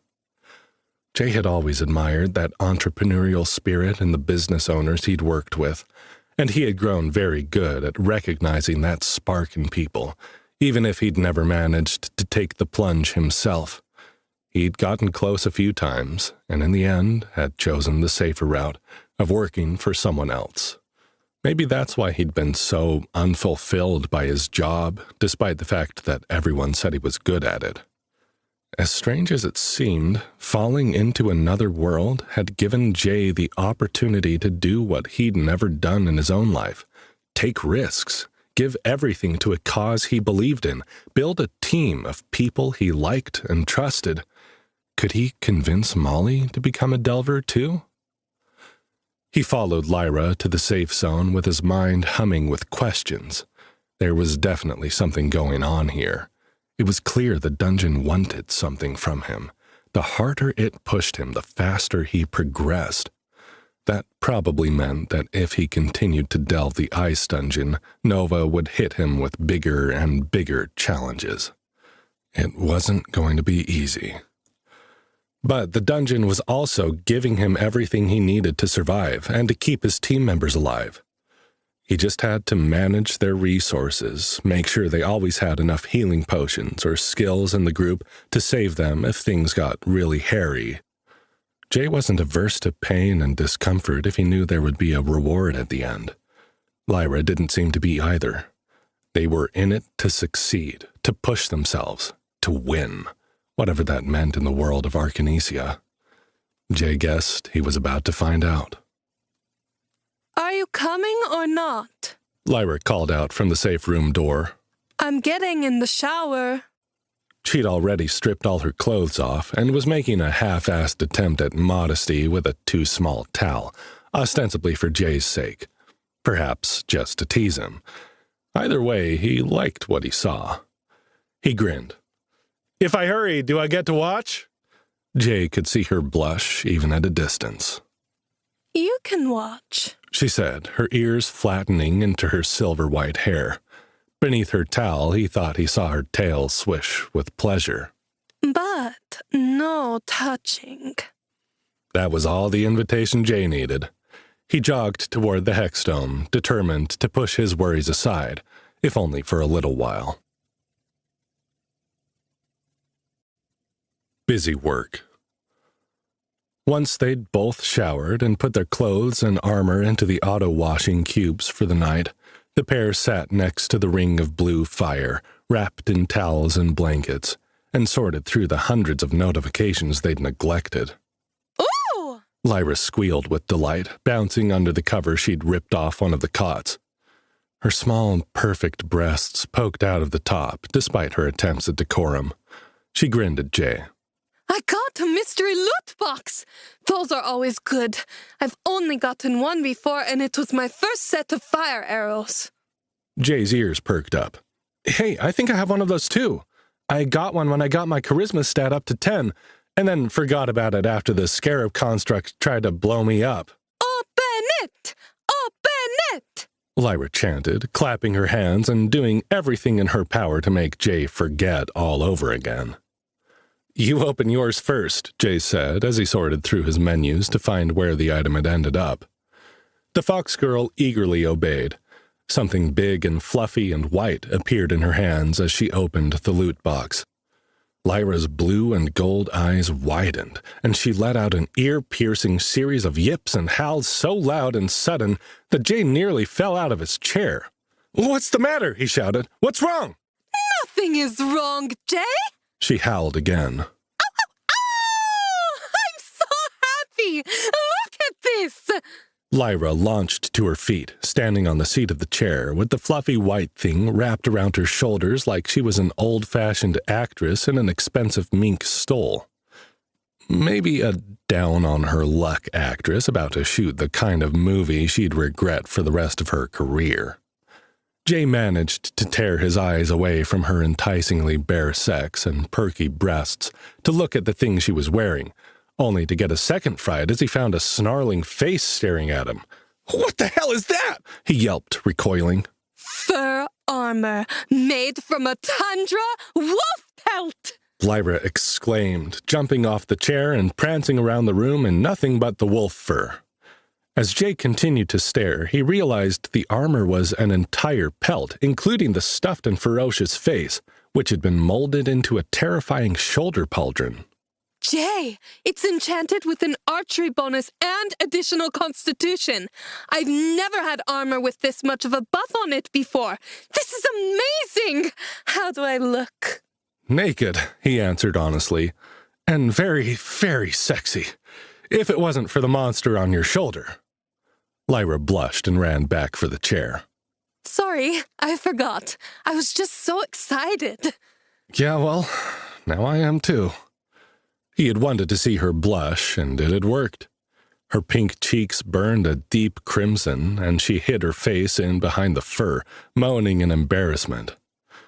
Jay was beginning to think being partied with the fox girl was going to cause a permanent condition. Jay was grateful for the additional blankets he'd piled around himself so Lyra couldn't see just how true his statement was. Now you, open yours. Lyra said, peeking up from behind the fur. And if it's armor, you have to parade around naked in it so I can ogle you. "No way," Jay said, clicking on the loot box. "I'll keep my modesty intact, thank you very much." No fair. "Hey," Jay said with a chuckle, "I didn't make you do it. You—" His words cut off, and his chuckle died in his throat when he saw what was in the box. What? Lyra asked, seeing the expression on his face change. Is it good? It was Jay's turn to blush now. No, it's nothing. Never mind." What is it? Tell me. I showed you mine, now you have to show me yours. "Really, it's nothing special," Jay said, staring at the item description with nauseating embarrassment churning in his stomach. Mystery loot box unlocked. Master of your domain. When you're good, you're good. And when you're charismatic, you're even better. Why do things the hard way when you can just batch your pretty eyelashes and get everything you ask for easy as pie? You have received tundra berries times 10. Jay's stomach dropped. He'd received the tundra berries before he'd even reached level 2. Lyra had found the frostleaf clovers when he'd been fighting the level 1 and 2 glacial scarabs. Everything they had done since then had been completely unnecessary. Lyra had almost died. He'd almost died twice. They'd put their lives on the line, taking on a ridiculously over-leveled quest to gain an item that Jay had had sitting in his inventory this entire time. Lyra jumped across the fire from her chair to his, straddling his hips and pinning him to his chair, a fierce look in her two-toned eyes. Tell me. She demanded. Tell me, or I'll make things extremely uncomfortable for both of us. Jay felt her warm body pressing against his, and his face burned even hotter. "You're going to be mad," he warned. I'm going to be mad if you don't tell me, she said. What is it? He tugged one of his hands out of her grip and pulled the tundra berries from his inventory. He held out the white-leafed plant with its blood-bright berries and grimaced. A tundra berry? She gasped. 10 of them, he admitted. Her eyes widened as she processed that, her mind whirring through the timeline. She stared at him in stunned silence. Then she said, We had them all along? He nodded, waiting for her to scream at him or try to claw his eyes out. Instead, Lyra threw her head back and laughed like a maniac. Strangely, Jay felt himself grow even harder. The madwoman had her naked sex pressed against the thin towel covering his crotch, laughing so hard it shook her entire tiny body, making her bare breasts bounce in his face. She was completely insane, and he was completely there for it.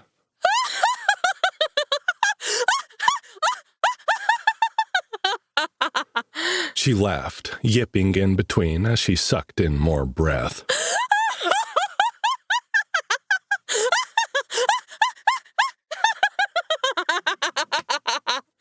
Lyra laughed so hard she fell backwards off his lap, landing on the floor with a thud. She gasped. Then she continued to cackle. That's the funniest thing I've ever heard. I almost died. You almost died. And we had those stupid berries all along. Jay cleared his throat and tossed a blanket over Lyra's sprawled naked form so that he could think properly. I admit you're taking this better than I expected you would. Well, why not? She said, struggling to regain control of her breathing, her bright, two-toned eyes fixed on him with an amused expression. The key word is almost. We survived, didn't we? We're almost level 9, Jay. If we'd quit when we had those reagents, we'd barely be ahead of where we started. It's funny. Jay put the tundra berries back into his inventory and sighed, not quite able to see it from her perspective. He was glad she wasn't upset, but he was annoyed at himself. He'd put her in danger because he had been careless. That was unforgivable, and he promised himself he wouldn't do it again. Achievement unlocked. Busy work. Do you ever feel like half of the work you do in the day is just trying to look busy so no one gives you more shit to do? Shuffling papers, endlessly cleaning glasses at the bar, pushing buttons on the Xerox machine. Every job has its version of busy work. Sometimes it's even work your boss assigns you just to keep you out of his hair. You know in your soul he's just going to toss it in the trash the moment you hand it in, but you do it anyway, because it beats being responsible for real work. This is kind of like that, except you did it to yourself. You had one job, that job was done, and you went ahead and made your fellow delvers look bad by grinding away and earning your rewards the old-fashioned way. No one can accuse you of laying down on the job, can they, buddy? Sure, it's not going to make you very popular with your peers, but hey, management has got its eye on you. Reward. New ability acquired. Grit. Grit is a hard-to-define quality that has been separating the men from the boys for centuries. Here in the dungeon, we admire a delver with grit. Demonstrate your willingness to go the extra mile in disadvantageous situations, and you'll be rewarded. Receive a steady increase in attack and defense stats the longer a battle lasts, because when the going gets tough, the tough get going. Jay read the description and couldn't decide if he was being made fun of or not. Then he realized it didn't really matter. The dungeon could mock him all it wanted, so long as it kept the experience, skill, and stat boosts coming. As he worked through the rest of his notifications, he found 2 more of note. The first was one he got from the Ghost Bison quest, presumably from the unusual way they'd gone about it. Achievement unlocked. Well, that wasn't very sportsmanlike. Wow. You know there are rules against hunting that way for a reason. At least there were in the world you came from. Here, not so much. Actually, we kind of like that go-getter attitude round these parts. New ability acquired. Cutthroat tactics. In the business world, cutthroat tactics refer to aggressive and often borderline unethical business strategies used to gain an advantage over competitors. This can include sabotage, spreading misinformation, or exploiting legal loopholes. In the dungeon, there are no laws, and morals and ethics only need apply if you want them to. The Cutthroat Tactics ability gives you an additional +10 attack bonus when you use ethically ambiguous strategies. Jay wasn't sure how to define ethically ambiguous in a dungeon setting, but since it was a passive ability, he figured he'd just reap those bonuses when they came. It was getting increasingly difficult to determine how much XP he was going to get for what. It was tempting to just leave it up to the dungeon and not try to strategize too much, or rather, to only focus on the things he had some control over. "Hey, Lyra," Jay said, grinning as he saw a new perk he'd unlocked. "I've got something you're going to like." Lyra sat up and blinked sleepily at him. Is it armor? Are you going to do some naked prancing for me now? "No," he said. "Even better." He read the description out loud to her. New perk acquired. Party Warehouse. Not every Delver unlocks the prestigious inventory menu, you know, and fewer still unlock the ability to share that menu with their party members.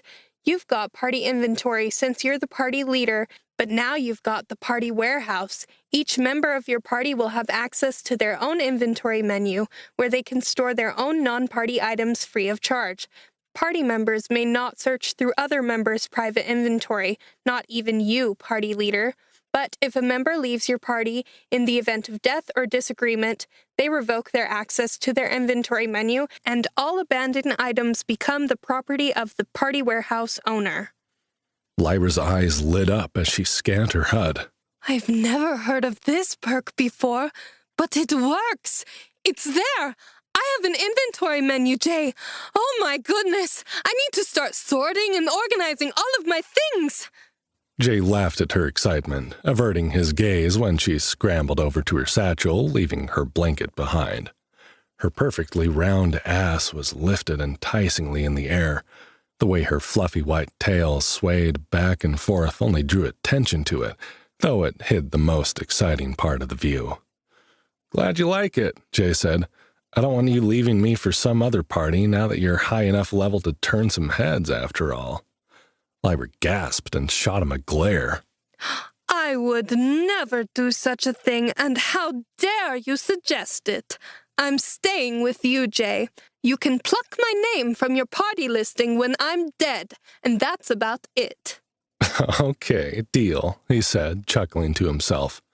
He stood up from the chair, stretched, and yawned. "Have fun organizing your stuff, Lyra. I'm beat. I'm gonna get a head start on my sleep, if you don't mind." Huh? No, of course I don't mind. You've earned it. I'll be going to bed soon, too. I'm excited for tomorrow. Jay dragged the blankets from his chair back to the cot he'd taken them from. Then he curled up under the covers, already feeling his eyelids growing heavy. "What about tomorrow?" he asked, though he felt the same anticipation in his own chest. Waking Molly, the fox girl's voice said, carrying through his hazy thoughts to nestle in his brain. I hope she likes me, Jay. "She'll love you," Jay said confidently. Lyra let out a nervous whine. How do you know? Jay yawned again, sinking deeper into the blissful rest promised by the safe room bed. "Because she loves me," he said. "And I love you." What? Lyra yipped. What did you say? But Jay was already fast asleep, dreaming of a red-haired girl running across the frozen tundra with a pretty white fox at her side. Medicine and Machinations. As if the dungeon knew they were on their way out and didn't want to interfere, Jay and Lyra only encountered a few monsters on their way back to the entrance. Jay had the feeling that the dungeon was holding its breath, as if it were waiting for something. Not just something. Jay knew what it was waiting for. What Nova was waiting for. She wanted to know if he would return now that he'd gotten what he'd wanted from her. The dungeon had warned him from the beginning that he shouldn't let his desire to save Molly interfere with his quest for her. At first, Jay had worried that she would interfere in some way, perhaps keeping the items he needed hidden from him until she was convinced that he would do what she wanted him to do. Now he got the feeling that Nova knew he would come back. He'd developed a taste for delving, and even if it weren't for the aggressive push she'd given him in leveling, Jay had a suspicion that he would have come back once Molly was awake and safe. There was little else for him to do in this world, after all. He wasn't going to sit around and be bullied by someone like Runolf, that was for sure. Still, now that the dungeon had given him the frostleaf clover and the tundra berries that Reyna needed for her spell, Jay got the feeling that it, or Nova, was nervous. He might not have realized it if it hadn't been for the last 2 notes from his anonymous benefactor, delivered via the bootstrapper ability when he'd reached levels 7 and 8. But those left little question about the dungeon's state of mind. It's so hard to watch your baby grow up. I feel like it was only yesterday that you were a delicate little novice, taking your first tentative steps into my dungeon, waiting to see how I might try to kill you first. Well, I suppose technically it was only the day before yesterday, wasn't it? You've certainly made incredible progress, my dark horse, my stud. But the easy part is over now. I'm afraid it will only get more difficult from here. You'll have to be very clever in order to pass the trials ahead. I've spent time in your mind, lover, and I know you better than you know yourself. I know you will be torn between the responsibilities of the world you came from and the world you are in now. I know what you must choose, and I know it won't be easy for you. But I can, perhaps, take some of the sting out of your decision. Scroll of Free Ride. The scroll was for a temporary experience-boosting buff, similar to the Well-Rested bonus, which could be applied to any party member who was more than 5 levels below the party leader. When used, it doubled the experience gained by the lower-level member until they reached par with the rest of the group. Jay could only imagine Nova intended for him to offer it to Molly, knowing that the best way to ensure he would return to delve the ice dungeon was with his best friend at his side. Nova didn't seem to know that he'd already decided he was going to continue delving whether Molly came with him or not. She didn't seem to know that Jay had come to feel as strongly for Lyra as he had for his lifelong friend. Jay already had plans for what he would do if Molly preferred to stay behind. He'd come back and visit, of course, but he wasn't going to put his future on hold for a relationship that had faltered before it had a chance to start. He loved Molly, but he wasn't going to sacrifice this new life just to waste away at her side. If the first note hadn't set the tone, however, the second drove the point home. I'm going to be blunt, Jay Morgan. I've got something special for you. I'm going to give it to you now, but you won't be able to open it until you reach level 10, so you have to come back to see what it is. Yes, I'm bribing you. No, I don't care. Silver filigreed box. The box matched the key Lyra had found on the glacial scarab construct, the box that promised to unlock his potential. What was lost may now be found, if this key is fit and door unbound, past skills awake to new renown. Find me, Delver. Down, down, down. He felt certain it had something to do with the silver key, though the description and the hidden inscription both mentioned a door. In any case, he would have to come back to reach level 10 if he wanted to solve that mystery. More than almost anything, with the exception of seeing Molly awaken well, Jay wanted to solve that mystery. The more time he spent in the dungeon, the more he wanted to learn it, to level up, to thrive in this environment that everyone had told him was cursed. So the dungeon needn't have worried about that. Nova had set her hooks, and there was no way Jay would escape the pull of her magic now. He knew he was being manipulated, but he got enough out of the bargain that he found he didn't mind. At least, for now. Jay and Lyra stepped out of the dungeon into the cold morning air of Winterhaven's tundra to find Runolf waiting there, a scowl on his wrinkled old face. He clutched his staff tightly in one gnarled hand and a roll of parchment in the other. He started back when the door to the ice dungeon opened, but when the wolfman saw the pair emerge, his scowl became a vindictive sneer. Giving up already, are you, human? Probably for the best. We just received word from King Wensher that there is to be a tax applied to out-of-district delvers entering the ice dungeon. About time Arcanesia ruled something in favor of the Fanari people, if you ask me. A tax? Lyra said, pushing forward to confront the man. Why would they do that? When is the last time we had any out-of-district delvers to worry about? Did you complain, Runolf? Runolf stepped back, as if startled by the fox girl's sudden aggression. Or perhaps he could sense that she was more powerful than the last time they'd had a standoff. He narrowed his golden eyes and glared at her, however.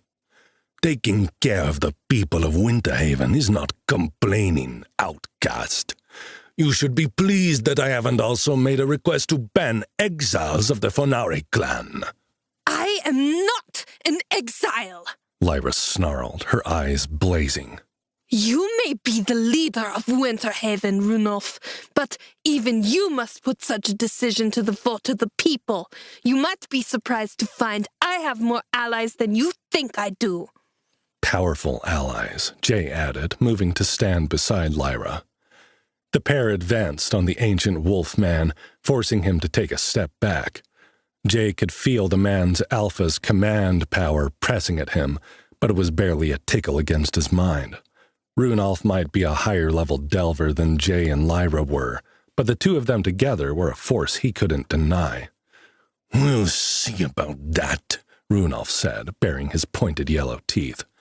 For now, it will be 500 gold apiece for any human entering the Fanari dungeon. And if I call the vote and you are exiled, Vopenari bitch, not even gold will buy your way past these doors. The man hammered his parchment onto the door, using his staff to pound the nail into the rune-carved stone. The end of the staff glowed, indicating he was using some power to do the job, which would have been impossible otherwise.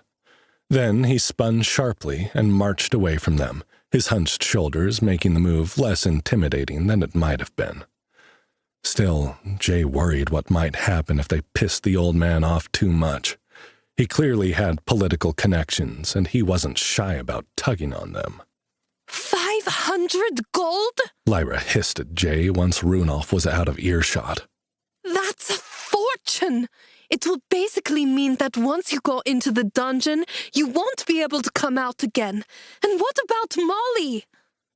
Don't worry about it, Jay said, thinking of all the items they had to sell on the world dungeon market, not to mention the cash they'd gotten from their ghost bison quest.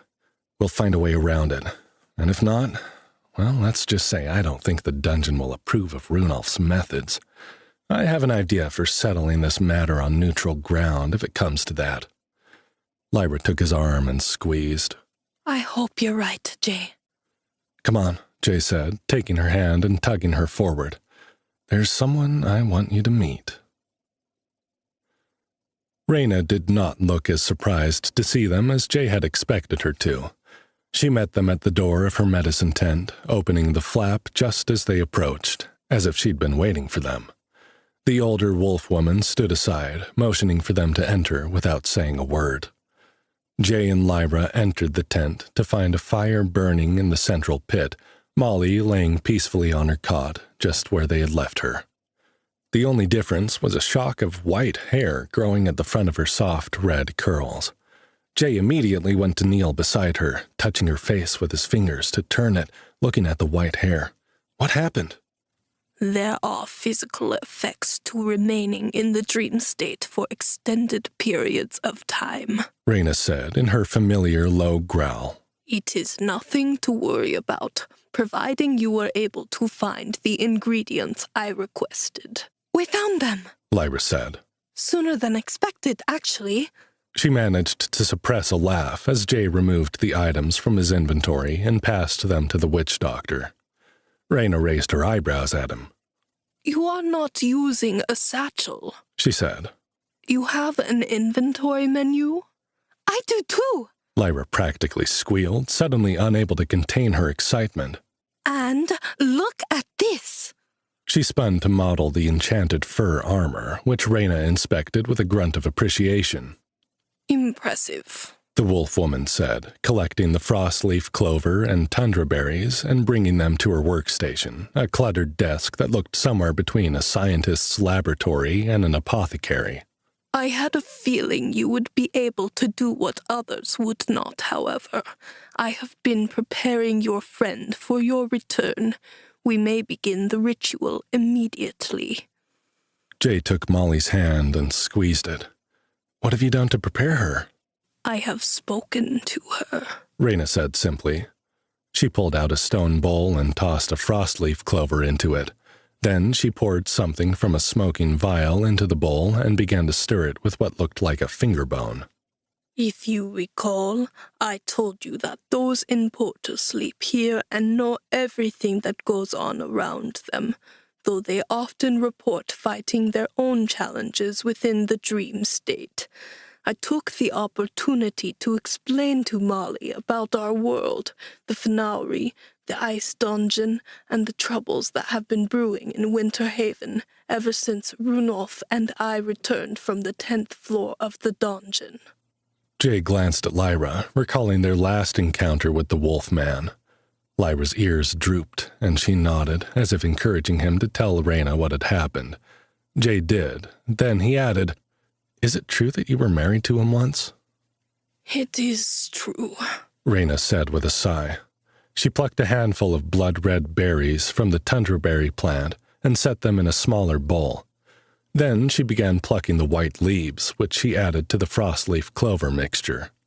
The leaves hissed and gave off a purplish smoke when they were combined with the clover. Marrying Runolf is one of my life's greatest regrets. Our encounter on the 10th floor of the dungeon revealed much about the man I thought I knew, and leaving him was the only choice I had. Our story is long and complicated. I will not bore you with it now.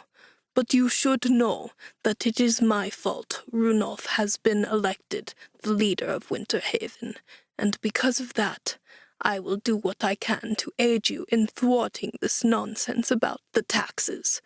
Runolf talks very prettily about his care for the Fnauri people and for our little community here, but I have long suspected he is playing a secret, sinister game. Jay felt his mouth run dry as he remembered the wolfman's threats against Molly. Reyna glanced up, apparently recognizing his expression for what it was.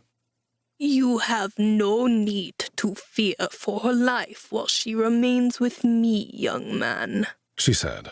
I know what Runolf is like, and he prefers threats and manipulation to action in most cases. I am immune to his pressure tactics, as are others with higher intelligence, willpower, and charisma stats. He is a shaman class like my own.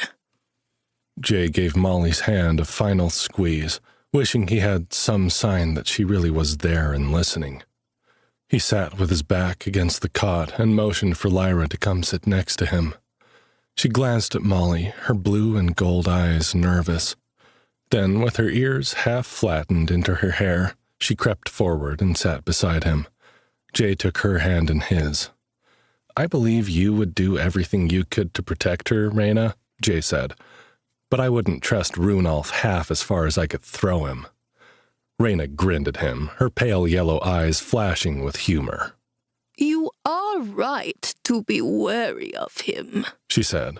Yet I think you pose a bigger threat to Runolf than he does to you.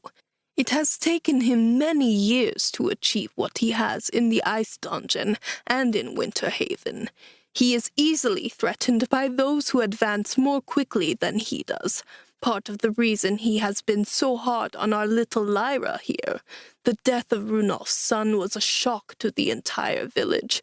but everyone knew it was no one's fault but Runolf's that he was delving that far anyway. It was only after Runolf began shouting about it at every town meeting that anyone got it into their head that Lyra was to blame. He would never have done so if she hadn't shown so much promise, which is why I have continued to support her while others have turned their backs. Sadly, I cannot delve any longer, or I would have taken this pretty fox girl for my own party long ago. Lyra had tears in her eyes when she glanced up at Reyna. It's true, she said. Reyna has always helped me when others turned me away. I owe her my life. And I too owe her my life, Jay said, because without you I would have never survived my introduction to the ice dungeon. More colored smoke plumed from the table where the wolf woman worked. She rattled some vials, inspected her spell book, and peered at the potion she was concocting. I think that does it, she said.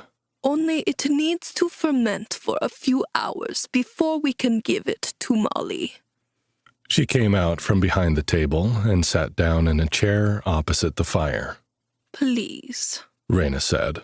Regale me with your adventures while we wait. I'm sure Molly will be interested to hear all about it, too. Molly's confession. It was dark outside by the time Jay and Lyra had finished telling their story, each interrupting the other to add funny details or to interject commentary on the other's interpretation of the battles they'd endured. Reyna took particular pleasure in Jay's recent discovery that he'd had the tundra berries he needed in his inventory all along. The wolf woman cackled and howled, setting Lyra off again until Jay began to wonder if he'd been transported to a madhouse. But more than anything, Reyna was interested in the items they had looted from the dungeon. Make me a list, she insisted as she inspected the finished potion. Including the item quality and quantity of anything you wish to sell on the World Dungeon market. We only have one official World Dungeon merchant in Winterhaven, and I suspect he is in cahoots with Runolf. However, there are less official ways to buy and sell goods in any town. It will be best if I make the inquiries in private, I think. We do not need to draw any more attention to you than is absolutely necessary, at least not while Runolf's tail is tied in knots over this out-of-district tax. Jay and Lyra did as the witch doctor asked, double-checking their lists and making notes beside items they would prefer not to sell if possible. Reyna brought her potion to Molly, tilting the girl's head back and pouring it drop by drop into her mouth while muttering an incantation. When she was finished, she set the empty bottle down and nodded to herself. That should do it, she said. It shouldn't be long now. Jay gave the parchment with their listed items to Reyna. The old woman's pale yellow eyes widened as she read it. By the ancestors, she whispered. I knew there was something special about you, young man. But this...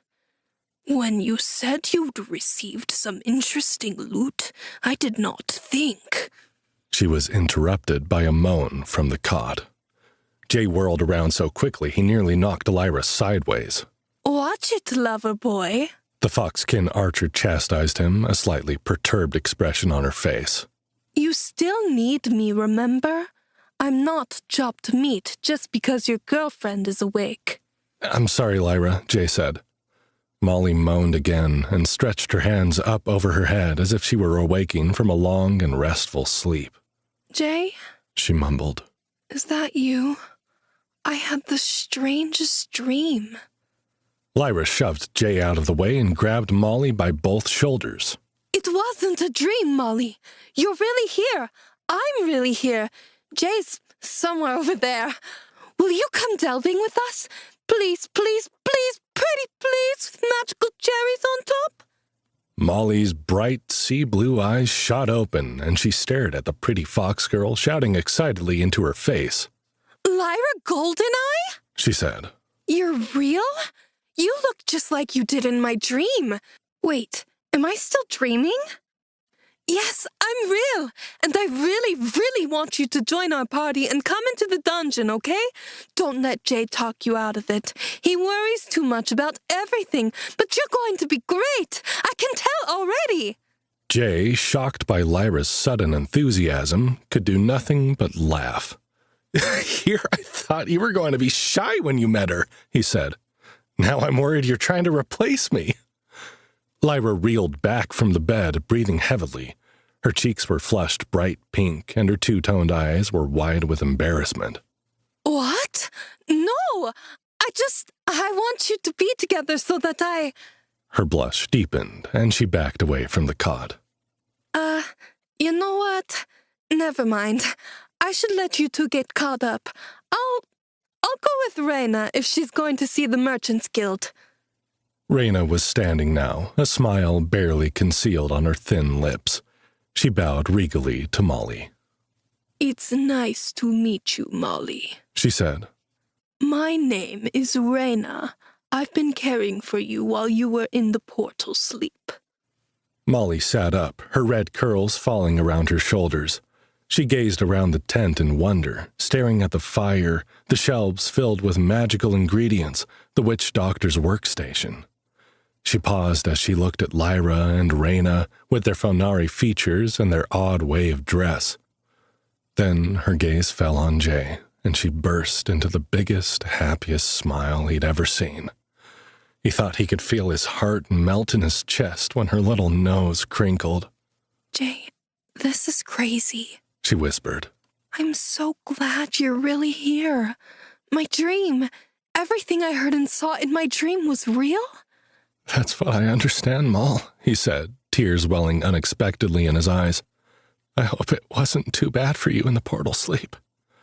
Molly sat up straighter, holding her arms out to him. Jay, you're crying. Don't cry. I'm okay. Jay knelt next to the cot and let her pull him into her arms. I was so scared when I couldn't wake you up, Molly. I never thought I'd see you smile like that again. It made me realize how many things I needed to say to you, and I worried I'd never get a chance. Shh, Molly said, kissing the top of his head and running her fingers through his hair. I'm okay. I'm okay because of you, Jay, and I'll never forget that. If I'm going to be stuck in an alternate universe, I can't think of anyone I'd rather be stuck with than you.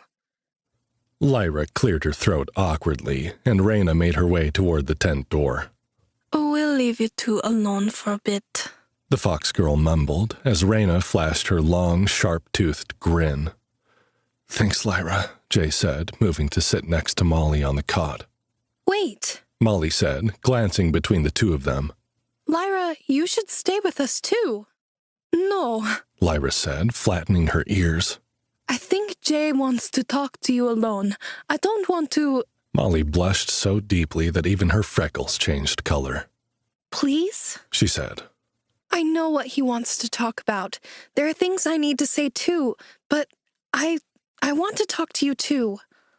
Reyna bowed once more and ducked out of the tent, letting the door close behind her with a swish. Lyra glanced at the door as if it had become an impenetrable force field. She sidestepped so that she wasn't standing right in front of the door, but didn't come any closer into the room. Okay, you two go first. I'll wait. And I won't listen, I swear. Molly looked like she wanted to protest further, to invite the fox girl closer, but Jay wasn't sure he wanted an audience for the conversation they were about to have. He said, "Thank you, Lyra." Molly sighed and turned back to him. She took his face between her hands and gazed at him for a long time, her sea-blue eyes searching for something that Jay hoped she would find. His heart beat so loud in his chest, he was certain that she could hear it. He felt more nervous than when he'd been fighting for his life in the dungeon. When she didn't say anything, Jay couldn't handle the tension anymore. "Molly, there's something I need to tell you," he said. "Something I thought you knew, but maybe I should have said it out loud. I love you, Jay," she said, speaking at the same time as him, their words overlapping like the layers in a perfect cake. I always have. I love you too, he said, his mouth going dry. You're my best friend, Molly. But it's not just that. I'm in love with you. I know, she said. Me too. I've been in love with you since we were 8 years old, and you taught me how to tie my shoelaces. Jay laughed. That was nothing. You always hated those Velcro shoes your mom made you wear. No one has ever taken the time to teach me anything like that, Jay, she whispered. Mom never had time for me. Or, if she did, my stepdad would give her shit for coddling me. I wanted so badly to learn, but I didn't have anyone to show me until you came around. Molly pulled his face to hers, kissing him the way she had when they were 16, with all the awkward teenage passion still there, rekindling every emotion he'd ever had for her and banishing every doubt. When she finally broke away, he searched for her face for some kind of answer. Molly, what happened? He asked. Why have we never talked about this? Tears formed in Molly's eyes, and she bit her lip, glancing over her shoulder at Lyra, who stood against the wall of the tent, looking like she'd rather be just about anywhere else. Because I wasn't ready, she said, her voice shaking. I'm still not ready. I've been so scared, Jay. Growing up, Mom and Barry would fight all the time. Mom was always drunk, and he'd get mad. But it wasn't just that. He'd hit her. Me and Mom never really got along, but I loved her. I didn't want to see her get hurt. Barry knew that, and anytime I did something he didn't like, he'd take it out on her, and Molly sucked in a shuddering breath and burst into a sob deeper than anything he'd ever heard from her. Shit, Moll, I didn't know that. Why didn't I know that? Jay's heart broke. He'd known Barry was a jerk, but he hadn't had any idea it was like that. Guilt flooded through him as he remembered Molly's stepdad glaring at him through the window the last time they'd shared a kiss. He should have known something was up, but he was too caught up in his own head, thinking it was some problem of his that he'd never even asked. Please don't blame yourself, Jay. Molly squeezed her eyes shut tight. I'm going to tell you this because I need you to understand, but there was nothing you could have done. He was crazy, Jay. When he caught me kissing you, he threatened to kill her. I didn't know what to do. Part of me knew he was just a bully. It was just a threat, but I couldn't be sure. I was scared if I told you he'd go after you too. He used to brag about all the guys he knew on the police force, how he could get away with anything he wanted. He said no one would believe me if I told them what he was doing. Her words came out in a rush, like she'd been holding them in for so long that now that she'd started, she couldn't stop until it was all out in the open. Jay waited for her to finish, his heart aching, wishing he knew what to say, and knowing nothing would be enough. Molly, he said, taking her hands. Molly, listen to me. He's dead. Barry died years ago. I went with you to his funeral. Now I wish I'd helped him get there a little faster. But he can't hurt you anymore. I know, Jay. Molly sniffed, letting out a tiny laugh. It's so stupid. And that's one of the reasons I never felt I could talk about it. It doesn't make sense. When he died, I thought I'd finally be free of that fear. Mom packed up and moved to the freaking Bahamas and is living the rest of her life getting sunburned and drinking pina coladas. If she can be free, I should be able to too, right? But it's like every time I think I might be okay, I turn into that little girl again. I get scared, I shut down, and Jay, I love you more than I have ever been able to say, but I'm not ready. Jay pulled Molly against his chest, letting her cry, feeling a storm of emotions brewing inside him that had nowhere to go. Take all the time you need. Even if you're never ready, I'll be here for you. I know, Molly said, sniffling again. I know. The reason I'm telling you all this is because for the first time in my life, I feel like I'm going to be ready soon. It's not a rush, he said. I'm not going anywhere, Molly. She pulled back, putting her hands on his shoulders and staring into his eyes. You don't understand, she said, shaking her head and smiling suddenly. Jay, something happened to me when I was in that portal sleep. Something changed. Raina talked to me a lot when I was unconscious. She said that people often undergo challenges when they get stuck in the dream state. That happened to me. I saw all these things from my past and how I could have done things differently. Molly, what happened isn't your fault, Jay said. You know that, right? Yes, She said. It didn't make me feel like it was. It made me feel empowered. It showed me the strength I have inside that had been there all along and how powerful it can be if I use it. Does that make sense? I think it helped me to start to process all of this. I don't want you to be sad, okay? I'm not sad anymore. I feel like whatever damage Barry did to me when I was a kid is starting to heal, finally, after all these years. Do you see? Jay shook his head, thinking of the strange symbiosis he had with the dungeon and wondering if it was connected somehow. Maybe? Listen, She said, looking up at Lyra and motioning the fox girl over to the bed. Raina told me other things, too. Lyra reluctantly came to stand by the bed, and Molly grabbed her hand, pulling her down to sit on her other side. The cot groaned under the weight of the three of them, and Molly laughed. What did she tell you? Lyra asked, cocking her head sideways. Jay would have expected her ears to be flattened to her head like they did when she was embarrassed, but the fox girl looked curious more than anything. She told me how her husband, that Runolf guy, had 3 wives besides her. Molly said. How strong delvers often have more than one partner. And I think that might be a good thing for you, Jay. For us, I mean. What? Jay said, standing suddenly. You aren't ready for a relationship, that much I get. Let's start with first things first, okay? It's a big step from no relationship to multiple girlfriends or wives. Molly laughed, wiping the tears from her eyes. I love you, Jay. She said. That means I want you to be happy and fulfilled whether I am able to give you those things or not. I've heard the way you two are with each other. Lyra blushed as Molly continued.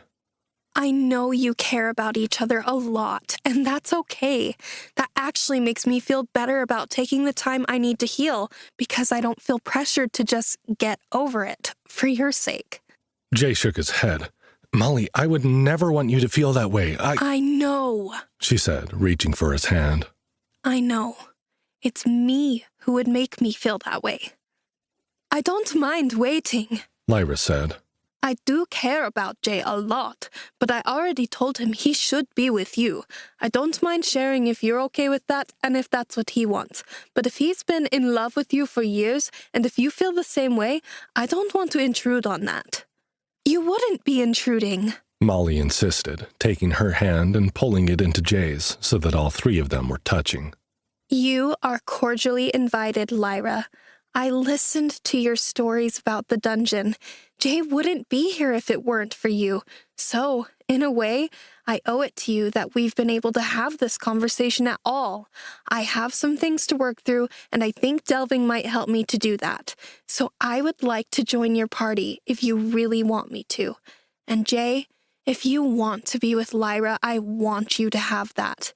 When I'm ready, I'll join you too. I'm sure we can make it work if that's what you want. I'm not saying I won't ever be jealous. Oh, I'm going to be super jealous. Lyra interrupted. You two have known each other forever, and you have all these curves and those boobs and the adorable freckles. Molly, I was jealous of you even when you were unconscious, but I'll deal with it. Molly grinned, wrinkling her nose. Me too. See? Lyra blurted, pointing at Molly's face. How am I supposed to compete with that? How does she do it? It's an unfair advantage. You're a fox girl, Molly retorted. You've got an entire cult following in the world we come from. Trust me when I say that it is you who has the advantage. Jay stared at the 2 women, his mind spinning. I can't believe this conversation is happening. Molly tugged his arm, forcing him back down onto the bed. Then she slipped out from between the 2 of them. Then allow me to help you figure it out, Jay, she said, her blue eyes twinkling. She gave Lyra's shoulder a shove, nearly pushing the fox girl into his lap. Kiss her. Kiss her for me, Jay. For all the kisses you and I should have shared but didn't. Kiss her so that I can focus on getting better for you, okay? Jay blinked up at Molly. Okay. He'd hardly gotten the word out before Lyra pounced on him, wrapping his mouth in hers. A first for everything. For a moment, Jay was so stunned that he froze. His body responded before his mind caught up, and he found himself lost in a passionate kiss with the fox girl straddling his lap. Lyra's arms wrapped around his shoulders, one hand cradling the back of his head as she ravaged his mouth. Finally, Jay's brain made sense of what was happening. The beautiful girl kissing him, his first love watching from the sidelines. He reached up to hold Lyra's arms and pushed her back just enough to break the kiss. "Wait a second," he said, panting. "What exactly are we doing here?" Molly's cheeks were flushed, her lips wet and parted, as if watching Lyra kiss him was turning her on too. She said, "What do you want to do?" Lyra bucked her hips, grinding herself into his rock-hard erection. "Feels to me like he wants to do more than kiss." "That's not fair," Jay protested. "I'm not going to lie and tell you I'm not into this. But I'm not going to do something in the heat of the moment that we're all going to regret once the fire burns out, okay?" "The only thing I regret," Molly said, "is that it has taken us this long to talk about everything. Jay, I know you've been with other women.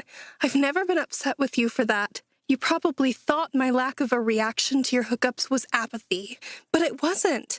Just because I wished it could be me in your bed never meant I held it against you for needing intimacy in your life. If you and Lyra want to do more than kiss..." Lyra whimpered, and her tail knocked against Jay's knees where it hung between his legs. "Yes, please. You can watch Molly if you like. I mean, if that's okay with Jay, it's okay with me." Molly's cheeks became an even brighter pink. "I'd like that. I've imagined what it would be like to be with you so many times, Jay. I'd like to see." Jay swallowed hard. The ardent desire in both of the women's expressions was increasingly difficult to ignore. "Promise me this isn't going to mess anything up between us," he said, looking at Molly first and then at Lyra. "Both of you. I need you to promise that this is something we can work through. I'd rather not have either of you than to ruin my friendship with one or both of you." Lyra's thighs tightened as they squeezed the outsides of his legs. "Jay, this is normal for the finale," she said. "I promise it won't be a problem." Molly nodded, kneeling next to the bed like she was about to say her prayers, looking like a girl who had a lot of sinful thoughts to seek forgiveness for. "Jay, I promise. If you want her, I want you to have her.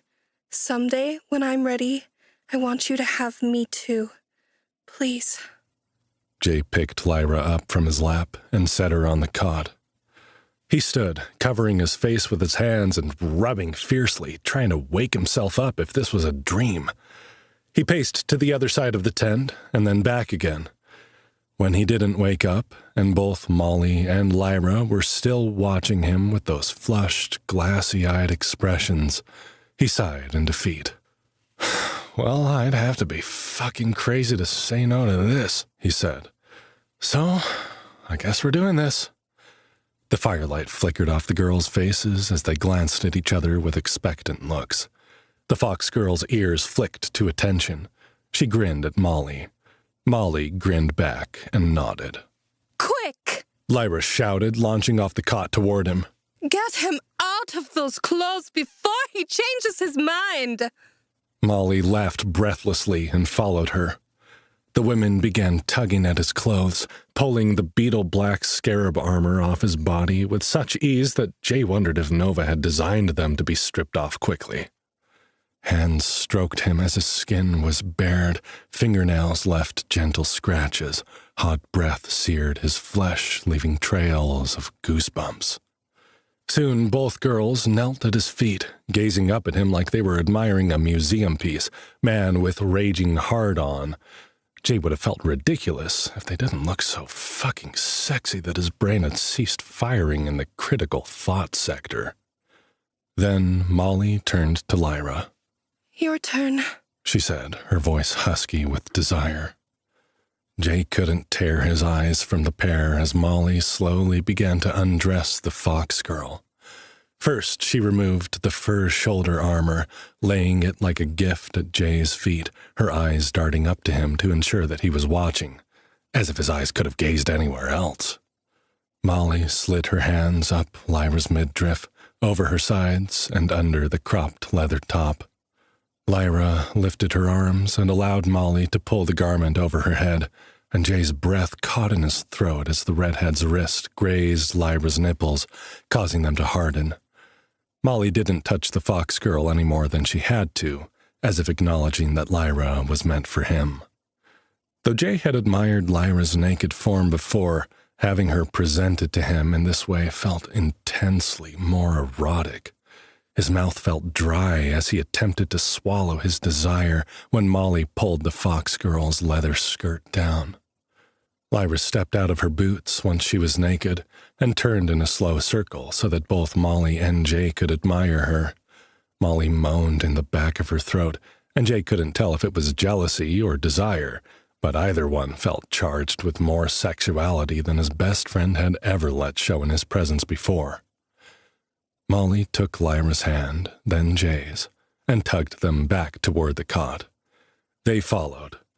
Lyra sat on the edge of the small bed and gazed up at him, awaiting his next move. Molly surprised Jay by pressing herself against his naked body and drawing his face down to hers for a repeat of the kiss they'd shared earlier. As Jay's erection pressed into her stomach, Molly made a hungry sound and pressed herself closer, as if she wanted to touch as much of his body as she could. Jay couldn't believe he'd ever thought Molly indifferent to his feelings. He wrapped an arm around her waist and held her closer, one hand reaching into her hair to tug gently on her copper-red curls. "Molly," he groaned into her mouth, his need for her deepening. "Molly, are you sure?" She nodded, slipping her tongue inside his mouth and nipping his bottom lip before pulling herself back. She was panting, her cheeks flushed. Yes, Jay, take her. I will imagine every kiss, every touch, every thrust as if it's me you are making love to. Jay knelt before Lyra, finding her blue and gold gaze fixed on him. "And you, Lyra, are you sure?" I've never been more sure of anything in my life, Jay Morgan, she whispered. Jay put his hands on her knees, sliding them along her firm, muscular thighs. Gently, he parted them, finally allowing himself a proper look at her bare, glistening sex. As he spread her legs, her puffy lips parted, showing the wet, pink slit and swollen clit inside. Lyra put her hands in his hair as he kissed her knees, then her thighs, moving his mouth along her eager flesh toward his prize. The Vulpinari's scent was sweet and heady, with an animal-like musk that seemed designed to inspire lust. He kissed her hairless mound, flicking his tongue into her most sensitive place. Lyra froze, panting audibly, her fingers trembling in his hair. He could feel Molly's gaze upon them as he dragged his tongue through the fox girl's wetness, lapping at her desire. Lyra leaned back, opening herself to him. As he looked up from between her legs, seeing her small, perfect breasts thrust up to the roof of the tent, her back arched in pleasure, he gripped her hips and pulled her body closer so that he could taste more of her sex. Lyra's thighs trembled, and she began to moan, rocking her hips against his face as if begging for the pleasure he was giving her.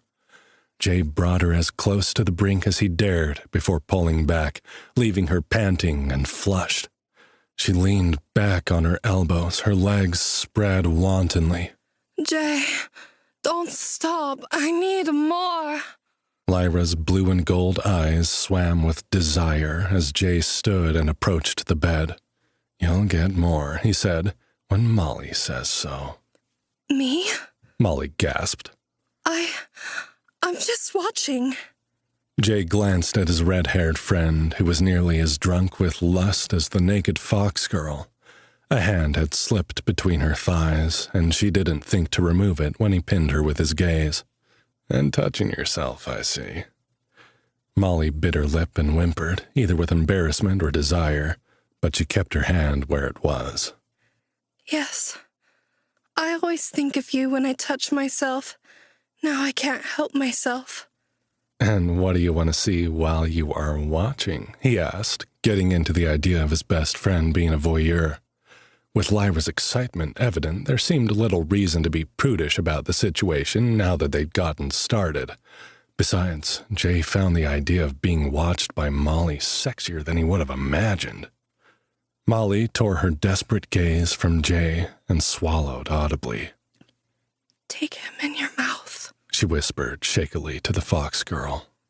Suck his cock. I've always wanted to suck his cock.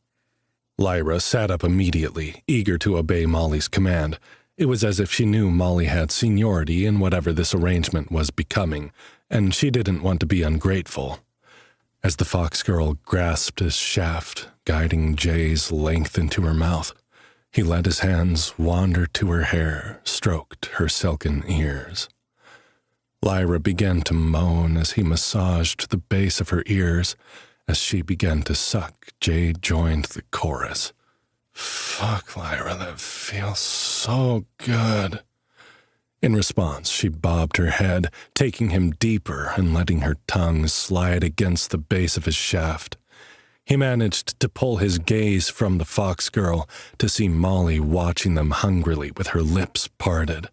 Her tongue moved as if she were imagining herself doing the sucking. Jay felt himself grow harder watching her watch Lyra. When Molly glanced at him and caught him watching her, she blushed. Jay gripped Lyra's hair, pulling her closer as he kept Molly's blue-eyed gaze fixed on him. Knowing that she was imagining her own face wrapped around his length was the sexiest thing Jay could imagine as he thrust slowly into Lyra's throat. Molly slipped her fingers into the top of her pants, exposing the lacy border of a pair of frilly pink panties. Leaning forward as she watched, her hand began to move up and down as she fingered herself. She bit her lip, blue eyes darting between Jay's face and his cock, pressed between Lyra's luscious lips. Jay felt ready to explode. "I'm gonna come in her mouth if you don't ask me to stop," Jay panted, his eyes locked on Molly's self-pleasuring hand. Oh, God, yes. Molly groaned, her finger moving faster. Then, as if struck with sudden indecision, she blurted out, No, wait, not yet. Jay, you have to fuck her. I have to see you fuck her. Lyra whimpered, still sucking like she was ready to drink his seed. Jay used every ounce of self-control he possessed to pull the fox girl off his dick. He grunted as she released him with a pop of her lips. Gruffly, he commanded, "Lie back on the bed, Lyra." Her ears flattened, and she bit her swollen lips as she gazed between Molly and Jay. With excruciating, teasing slowness, she leaned back, propping herself on her elbows. Lyra lifted her knees and spread her thighs, revealing the wettest, juiciest pussy Jay had ever laid eyes upon. He ached to be inside her. He ached to know that Molly was going to watch him push his thick cock into that little slit, and that she would be touching herself as he did it. It was surreal. It was a dream. A wonderful, sexy dream he hoped he'd never wake up from. "Are you ready?" he asked, his voice strained by his tightly controlled need as he positioned himself between Lyra's spread thighs. Yes, the fox girl panted. Yes, I want to feel you inside me. Fuck me, Jay! He put one hand under her plump ass and lifted her as he guided his swollen tip against the heat of her opening. He got a jolt as he brushed against the fur of her tail, remembering suddenly that the girl he was about to penetrate was not quite human. He pressed into her, feeling her body split and open to receive his girth. She was small and tight, and so wet that it didn't matter. Lyra gasped as he pushed the first inch into her. Then he pulled back, savoring the slick, silken feel of her eager body. The next time he pushed in, he went a little further. Molly was moaning, leaning against the bed, her fingers making wet noises inside her panties. Lyra gripped his hips, pulling him deeper, desperate for his cock. All of you! She growled. Don't tease me! Fuck me! Jay made her wait for another couple of slow, torturous thrusts as he grinned down at the fox girl's begging, two-toned eyes. Her ears flattened into her hair, and she whimpered. She arched her back, pressing her hard nipples up as if every inch of her body needed him. He glanced again at Molly's flushed arousal. A sheen of sweat made the redhead's forehead glow in the firelight, and her lips were swollen from biting them. She no longer seemed self-conscious of his gaze as she played with herself. Jay lined himself up, tilting Lyra's hips, holding her still as he continued to watch Molly. Then he gave a powerful thrust into the fox girl, sending his entire length into her silken channel. Lyra cried out, surprised by the suddenness of complete penetration. Her body clamped around his, muscles tightening, sucking him into her like she was claiming him as he claimed her. Oh, fuck yes! Her scream had a hint of animalistic snarl as she grabbed at his back, digging her nails into his flesh. Yes! More! He thrust again, listening to the fox girl's cries of pleasure as he watched Molly's rapturous desire. He pumped his hips, feeling the squeeze of Lyra's body against his shaft as she took every inch he had. Molly was flushed and panting. Sloppy, wet noises accompanied the slap of flesh as Jay began to drive harder into Lyra's slit. He lowered himself against the fox girl's body, pressing into her sex, covering her and grinding against her as she writhed and screamed beneath him. Lyra came first, bucking her hips up to meet him, shoving her sensitive clit against his stomach as she wrapped her legs around his waist, clinging to him as she cried his name. Oh, fuck, Jay! Molly moaned, her fingers flicking rapidly. Come inside her now. Oh, God, please. I need it. I'm so close. Jay, barely keeping the tide of his climax at bay, released his control, hammering his hips into the fox girl's twitching, pulsing pussy. He thrust rapidly, each time bringing himself closer. As his pleasure broke, it was like a wave crashing over a seawall.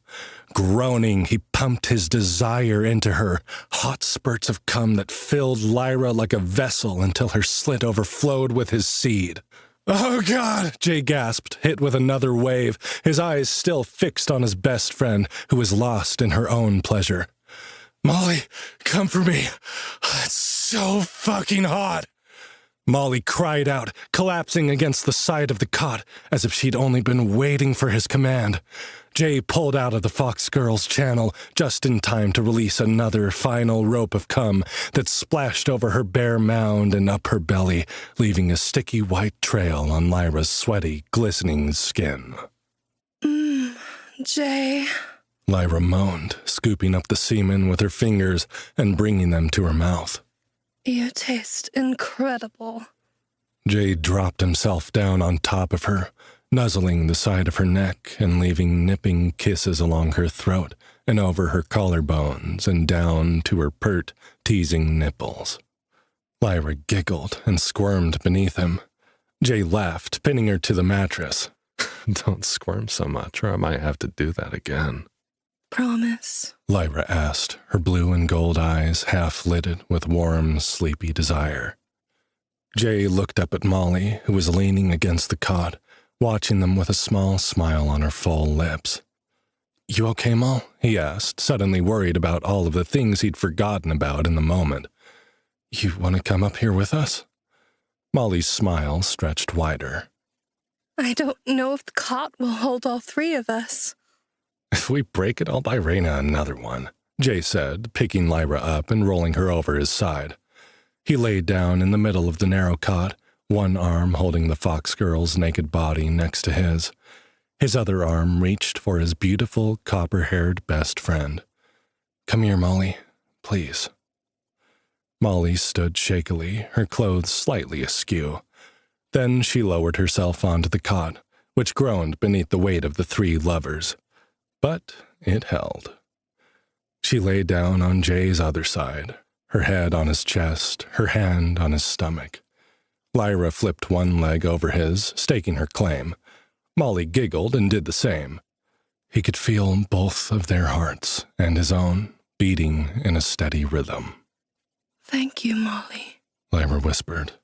He's wonderful. He is, isn't he? Molly said, kissing Jay's chest. Thank you for letting me be a part of it. Jay squeezed them both, at a loss for words. He kissed the fox girl between her silken ears, his left hand stroking the curve of her ass and the fluffy base of her tail.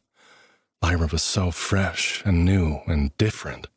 She inspired all kinds of thoughts of adventure, sexual and otherwise.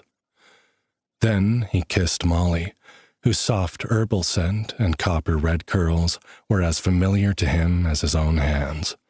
She felt safe, like home, like somewhere he would always be comfortable. And yet there was something undeniably different about her now. Jay had imagined 1,000 futures with Molly, but none of them had ever started like this. But it felt good, right, like it had always been meant to happen this way. "You're both wonderful," he whispered. "It's me who should be thanking you."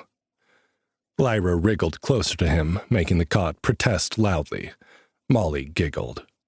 We'll be sure to come up with some way for you to show us your gratitude, the fox girl said, nipping at his chest with her pointed teeth. Isn't that right, Molly? I'm sure we can think of something, Molly answered, her voice growing sleepy. I look forward to it, Jay said. After a time, both girls fell asleep, their deep breaths rising and falling as one. Jay stared at the roof of the tent, wondering how he'd gotten so lucky. It should have been strange, he supposed. He was, after all, in another world with two gorgeous women wrapped around his naked body. Despite this, to Jay, it felt so natural that he couldn't imagine sleeping any other way. If the fates were kind, he'd never have to either. He'd have Lyra and Molly by his side for the rest of his days. They would delve together, eat together, and sleep together. Even the thought of the cursed dungeon trying to kill him at every turn couldn't wipe the smile from his face. He still had a promise to fulfill for Nova, of course, but his girls would be with him for that, too. Jay had no doubt that together, the three of them would be able to do anything. Epilogue. Raina peeked inside the tent and smiled to see the three young people sleeping together. They looked so content that she could not bear to enter to disturb their moment of peace, though she knew it would be a short-lived calm. Her contact at the Merchants Guild, a black market trader that Runolf didn't know about, had given the witch doctor some startling news. The leader of Winterhaven was watching the World Dungeon Market very carefully, ensuring no one in the village could buy or sell anything without the nosy shaman's notice. He anticipated what Raina knew was coming the moment the human travelers had arrived in their village. He hoped to stop what had already begun. More the fool he was for that. The arrogant, power-hungry bastard! Reyna knew Runolf was in communication with King Wensher's men. He had been ever since the disastrous delve that had wiped out hers and Runolf's party.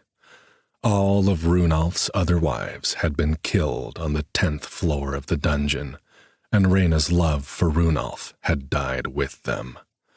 Still, she had gone with him to Arcanesia's high court to lodge Winterhaven's complaint with the king.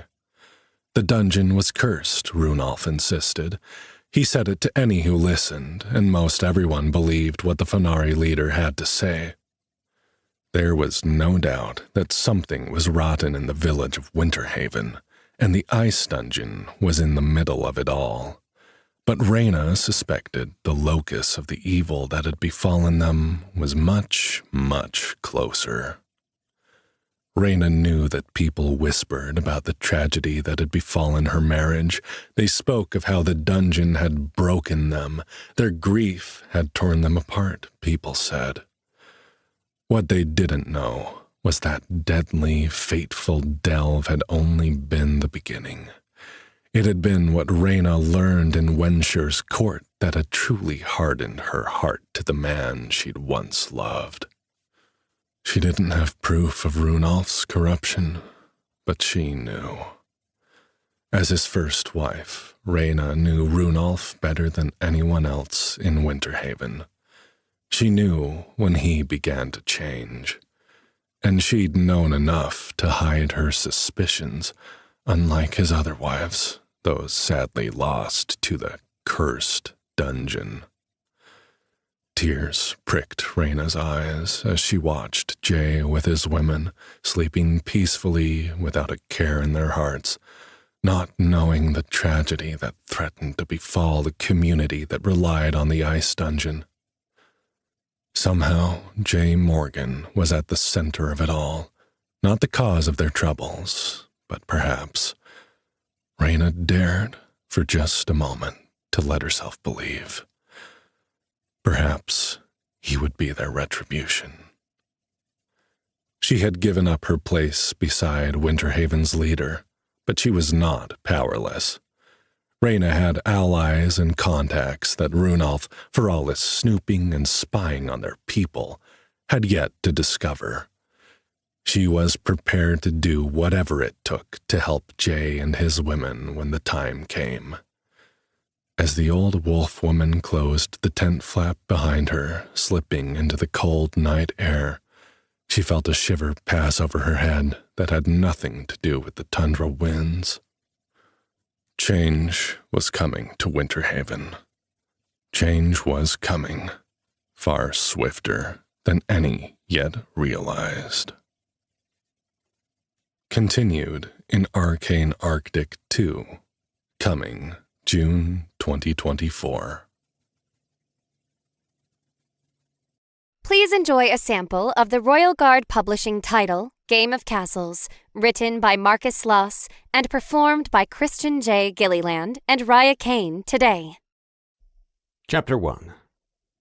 10,000 feet above Corpus Christi. Bon voyage. Wind whipped across my face, gushing in from the airplane's open door. The skydiving wasn't new to me, but this time a tingling sensation coursed through every fiber of my being. Either the burrito from lunch wasn't cooked right, or my sixth sense for danger desperately wanted to warn me. Adam, you look a bit green! Janice shouted with a teasing grin. Her blue eyes sparkled with excitement, helping ease whatever bothered me. I could see her hunger to reach the bottom, and I definitely shared her enthusiasm. Whenever Janice invited me to jump out of a plane, it always came with a perk. The after-sex was legendary. I barely managed to smile in reply. Janice slapped me on the shoulder, leaping out of the plane with a shit-eating grin before I could reply. Long screams of joy were quickly drowned out by the howling wind and the engine's roar. I inhaled a deep breath, locked eyes with the jump instructor, and received a hesitant nod of approval. To me, life was meant to be celebrated, even when things went wrong. A rough childhood with a rotation of stepfathers didn't help. A bit of trouble with Johnny Law during my teenage years didn't change my desire to punch people. I had struggled to finish college, swapping into trade schools simply to have something. In hindsight, I had more regrets than fond memories, and yet I tried to always stay positive. And yeah, I had some successes. Most notably, I worked my ass off to build a plumbing business, and we had just landed a big contract. To offset my failures, I enjoyed a good thrill as much as a sweaty romp in the sheets. An occasional bar fight, some deep-sea spearfishing, and skydiving kept the insane part of my brain in check so I could straighten out my life. So when Cameron pointed his head for me to jump a second time, I jumped. I loved the exhilaration of entering freefall, finding nothing else quite like it. However, that feeling of unease hit a level 20 in my mind until excessive amounts of sweat flowed out of every pore on my body. I quaked as something more sinister coursed through me. Even though I had a stomach of iron and a constitution of steel, the wave of sickness overpowered me. My desire to vomit never culminated into a projection, and against all my efforts, my vision darkened. Chapter 2. Location unknown. Orientation. I do enjoy the stubborn ones, A sultry voice whispered from above. I groaned awake, finding myself on a bed of soft grass inside a serene glen with white-barked trees surrounding me. Butterflies danced from flower to flower behind a gorgeous elven maiden who stole my breath with her beauty. She wore a sheer dress that hugged a curvy frame with plump nipples protruding with just the right amount of enticement. Of course, none of this made sense, so I blinked and then grinned at the distraction, not hating when I woke up near a solid 10. My ability to land girls at the bar, while somewhat legendary, normally didn't involve me blacking out. Shit! I remembered I should be skydiving. And not only that, my outfit changed to simple white robes with a leather belt around my waist. Either this vile witch killed me, or I was still in the air and having a very lucid dream. Where am I? I growled, scrambling to my feet. Easy, cowboy. You're safe. You encountered an issue with Greg, not me. Her haughty tone seemed playfully amused, catching me off guard. Oh, Greg? As in my business partner? The elf nodded in reply. He's hardly a problem, being such a pushover and all. I rudely snorted. Just ask his wife. You underestimated him. She swirled a hand forward until it rested palm up right in front of me. An image leaped to life like a hologram. I witnessed an overview recording of me and Greg having lunch before my plane ride. My business partner wasn't the kind of person who jumped out of perfectly good airplanes, and I remembered the lunch as mundane. We talked about the Kilson contract we'd secured a few weeks ago, and the tone was positive about how that extra money would change everything. It wasn't set to start for a few months, but it'd bring in enough for us to expand and grow substantially. Greg was the money, I was the muscle, and we made a great team. Or so I thought. In the rendering, I rose from the chair to take a leak, and when I slid into the bathroom, he poured something into my drink. I frowned, not remembering the Sprite as tasting foul or different. When I returned, Greg pretended like everything was fine. Poison is such a pathetic way to kill someone. He actually timed it wrong and almost ruined the whole thing by overdosing you to the point you should have died before you even left the restaurant.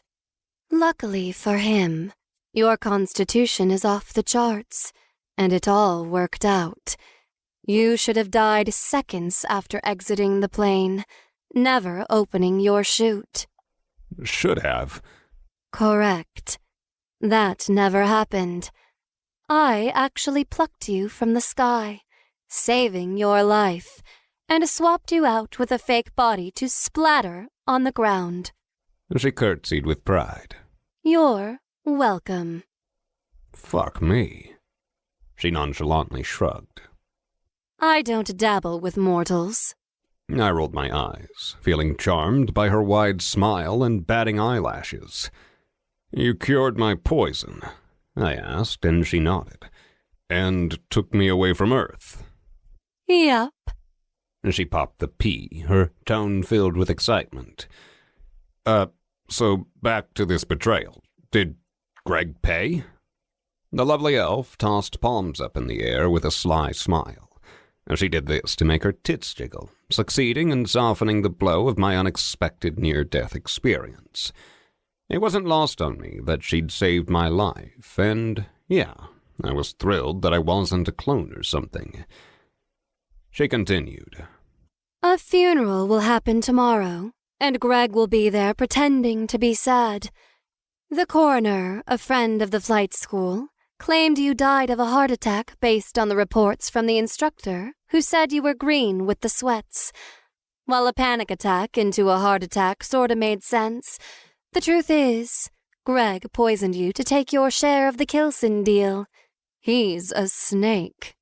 He had money I never did, making him vital in starting the business. Fuck. Yeah, he always gave me shit for being poor and being cheap. He brought me on to do the dirty work while he funded the operation for the tools and marketing. And we got lucky, landing a deal we didn't deserve with a large advance coming. Fuck. It was a lot of money I desperately needed. I can see Greg cutting me out, but I'll admit I sort of figured he'd lowball me out of my share or just about anything before poison, I said, punching the ground with a half-hearted measure.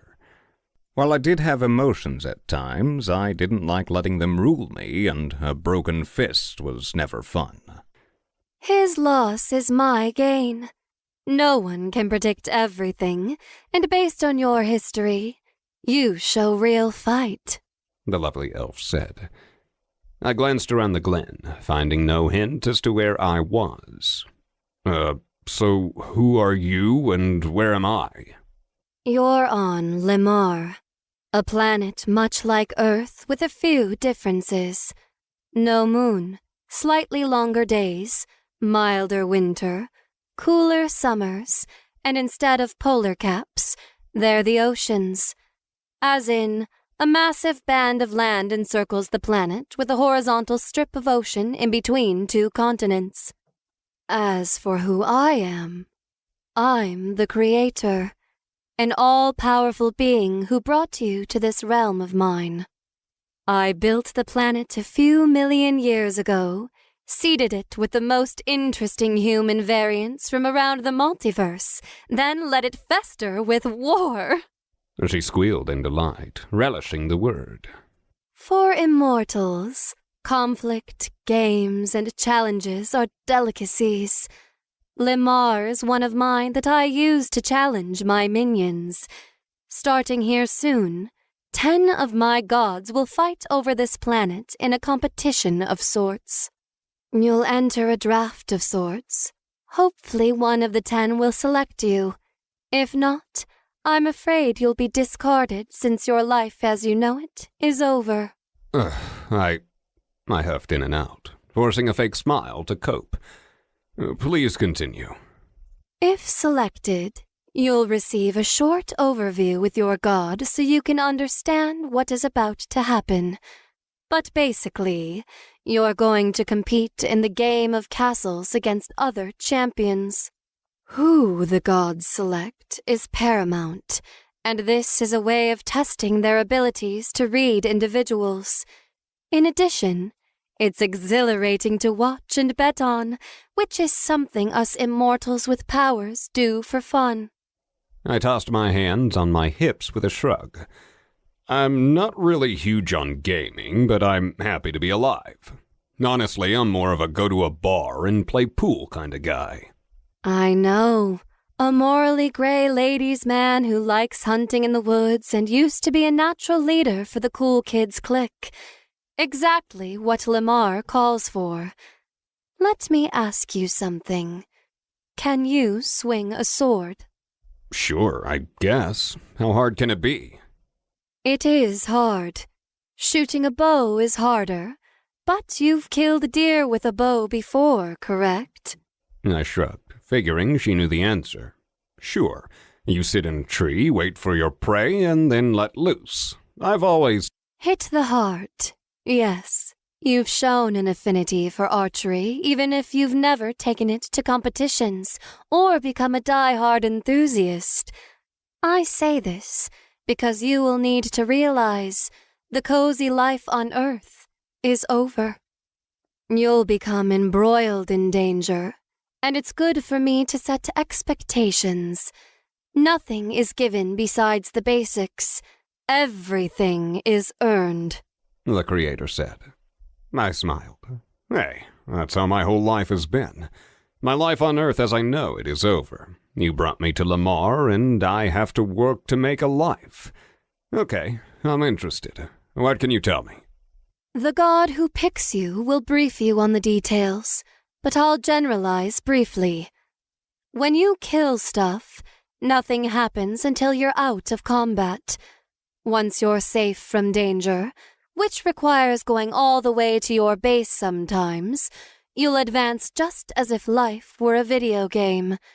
The more you advance, the more of a superhuman you become. By level 10 in any attribute, you will essentially be a demigod. And yes, there's a cap. Once you hit 20 in a stat, it becomes a hard limiter. At that point, in strength, for example, your muscles can't physically get any bigger. Once you hit a cap, you can grind additional points that only make a marginal difference. Strength, for example, can get a surge bonus for a small boost of even more raw power. How are you tracking so far? I blinked a few times before jumping in an attempt to see more of the world. After a complete spin, I noted a few odd squirrel-type critters, and the butterflies were larger than on Earth. It seemed close to home, but definitely different, and the elven ears were legit. Decently, but like I said, not big on gaming. Ugh. Gaming isn't all that difficult, and this is simplified for the masses. Use your sword or bow to kill things. Don't die and grow an army out of a base. Make your god happy. This is real life with magic on a planet controlled by gods that I rule over. Lamar is wondrous or treacherous, depending on your experiences.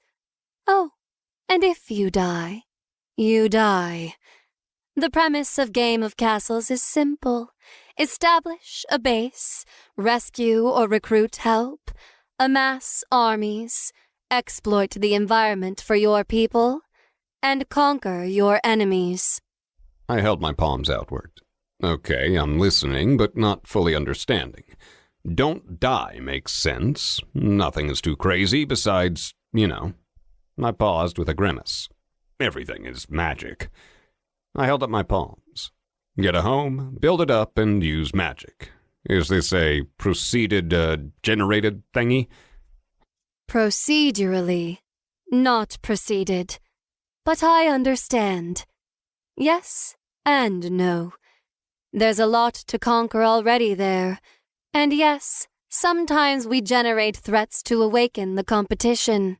However, we don't try to put 3 ogres in your path on your 7th mission.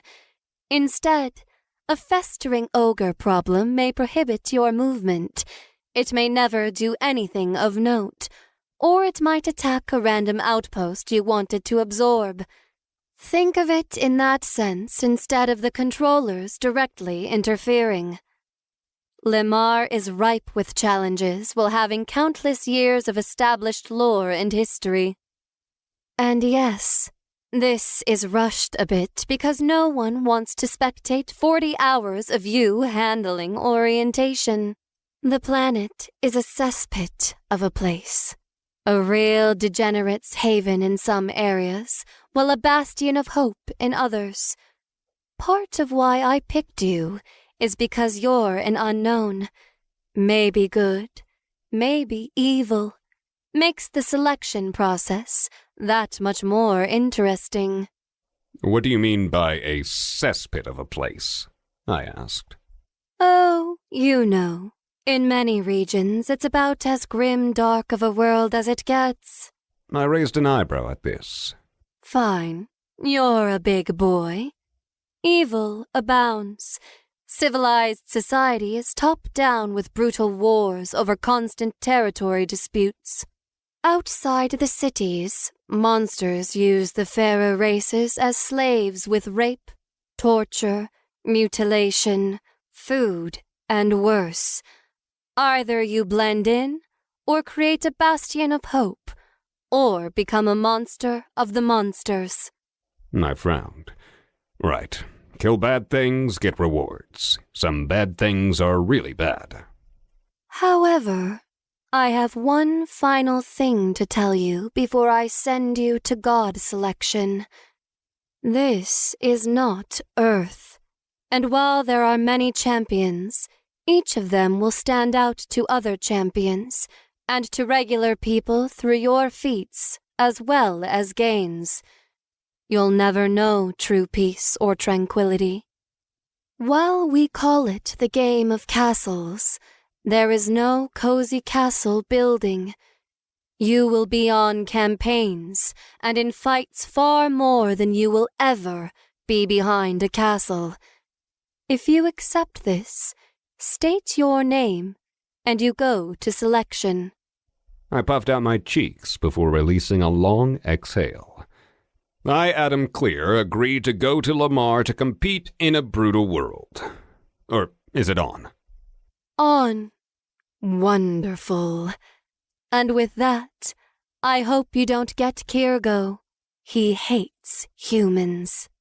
The Creator said, blasting with a blinding light until I knew no more. Chapter 3. Woodrift Empire. Selected. Fingers snapped in front of my face, stirring me from a peaceful slumber. I yawned awake with a refreshing stretch. My body felt limber, light, and... Whoa, I muttered, immediately noticing that I'd lost some muscle. What the fuck? Oi, you with me? A handsome man said. Sure, his nose was long, his ears were pointy, and his skin was a tinge of purple, but he reminded me of that Bradley Cooper actor. And yeah, I super wasn't into dudes, but his charisma and charming smile ruined my anger a bit. Plus, he lacked the warts or boils associated with the mythical race. Yeah, definitely very human-like, to the point I only grew more confused. I patted down my arms, then thighs. Where'd my muscles go? Part of the restart is to arrive as an average person on Lamar. From here, you will become something more than average, and that's an understatement. For now, you're 25, spry and lean. This will rapidly change with a few levels. And the Creator should have gone over this, he said, waving me from the bench I sat on to join him in a bustling city. A morning breeze joined a sun that cast down through scattered clouds with drifting trails of smoke. I glanced around to find myself with an odd glow while wearing the robes from the glen. Once again, I patted my leaner frame. While I worked out at the local gym before work, I wasn't a gym rat or anything. I enjoyed being fit as a single guy, and exercise left me feeling vibrant for the rest of the day, so I didn't expect to stay this weak. The bench I sat on rested along a busy road where people walked to and fro in clumps. A stench of dung hung in the air, while side chatter contained a bit of a roar that bounced between merchant shops. After a quick scan over my shoulders, I learned I was in the middle of a stone city with thatched roofs, where no buildings went higher than a few stories. The people, which was a broad term for what I saw, were a mix of everything, but not like what the fantasy stories portrayed. For the vast majority of the residents of the town, they were human or a human variant. The elves were attractive with pointy ears and no beards. The dwarves had bubbly noses, boxy ears, and beards. The cat people swished tails, with eyes with vertical irises and rotating ears. And yes, they were plain humans, no different than the ones on Earth, but the more I looked, the more I saw others. The wolf or dog people had fixed ears and bushy tails, but once again, they were far more human, just with additional features. Same with the fairies, whose wings helped them shift height, such as getting up or down from a raised path through the road, but none of them flew. In addition to the variants, there were the mythical creatures who seemed to be less esteemed. Hell, there probably wasn't a reason to sugarcoat much, since I saw orcs, goblins, minotaurs, lizardmen, and more wearing slave collars. Yes, a lot of them walked freely as well, but you could just sense the entitlement of the humans and their variations versus the mythical people. Along the street, some groups were one species. Most were just single or odd groupings. Males stood about a foot taller than females, and the few children I noticed clung to their mothers.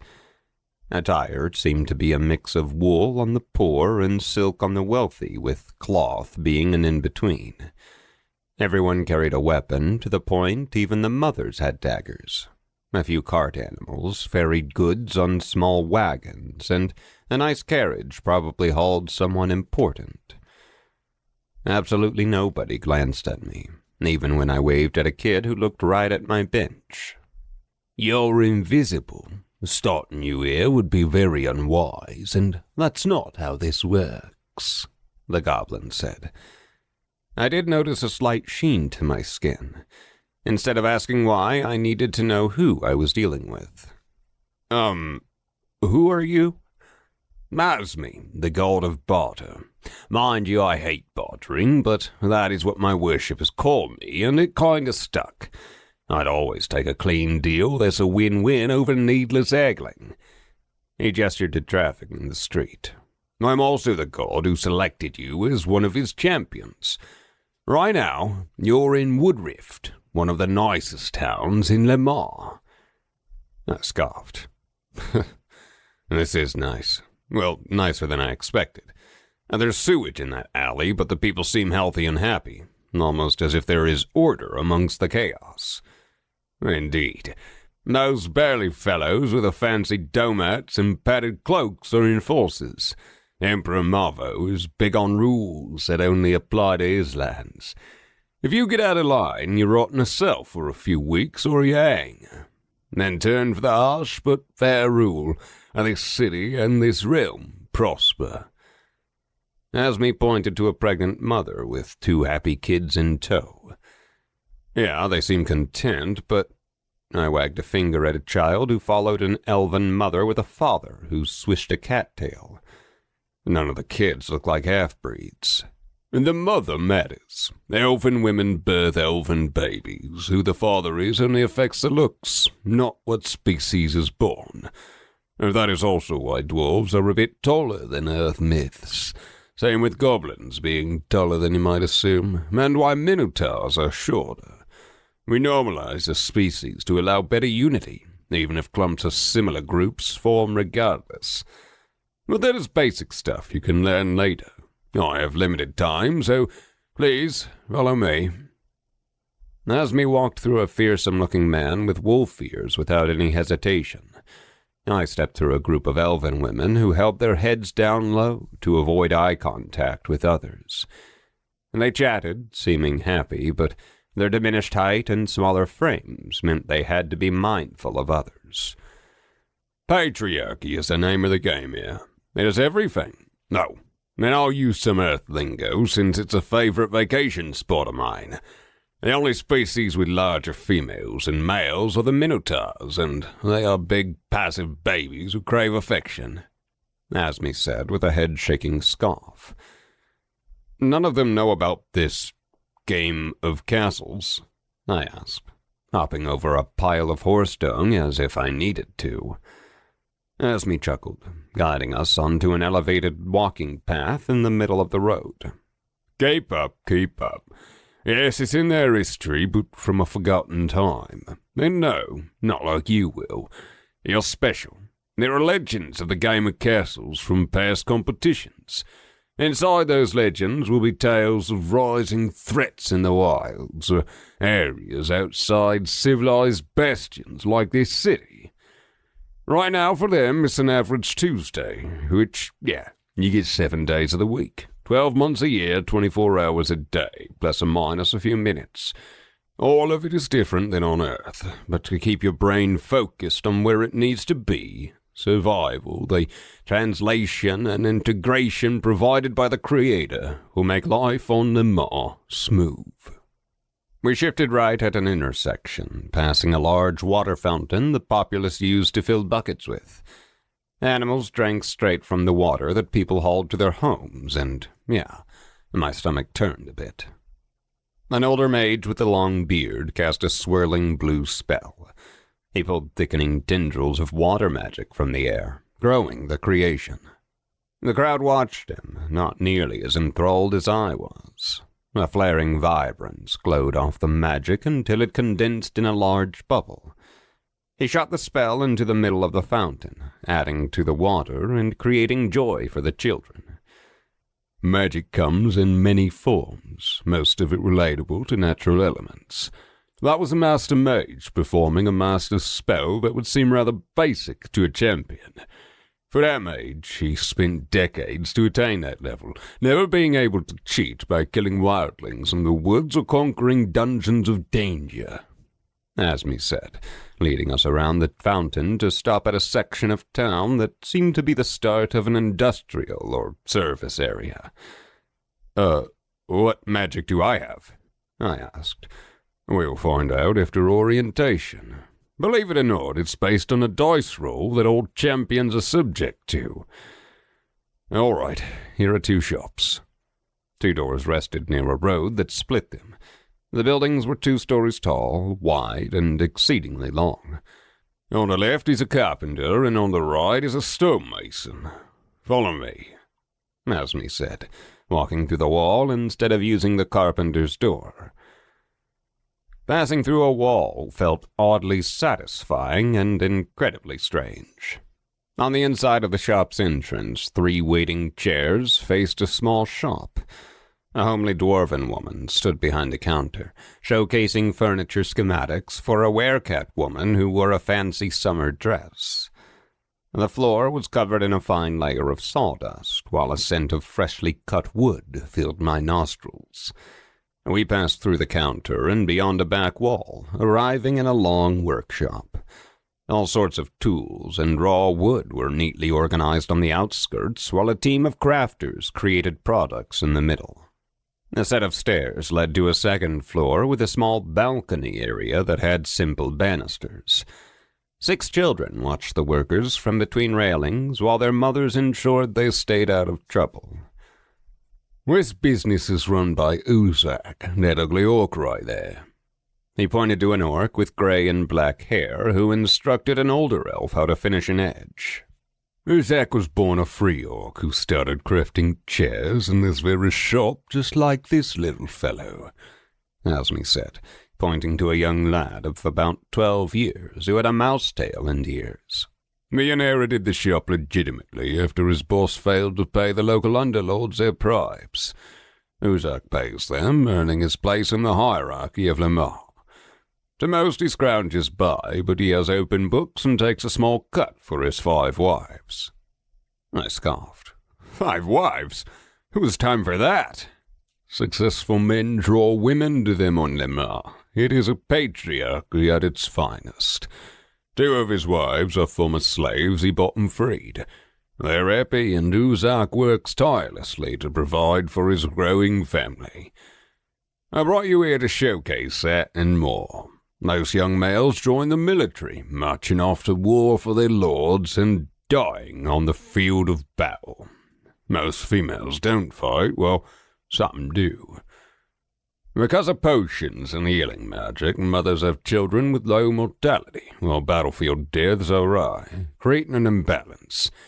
You see the results of this up there with his wives, whittling details into fancy pieces for a carriage while watching the kids. Meanwhile, Uzak here is completing orders whilst his eldest daughter manages at the front desk.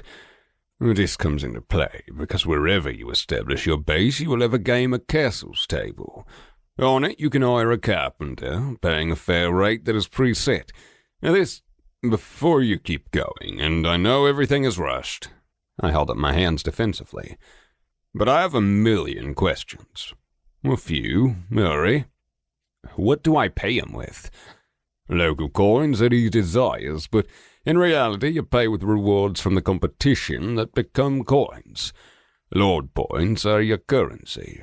You convert them into tasks or hiring or coins or whatever you want really. You go out and kill a clump of zombie bears, returning to your base a triumphant hero. You earn 300 Lord points or LP. You can hire Uzak to build you a bed for 30 LP. Definitely not 1-to-1, but a quick example. When he wakes up tomorrow, he thinks his daughter met you already and your order is a priority. He crafts it, a local order wheels the bed to your home, and no one is crossed or betrayed over the transaction. The gods interfere with their normal lives in a way that just works. I scoffed. Sweet. Seems easy. While I had a whole lot more questions, he quickly continued. Have you tried killing a bear, let alone a zombie one? Anyway, champions of a magical disc called the game a castle's table that influences the area around them. You can also use a system with simple words, but once you get into the competition, you will start to earn. Feel free to spend your LP however you like without my input, Asmi said, pointing to a very large carriage. That's nice. And comfortable. And yes, you can use enough LP to convince Uzak and his family to load up in our carriage and give up this shop to join your castle, where costs for carriages, for example, will go down significantly since all the bloated living here goes away. However, if enough people leave a place like Woodrift, it may upset people and cause a war against you. And this base you speak of, what will mine be like? There's a dice roll on which region you arrive in, but there will be 4 options for you to pick from. Your starter gear is standard, though. Map, camping supplies, basic hunting bow, a simple blade, some water, food, and fire-starting tools. For champions, there's no class to confine you. Well, besides your magic affinity. If you want to be a knight who can shoot a bow, go for it. Won't be effective, but you can do it. But don't pick that. There was a bad example. Come, Asmi said, leading me through the wall toward the stone shop. We passed through the small road between the buildings and arrived to see a human man with a bunch of sons of various species loading up a wagon. A bevy of wives kissed their husband goodbye right before he hopped on the long wagon's front bench. After a snap of the reins, a team of 8 oxen fought the weight until the wheels slowly rolled forward. There is so much I want to teach you, but I can't. What I can do is go over the most important, vital aspects, and trust me, this will make more sense later. The average man does not have a harem. Only those who are stable and can provide will attain such lofty lives. And yes, these are the 1% of Lemar. They have a stable home, food on the table, the street lord's protection, the emperor's thanks for taxes, and a business that is fair, Asmi said. I chuckled at the goblin. Well, at least you know your business partner's motives. And you need to know that the game of castles table keeps you safe. Don't take risks you don't have to because you don't earn LP by venturing into this city or any like it. You take up normal risks inside another ruler's home. You're going to be seen as a lord, not a commoner. Lords don't barter with stonemasons to build a balcony. Their lower nobles or lower wives do. And the captured lord has value. Remember that, Asmi warned. I watched the wives walk over to the woodkeeper's shop, likely going to help Uzak's family carve stuff while the children played. I sighed, learning a lot about the upper class of the city in a short period. Asmi wanted me to witness how a lord stayed in power, and it was through people like Uzak. You're going to be judged by a few metrics. The first and foremost is LP earned. You can be a mighty edge knight who travels around the world, never using a magical table of note. While limited, you can use the interface in your vision. This is not very effective for winning the competition because, castles are important in Game of Castles, but a wandering knight can stay off the radar, as they like to say on Earth. You will end up fighting and adventuring far more than being in a castle or building a castle, but castles are the end-game content. I ran a hand through my hair, listening intently. Since he brought up the option, I figured he wanted me to comment. I can sort of see the merits. It does have a certain appeal. Always on the move, never upsetting any singular lord with your sudden rise in power because you're in fact helping them with their issues. Asmi seemed displeased. True, it is not very often that a edge knight wins or even does as well as a solo champion, but they are a thing. The second way you are judged is not by royal P generation through quests, but instead through your base. Everyone needs a home. Besides it, I wagged a finger and said, Edge Knight. Correct. They travel endlessly, finding the best ways to almost die. No matter what you decide to do, the more you remove threats to Lamar, the more LP you gain. This is a massive cheat when compared to the average person who can't use the system. If they go out and kill an ogre, almost dying, they will receive a reward from the locals who may try not to pay. You get that, and you get our rewards. Hell, there even are quests reward for completion and kills. Anyway, I hope you don't become a edge knight, because this leads to the next part. The better your base, the more residents inside of it, the higher your score. This score is also largely important for how you interact with the region around you. This is called IP, or influence points. A person with a high IP will pay less to Uzak to move to their base. IP does not reward you directly with riches, but is more or less a way to receive discount acquisitions. It is also important to note, tracking IP is almost impossible because it is a subjective number to the locals. During your competition, your IP score will be a generic number, even though it is a case-by-case thing. Then there are MP, or military points.